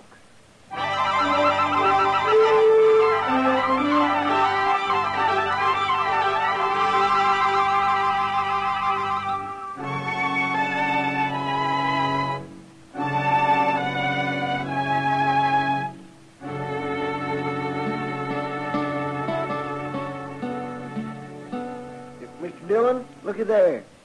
What is it, Chester? Out there in the street. It's Miss Baxton. Huh? She's coming a buggy. News travels fast, doesn't it? You going to turn old Sam Baxton loose? Well, I don't have much to hold him on now, Chester. No, sir. Not with him right here in jail when that last fellow was killed the same way as Art Long and Hoffer. Shucks, I guess he was telling the truth after all. Yeah, it looks that way. Well, I'm glad for Miss Baxton anyway. I'll open the door for her. Well, morning, Miss Baxton. Hello, Chester. Come right on in, ma'am. Thank you. Hello, Miss Baxton. Marshal Dillon, I'm sure glad to see you this time. Well, I hope there aren't any hard feelings, ma'am. Oh, you was only doing your duty. I respect that. Oh, where's Sam? The cells are out back. Oh, you haven't turned him loose yet? No, ma'am. It's too bad about Jim Fowler, Marshal, being killed that way. But it was just like the others, wasn't it? The same man killed all three of them. And Sam was right here in jail. Well, I was just saying to Chester, news sure travels fast. How'd you hear about it so soon? It just happened this morning. What? One of our cowboys rode by there about noon, Marshal. He come straight to the ranch and told me about it. Would you let Sam out now? I'd like to get started for home. I'm sorry, Miss Baxton, but I'm going to have to hold him for a while yet. But why, Marshal? What for? Well, Mr. Dillon, a few minutes ago you said yourself... I said that he wasn't clear of this yet, Chester. You don't listen very close, Chester. No, sir, I sure don't. Marshal, you said that whoever killed Hoffer killed Art Long, since they was both shot the very same way. Well, I know I did, ma'am, but I've been thinking a lot about it, and I'm just not sure yet. Even with the same thing happening again this morning? Well, I got to admit that does make a difference, all right. I suppose if one more man got killed like that, I wouldn't have any case at all against your husband. But the way things are now, I got to hold him, ma'am. I'm sorry about it. Well, it's like I said, Marshal. You got to do your duty. Yes, ma'am. If there's anything I can do for you, Miss Baxton. Thank you, Marshal, but I'm all right. Can I see Sam before I start back? Of course, ma'am. He's right through that door. I can't stay long. Chester. You been up on Ginger Creek since I have? Yes, sir. Isn't there another nester there, not far from Jim Fowler's cabin? A couple of miles beyond, there's one. I don't know his name, though. No, that doesn't matter.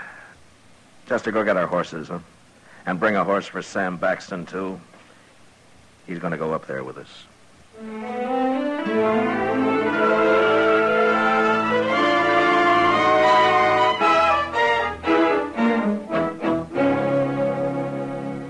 don't know what you're up to, Marshal, but I'd rather be in jail than spending the night in this place. It's a nice little cabin he's got here, Baxton. Yeah, you improved it some when you sent him into Dodge for the night. It's almost daylight, Mr. Dillon. Okay, Chester. Well, I'm going to build a fire now and let whoever's waiting outside think his victim's just got up. What makes you think he'll be there this morning, Marshal? But if he isn't, we'll stay here till he does come. Mr. Dillon, you want me to pull the door open when you're ready? I'll tell you when, Chester. And after he gets off a couple of blasts with that shotgun, we'll go out and try to take him alive. All right, Baxton, you get over there with Chester. And I'll try to get this thing started.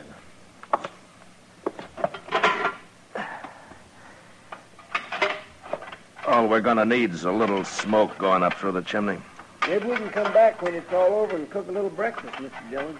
We'll worry about breakfast later, Chester. Yes, sir.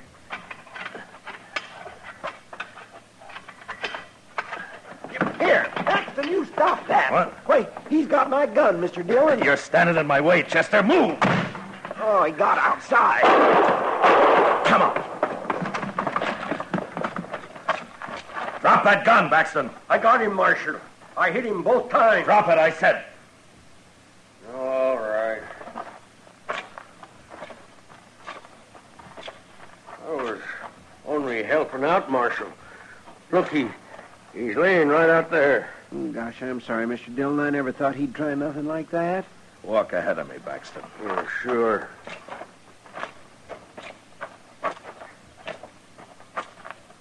Marshal, look, it's my wife. Yeah. She's dead. I didn't know who it was, Marshal. I couldn't see who it was. How'd I know she was doing this? Going around killing people. Your wife shot Jim Fowler yesterday morning. I didn't know she hated nesters that much. Well, it's kind of hard to believe, Marshal. Yeah. But I guess you never know about a woman. Well, I can tell you about her, Baxton. Fowler's the only man she killed, and she didn't kill Fowler because she hated him. She did it because she loved you. What are you talking about? She was trying to cover up for you. Oh, wait a minute. And she almost did it, too. She almost kept you from hanging. So she claimed one of your cowhands saw Fowler's body when I knew he'd already been buried. I had all the evidence I needed on her right then, Baxton. And the biggest mistake you made was killing her. I didn't know it was her. You knew. But what you forgot was that she'd have confessed to killing Long and Hoffer. Why would she? Because she loved you. Besides, she couldn't have been punished any more for killing 3 men than for killing 1. You got it all figured out, ain't you, Marshal? Yeah, everything. Everything except how she could love a man like you. But then it's like you say. You never know about a woman.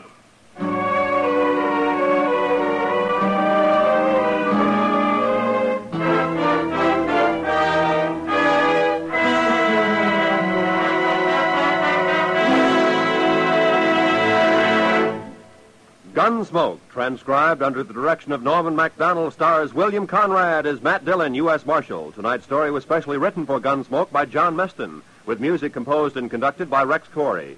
Featured in the cast were Joseph Kearns, Helen Cleve, Paul Savage, and Clayton Post. Parley Bear as Chester, Howard McNear as Doc, and Georgia Ellis as Kitty. Roy Rowan speaking.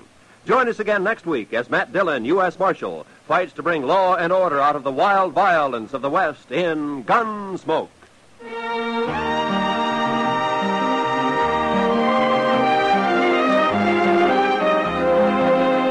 Gene Autry stops a lynching of an innocent man and tracks down the real killer on tomorrow's Gene Autry Show.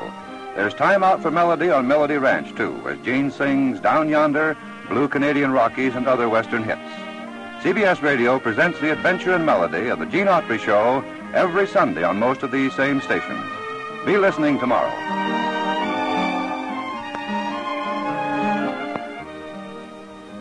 Meet William Demarest and Hope Emerson as the Cobbs, Sunday nights on the CBS Radio Network.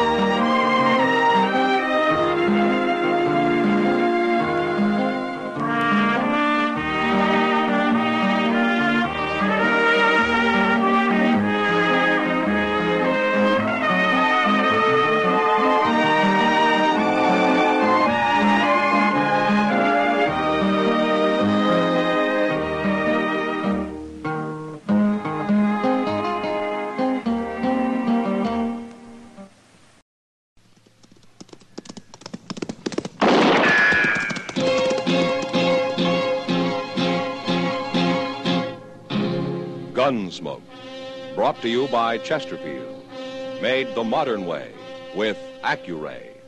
Smoother, cooler, best for you. Around Dodge City and in the territory on West, there's just one way to handle the killers and the spoilers, and that's with a U.S. Marshal and the smell of gun smoke.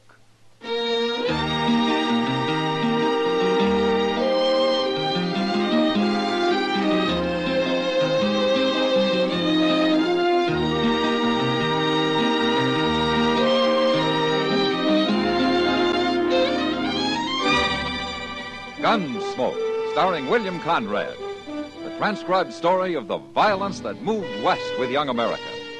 and the story of a man who moved with it. I'm that man, Matt Dillon, United States Marshal. The first man they look for and the last they want to meet. It's a chancy job, and it makes a man watchful and a little lonely.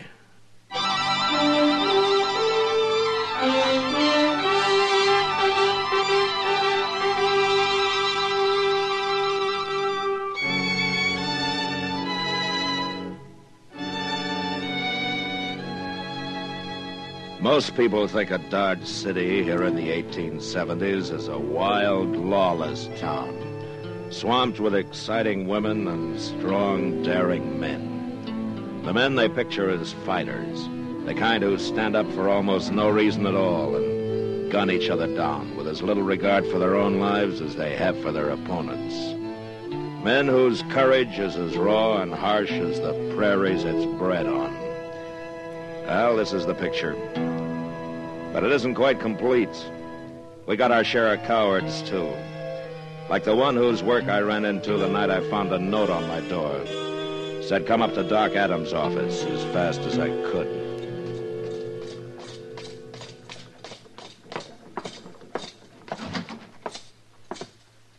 Doc's in the back room, Mr. Dillon. What's the trouble, Chester? He's got Jack Massey in there. Jack Massey? That cowboy who looks up whenever he comes to town, you remember him. He always comes into the office and sits around and talks. Oh, the red-headed fellow, you mean, huh? It's been 6 months since we seen him. Oh, what's he doing up here? What's wrong? Well, Doc, you better ask him. Hello, Matt. Doc? Well, he's dead. Oh, that poor As soon as I saw him, I knew he couldn't make it. Not with a hole like that in him. Doc, would you mind telling me what happened? Somebody shot him, Matt. Well, who shot him? We don't know. I was coming down the street, Mr. Dillon, and I heard a shot, and I run in and found him laying there on the floor, right where he fell out of the chair. Out of what chair, Chester? Why, yours. Mine? Yes, sir, down in the office. He was waiting for you, I guess, and somebody sneaked in the back way and shot him. But why? He was shot in the back. So? Well, he was sitting in your chair, and we noticed he was wearing a hat just like the one you wear. And also, he's about the same size as you. Somebody's out to kill you, Matt. To kill you the easy way.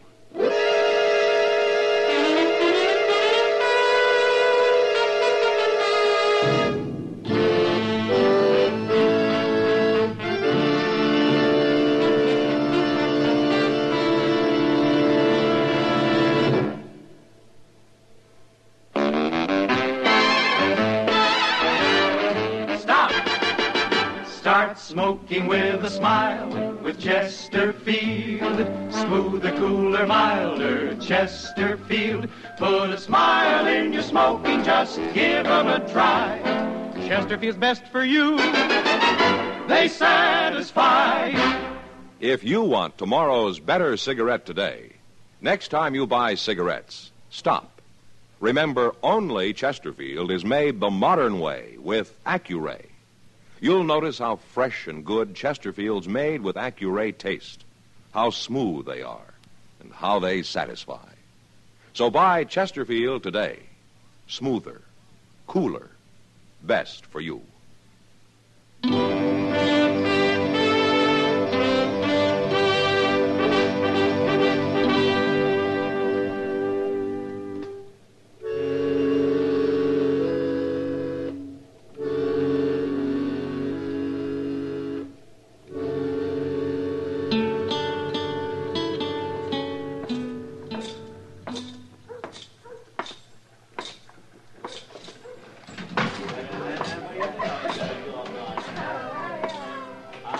Evening, Matt. Hello, Kitty. Sit down. Oh, thanks. What brings you into the Long Branch this time of night? Oh, just looking around, Kitty. Well, there are a lot of men at the bar over there. You think you can pick him out? What? The man who thought he shot you tonight? News travels fast, doesn't it? I heard somebody was after you 2 days ago. You did? I figured it for talk. Didn't anybody tell you about it? Well, I haven't been around much the last couple of days, Kitty, but even so, I guess it isn't the kind of talk people feel easy about passing on. To me, anyway. I guess not. You know who started it? Well, he did. Who? Coming this way. What? Well, that's Ed Eby. What's he doing in Dodge? You ought to drop around more often, Matt. He's been banking faro here 3 or 4 days now. Does Sam hire him? Yeah. He's been doing fine, too. Eby always was a smart gambler. Hello, Marshal. Miss Kitty. Ed? Hello, Eby. You mind if I sit down? No, go ahead. I been meaning to come see you, Marshal. Oh, is that so? I heard about the shooting tonight. Seems most everybody has. I know something about it, Marshal. Would you like to hear? Tell me. Well, a couple of nights ago, I went out back to breathe a little fresh air. And I was standing out there in the dark around the corner in the alley. And I heard a couple of men come out. They couldn't see me, and I couldn't see them, but I heard one of them tell the other he was going to shoot Marshal Dillon. Shoot him any way he could. Uh-huh. You're a little late telling me, aren't you, Eby? I don't exactly owe you no favors, Marshal. Then why did you bother to tell me at all? Because I don't like killing. That's why I hate killing. I've told you everything I know, Marshal. I'll be going now. What's that all about, Matt? What's between you and Eby? Oh, I knew him out in Santa Fe one time, Kitty. He was bullying a man, and I showed him up to be a coward. A lot of people witnessed it, and Eby never forgave me. Well, then maybe his story's a lie. Maybe he's the one who did the shooting tonight. I don't think Ed Eby has the guts to shoot a man, even in the back. Well, who is it, then? Haven't you any idea? No. That there are a lot of men who'd like to see me dead. I know. I'd be willing to take my chances with anybody who'd face me. It's the man who shoots out of the dark I'm afraid of.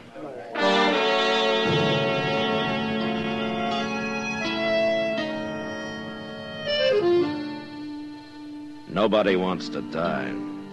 But it's even worse without a chance to fight back. That's what always made me feel especially bad about a man who broke his neck falling off a saddle, or who maybe disappeared in front of a stampede of buffalo. Or who, like Jack Massey, sitting at my desk, had to take a bullet in the back. That's not dying. That's being slaughtered like a hog in a pen. Robs a man of everything he's lived for. And it made me mad. Made me so mad I lost my sense of caution. Like the night Chester and I were walking up Front Street after supper. Well, if I was in your boots, Mr. Dillon, I'd hide me out on the prairie for a spell. Oh, you would? You bet I would. Out there you can see a man coming a mile off. I don't think he'd like that, Chester. Yeah, I guess you're right. He'd never follow you out into the open. Not him. Or them. You think they might be born to one? Might be. Doggone it, Mr. Dillon. Why don't you hire some men to hang around as a sort of a bodyguard? Then nobody'd dare try ambushing you. The sooner they try, the better, Chester. Get it over with one way or the other. I wished I was as cool about it as you. I'm not cool, Chester. I'm mad. You sure got a funny way of showing it. Now, if I was mad, I'd be hopping around like a bronc with a burr under its tail. I'd be a slaunching and sloughing with foam on my mouth. Get out, Chester. He's up there in the alley. Yeah, I'm going after him.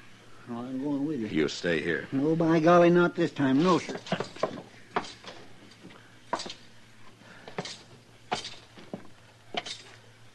Start shooting, mister. Start shooting while you got a chance. I sure will. He's by that barrel, Mr. Dillon. He's leaning on it. Yeah, I see him. I'll shoot you. I'll shoot you good. Drop that gun.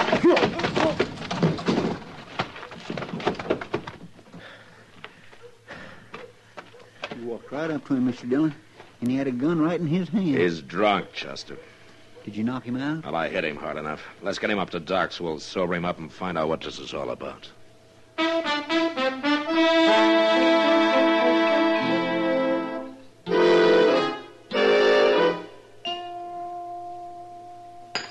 Don't put that cup down yet, fella.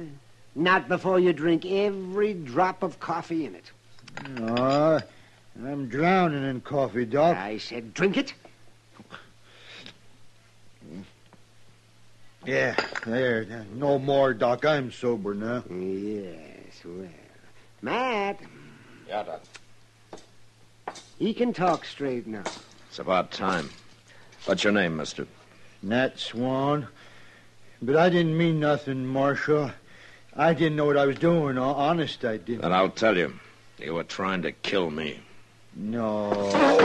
No, don't. Don't hit me. Don't hit me. You're a real coward, aren't you, Swan? Even to shoot me in the back, you had to take on a load of whiskey. I got nothing against you, Marshal. I come to town and heard all that talk and thought I could make a name for myself if I'd done the shooting. Ain't no more to it than that. Oh, listen, no more to it than that. Oh. Well, nothing personal is what I mean. I should have put strychnine in that coffee. What are you saying, Doc? Never mind, Doc. I believe you, Swan. Oh, you do? Well, it's true. Honest it is. Yeah, it's true, all right. And there are a lot of other drunken, brainless bums going to try it for the same reason. They've heard somebody's out to murder me, and they get to thinking, why shouldn't they do it and get the credit for themselves? Well, no, man, no, it's not that bad. It's already started, Doc. And there will be others. Lots of them. As long as I last.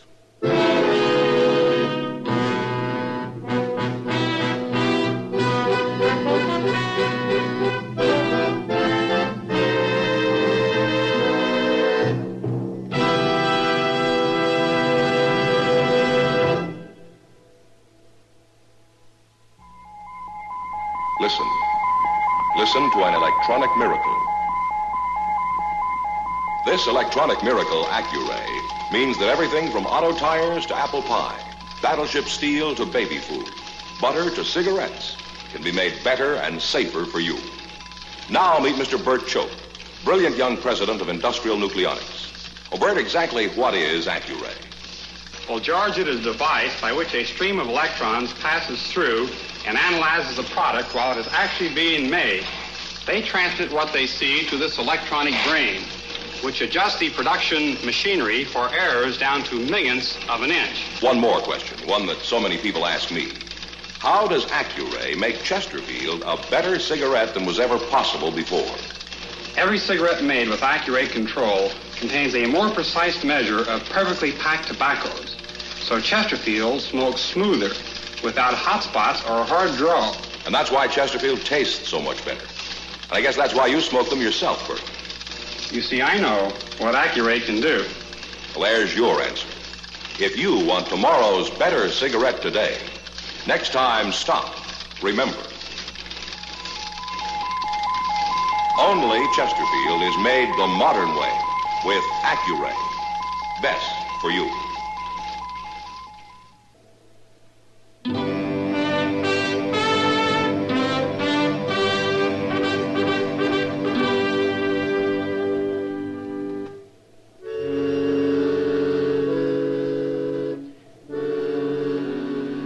Chester and I rode Nat Swan down to the Arkansas. Told him to get his horse across and to keep going. I guess he thought I was about to shoot him the way he rode off, all hunkered up in the saddle, trying to look small. And I was pretty sure he'd never show up in Dodge again. Yeah, that'd be one less glory hunter to deal with. But the thought of how many were left waiting in the alleys, hiding in the shadows, well, it made me jumpy. But I didn't realize how bad off I was until we got back into town, rode into the stable. We put our horses into their stalls, and we're walking toward the door. This barn's plumb deserted tonight, Mr. Dillon. It's late, Chester. Everybody's either drunk or in bed by now. Well, there's somebody who ain't. Hey, what's he doing with that rifle? Here, duck into the stall, Chester. He's seen us. All right, drop the rifle, mister. Not likely. Drop it, I say. No. He's gonna shoot. You got him. You stay back, Chester.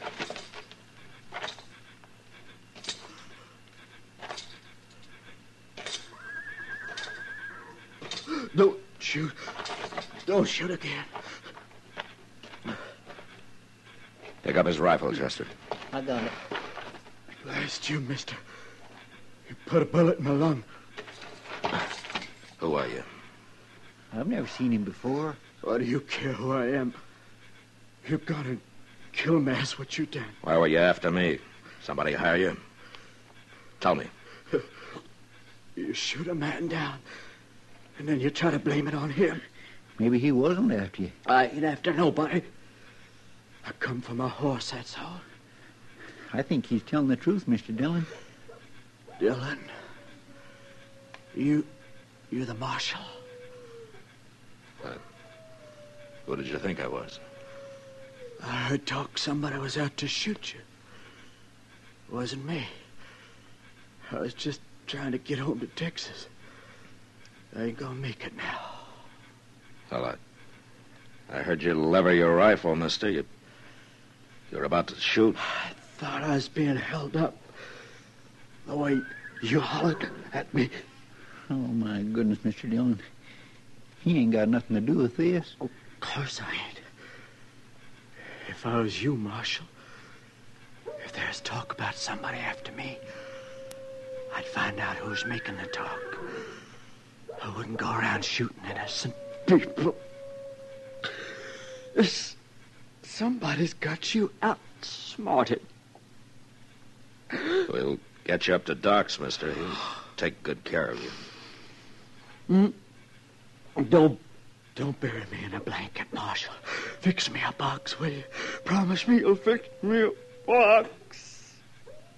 Yeah, I promise. I can't swallow no more. I'm gonna drown.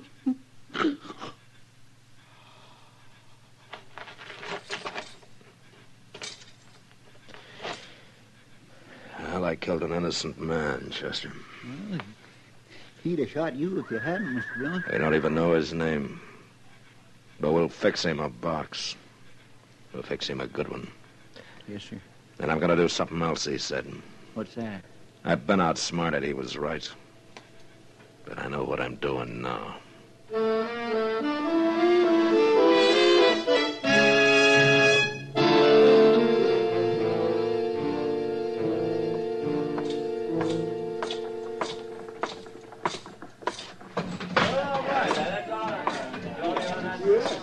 Hello, Matt. Hello, Kitty. You're looking for somebody. You bet I am. Trouble? Now the trouble's over. Or it soon will be. If there's going to be a fight, they don't need me in this saloon. I'll be mighty surprised if there is a fight, Kitty. Huh? Cowards don't carry guns. Ed Evie. I'll see you later. Here comes the split, gentlemen. You care to string along? Well, Marshal Dillon, you going to try your luck? My luck ran out about an hour ago, Evie. What? I shot and killed an innocent man. What are you talking about, Marshal? You were too cheap to hire somebody to get me, Evie, and too much of a coward to try it yourself. I don't like that. Your story about overhearing that talk out back. You spread it around, hoping it'd give some brainless fool the idea to try it himself. Now, that's a lie. 2 men tried it. And they made me so jumpy I just killed a man I thought was going to try it again. Well, I feel pretty bad about that, Evie. I got nothing to do with it. You told me the story thinking it'd make you look innocent. Now, you outsmarted me, Evie. For a while. You can't prove any of this. I don't have to. Now, come on. You can't arrest me. No. Then I'm going to lock you up, and tomorrow I'm going to run you out of town. No. 2 innocent men have died because of your cowardice, Evie. I wish I could hang you for it. Don't you call me a coward. You're the worst coward I ever saw. Shut up. You stop saying it. You're doing just what you did out in Santa Fe. Come on, Evie. I'll show you I'm not a coward. You won't call me that anymore. Take your hand out of your pocket, Evie. I got a gun in here. I'll kill you myself. No, you won't. You're not going to draw that gun. Yes, I am. Not you, Evie. I'll do it. Not you, Evie. I'll kill you. Just keep talking, Evie. Keep talking. Why didn't you shoot him, Matt? You had a right to. I think he wanted me to, Kitty. What? I think he'd rather be dead than face everybody knowing what a coward he is. Well, he's got his punishment coming for the rest of his life.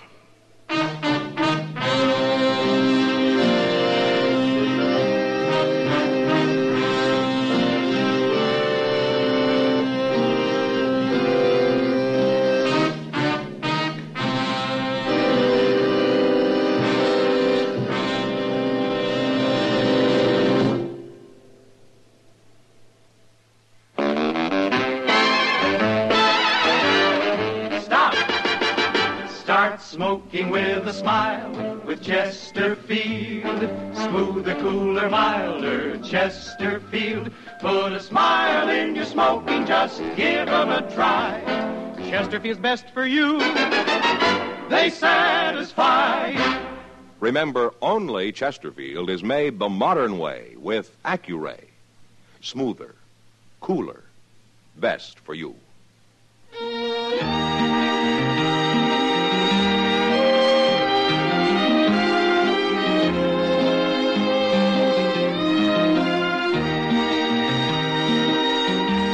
Gunsmoke, produced and directed by Norman Macdonald, stars William Conrad as Matt Dillon, U.S. Marshal. Our story was specially written for Gunsmoke by John Meston, with music composed and conducted by Rex Corey. Sound patterns by Tom Hanley and Ray Kemper. Featured in the cast were Vic Perrin, John Daner, and Jack Edwards. Parley Bear is Chester, Howard McNear is Doc, and Georgia Ellis is Kitty.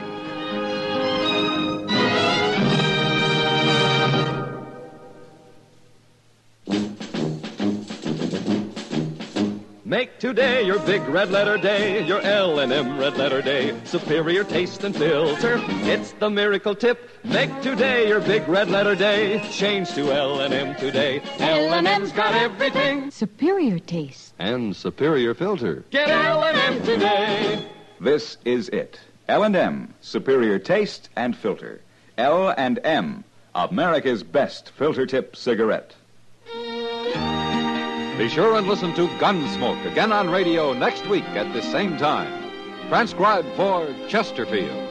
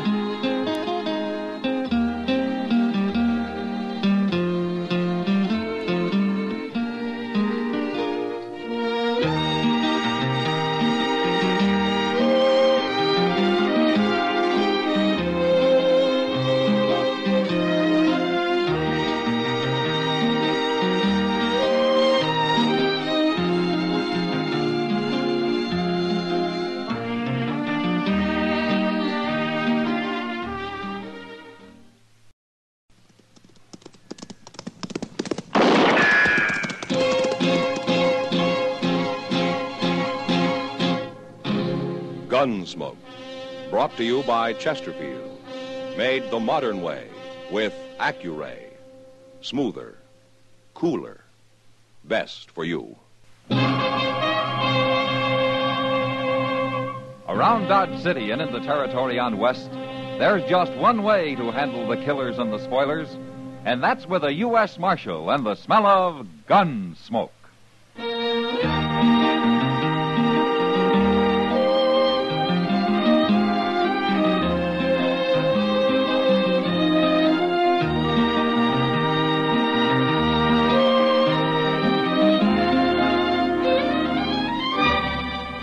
Gunsmoke, starring William Conrad. The transcribed story of the violence that moved west with young America. And the story of a man who moved with it. I'm that man, Matt Dillon, United States Marshal. The first man they look for and the last they want to meet. It's a chancy job, and it makes a man watchful and a little lonely.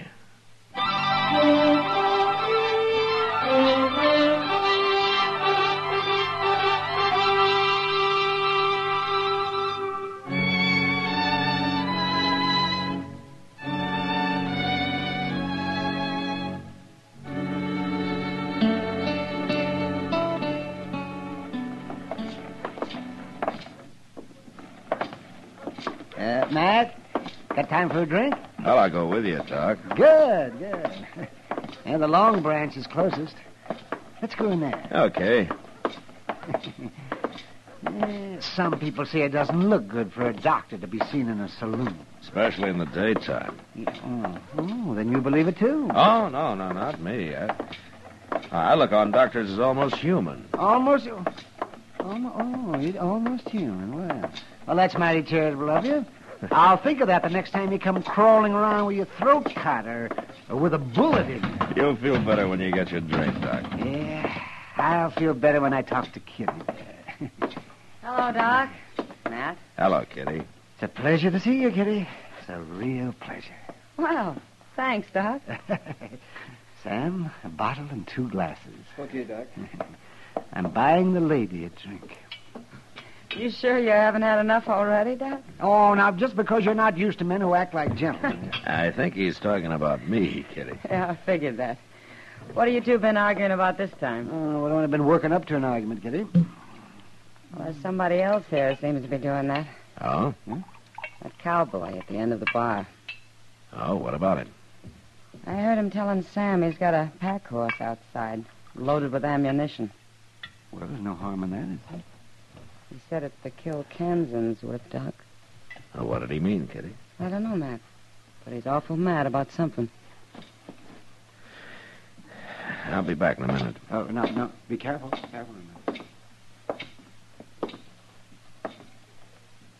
Hello. My name's Dillon. I'm the marshal here. My name is Jim Hoyt, and I wish I'd never heard of Kansas. Oh, where you from, Hoyt? Medina River. Texas, huh? Texas. You staying here long? Long enough to finish this drink, and since you're so nosy, I'll tell you. I'm with 9 other Texans. We got 2,000 head of cattle 6 days' drive from here. They're branded Cross R and Jack Raven's trail boss. Anything else you want to know? Yeah, there's something else. Have all of the men in that outfit got their backs up like you have? Don't you worry none about us, Marshal. We'll handle things.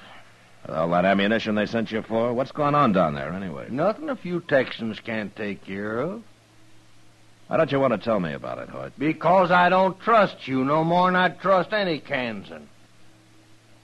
Then why don't you finish your drink? Because I'm going to ride back with you.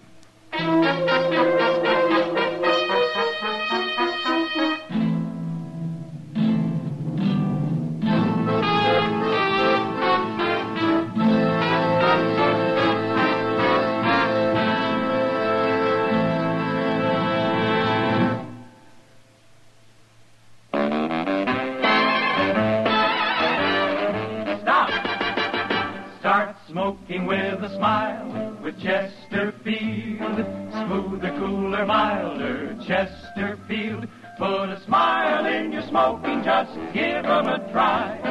Chesterfield's best for you. They satisfy. If you want tomorrow's better cigarette today, next time you buy cigarettes, stop. Remember, only Chesterfield is made the modern way with Accuray.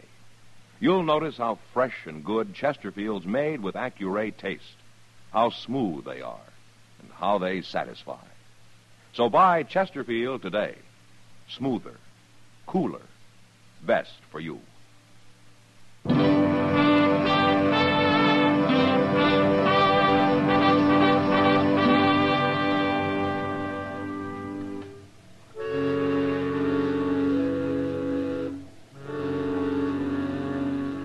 Jim Hoyt didn't like it much, but I got Chester and we saddled up and rode south with him. Nobody said a word the whole day. And that night, Chester and I spelled each other, keeping awake so's Hoyt wouldn't slip out on us. He knew what we were doing. And, of course, he just stretched out on the ground and enjoyed a good night's rest. It was late the next afternoon, soon after we crossed the Cimarron, that we ran into the Cross R herd bedding down for the night. We rode around it, up to the chuck wagon fire, and dismounted. Jack Raven's the trail boss, Marshal, and that's him leaning against that wagon studying. Now, let's go talk to him, Chester. And you tell him how you got here so he'll know who to get mad at. I'll do that, Hoyt. Well, them's the first word Hoyt said in the last 10 miles. I guess he's been saving his strength. What for? I don't know. Maybe the boss here will tell us. Yeah, if he don't shoot us first. He looks downright unfriendly to me. Jack Raven?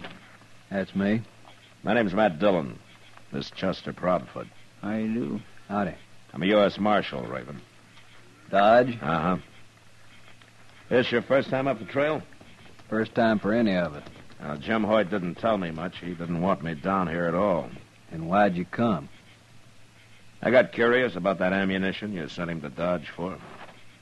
Some law against it? And that depends on what you aim to use it for. We aim to kill Kansans with it, Marshal. Uh-huh. You got any particular Kansans in mind? I ain't particular. You told me that's your first trip up here, the first trip for any of you, huh? What's that got to do with it? You lost many cattle? I've lost all I'm going to. How many? Some 20, 30 head. Stampede? 2 of them. How'd they get started? Men out there waving blankets they set fire to in the night. And they wasn't Injuns, neither. We seen them, but we couldn't chase them or go shooting at them, or we'd have lost the whole herd.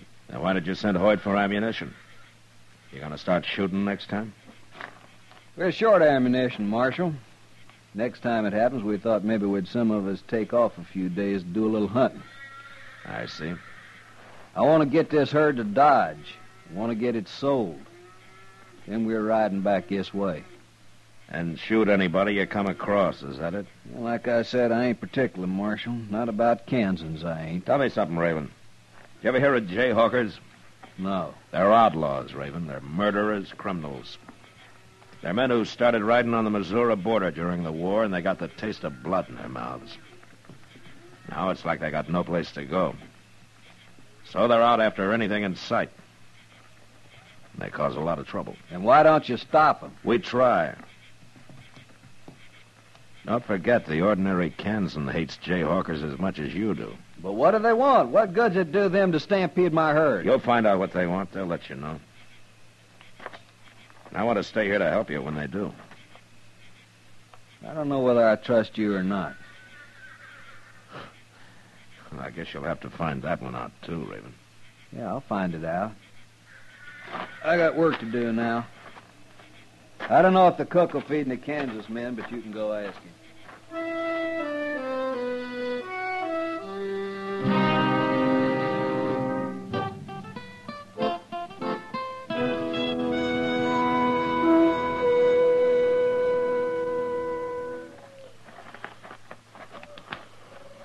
Mr. Dillon. Mr. Dillon? What is it, Chester? It's almost daylight. Oh, yeah. I guess we better get up. I declare I didn't hear a thing all night. I slept right through. Well, if it'd been a stampede, you'd have heard it, Chester. Maybe them Jayhawkers has quit. Maybe. Mr. Dillon. Yeah, what? Look yonder, riding that horse. That's Jim Hoyt. Well, where's his clothes? And look, he's all bloodied up. They're having to help him get down off his horse. There's Jack Raven. Yeah. What in the world do you suppose happened? He didn't get those marks on his back from a fall.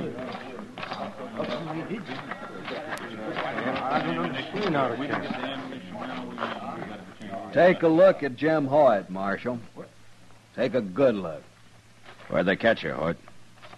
How come you know anybody caught me, Marshal? That's a good question. How do you know? This has happened before. It's one of their methods. Filthy Kansans. Jayhawkers. Mighty Raven. fancy name for a bunch of murdering devils. You were on guard and they sneaked up on you. Is that the way it happened? They stripped me and flogged me. Then they give 'em a message for me. They want money, huh? I got 2,000 head of cattle, Marshal. If I pay them jayhawkers $2 a head, they say there won't be no more trouble. By sundown. They want that money by sundown. You gonna pay it, Raven? I'd rather lose a whole herd. We'll ride guard in pairs tonight. There won't be any more beatings. And I hope there's no shooting. Them cattle are ready to run most anything by now. We'd like to ride with you, Raven. I might trust you, Marshal. I don't know. But the men wouldn't. They'd never stand for it. All right. Well, we're going to be around. We're not leaving here. And you better keep pretty close to camp. You might get yourself killed if you stray very far.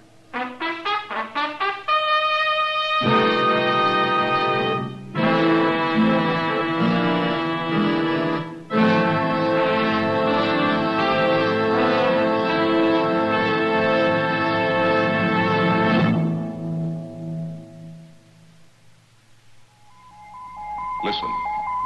Listen to an electronic miracle. This electronic miracle, Accuray, means that everything from auto tires to apple pie, battleship steel to baby food, butter to cigarettes can be made better and safer for you.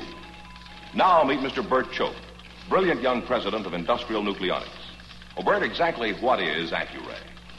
Well, George, it is a device by which a stream of electrons passes through and analyzes the product while it is actually being made. They transmit what they see to this electronic brain, which adjusts the production machinery for errors down to millionths of an inch. One more question, one that so many people ask me. How does Accuray make Chesterfield a better cigarette than was ever possible before? Every cigarette made with Accuray control contains a more precise measure of perfectly packed tobaccos, so Chesterfield smokes smoother, without hot spots or a hard draw. And that's why Chesterfield tastes so much better. And I guess that's why you smoke them yourself, Bert. You see, I know what Accuray can do. Well, there's your answer. If you want tomorrow's better cigarette today, next time stop. Remember. Only Chesterfield is made the modern way with Accuray. Best for you.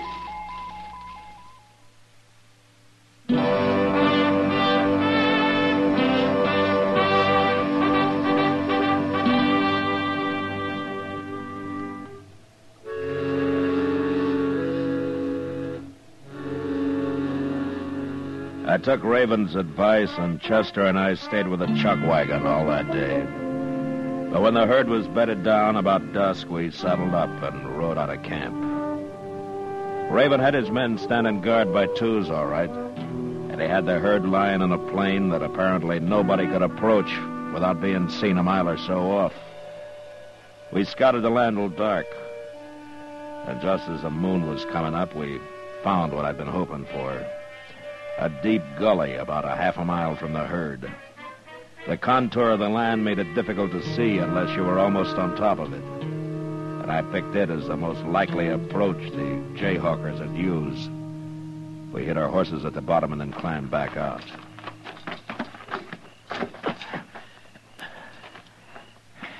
That's an awful long gully, Mr. Dillon. Yeah. Them jayhawkers could ride out of it most anywhere for a mile or so. Yeah, they could, Chester, but right in here is where it's closest to the herd. Oh, we better lie down.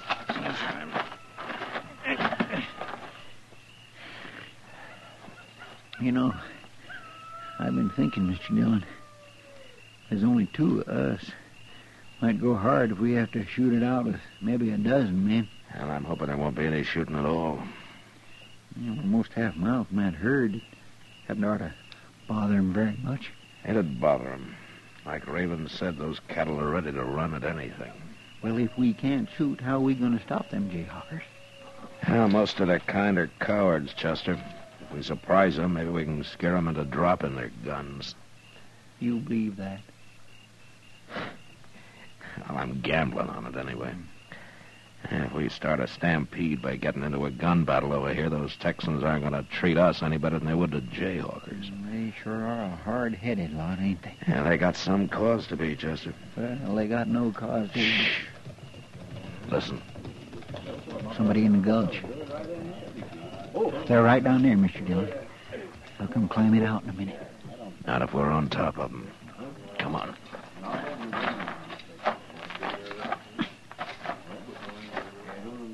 Don't do any shooting unless I do, huh? No, I won't. Quiet now. No. Too much moon to ride over there. We'll stampede them from here. All we got to do is spread out along this gulch and start shooting. It don't matter whether you hit cows or Texans. Now, let's spread out a little, Jessup. We'll crawl right up on top of them. All right. Come on. No. We're a long ways off. If we set up enough rifle fire, them cattle will stampede shore. They'll have their hands so full of chasing them, they won't have time to worry us. Yeah, well, I think You men are covered. Get your hands up. You better do what he says. We're all around you. That's right, man. They'll kill us anyway. No! All right, Chester, give it to him.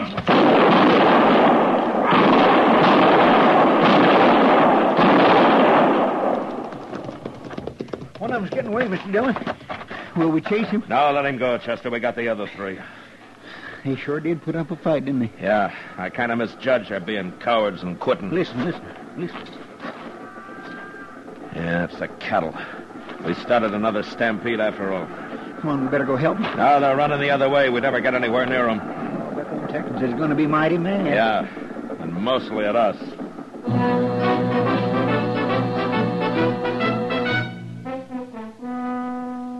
We left the Jayhawkers right where they died. Rode slowly back to camp. Nobody was there but the cook. So we sat down and waited. We waited 3 or 4 hours before any riders showed up. And when they did, they weren't exactly friendly. They stood around at a distance and watched us as though they were guarding a couple of prisoners. Finally, Jim Hoyt walked over to us. It was you done all that shooting, Marshal. Some of it, yeah. I was shooting, too. Well, the men wants to hang you. Oh, is that so? We seen you riding around, didn't know what you was up to, but we sure found out, didn't we, man? All right, now you just look at here. Take it easy. 4 of us here now. You gonna put up a fight? I don't blame you for being mad, Hoyt. Nor the rest of you. But that's no excuse to be talking about lynching anybody. We ain't talking, Marshal. We're gonna do it. Wouldn't you like to know why we were doing the shooting? We know all we need to know. Now unbuckle them guns, both. Use your head, Hoyt. It's Jack Raven. Raven ain't gonna stop us. What's going on here? We're about to hang us a couple of Kansans, Raven. Yeah, that's what I figured. Don't aim to have no interference. All right. I won't give you any. Good. I want to tell you something first, though. Say it out. I was kind of curious about it, so I rode over to where those two did all that shooting. You know what I found? Bunch of empty cartridges. I found 3 dead men, Hoyt, laying in a gully. What? Now, I don't know what these here Jayhawkers is supposed to look like, but them 3 men I found, that's how they ought to look. This for true, Reeve? It's true. Well, I guess I've been a little hot-headed. I didn't trust the marshal either. Not at first.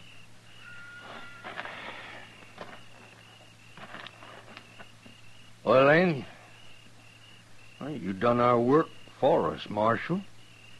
It was you, too. Found them devils and faced them. Ah, forget it, Hoyt. It's over. I don't think you'll be bothered anymore. Say, Marshal, me and Hoyt and the men, we've had a bad trip. When we get to Dodge, we'll maybe want to kick up our heels a little. Oh, short of gunplay, Raven, this is one outfit that can hurrah Dodge all at once. Now, when do you get there? The first bottle's on me.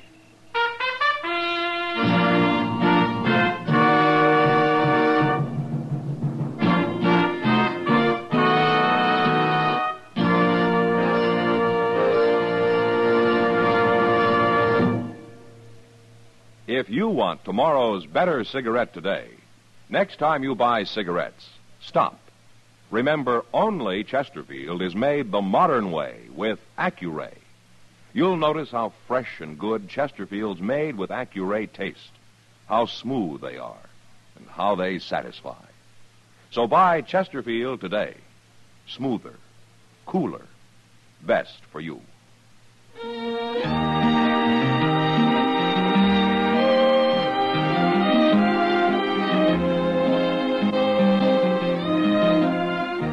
Gunsmoke, produced and directed by Norman Macdonald, stars William Conrad as Matt Dillon, U.S. Marshal. Our story was specially written for Gunsmoke by John Meston, with music composed and conducted by Rex Corey.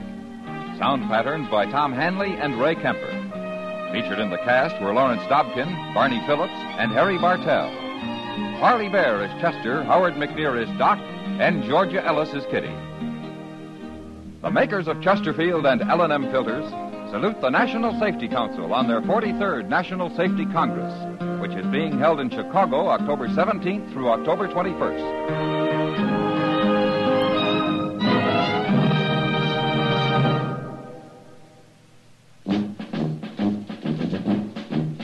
Make today your big red letter day, your L&M red letter day. Superior taste and filter, it's the miracle tip. Make today your big red letter day. Change to L&M today. L&M's got everything. Superior taste. And superior filter. Get L&M today. This is it.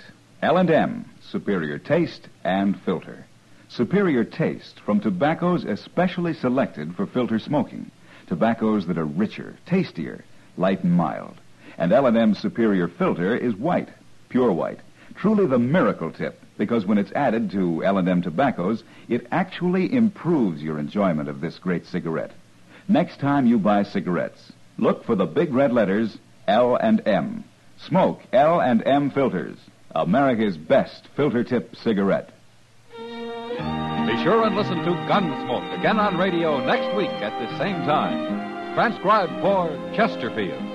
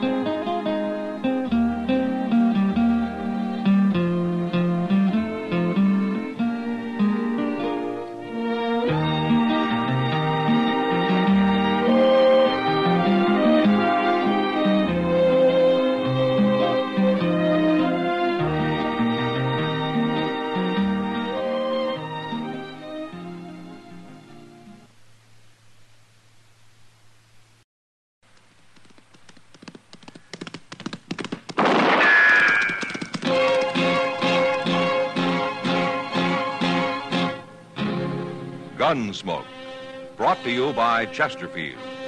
To put a smile in your smoking, always buy Chesterfield. Made the modern way with Accuray. Around Dodge City and in the territory on West, there's just one way to handle the killers and the spoilers, and that's with a U.S. Marshal and the smell of Gunsmoke.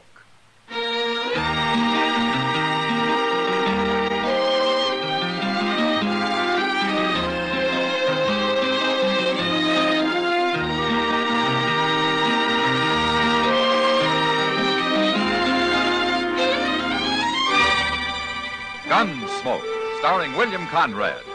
The transcribed story of the violence that moved west with young America. And the story of a man who moved with it. I'm that man, Matt Dillon, United States Marshal. The first man they look for and the last they want to meet. It's a chancy job, and it makes a man watchful and a little lonely.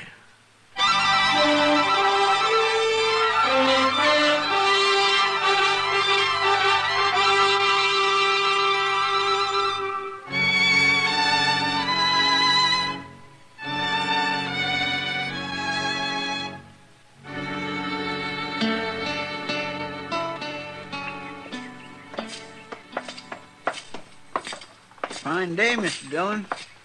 Yeah. Well, ain't it? What? Oh, yeah, sure, Chester. Well, doggone it, the wind ain't blowing, it ain't raining, nor hailing, nor snowing, nor freezing, nor nothing, and if that don't make for a fine day up here, then I'm going back to Texas where it does. I'm sorry, Chester. I was thinking about Andy Hill. Andy. We'll find out about him in a couple minutes. Look, Chester, why don't you go over and see if the telegram's come yet, huh? I'll be waiting over there for you. Over where? Oh. Miss Kitty. I'll be back directly.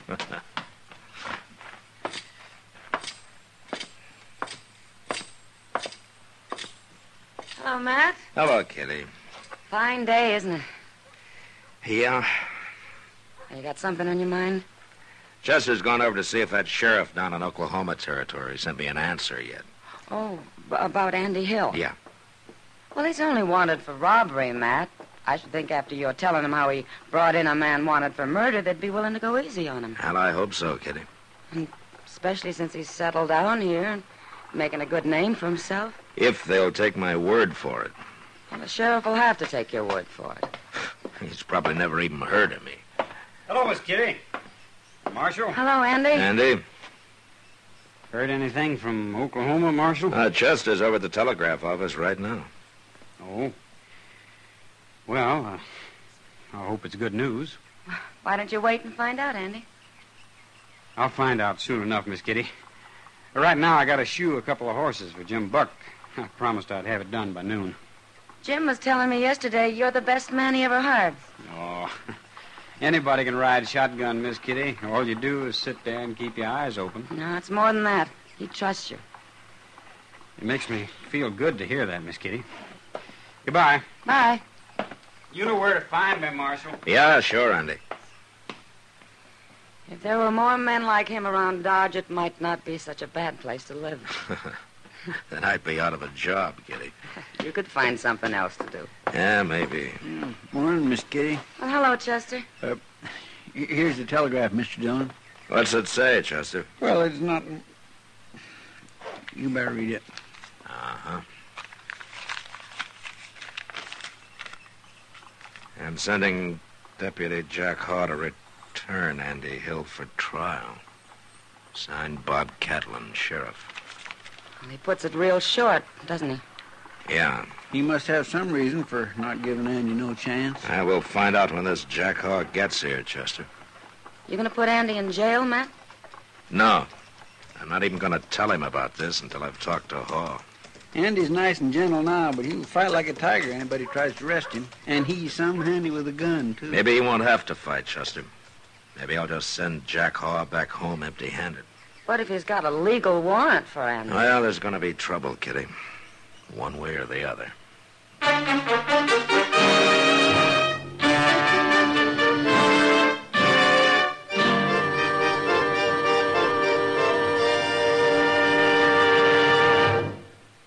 Stop! Start smoking with a smile with Chesterfield. Yes, put a smile in your smoking. It's as easy as ABC. Because Chesterfields made with Accuray are A, always milder. B, better tasting. C, cooler smoking. Yes, a Chesterfield is always milder. Accuray controls your Chesterfield in the making. Gives it a more even distribution of fine tobaccos that burn more evenly, smoke much milder. A Chesterfield is better tasting. An Accuray Chesterfield draws more easily, lets you enjoy all the flavor. And a Chesterfield is cooler smoking. 14% more perfectly packed than cigarettes made without Accuray. You enjoy cooler smoking. No hot spots. No hard draw. So always buy Chesterfield. Put a smile in your smoking, just give 'em a try. Light up a Chesterfield, they satisfy.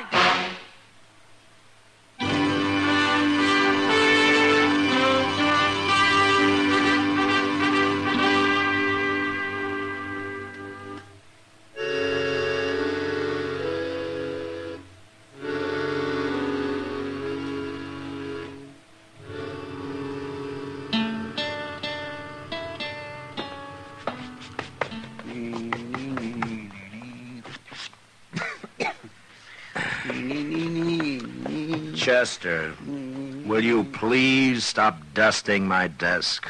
Well, but look at the... Marshal Dillon? Yeah, come in.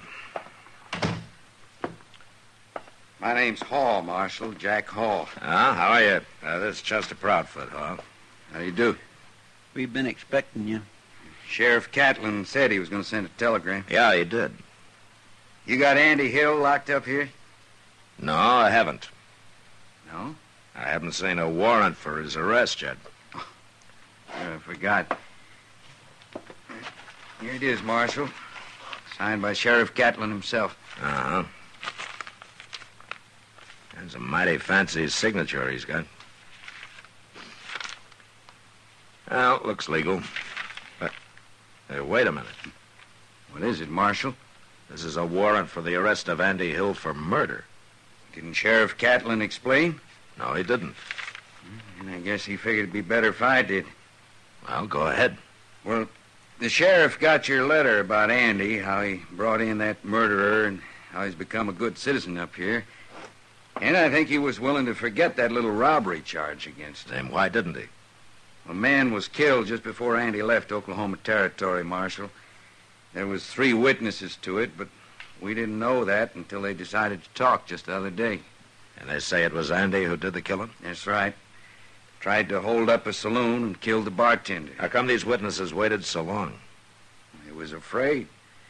They thought Andy'd kill them for talking before we could catch him. Well, I guess they got to feeling guilty about it. I see. Marshal, I think I know how you feel. You've come to like Andy. Most everybody does, till they really get to know him. The boy's a liar to begin with, a real clever one. He can usually talk his way out of anything, just like his brother. His brother? His brother murdered a man, too, Marshal, about a year ago. Oh, I see. They're both liars, and they're both killers, Marshal. Don't feel bad about being taken in by Andy. They tell me just about everybody has been one time or another. They tell you? I don't know him myself. I only been deputy down there for the last couple of months, but I know a lot about Andy. Uh-huh. When do you want to start back, Haw? I was thinking of taking the stage tomorrow morning. You staying at the Dodge House? Yes, I am. All right, come by in the morning. I'll have Andy here. Your town, Marshal. I'll do whatever you say. He'll be here in the morning. Unless he tries to shoot me.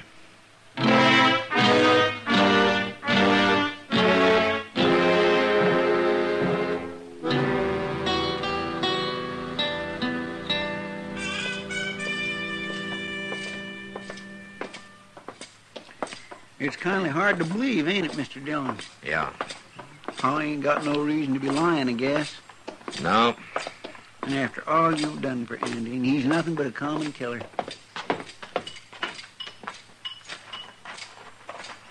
There he is, working over there at the anvil. Chester, you wait outside here, huh? I may have trouble with him. All right, sure.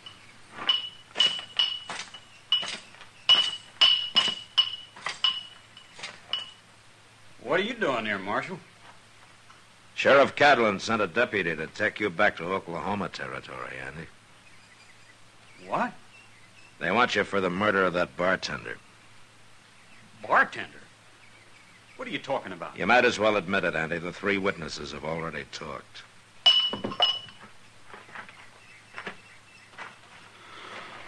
I don't know what this is all about, Marshal, but I didn't kill nobody.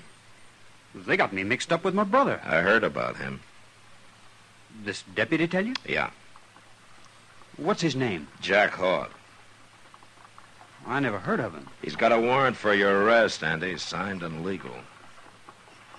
There's something wrong about this. I don't like it. And there's no reason why you should. Marshal, my brother killed a man down there, name of Bob Butler. I never knew him. I never even seen him.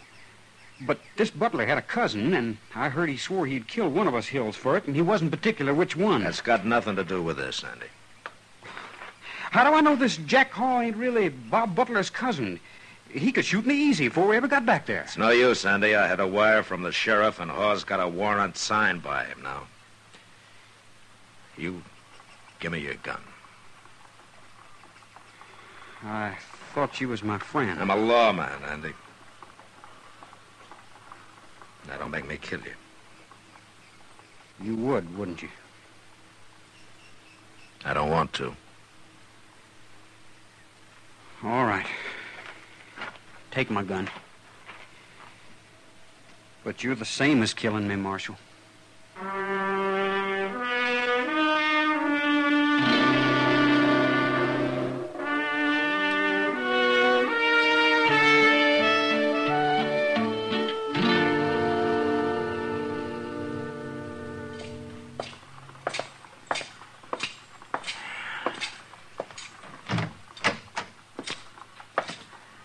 Morning, Chester.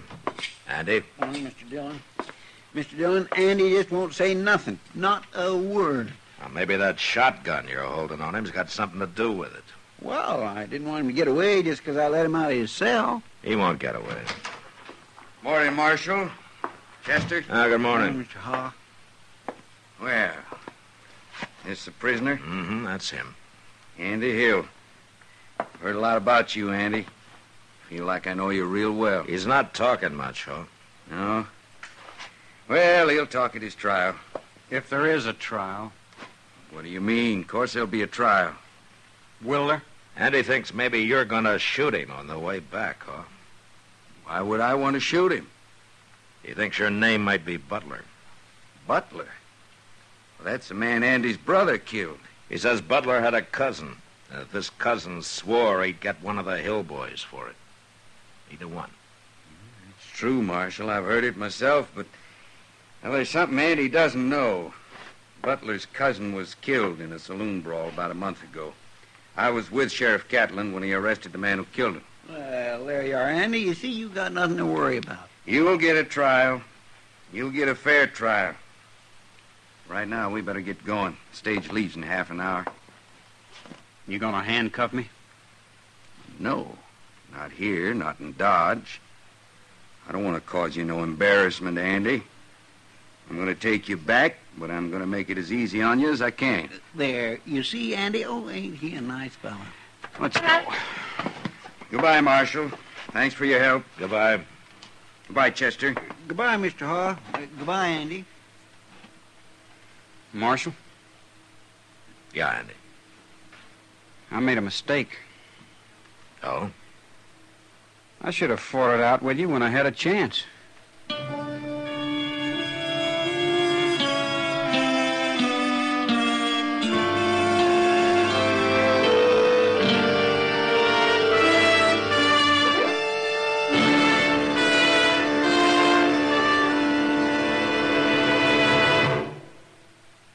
Stop!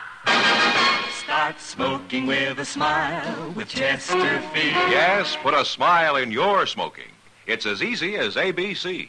Because Chesterfields made with Accuray are A, always milder. B, better tasting. C, cooler smoking. Yes, a Chesterfield is always milder. Accuray controls your Chesterfield in the making. Gives it a more even distribution of fine tobaccos that burn more evenly, smoke much milder. A Chesterfield is better tasting. An Accuray Chesterfield draws more easily, lets you enjoy all the flavor. And a Chesterfield is cooler smoking. 14% more perfectly packed than cigarettes made without Accuray. You enjoy cooler smoking. No hot spots, no hard draw. So always buy Chesterfield. Put a smile in your smoking, just give 'em a try.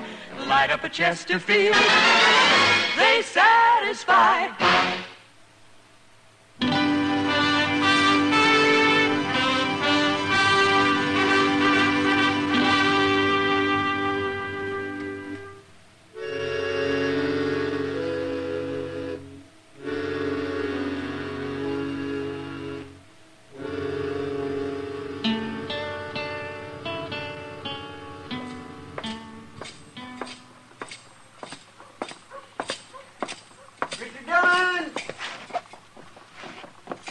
Oh, good morning, Chester. Morning, Mr. Dillon. You had your breakfast yet? Well, that's where I'm headed right now. Well, if you'll stop in at the Dodge House with me for a minute, I'll go with you. Okay, fine. What's going on at the Dodge House? Well, a fellow whose room there borrowed some money off me last night. He said he'd pay it back this morning. Oh, I see. It oughtn't to take but a minute, Mr. Dillon. He said he'd have it waiting for me. He's going to leave it with the clerk here. Go ahead. Oh, morning, Marshal. Chester. Morning, Avery. Avery. What can I do for you, huh? Did Sam Adams leave some money here for me? Money? Oh, no. No? Well, where's he at? Well, he paid his bill and left about an hour ago, Chester. He left? Where'd he go to? I don't know. He got on his horse and rode out of town. Yeah, but now he couldn't. He owed me some money. I don't even know where he's from. Sorry I can't help you, Chester. Now, wait a minute, Chester. Don't get excited. Let's take a look at the register here. It ought to say where he's from. Well, they don't always put that down, Marshal. Most of them just sign their names. Well, we'll take a look anyway. Gosh. Yeah, you're right. Most of them do just sign their names. Yes, sir. Jack Hall. What's the matter, Mr. Dillon? Hall's signature, Chester. Well, certainly Mr. Hall stayed here, but he's gone now, Marshal. No, he hasn't. That stage is just pulling out now. Where are you going, Mr. Dillon?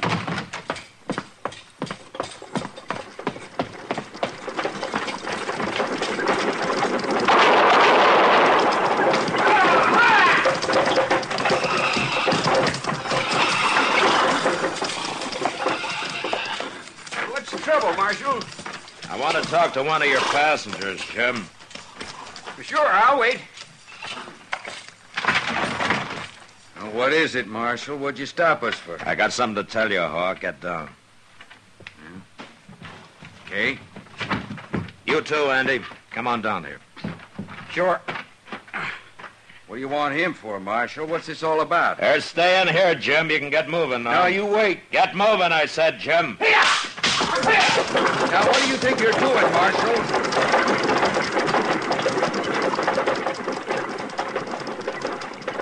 Now, why'd you do that?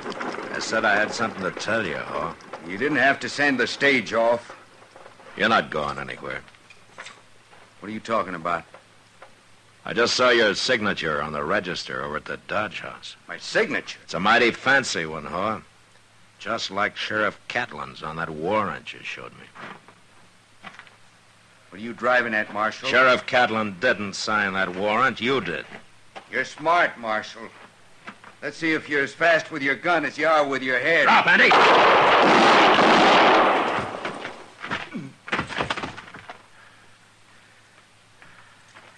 You hit, Andy? I'm all right, Marshal. You missed me.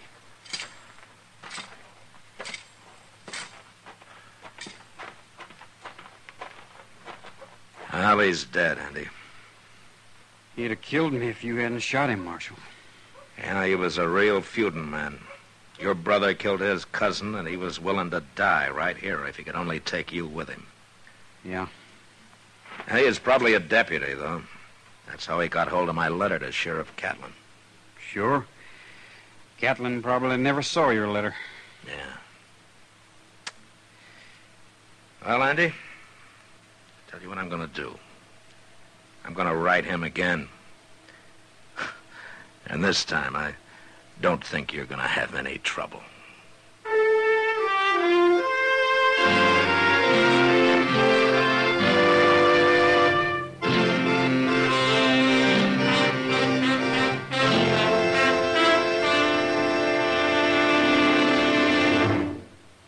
In a moment, our star, William Conrad. Put a smile in your smoking. It's as easy as ABC, because Chesterfields made with Accuray are A, always milder. Smoke much milder. Burn evenly. B, better tasting. Draw more easily. You enjoy more flavor. C, cooler smoking. 14% more perfectly packed than cigarettes made without Accuray. No hot spots. No hard draw. So always buy Chesterfield. Remember, an Accuray Chesterfield is always milder, better tasting, cooler smoking. You know, a man could lose his life on the frontier and not create much stir. But if he made a new one for himself, well, he had the respect of everyone. So, be with us next week. Until then, good night.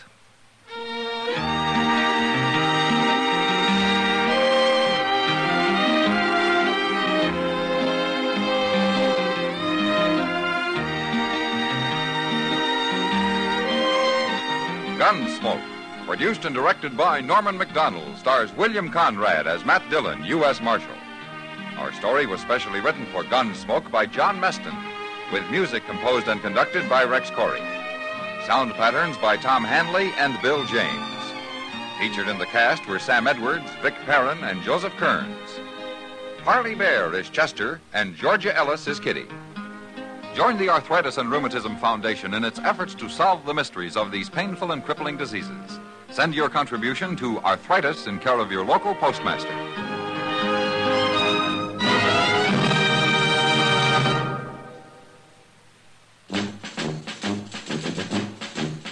Make today your big red letter day, your L&M red letter day. Superior taste and filter, it's the miracle tip. Make today your big red letter day. Change to L&M today. L&M's got everything. Superior taste. And superior filter. Get L&M today. This is it. L&M. Superior taste and filter. Superior taste from richer tobaccos. Tastier, light and mild. Superior filter. It's white, pure white. Added to L&M tobaccos, this miracle tip actually improves your enjoyment. Look for the big red letters. Smoke L&M, America's best. L&M's got everything. Get L&M today. Be sure and listen to another transcribed story of the Old West on Gunsmoke next week at this same time.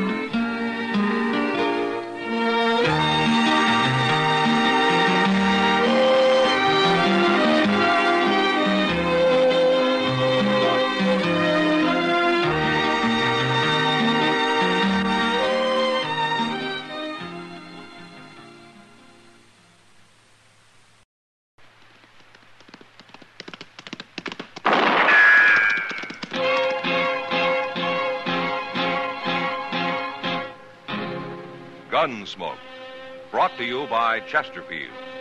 To put a smile in your smoking, always buy Chesterfield. Made the modern way with Accuray. Around Dodge City and in the territory on West, there's just one way to handle the killers and the spoilers, and that's with a U.S. Marshal and the smell of Gunsmoke.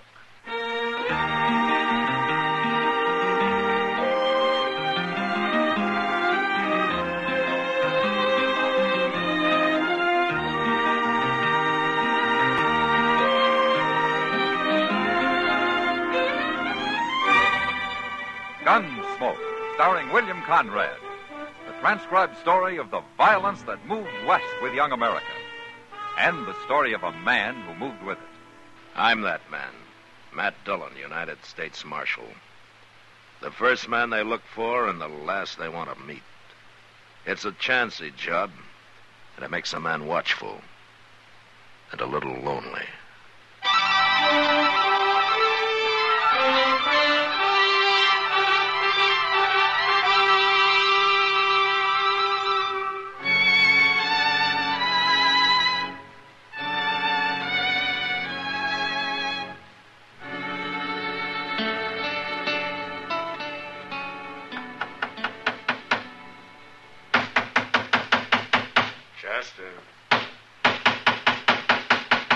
Chester!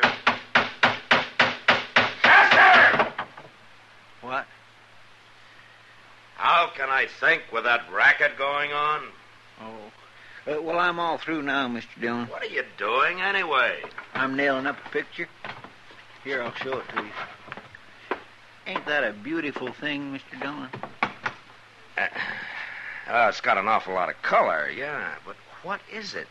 Why, that's William Henry Harrison whipping them Indians at Tippecanoe. Oh. Well, this is the first time I knew he ever did it by himself. Well, now, what do you know? I never noticed that. But it sure is pretty, though, ain't it? Marshal Dillon? Come in, ma'am. So you're Matt Dillon. Yes'm. What can I do for you? You can call me Amy, for one thing. My name's Amy Slater. All right, Amy. I'm 50 years old, and I look 60. The prairie done that. The prairie and some other things, Marshal. Well, where you from, Amy? I've been living in Wichita the last year. And I heard you were here, so I took the Santa Fe Railroad, and I come to Dodge. Oh? Well, why'd you want to see me? I've been waiting a long time to see you. I've been living for it. But I'm about through living. What? I come here to die, Marshal. Oh, well, if you're sick, maybe Doc Adams can help you. I ain't sick. Well, then why are you talking about dying? I've only got enough money to last me about 2 days, Marshal. Well, if it's money you need, maybe I can help. Oh, you're going to help me. But not that way. Well, how? You're going to kill me, Marshal. What? I said you're going to kill me. Now, Amy, wait. I've been waiting, Marshal. A long time.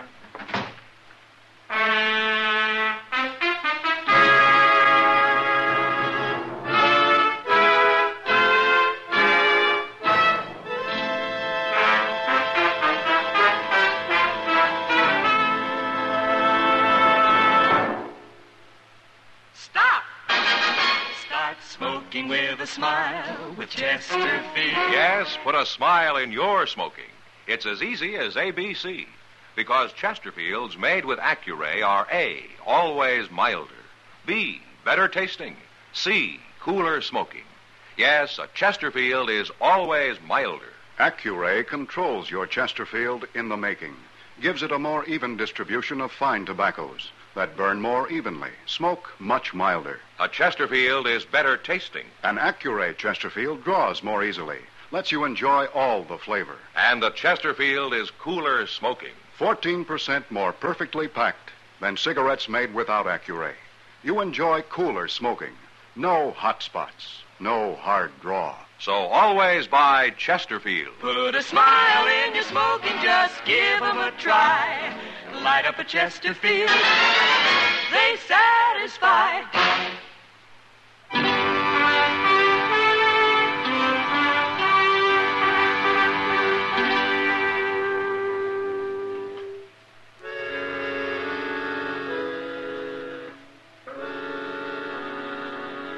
The prairie does different things to different people. Some it gives knowledge to and strength. Others it breaks and leaves lost and twisted and wandering. Amy Slater was one of the lost. I let her go without trying to reason with her. I thought in a day or so I'd find her and buy her a ticket back to Wichita, and that'd be the end of it. But it didn't work out that way. She found me first. It was the next morning, just before noon. Chester and I were crossing the plaza when I saw her standing about 30 yards away, holding a rifle. What's she up to, Mr. Dillon? She's aiming that rifle at me, Chester. You better get out of the way. She's crazy. Shoot her, Mr. Dillon. She'll kill you. I can't shoot a woman, Chester. Come back, Mr. Dillon.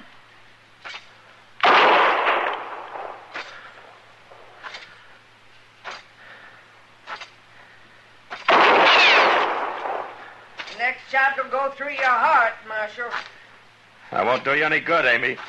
I mean it. I'm not going to draw, Amy. You afraid to fight? Give me that rifle. All right, take it. I will. You're afraid. You're a coward. Why did you try to make me shoot you, Amy? What's this all about? You wouldn't fight. You weren't trying to kill me. How do you know I wasn't? You were shooting close. You were trying to make me draw. I'll destroy you yet, Marshal. By making me shoot a woman, is that it? Yeah, that'd be the end of me as a lawman, wouldn't it? It'd be the end of you as any kind of man. You must hate me an awful lot if you're willing to die for it. Why, Amy? What have I done to you? Amy? Ain't you going to arrest her, Mr. Dillon? You just going to let her walk off like that? Arresting her wouldn't do any good, Chester. After what she done? It didn't work, Chester. She's licked now.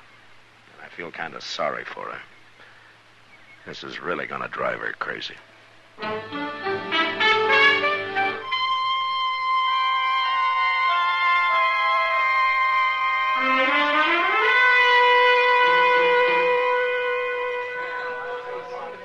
Just look at the men lined up at that bar, Mr. Dillon.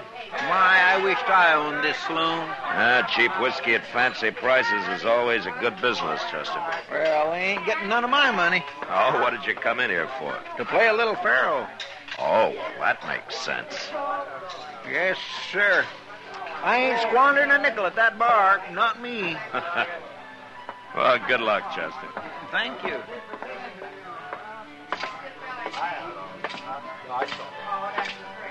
Evening, Ma. How are you, Kitty? Sit down. Thank you. That looks like a busy night. It'll get worse. Wait till some of those boys really get a skinful. Well, I hope they play gentle. I've been shot at once today. I heard about that. Some old woman with a rifle. Yeah, Amy Slater. What's she after you for? I haven't any idea, Kitty. But she feels pretty strong about it. I guess she does. Anyway, her plan didn't work, so maybe that's the last I'll hear of her. You don't give women enough credit, Matt. She'll think of something else. Well, I hope not. Why don't you throw her in jail? Oh, I'd look fine throwing an old woman in jail, wouldn't I? Especially one that's after me. You got a right to. Besides, when a woman gets to hating somebody, it's usually worse than when a man does. Women don't do things by halves. With them, it's all or nothing. Well, all I know about women is that some of them are pretty and some aren't. You're lying. But I won't argue with you. Good. Marshal Dillon. Matt. Yeah, it's Amy. And she's got a 6-gun. Stand up, Marshal. You better get out of the way, Kitty. Yeah, you bet.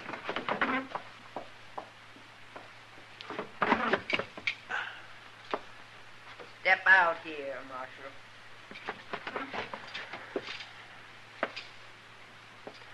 What are you up to now, Amy? I want to show you how I can handle a 6-gun. I want to show you what I can do with it. Throw the gun down, Amy. Not till I'm through with it. You can't fool me this time, Marshal. Throw it down, Amy. No. You shot me. You shot me.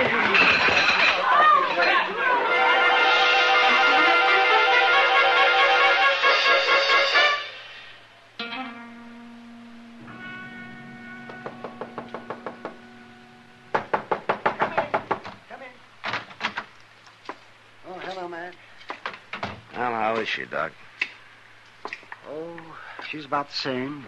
She's asleep now. No. You scared her half to death, man. Well, I had to shoot that gun out of her hand, Doc. Another second and she'd have killed me. Yeah, I guess she really was after you this time, wasn't she? What I don't understand is a woman brave enough to go gunning for a man fainting like her. Well, she's got a fever, Matt. She's not well. Oh? But what she's really suffering from is hysteria. And there just isn't much I can do for that. Well, she can't go on like this. No, I suppose not. She'd probably be all right if she got over this business with you. She won't even say why she's after me, Doc. No, she won't. What are you going to do with her? You can't keep her here. Well, I can't throw her out in the street. And you told me she doesn't have any money. Yeah. Doc, I got an idea. Yeah, well, what's that? You know Ma Smiley? Oh, of course I know Ma. She's been doing my laundry for years. Well, she lives alone. Maybe she'd like company. Amy could help her with the work, huh? Amy shouldn't do any work at all for a couple of weeks, Matt. Well, then I'll pay for her room and board. You'll pay for room and board? So you're being awful good to a woman who just tried to kill you. Oh, I feel sorry for her, Doc. Oh. Well, maybe Amy won't like the idea of you helping. Now, don't you tell her. Tell her you're doing it, huh? All right. Look, why don't you go see Ma right now, and I'll stay out of it. All right, I'll go then. Oh. But there's one thing that you ought to keep in mind, Matt. Oh, what? Just because she didn't make it tonight doesn't mean Amy won't try to kill you again.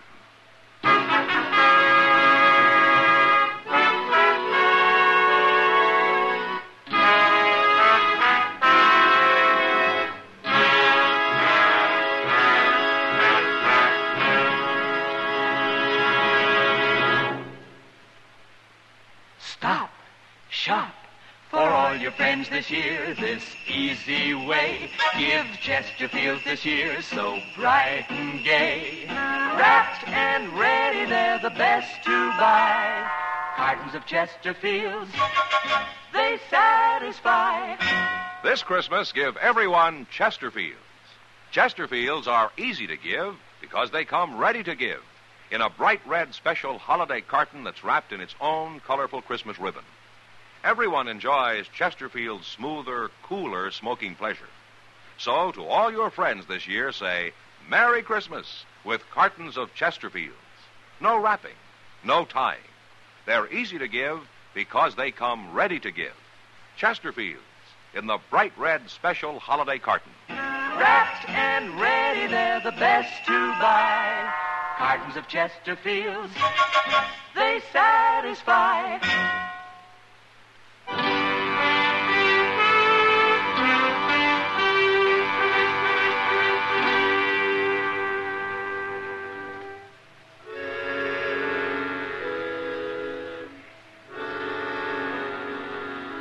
Doc talked to Ma Smiley that night, and the next day Amy moved in with her. I didn't have to worry about any trouble for a while. Doc ordered her to bed, and he saw to it that she stayed there. That she never talked. She never told anybody why she was after me. A couple of weeks passed before Doc reported she was up and about again and that she'd soon be able to go to work. At least I hoped it was work she'd be doing, not gunning for me. A few days later, I found out. Chester and I were sitting in the office after dinner. Mr. Dillon, you remember that fellow Jeremy Cracker who used to live around here? Yeah, it'd be hard to forget him, Chester. I was thinking about the time he run a rusty nail into his foot. Remember how he went over to the Texas Trail and bought himself 2 pints of raw whiskey, and he went outside and filled his shoe with 1 pint and himself with the other and slopped around town that way for days till he got cured? Why, my gracious, Hello, Amy. Hello, Marshal. Chester. Well, hello. It's all right, Marshal. I ain't got a gun. Sit down, Amy. Here's a chair. Thank you. How you feeling? Pretty good, Marshal. But I'm going to feel a lot better when I tell you what I come for. Oh? I'll say it's simple, Marshal. I've been wrong. Hating you the way I have. It's done me more harm than you. I wanted to ruin you, but it's near ruined me instead. You understand? Well, what's changed your mind, Amy? Doc. Doc? He took it on himself to tell me. Figured I ought to know. Told me how you've been paying for my keep with Ma Smiley, and after all I tried to do to you... Well, you needed help, Amy. I don't bear grudges. I do. At least I have, till now. I want to pay you back, Marshal. Now, Amy, there's no need to repay me anything. I've got to. For my own sake, I've got to. But I don't mean money. I've got no money. Well, what do you mean? Jim Band had a partner, Marshal. Jim Band? Dakota Territory, you remember. Oh, yeah, a long time ago. Jim Band tried to shoot me. He hit me, but I killed him. That's right. Amy, what's your name? I'm his sister, Marshal. Ah, I see. Jim's partner's name was Emmett Gold. Yeah, I remember him. I never saw him after the shooting. Until today. Till today? About a half hour ago. He was walking into the Texas Trail. He's come to Dodge after you, Marshal. I know he has. He must have heard you was here somehow, and he's come to kill you. After all these years, huh? I didn't forget, did I? No. It's not easy to warn you about him, Marshal. But like I say, I'm doing it for my own sake. I won't be troubled no more now. I've done what's right. Yeah. We're even now, ain't we? You and me. Yeah, we're even, Amy. And I'm mighty happy about it.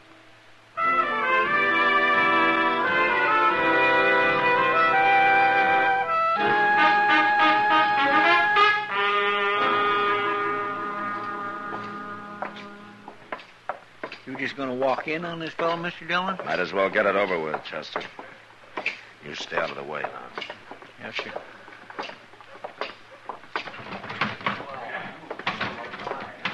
Well, there he is.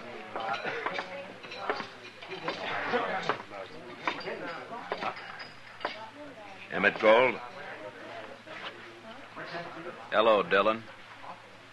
You remember me? Sure I do. You're Marshal now. Yeah, that's right. Been a long time. Mm-hmm. We was never friendly, Marshal. No. And what do you want? What are you doing in Dodge, Gold? I'm riding through. Headed for Colorado. As soon as I finish this drink. Is that all? That's all. What do you think I'm doing here? Looking for me.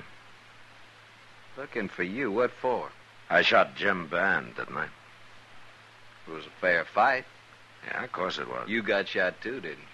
I didn't get killed. Wait a minute, Marshal. You think I'm after you for killing Jim Band, don't you? Yeah. Well, if that don't beat all. What? You remember where that fight happened? I was on the prairie somewhere. And Jim's bullet knocked you out. When you come to again, we was gone, wasn't we? Well, you packed him off and buried him. No, I didn't. I didn't bury him. He wasn't dead. You didn't kill him. He changed his name, went out to Virginia City. That's where he got killed in a brawl with the law about 2 years ago. So long, Marshal.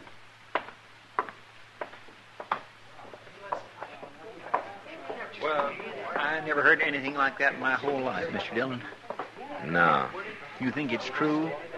He'd have no reason to lie, Chester. Well, what's Amy going to think? She isn't going to know, Chester. What? Why not? Amy did a big thing for herself, telling me about Gold being here. But it was all useless. No. Not unless we tell her it was. And I wouldn't spoil what Amy's done for anything.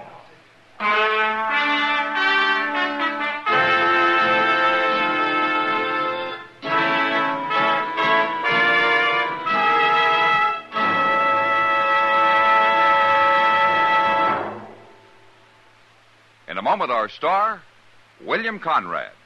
Put a smile in your smoking. It's as easy as ABC, because Chesterfields made with Accuray are A, always milder. Smoke much milder. Burn evenly. B, better tasting. Draw more easily. You enjoy more flavor. C, cooler smoking. 14% more perfectly packed than cigarettes made without Accuray.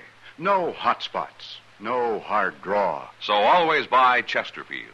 Remember, an Accuray Chesterfield is always milder, better tasting, cooler smoking. You know, on the frontier, feed for stock was scarce during the long winter months. And on our next Gunsmoke, a man dies because of a load of hay. So, until then, good night.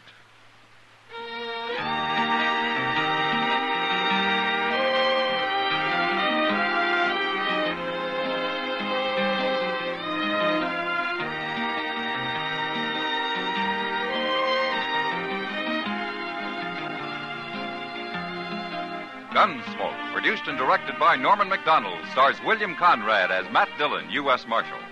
Our story was specially written for Gunsmoke by John Meston, with music composed and conducted by Rex Corey. Sound patterns by Tom Hanley and Bill James. Featured in the cast were Virginia Gregg and Harry Bartell. Parley Bear is Chester, Howard McNear is Doc, and Georgia Ellis is Kitty. Christmas seals give your cards and packages that holiday look. Help fight tuberculosis. Buy and use Christmas seals.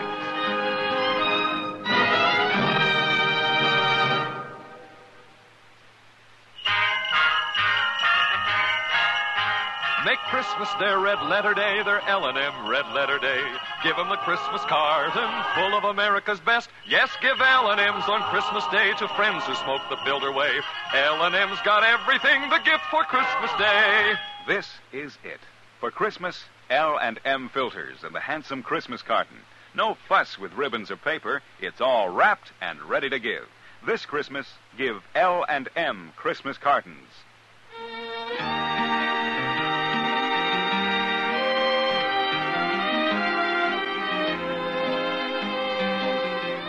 Join us again next week for another specially transcribed story as Matt Dillon, U.S. Marshal, fights to bring law and order out of the wild violence of the West in Gunsmoke.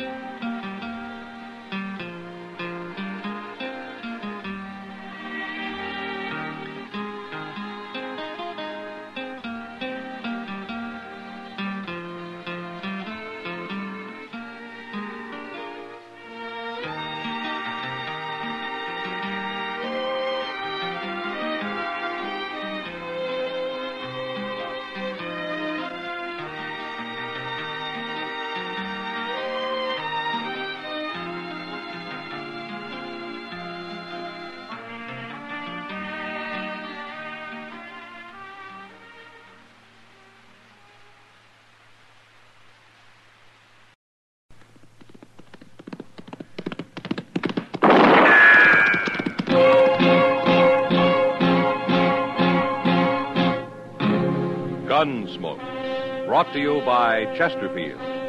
Chesterfield packs more pleasure because it's more perfectly packed, thanks to Accuray. They satisfy the most. Around Dodge City and in the territory on West, there's just one way to handle the killers and the spoilers, and that's with a U.S. Marshal and the smell of Gunsmoke.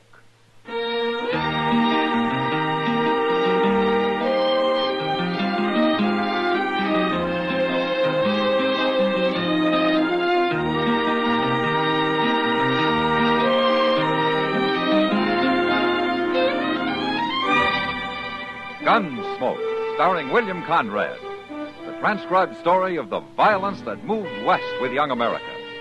And the story of a man who moved with it. I'm that man, Matt Dillon, United States Marshal. The first man they look for and the last they want to meet. It's a chancy job, and it makes a man watchful and a little lonely.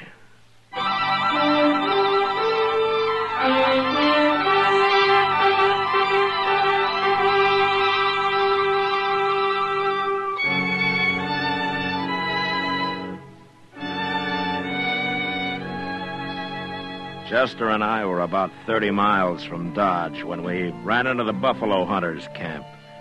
We'd been holed up for 2 days in a deserted sod hut, taking cover from one of the worst blizzards in years. But it was over now, and a warm, dry Chinook blew out of the west. down off the Rockies and across the prairie into Kansas.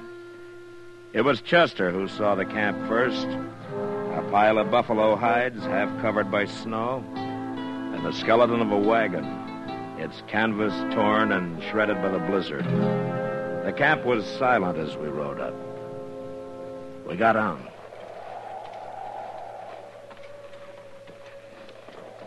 They ain't nary a soul here, Mr. Dillon. Yeah, maybe the men got caught out on the prairie when the blizzard hit and couldn't get back. It sure does look that way. I don't know how that team is still alive with nothing but that wagon for protection. They don't look none too lively. You sure can't blame them. Get your hands up, both of you. You better do what the old man says, Chester. He was hiding in the wagon. Come over here, closer. This your camp, mister? Of course, it's my camp. Now, you two drop them guns. Now, we got our hands up. Isn't that enough? You do what I say. I ain't taking no chances. I ain't going to get left here again. Left? You're going to hitch up that team, and you're going to take me into Dodge. You ain't running off like Jed Lorner. Who's Jed Lorner? He's my skinner. Oh, why did he leave you? Well, he seen that blizzard coming, and he didn't want to take any chances, so he rode off. He's probably been in Dodge all the time, warm and cozy. Oh, why didn't you go with him? I twisted my leg and my foot so I can't ride a horse, that's why. Lorner figured driving the wagon be too slow. You mean he left you here to freeze? Yeah, and I'll kill him when I find him. And I'll kill you if you don't drive me to Dodge. Now, here, he's a U.S. Marshal, mister. He ain't going to leave you out here. Marshal? Yeah, that's right. Now, why don't you put down that rifle and tell us who you are? Well, all right. My name's Ira Puckett, Marshal. I'm usually up north following the Republican herd, but I come south this year. I'm getting old, and I thought it'd be warmer down here. You sure made a mistake about that, didn't you? You'll get me into Dodge, won't you? Sure, of course we will. Foot I twisted. I don't feel nothing in it. Must be froze. Huh? Well, it could be. I'll kill Jed Lorner for this. You forget about that, Puckett. I'm not taking you back to Dodge just so you can hang. I'll forget it. Till I find him.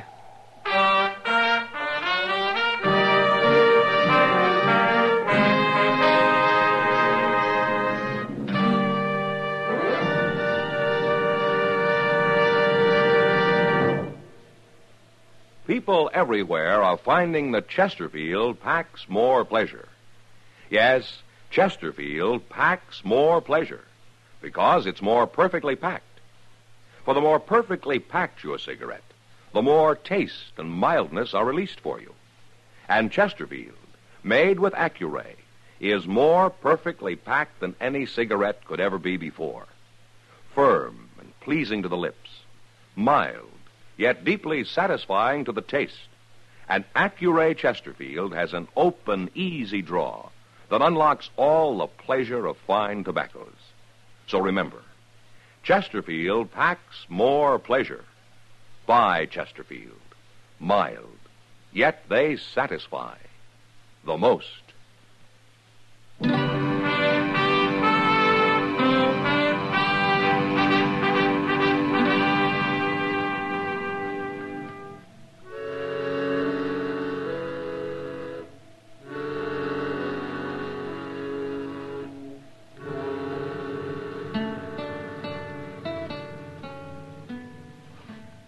Well, how is he, Doc?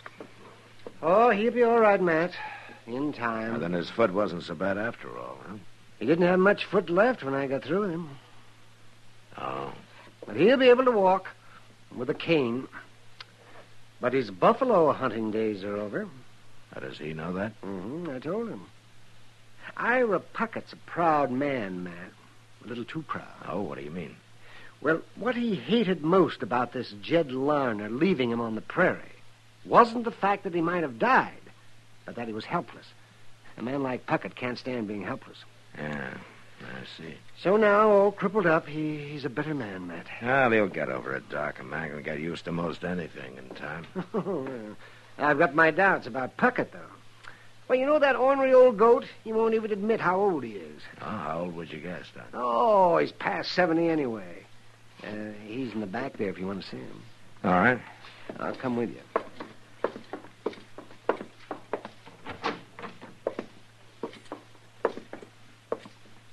Well, hello, Puckett. Marshal, How you feeling? Doc tell you what he done to me?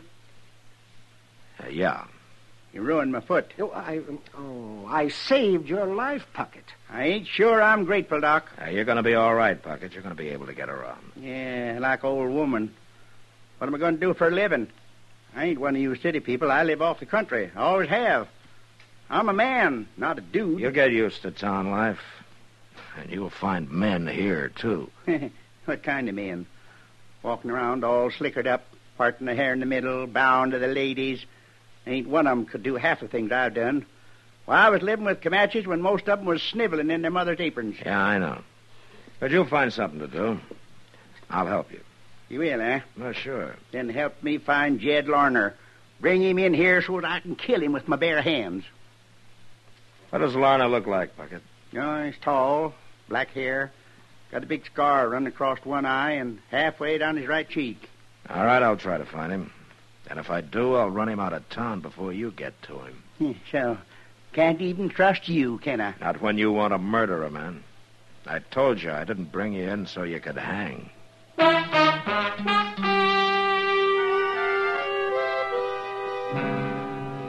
The next few weeks, I kept a sharp eye out for Jed Larner, but he must have headed for some other part of the country. Anyway, he never showed up in Dodge. Well, time passed, and Ira Puckett was able to get around a little. First with the help of crutches, and then finally with a cane. But it was obvious his hunting days were over, and that alone seemed to shame him. Then one night his pride really got a blow. I was at the Long Branch having a beer with Kitty when it happened.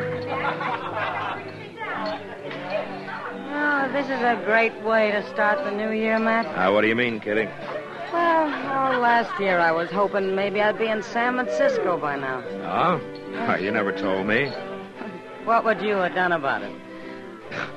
Oh, nothing, I guess. Why San Francisco? No blizzards, no dust, no cowboys. Yeah, but they got fog. Yeah? And all those sailors and miners aren't any gentler than these cowboys, you know. Well, I know. But imagine going to dinner in a carriage, eating off a tablecloth, dancing on a hardwood floor. You're spoiled, Kitty. Well, now, how could I got spoiled? Here, in Dodge City? Save your money. You'll get to California someday. Yeah, sure. If I walk. Well, a lot of people are gone that way. Who do you think I am, Sacagawea? There was a woman. Yeah. You know, I always... What's the matter, Matt? That man at the bar, he just turned around. Which man? The one with the scar down his cheek. I'll be back, Kitty.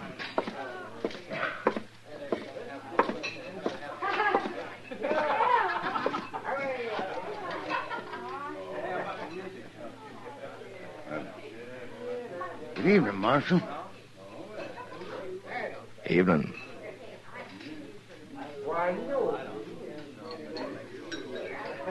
What are you staring at me for? Your name Jed Larner? And if it is? How long you been in town, Larner? About an hour. Something wrong, Marshal? You remember the big blizzard we had? Who don't? We all do, I guess. Especially Ira Puckett. What? He didn't die, Larner. Well, that's fine. I went back looking for him. I wondered where he'd got to. Yeah, sure you did. Well, it's true. Puckett's here in Dodge, Larner. He is? And if he finds you, he'll kill you. But he isn't going to find you because you're leaving right now. And don't show up around here again. Now, wait, Marshal. I can't arrest you. I can't put you in jail. But I tell you what I can do. What? Suppose I just let everybody here know that you're the man who ran off and left Ira Puckett to die. No. You know something? They'd tear you apart, Larner. They'd set you on fire. Don't say nothing, Marshal. Don't tell him. I'll leave. I'll leave right now.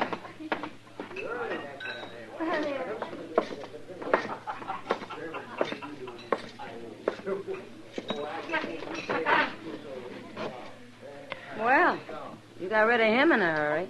I saved him from being shot and Ira Puckett from hanging for it, Kitty. Oh, that was Jed Lerner. Uh-huh. He's the one that ought to hang. Yeah, he didn't mean to kill the old man, Kitty. What's the difference? Well, legally there's some. Enough to give Ira his foot back? You're sure hard to argue with, Kitty. Why? Because I think straight? Let's talk about San Francisco, huh? I've changed my mind. I think I'll go to New York. Oh? Marshal Dillon. It's Ira Puckett, man. Yeah. He looks awful mad. Good thing he isn't armed. Now, he can always find a gun, Kitty. You done it, Marshal. It was you, wasn't it?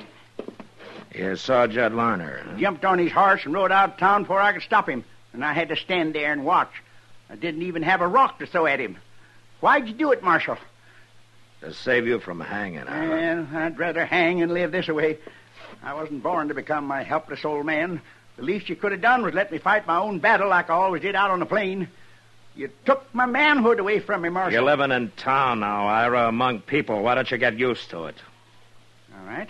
All right. All right, I will. I'll live like you town people. Fine. Then why don't you start by getting yourself a job? I'm a-going to. I sure am. And it's going to pay me a lot of money, too. What do you mean by that?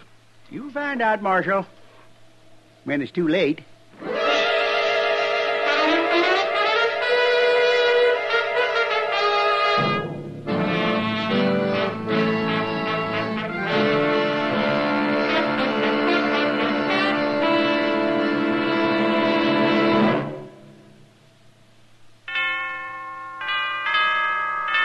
This is Jack Webb. I suppose most of you have made your New Year's resolutions. I guess with most of us, that implies some kind of a change. Well, beginning with this brand new year, we've made a few changes in our Dragnet television show. I like to think the most important is what we call the Dragnet New Look. In our brand new series, we'll show for the very first time the new Los Angeles Police Administration Building, the first of its kind in the world. But the biggest change of all is our new television time, 1/2 hour earlier. Now, speaking of a change, here's a great suggestion for 1956.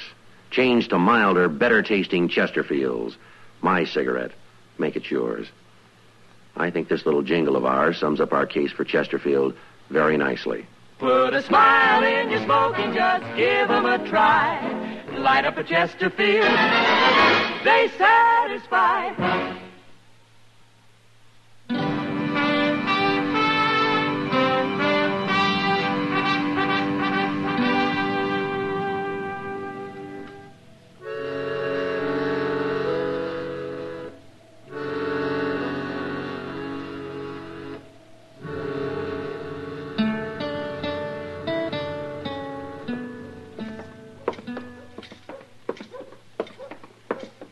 It's a nice morning, ain't it, Mr. Dillon? Yeah, thanks to that wind we had last night. Well, it kept me awake.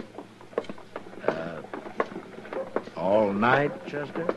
Well, no, sir, I wouldn't say that. About 15 minutes.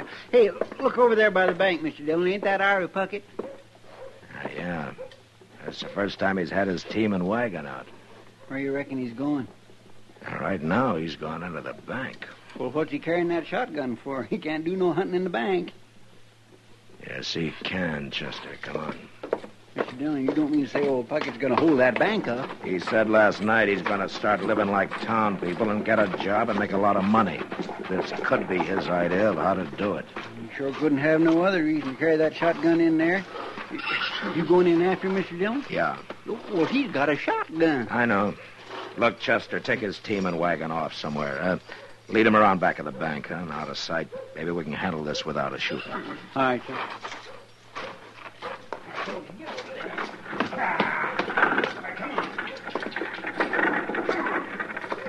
Hurry it up, Chester. He's coming out. I'm long gone, Mr. Dillon. Marshal. Come on out, Puckett. I'm not stopping you. You better not try it. I can shoot with one hand, Marshal. Yeah, sure. Don't you try to follow me, Nick. Hey, wait a minute. Wait. Where's my wagon? Where's my team? You're in a bad fix, Puckett. Somebody stole them. I can't get away without my team. No, you can't, Puckett.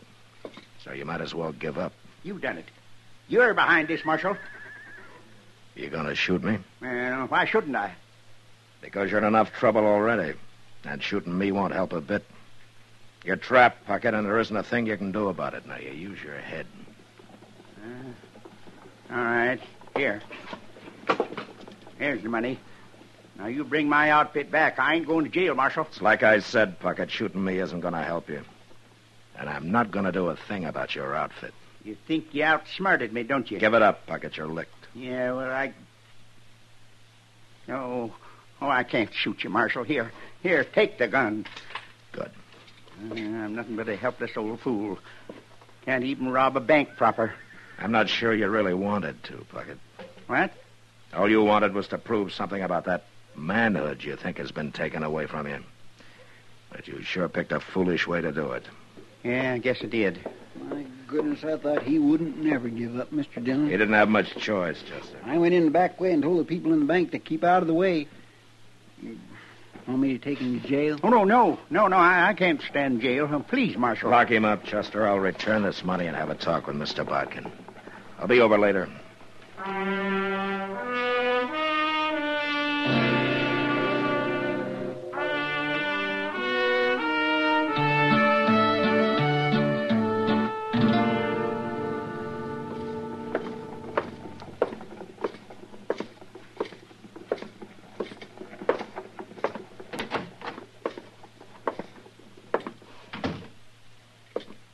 I thought I told you to lock him up, Chester.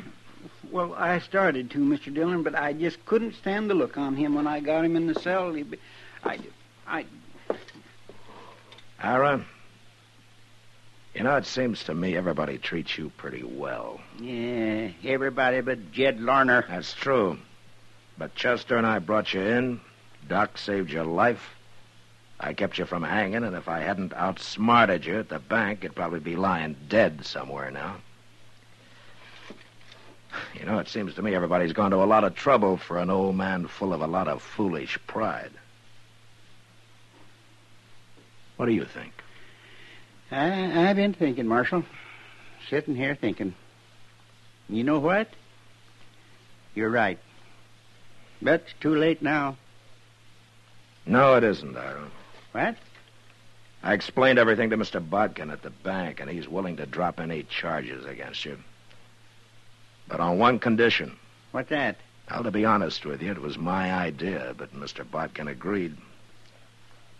You get a job here and quit being so doggone ornery. Otherwise, you're going to go to jail. Oh, what could I do with this crippled foot? Well, seeing you're so handy with a shotgun, I think Jim Buck might hire you to ride messenger on the stage. You think so? Well, he told me he would. You went and saw him? And it doesn't take any walking, Ira. So, how about it, huh? Well, I never had a job like that. But man's got to make a change once in a while, lady. And it'll sure be a good way to start the new year.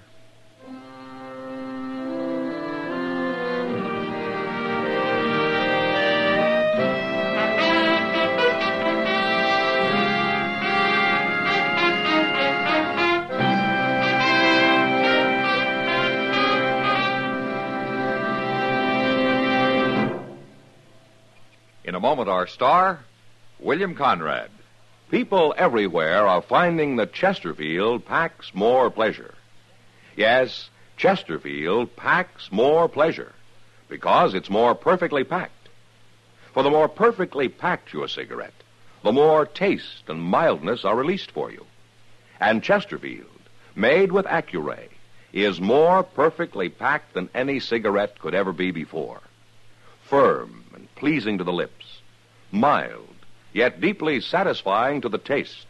And Accuray Chesterfield has an open, easy draw that unlocks all the pleasure of fine tobaccos. So remember, Chesterfield packs more pleasure. Buy Chesterfield. Mild, yet they satisfy the most.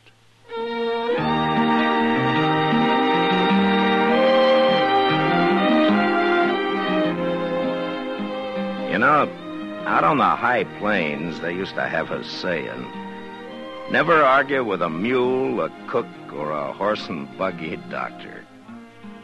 Well, next week, an Easterner who never heard that saying comes to Dodge. And he makes the mistake of fighting with the wrong people. He nearly dies as a result of it. But that was the West. Good night.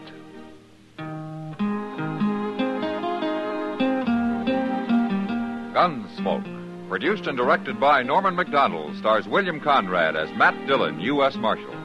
Our story was specially written for Gunsmoke by John Meston, with music composed and conducted by Rex Corey.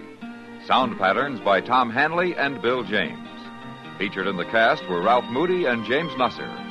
Parley Bear is Chester, Howard McNear is Doc, and Georgia Ellis is Kitty.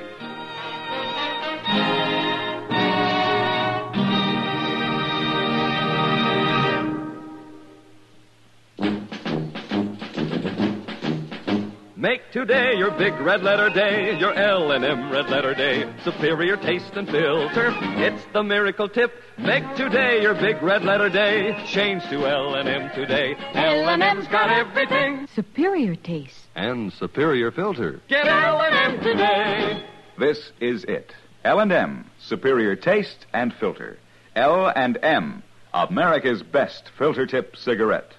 Be sure and listen to another transcribed story of the Old West on Gunsmoke next week at this same time.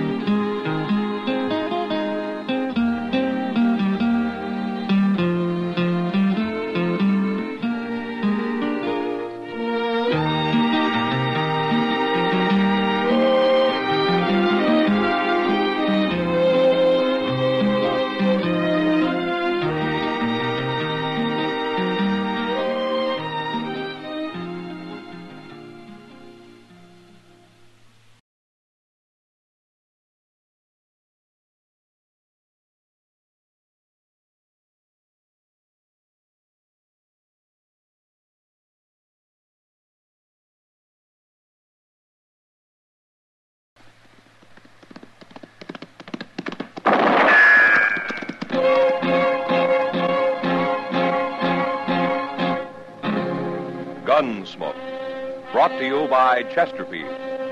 Chesterfield packs more pleasure because it's more perfectly packed, thanks to Accuray. They satisfy the most. Around Dodge City and in the territory on West, there's just one way to handle the killers and the spoilers, and that's with a U.S. Marshal and the smell of Gunsmoke.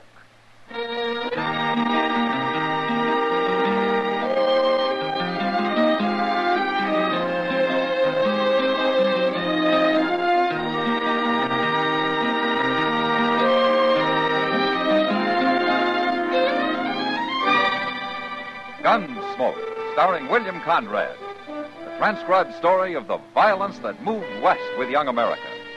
And the story of a man who moved with it. I'm that man, Matt Dillon, United States Marshal. The first man they look for and the last they want to meet. It's a chancy job, and it makes a man watchful and a little lonely.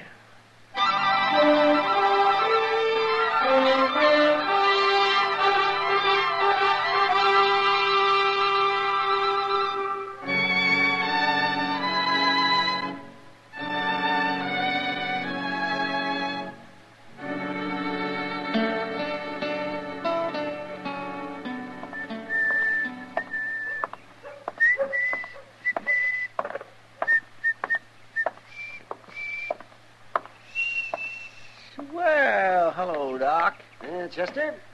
You going out on a sick call? I don't usually carry my bag when I'm going for a beer. Oh, no. Why, did you want something? Oh, no.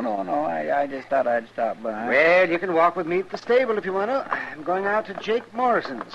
His boy has the ague. Oh, now, ain't that a shame? Seems like everybody's getting the ague these days. Had a touch myself last week. Oh, that's so? You know, most folks swears by Osgood's Caligog. But I found me some new stuff. Professor Curtis's original Mameluke liniment. Mameluke? Look, it says right here on the bottle what it's good for. Guaranteed to cure cramps, pains in the joints, sore throat, frosted feet, rheumatism, lumbago, old sores, bites of insects and reptiles, mange, salt rheum, dysentery, diarrhea, and cholera. Well, a regular medical arsenal all in one bottle. And it's doing you good, is it? Well, of course, Doc. Well, then how come you're still walking around like a buffalo with ring bone? Well, maybe I still got just... Oh, so you come to me for some free advice now, didn't you? Well, I'll just give you some free advice. Chester, stop eating all that salt pork and dried beans. What? And put some fresh greens in your stomach. Why? And stay away from the saloons for a few days. Oh, now, Doc, a little whiskey and sugar never hurt a nobody. little whiskey. Oh, and most important, take all those patent medicines you got and use them for cleaning your boots. They're just the thing to kind of toughen up the leather. And as far as I'm concerned now, Chester, you can... What's the matter, Doc? Doc, what is it? Something about that fellow that just rode by? Yes, Chester. Why, you were staring like you seen a ghost. You go ahead, Chester. I'm going back to the office. The office? What for? To get my gun. Your gun? Why? I'm going to kill that man.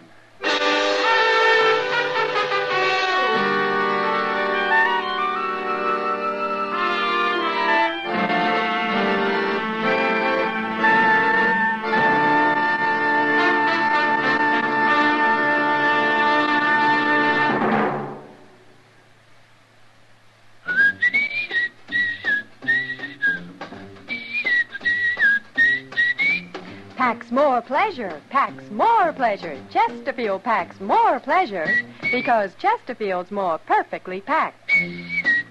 The more perfectly packed your cigarette, the more taste and mildness are released for you. Chesterfield, made by exclusive Accuray, has an open, easy drawer that unlocks all the pleasure of fine tobaccos. Now, Accuray ensures an even distribution of tobacco from one end of your Chesterfield to the other. Chesterfield is firm and pleasing to the lips, mild yet deeply satisfying. Chesterfield packs more pleasure because Chesterfield's more perfectly packed.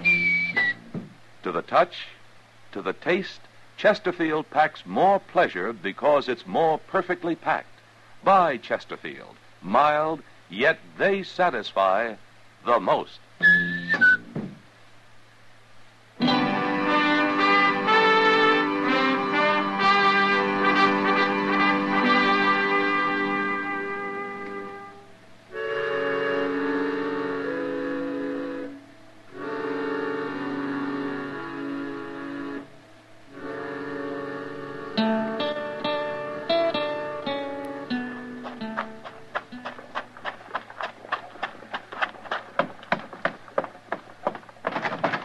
Mr. Dillon? Mr. Dillon? Yeah, what's the trouble, Chester? You better come on out the plaza. Maybe you can stop him. I'll stop who? Doc, he's going to kill a man. Doc? Doc, yes, sir. He's gone and got his old army walker and strapped it to his belt, and he's marching up Front Street looking for the fellow, whoever he is. All right, let's go. I tried my best to stop him, but he wouldn't listen. Oh, you should have saw his face, Mr. Dillon. He means business. I never seen Doc like this. Who was the fellow, Chester? I never seen him before. Well, you know what it's all about? No, sir, but I do know one thing. I'd hate to have to face that old Walker pistol, even if 'tis an old cap and ball. Why, it'd blow a hole clean through a buffalo. Matt! Oh, wait a minute. It's Kitty at the door of the long branch. She's waving. He must be down there. Yeah, come on. Matt, it's Doc. Is he in there, Kitty? Yeah, and he's got a gun. He's threatening some man. All right, thanks, Kitty. And if you won't come outside, I'll kill you where you stand. I told you I'm not going to fight you. That's up to you. But I'm going to kill you whether you defend yourself or not. Doc. That's enough. Matt, you stay out of this. Happens to be my business, Doc, when a man threatens another man in this town.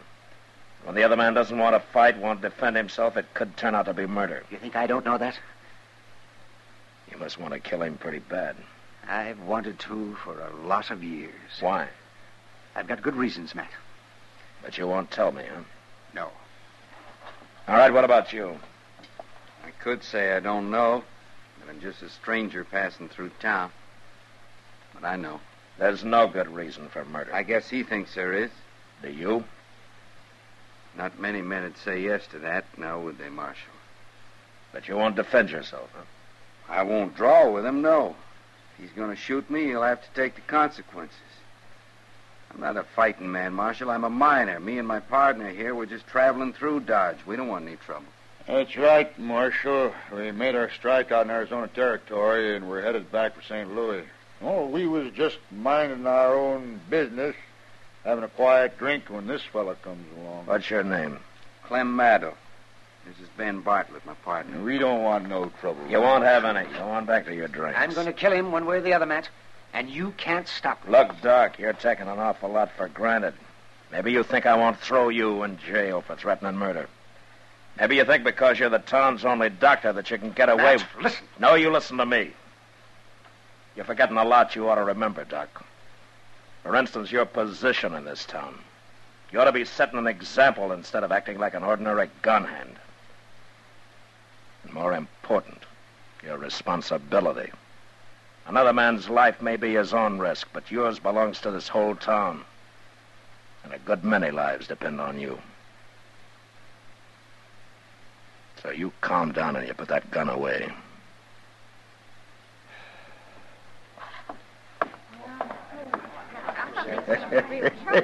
Hey, you sure told the old fool off. You shut up! Huh?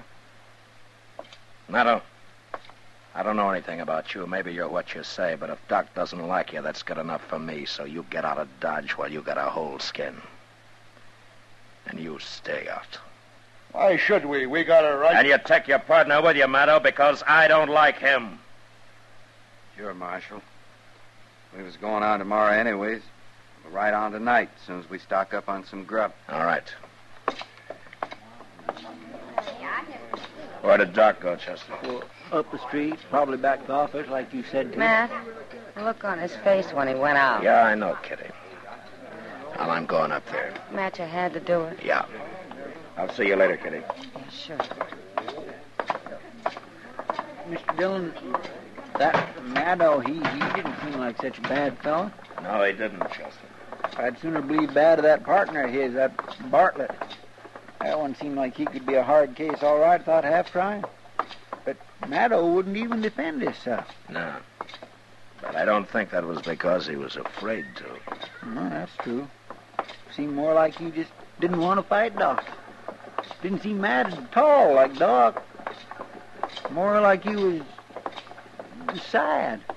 Maybe a man with a guilty conscience, Chester. Yeah, I guess so, Mr. Dillon. You better go on over to the office, Chester, huh? I want to go up alone. Yes, sure.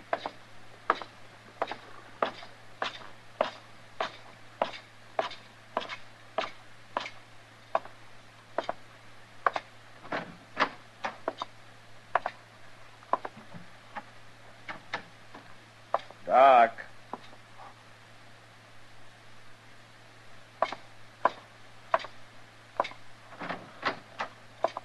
Oh, Doc.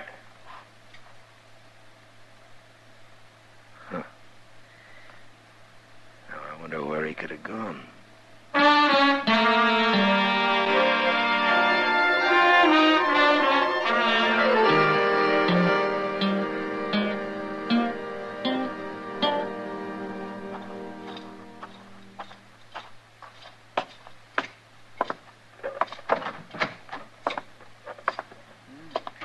Did you find him, Mr. Dillon?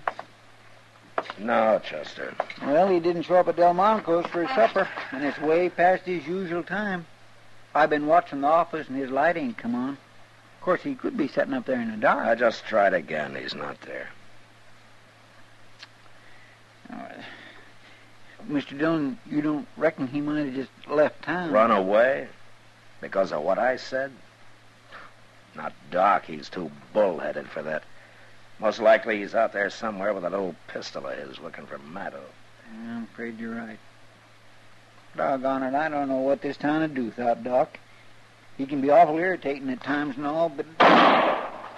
Hey, that was a shot. Yeah, come on.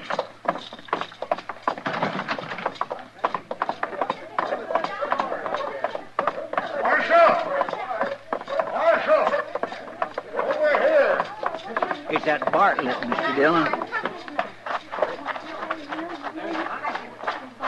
It's Clem, Marshal. I think he's dead. All right. Everybody stay back. Give me that lantern, will you? He was shot in the back, Mr. Dillon. Yeah. It looks mighty bad. He said he'd kill him, and he's done it. Did you see who did it, Bartlett? No. We was loading horses, and I just turned to go back into the store for another load when I heard the shot. Anybody else around to see it? Why, no, but after all, Marshal, can't be much doubt who did it, can there? Everybody in town heard him threaten to kill Clem. Just because the man's a doctor doesn't give him any right to go around murdering people. That's enough, Bartlett. The important thing right now is to try to save this man's life. Where will we take him at, Mr. Dillon? There's only one place, Chester. Yes, sir.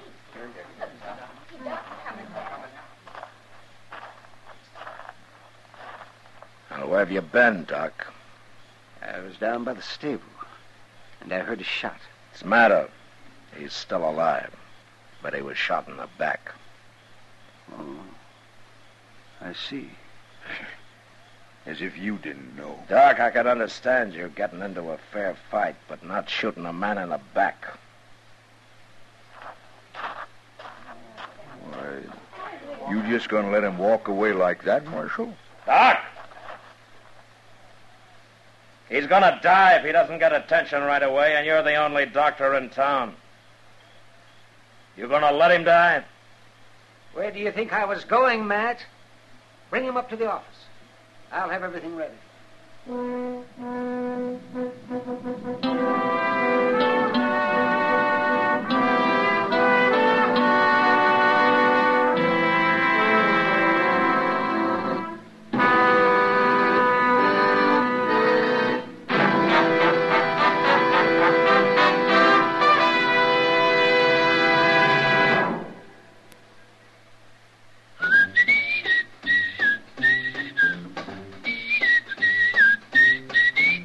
Packs more pleasure, packs more pleasure. Chesterfield packs more pleasure because Chesterfield's more perfectly packed. The more perfectly packed your cigarette, the more taste and mildness are released for you. Chesterfield, made by exclusive Accuray, has an open, easy drawer that unlocks all the pleasure of fine tobaccos. Now, Accuray ensures an even distribution of tobacco from one end of your Chesterfield to the other. Chesterfield is firm and pleasing to the lips, mild yet deeply satisfying. Chesterfield packs more pleasure because Chesterfield's more perfectly packed.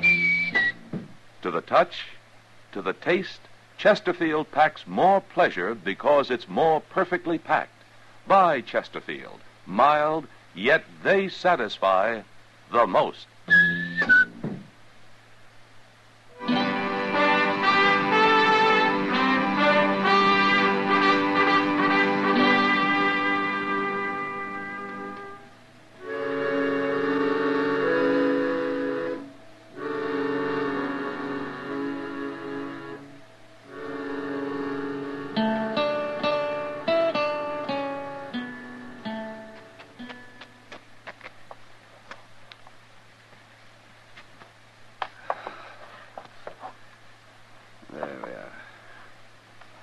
Gonna pull through, Doc?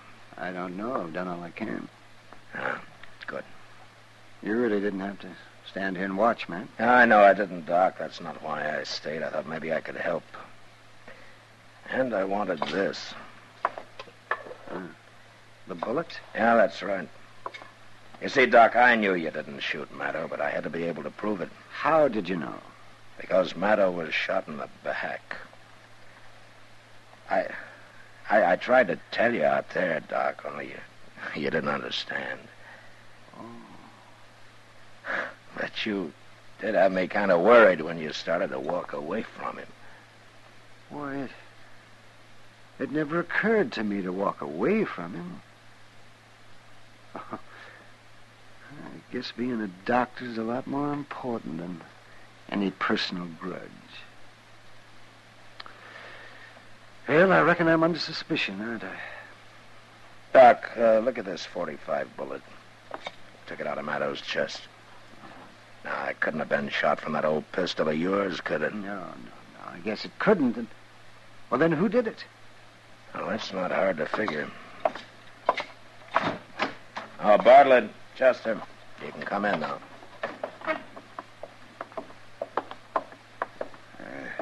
How is he, Marshal? I think he's going to be all right. He ain't going to die? Say, that's mighty fine. Well, I was plenty scared with this man operating and all. You needn't have worried. He's a doctor and a good one. You see, he didn't shoot your partner. He didn't? No, we have the proof for that. Who did? Now, there's only one other man in town who'd have had any reason to. A coward who saw a golden opportunity to double his takings of a mining strike by shooting his partner in the back. You just keep your hands away from your belt, Bartlett. Well, want me to get his gun, Mr. Dillon? Yeah, Chester. Oh, you're crazy, Marshal. You can't prove this. I think we can, Bartlett. Anyway, we'll just wait and see. All right, take him down and lock him up, Chester. Yes, sir. Come on, you.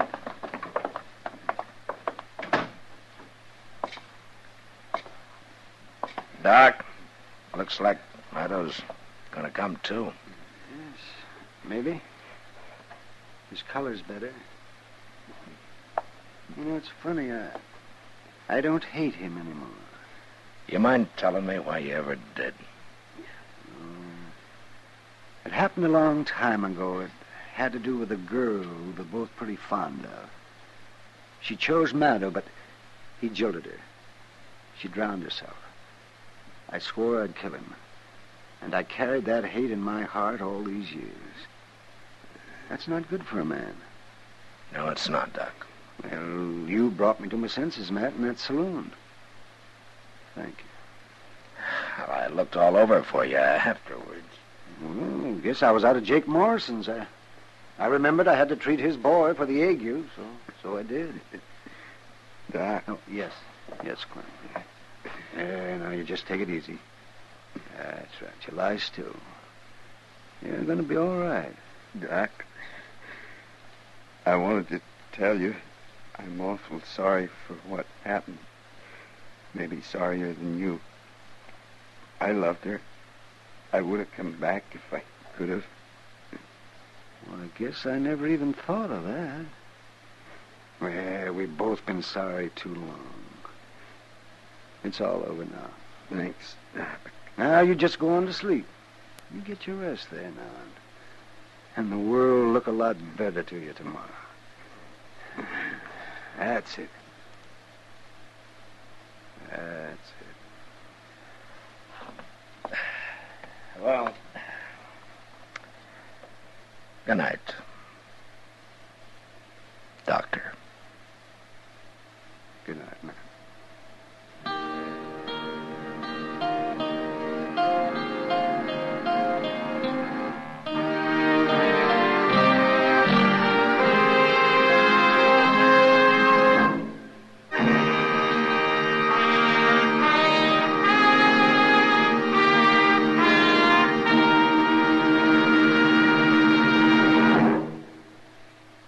In a moment, our star, William Conrad. Chesterfield packs more pleasure because Chesterfield's more perfectly packed. Chesterfield, made by exclusive Accuray, packs more pleasure because it's more perfectly packed. Unlocks all the pleasure of fine tobaccos. Chesterfield packs more pleasure because Chesterfield's more perfectly packed. Firm and pleasing to the lips. Chesterfield, mild, yet they satisfy the most.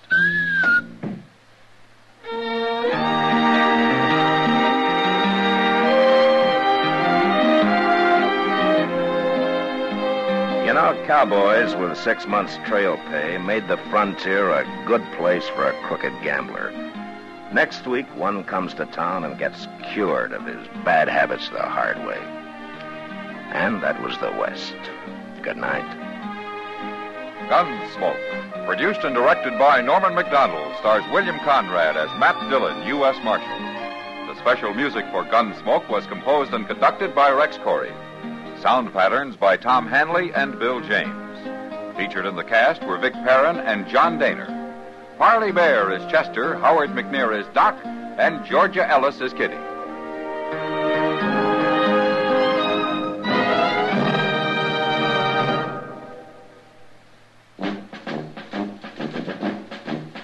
Make today your big red letter day, your L&M red letter day. Superior taste and filter, it's the miracle tip. Make today your big red letter day. Change to L&M today. L&M's got everything. Superior taste. And superior filter. Get L&M today. This is it. L&M, superior taste and filter. L&M, America's best filter tip cigarette.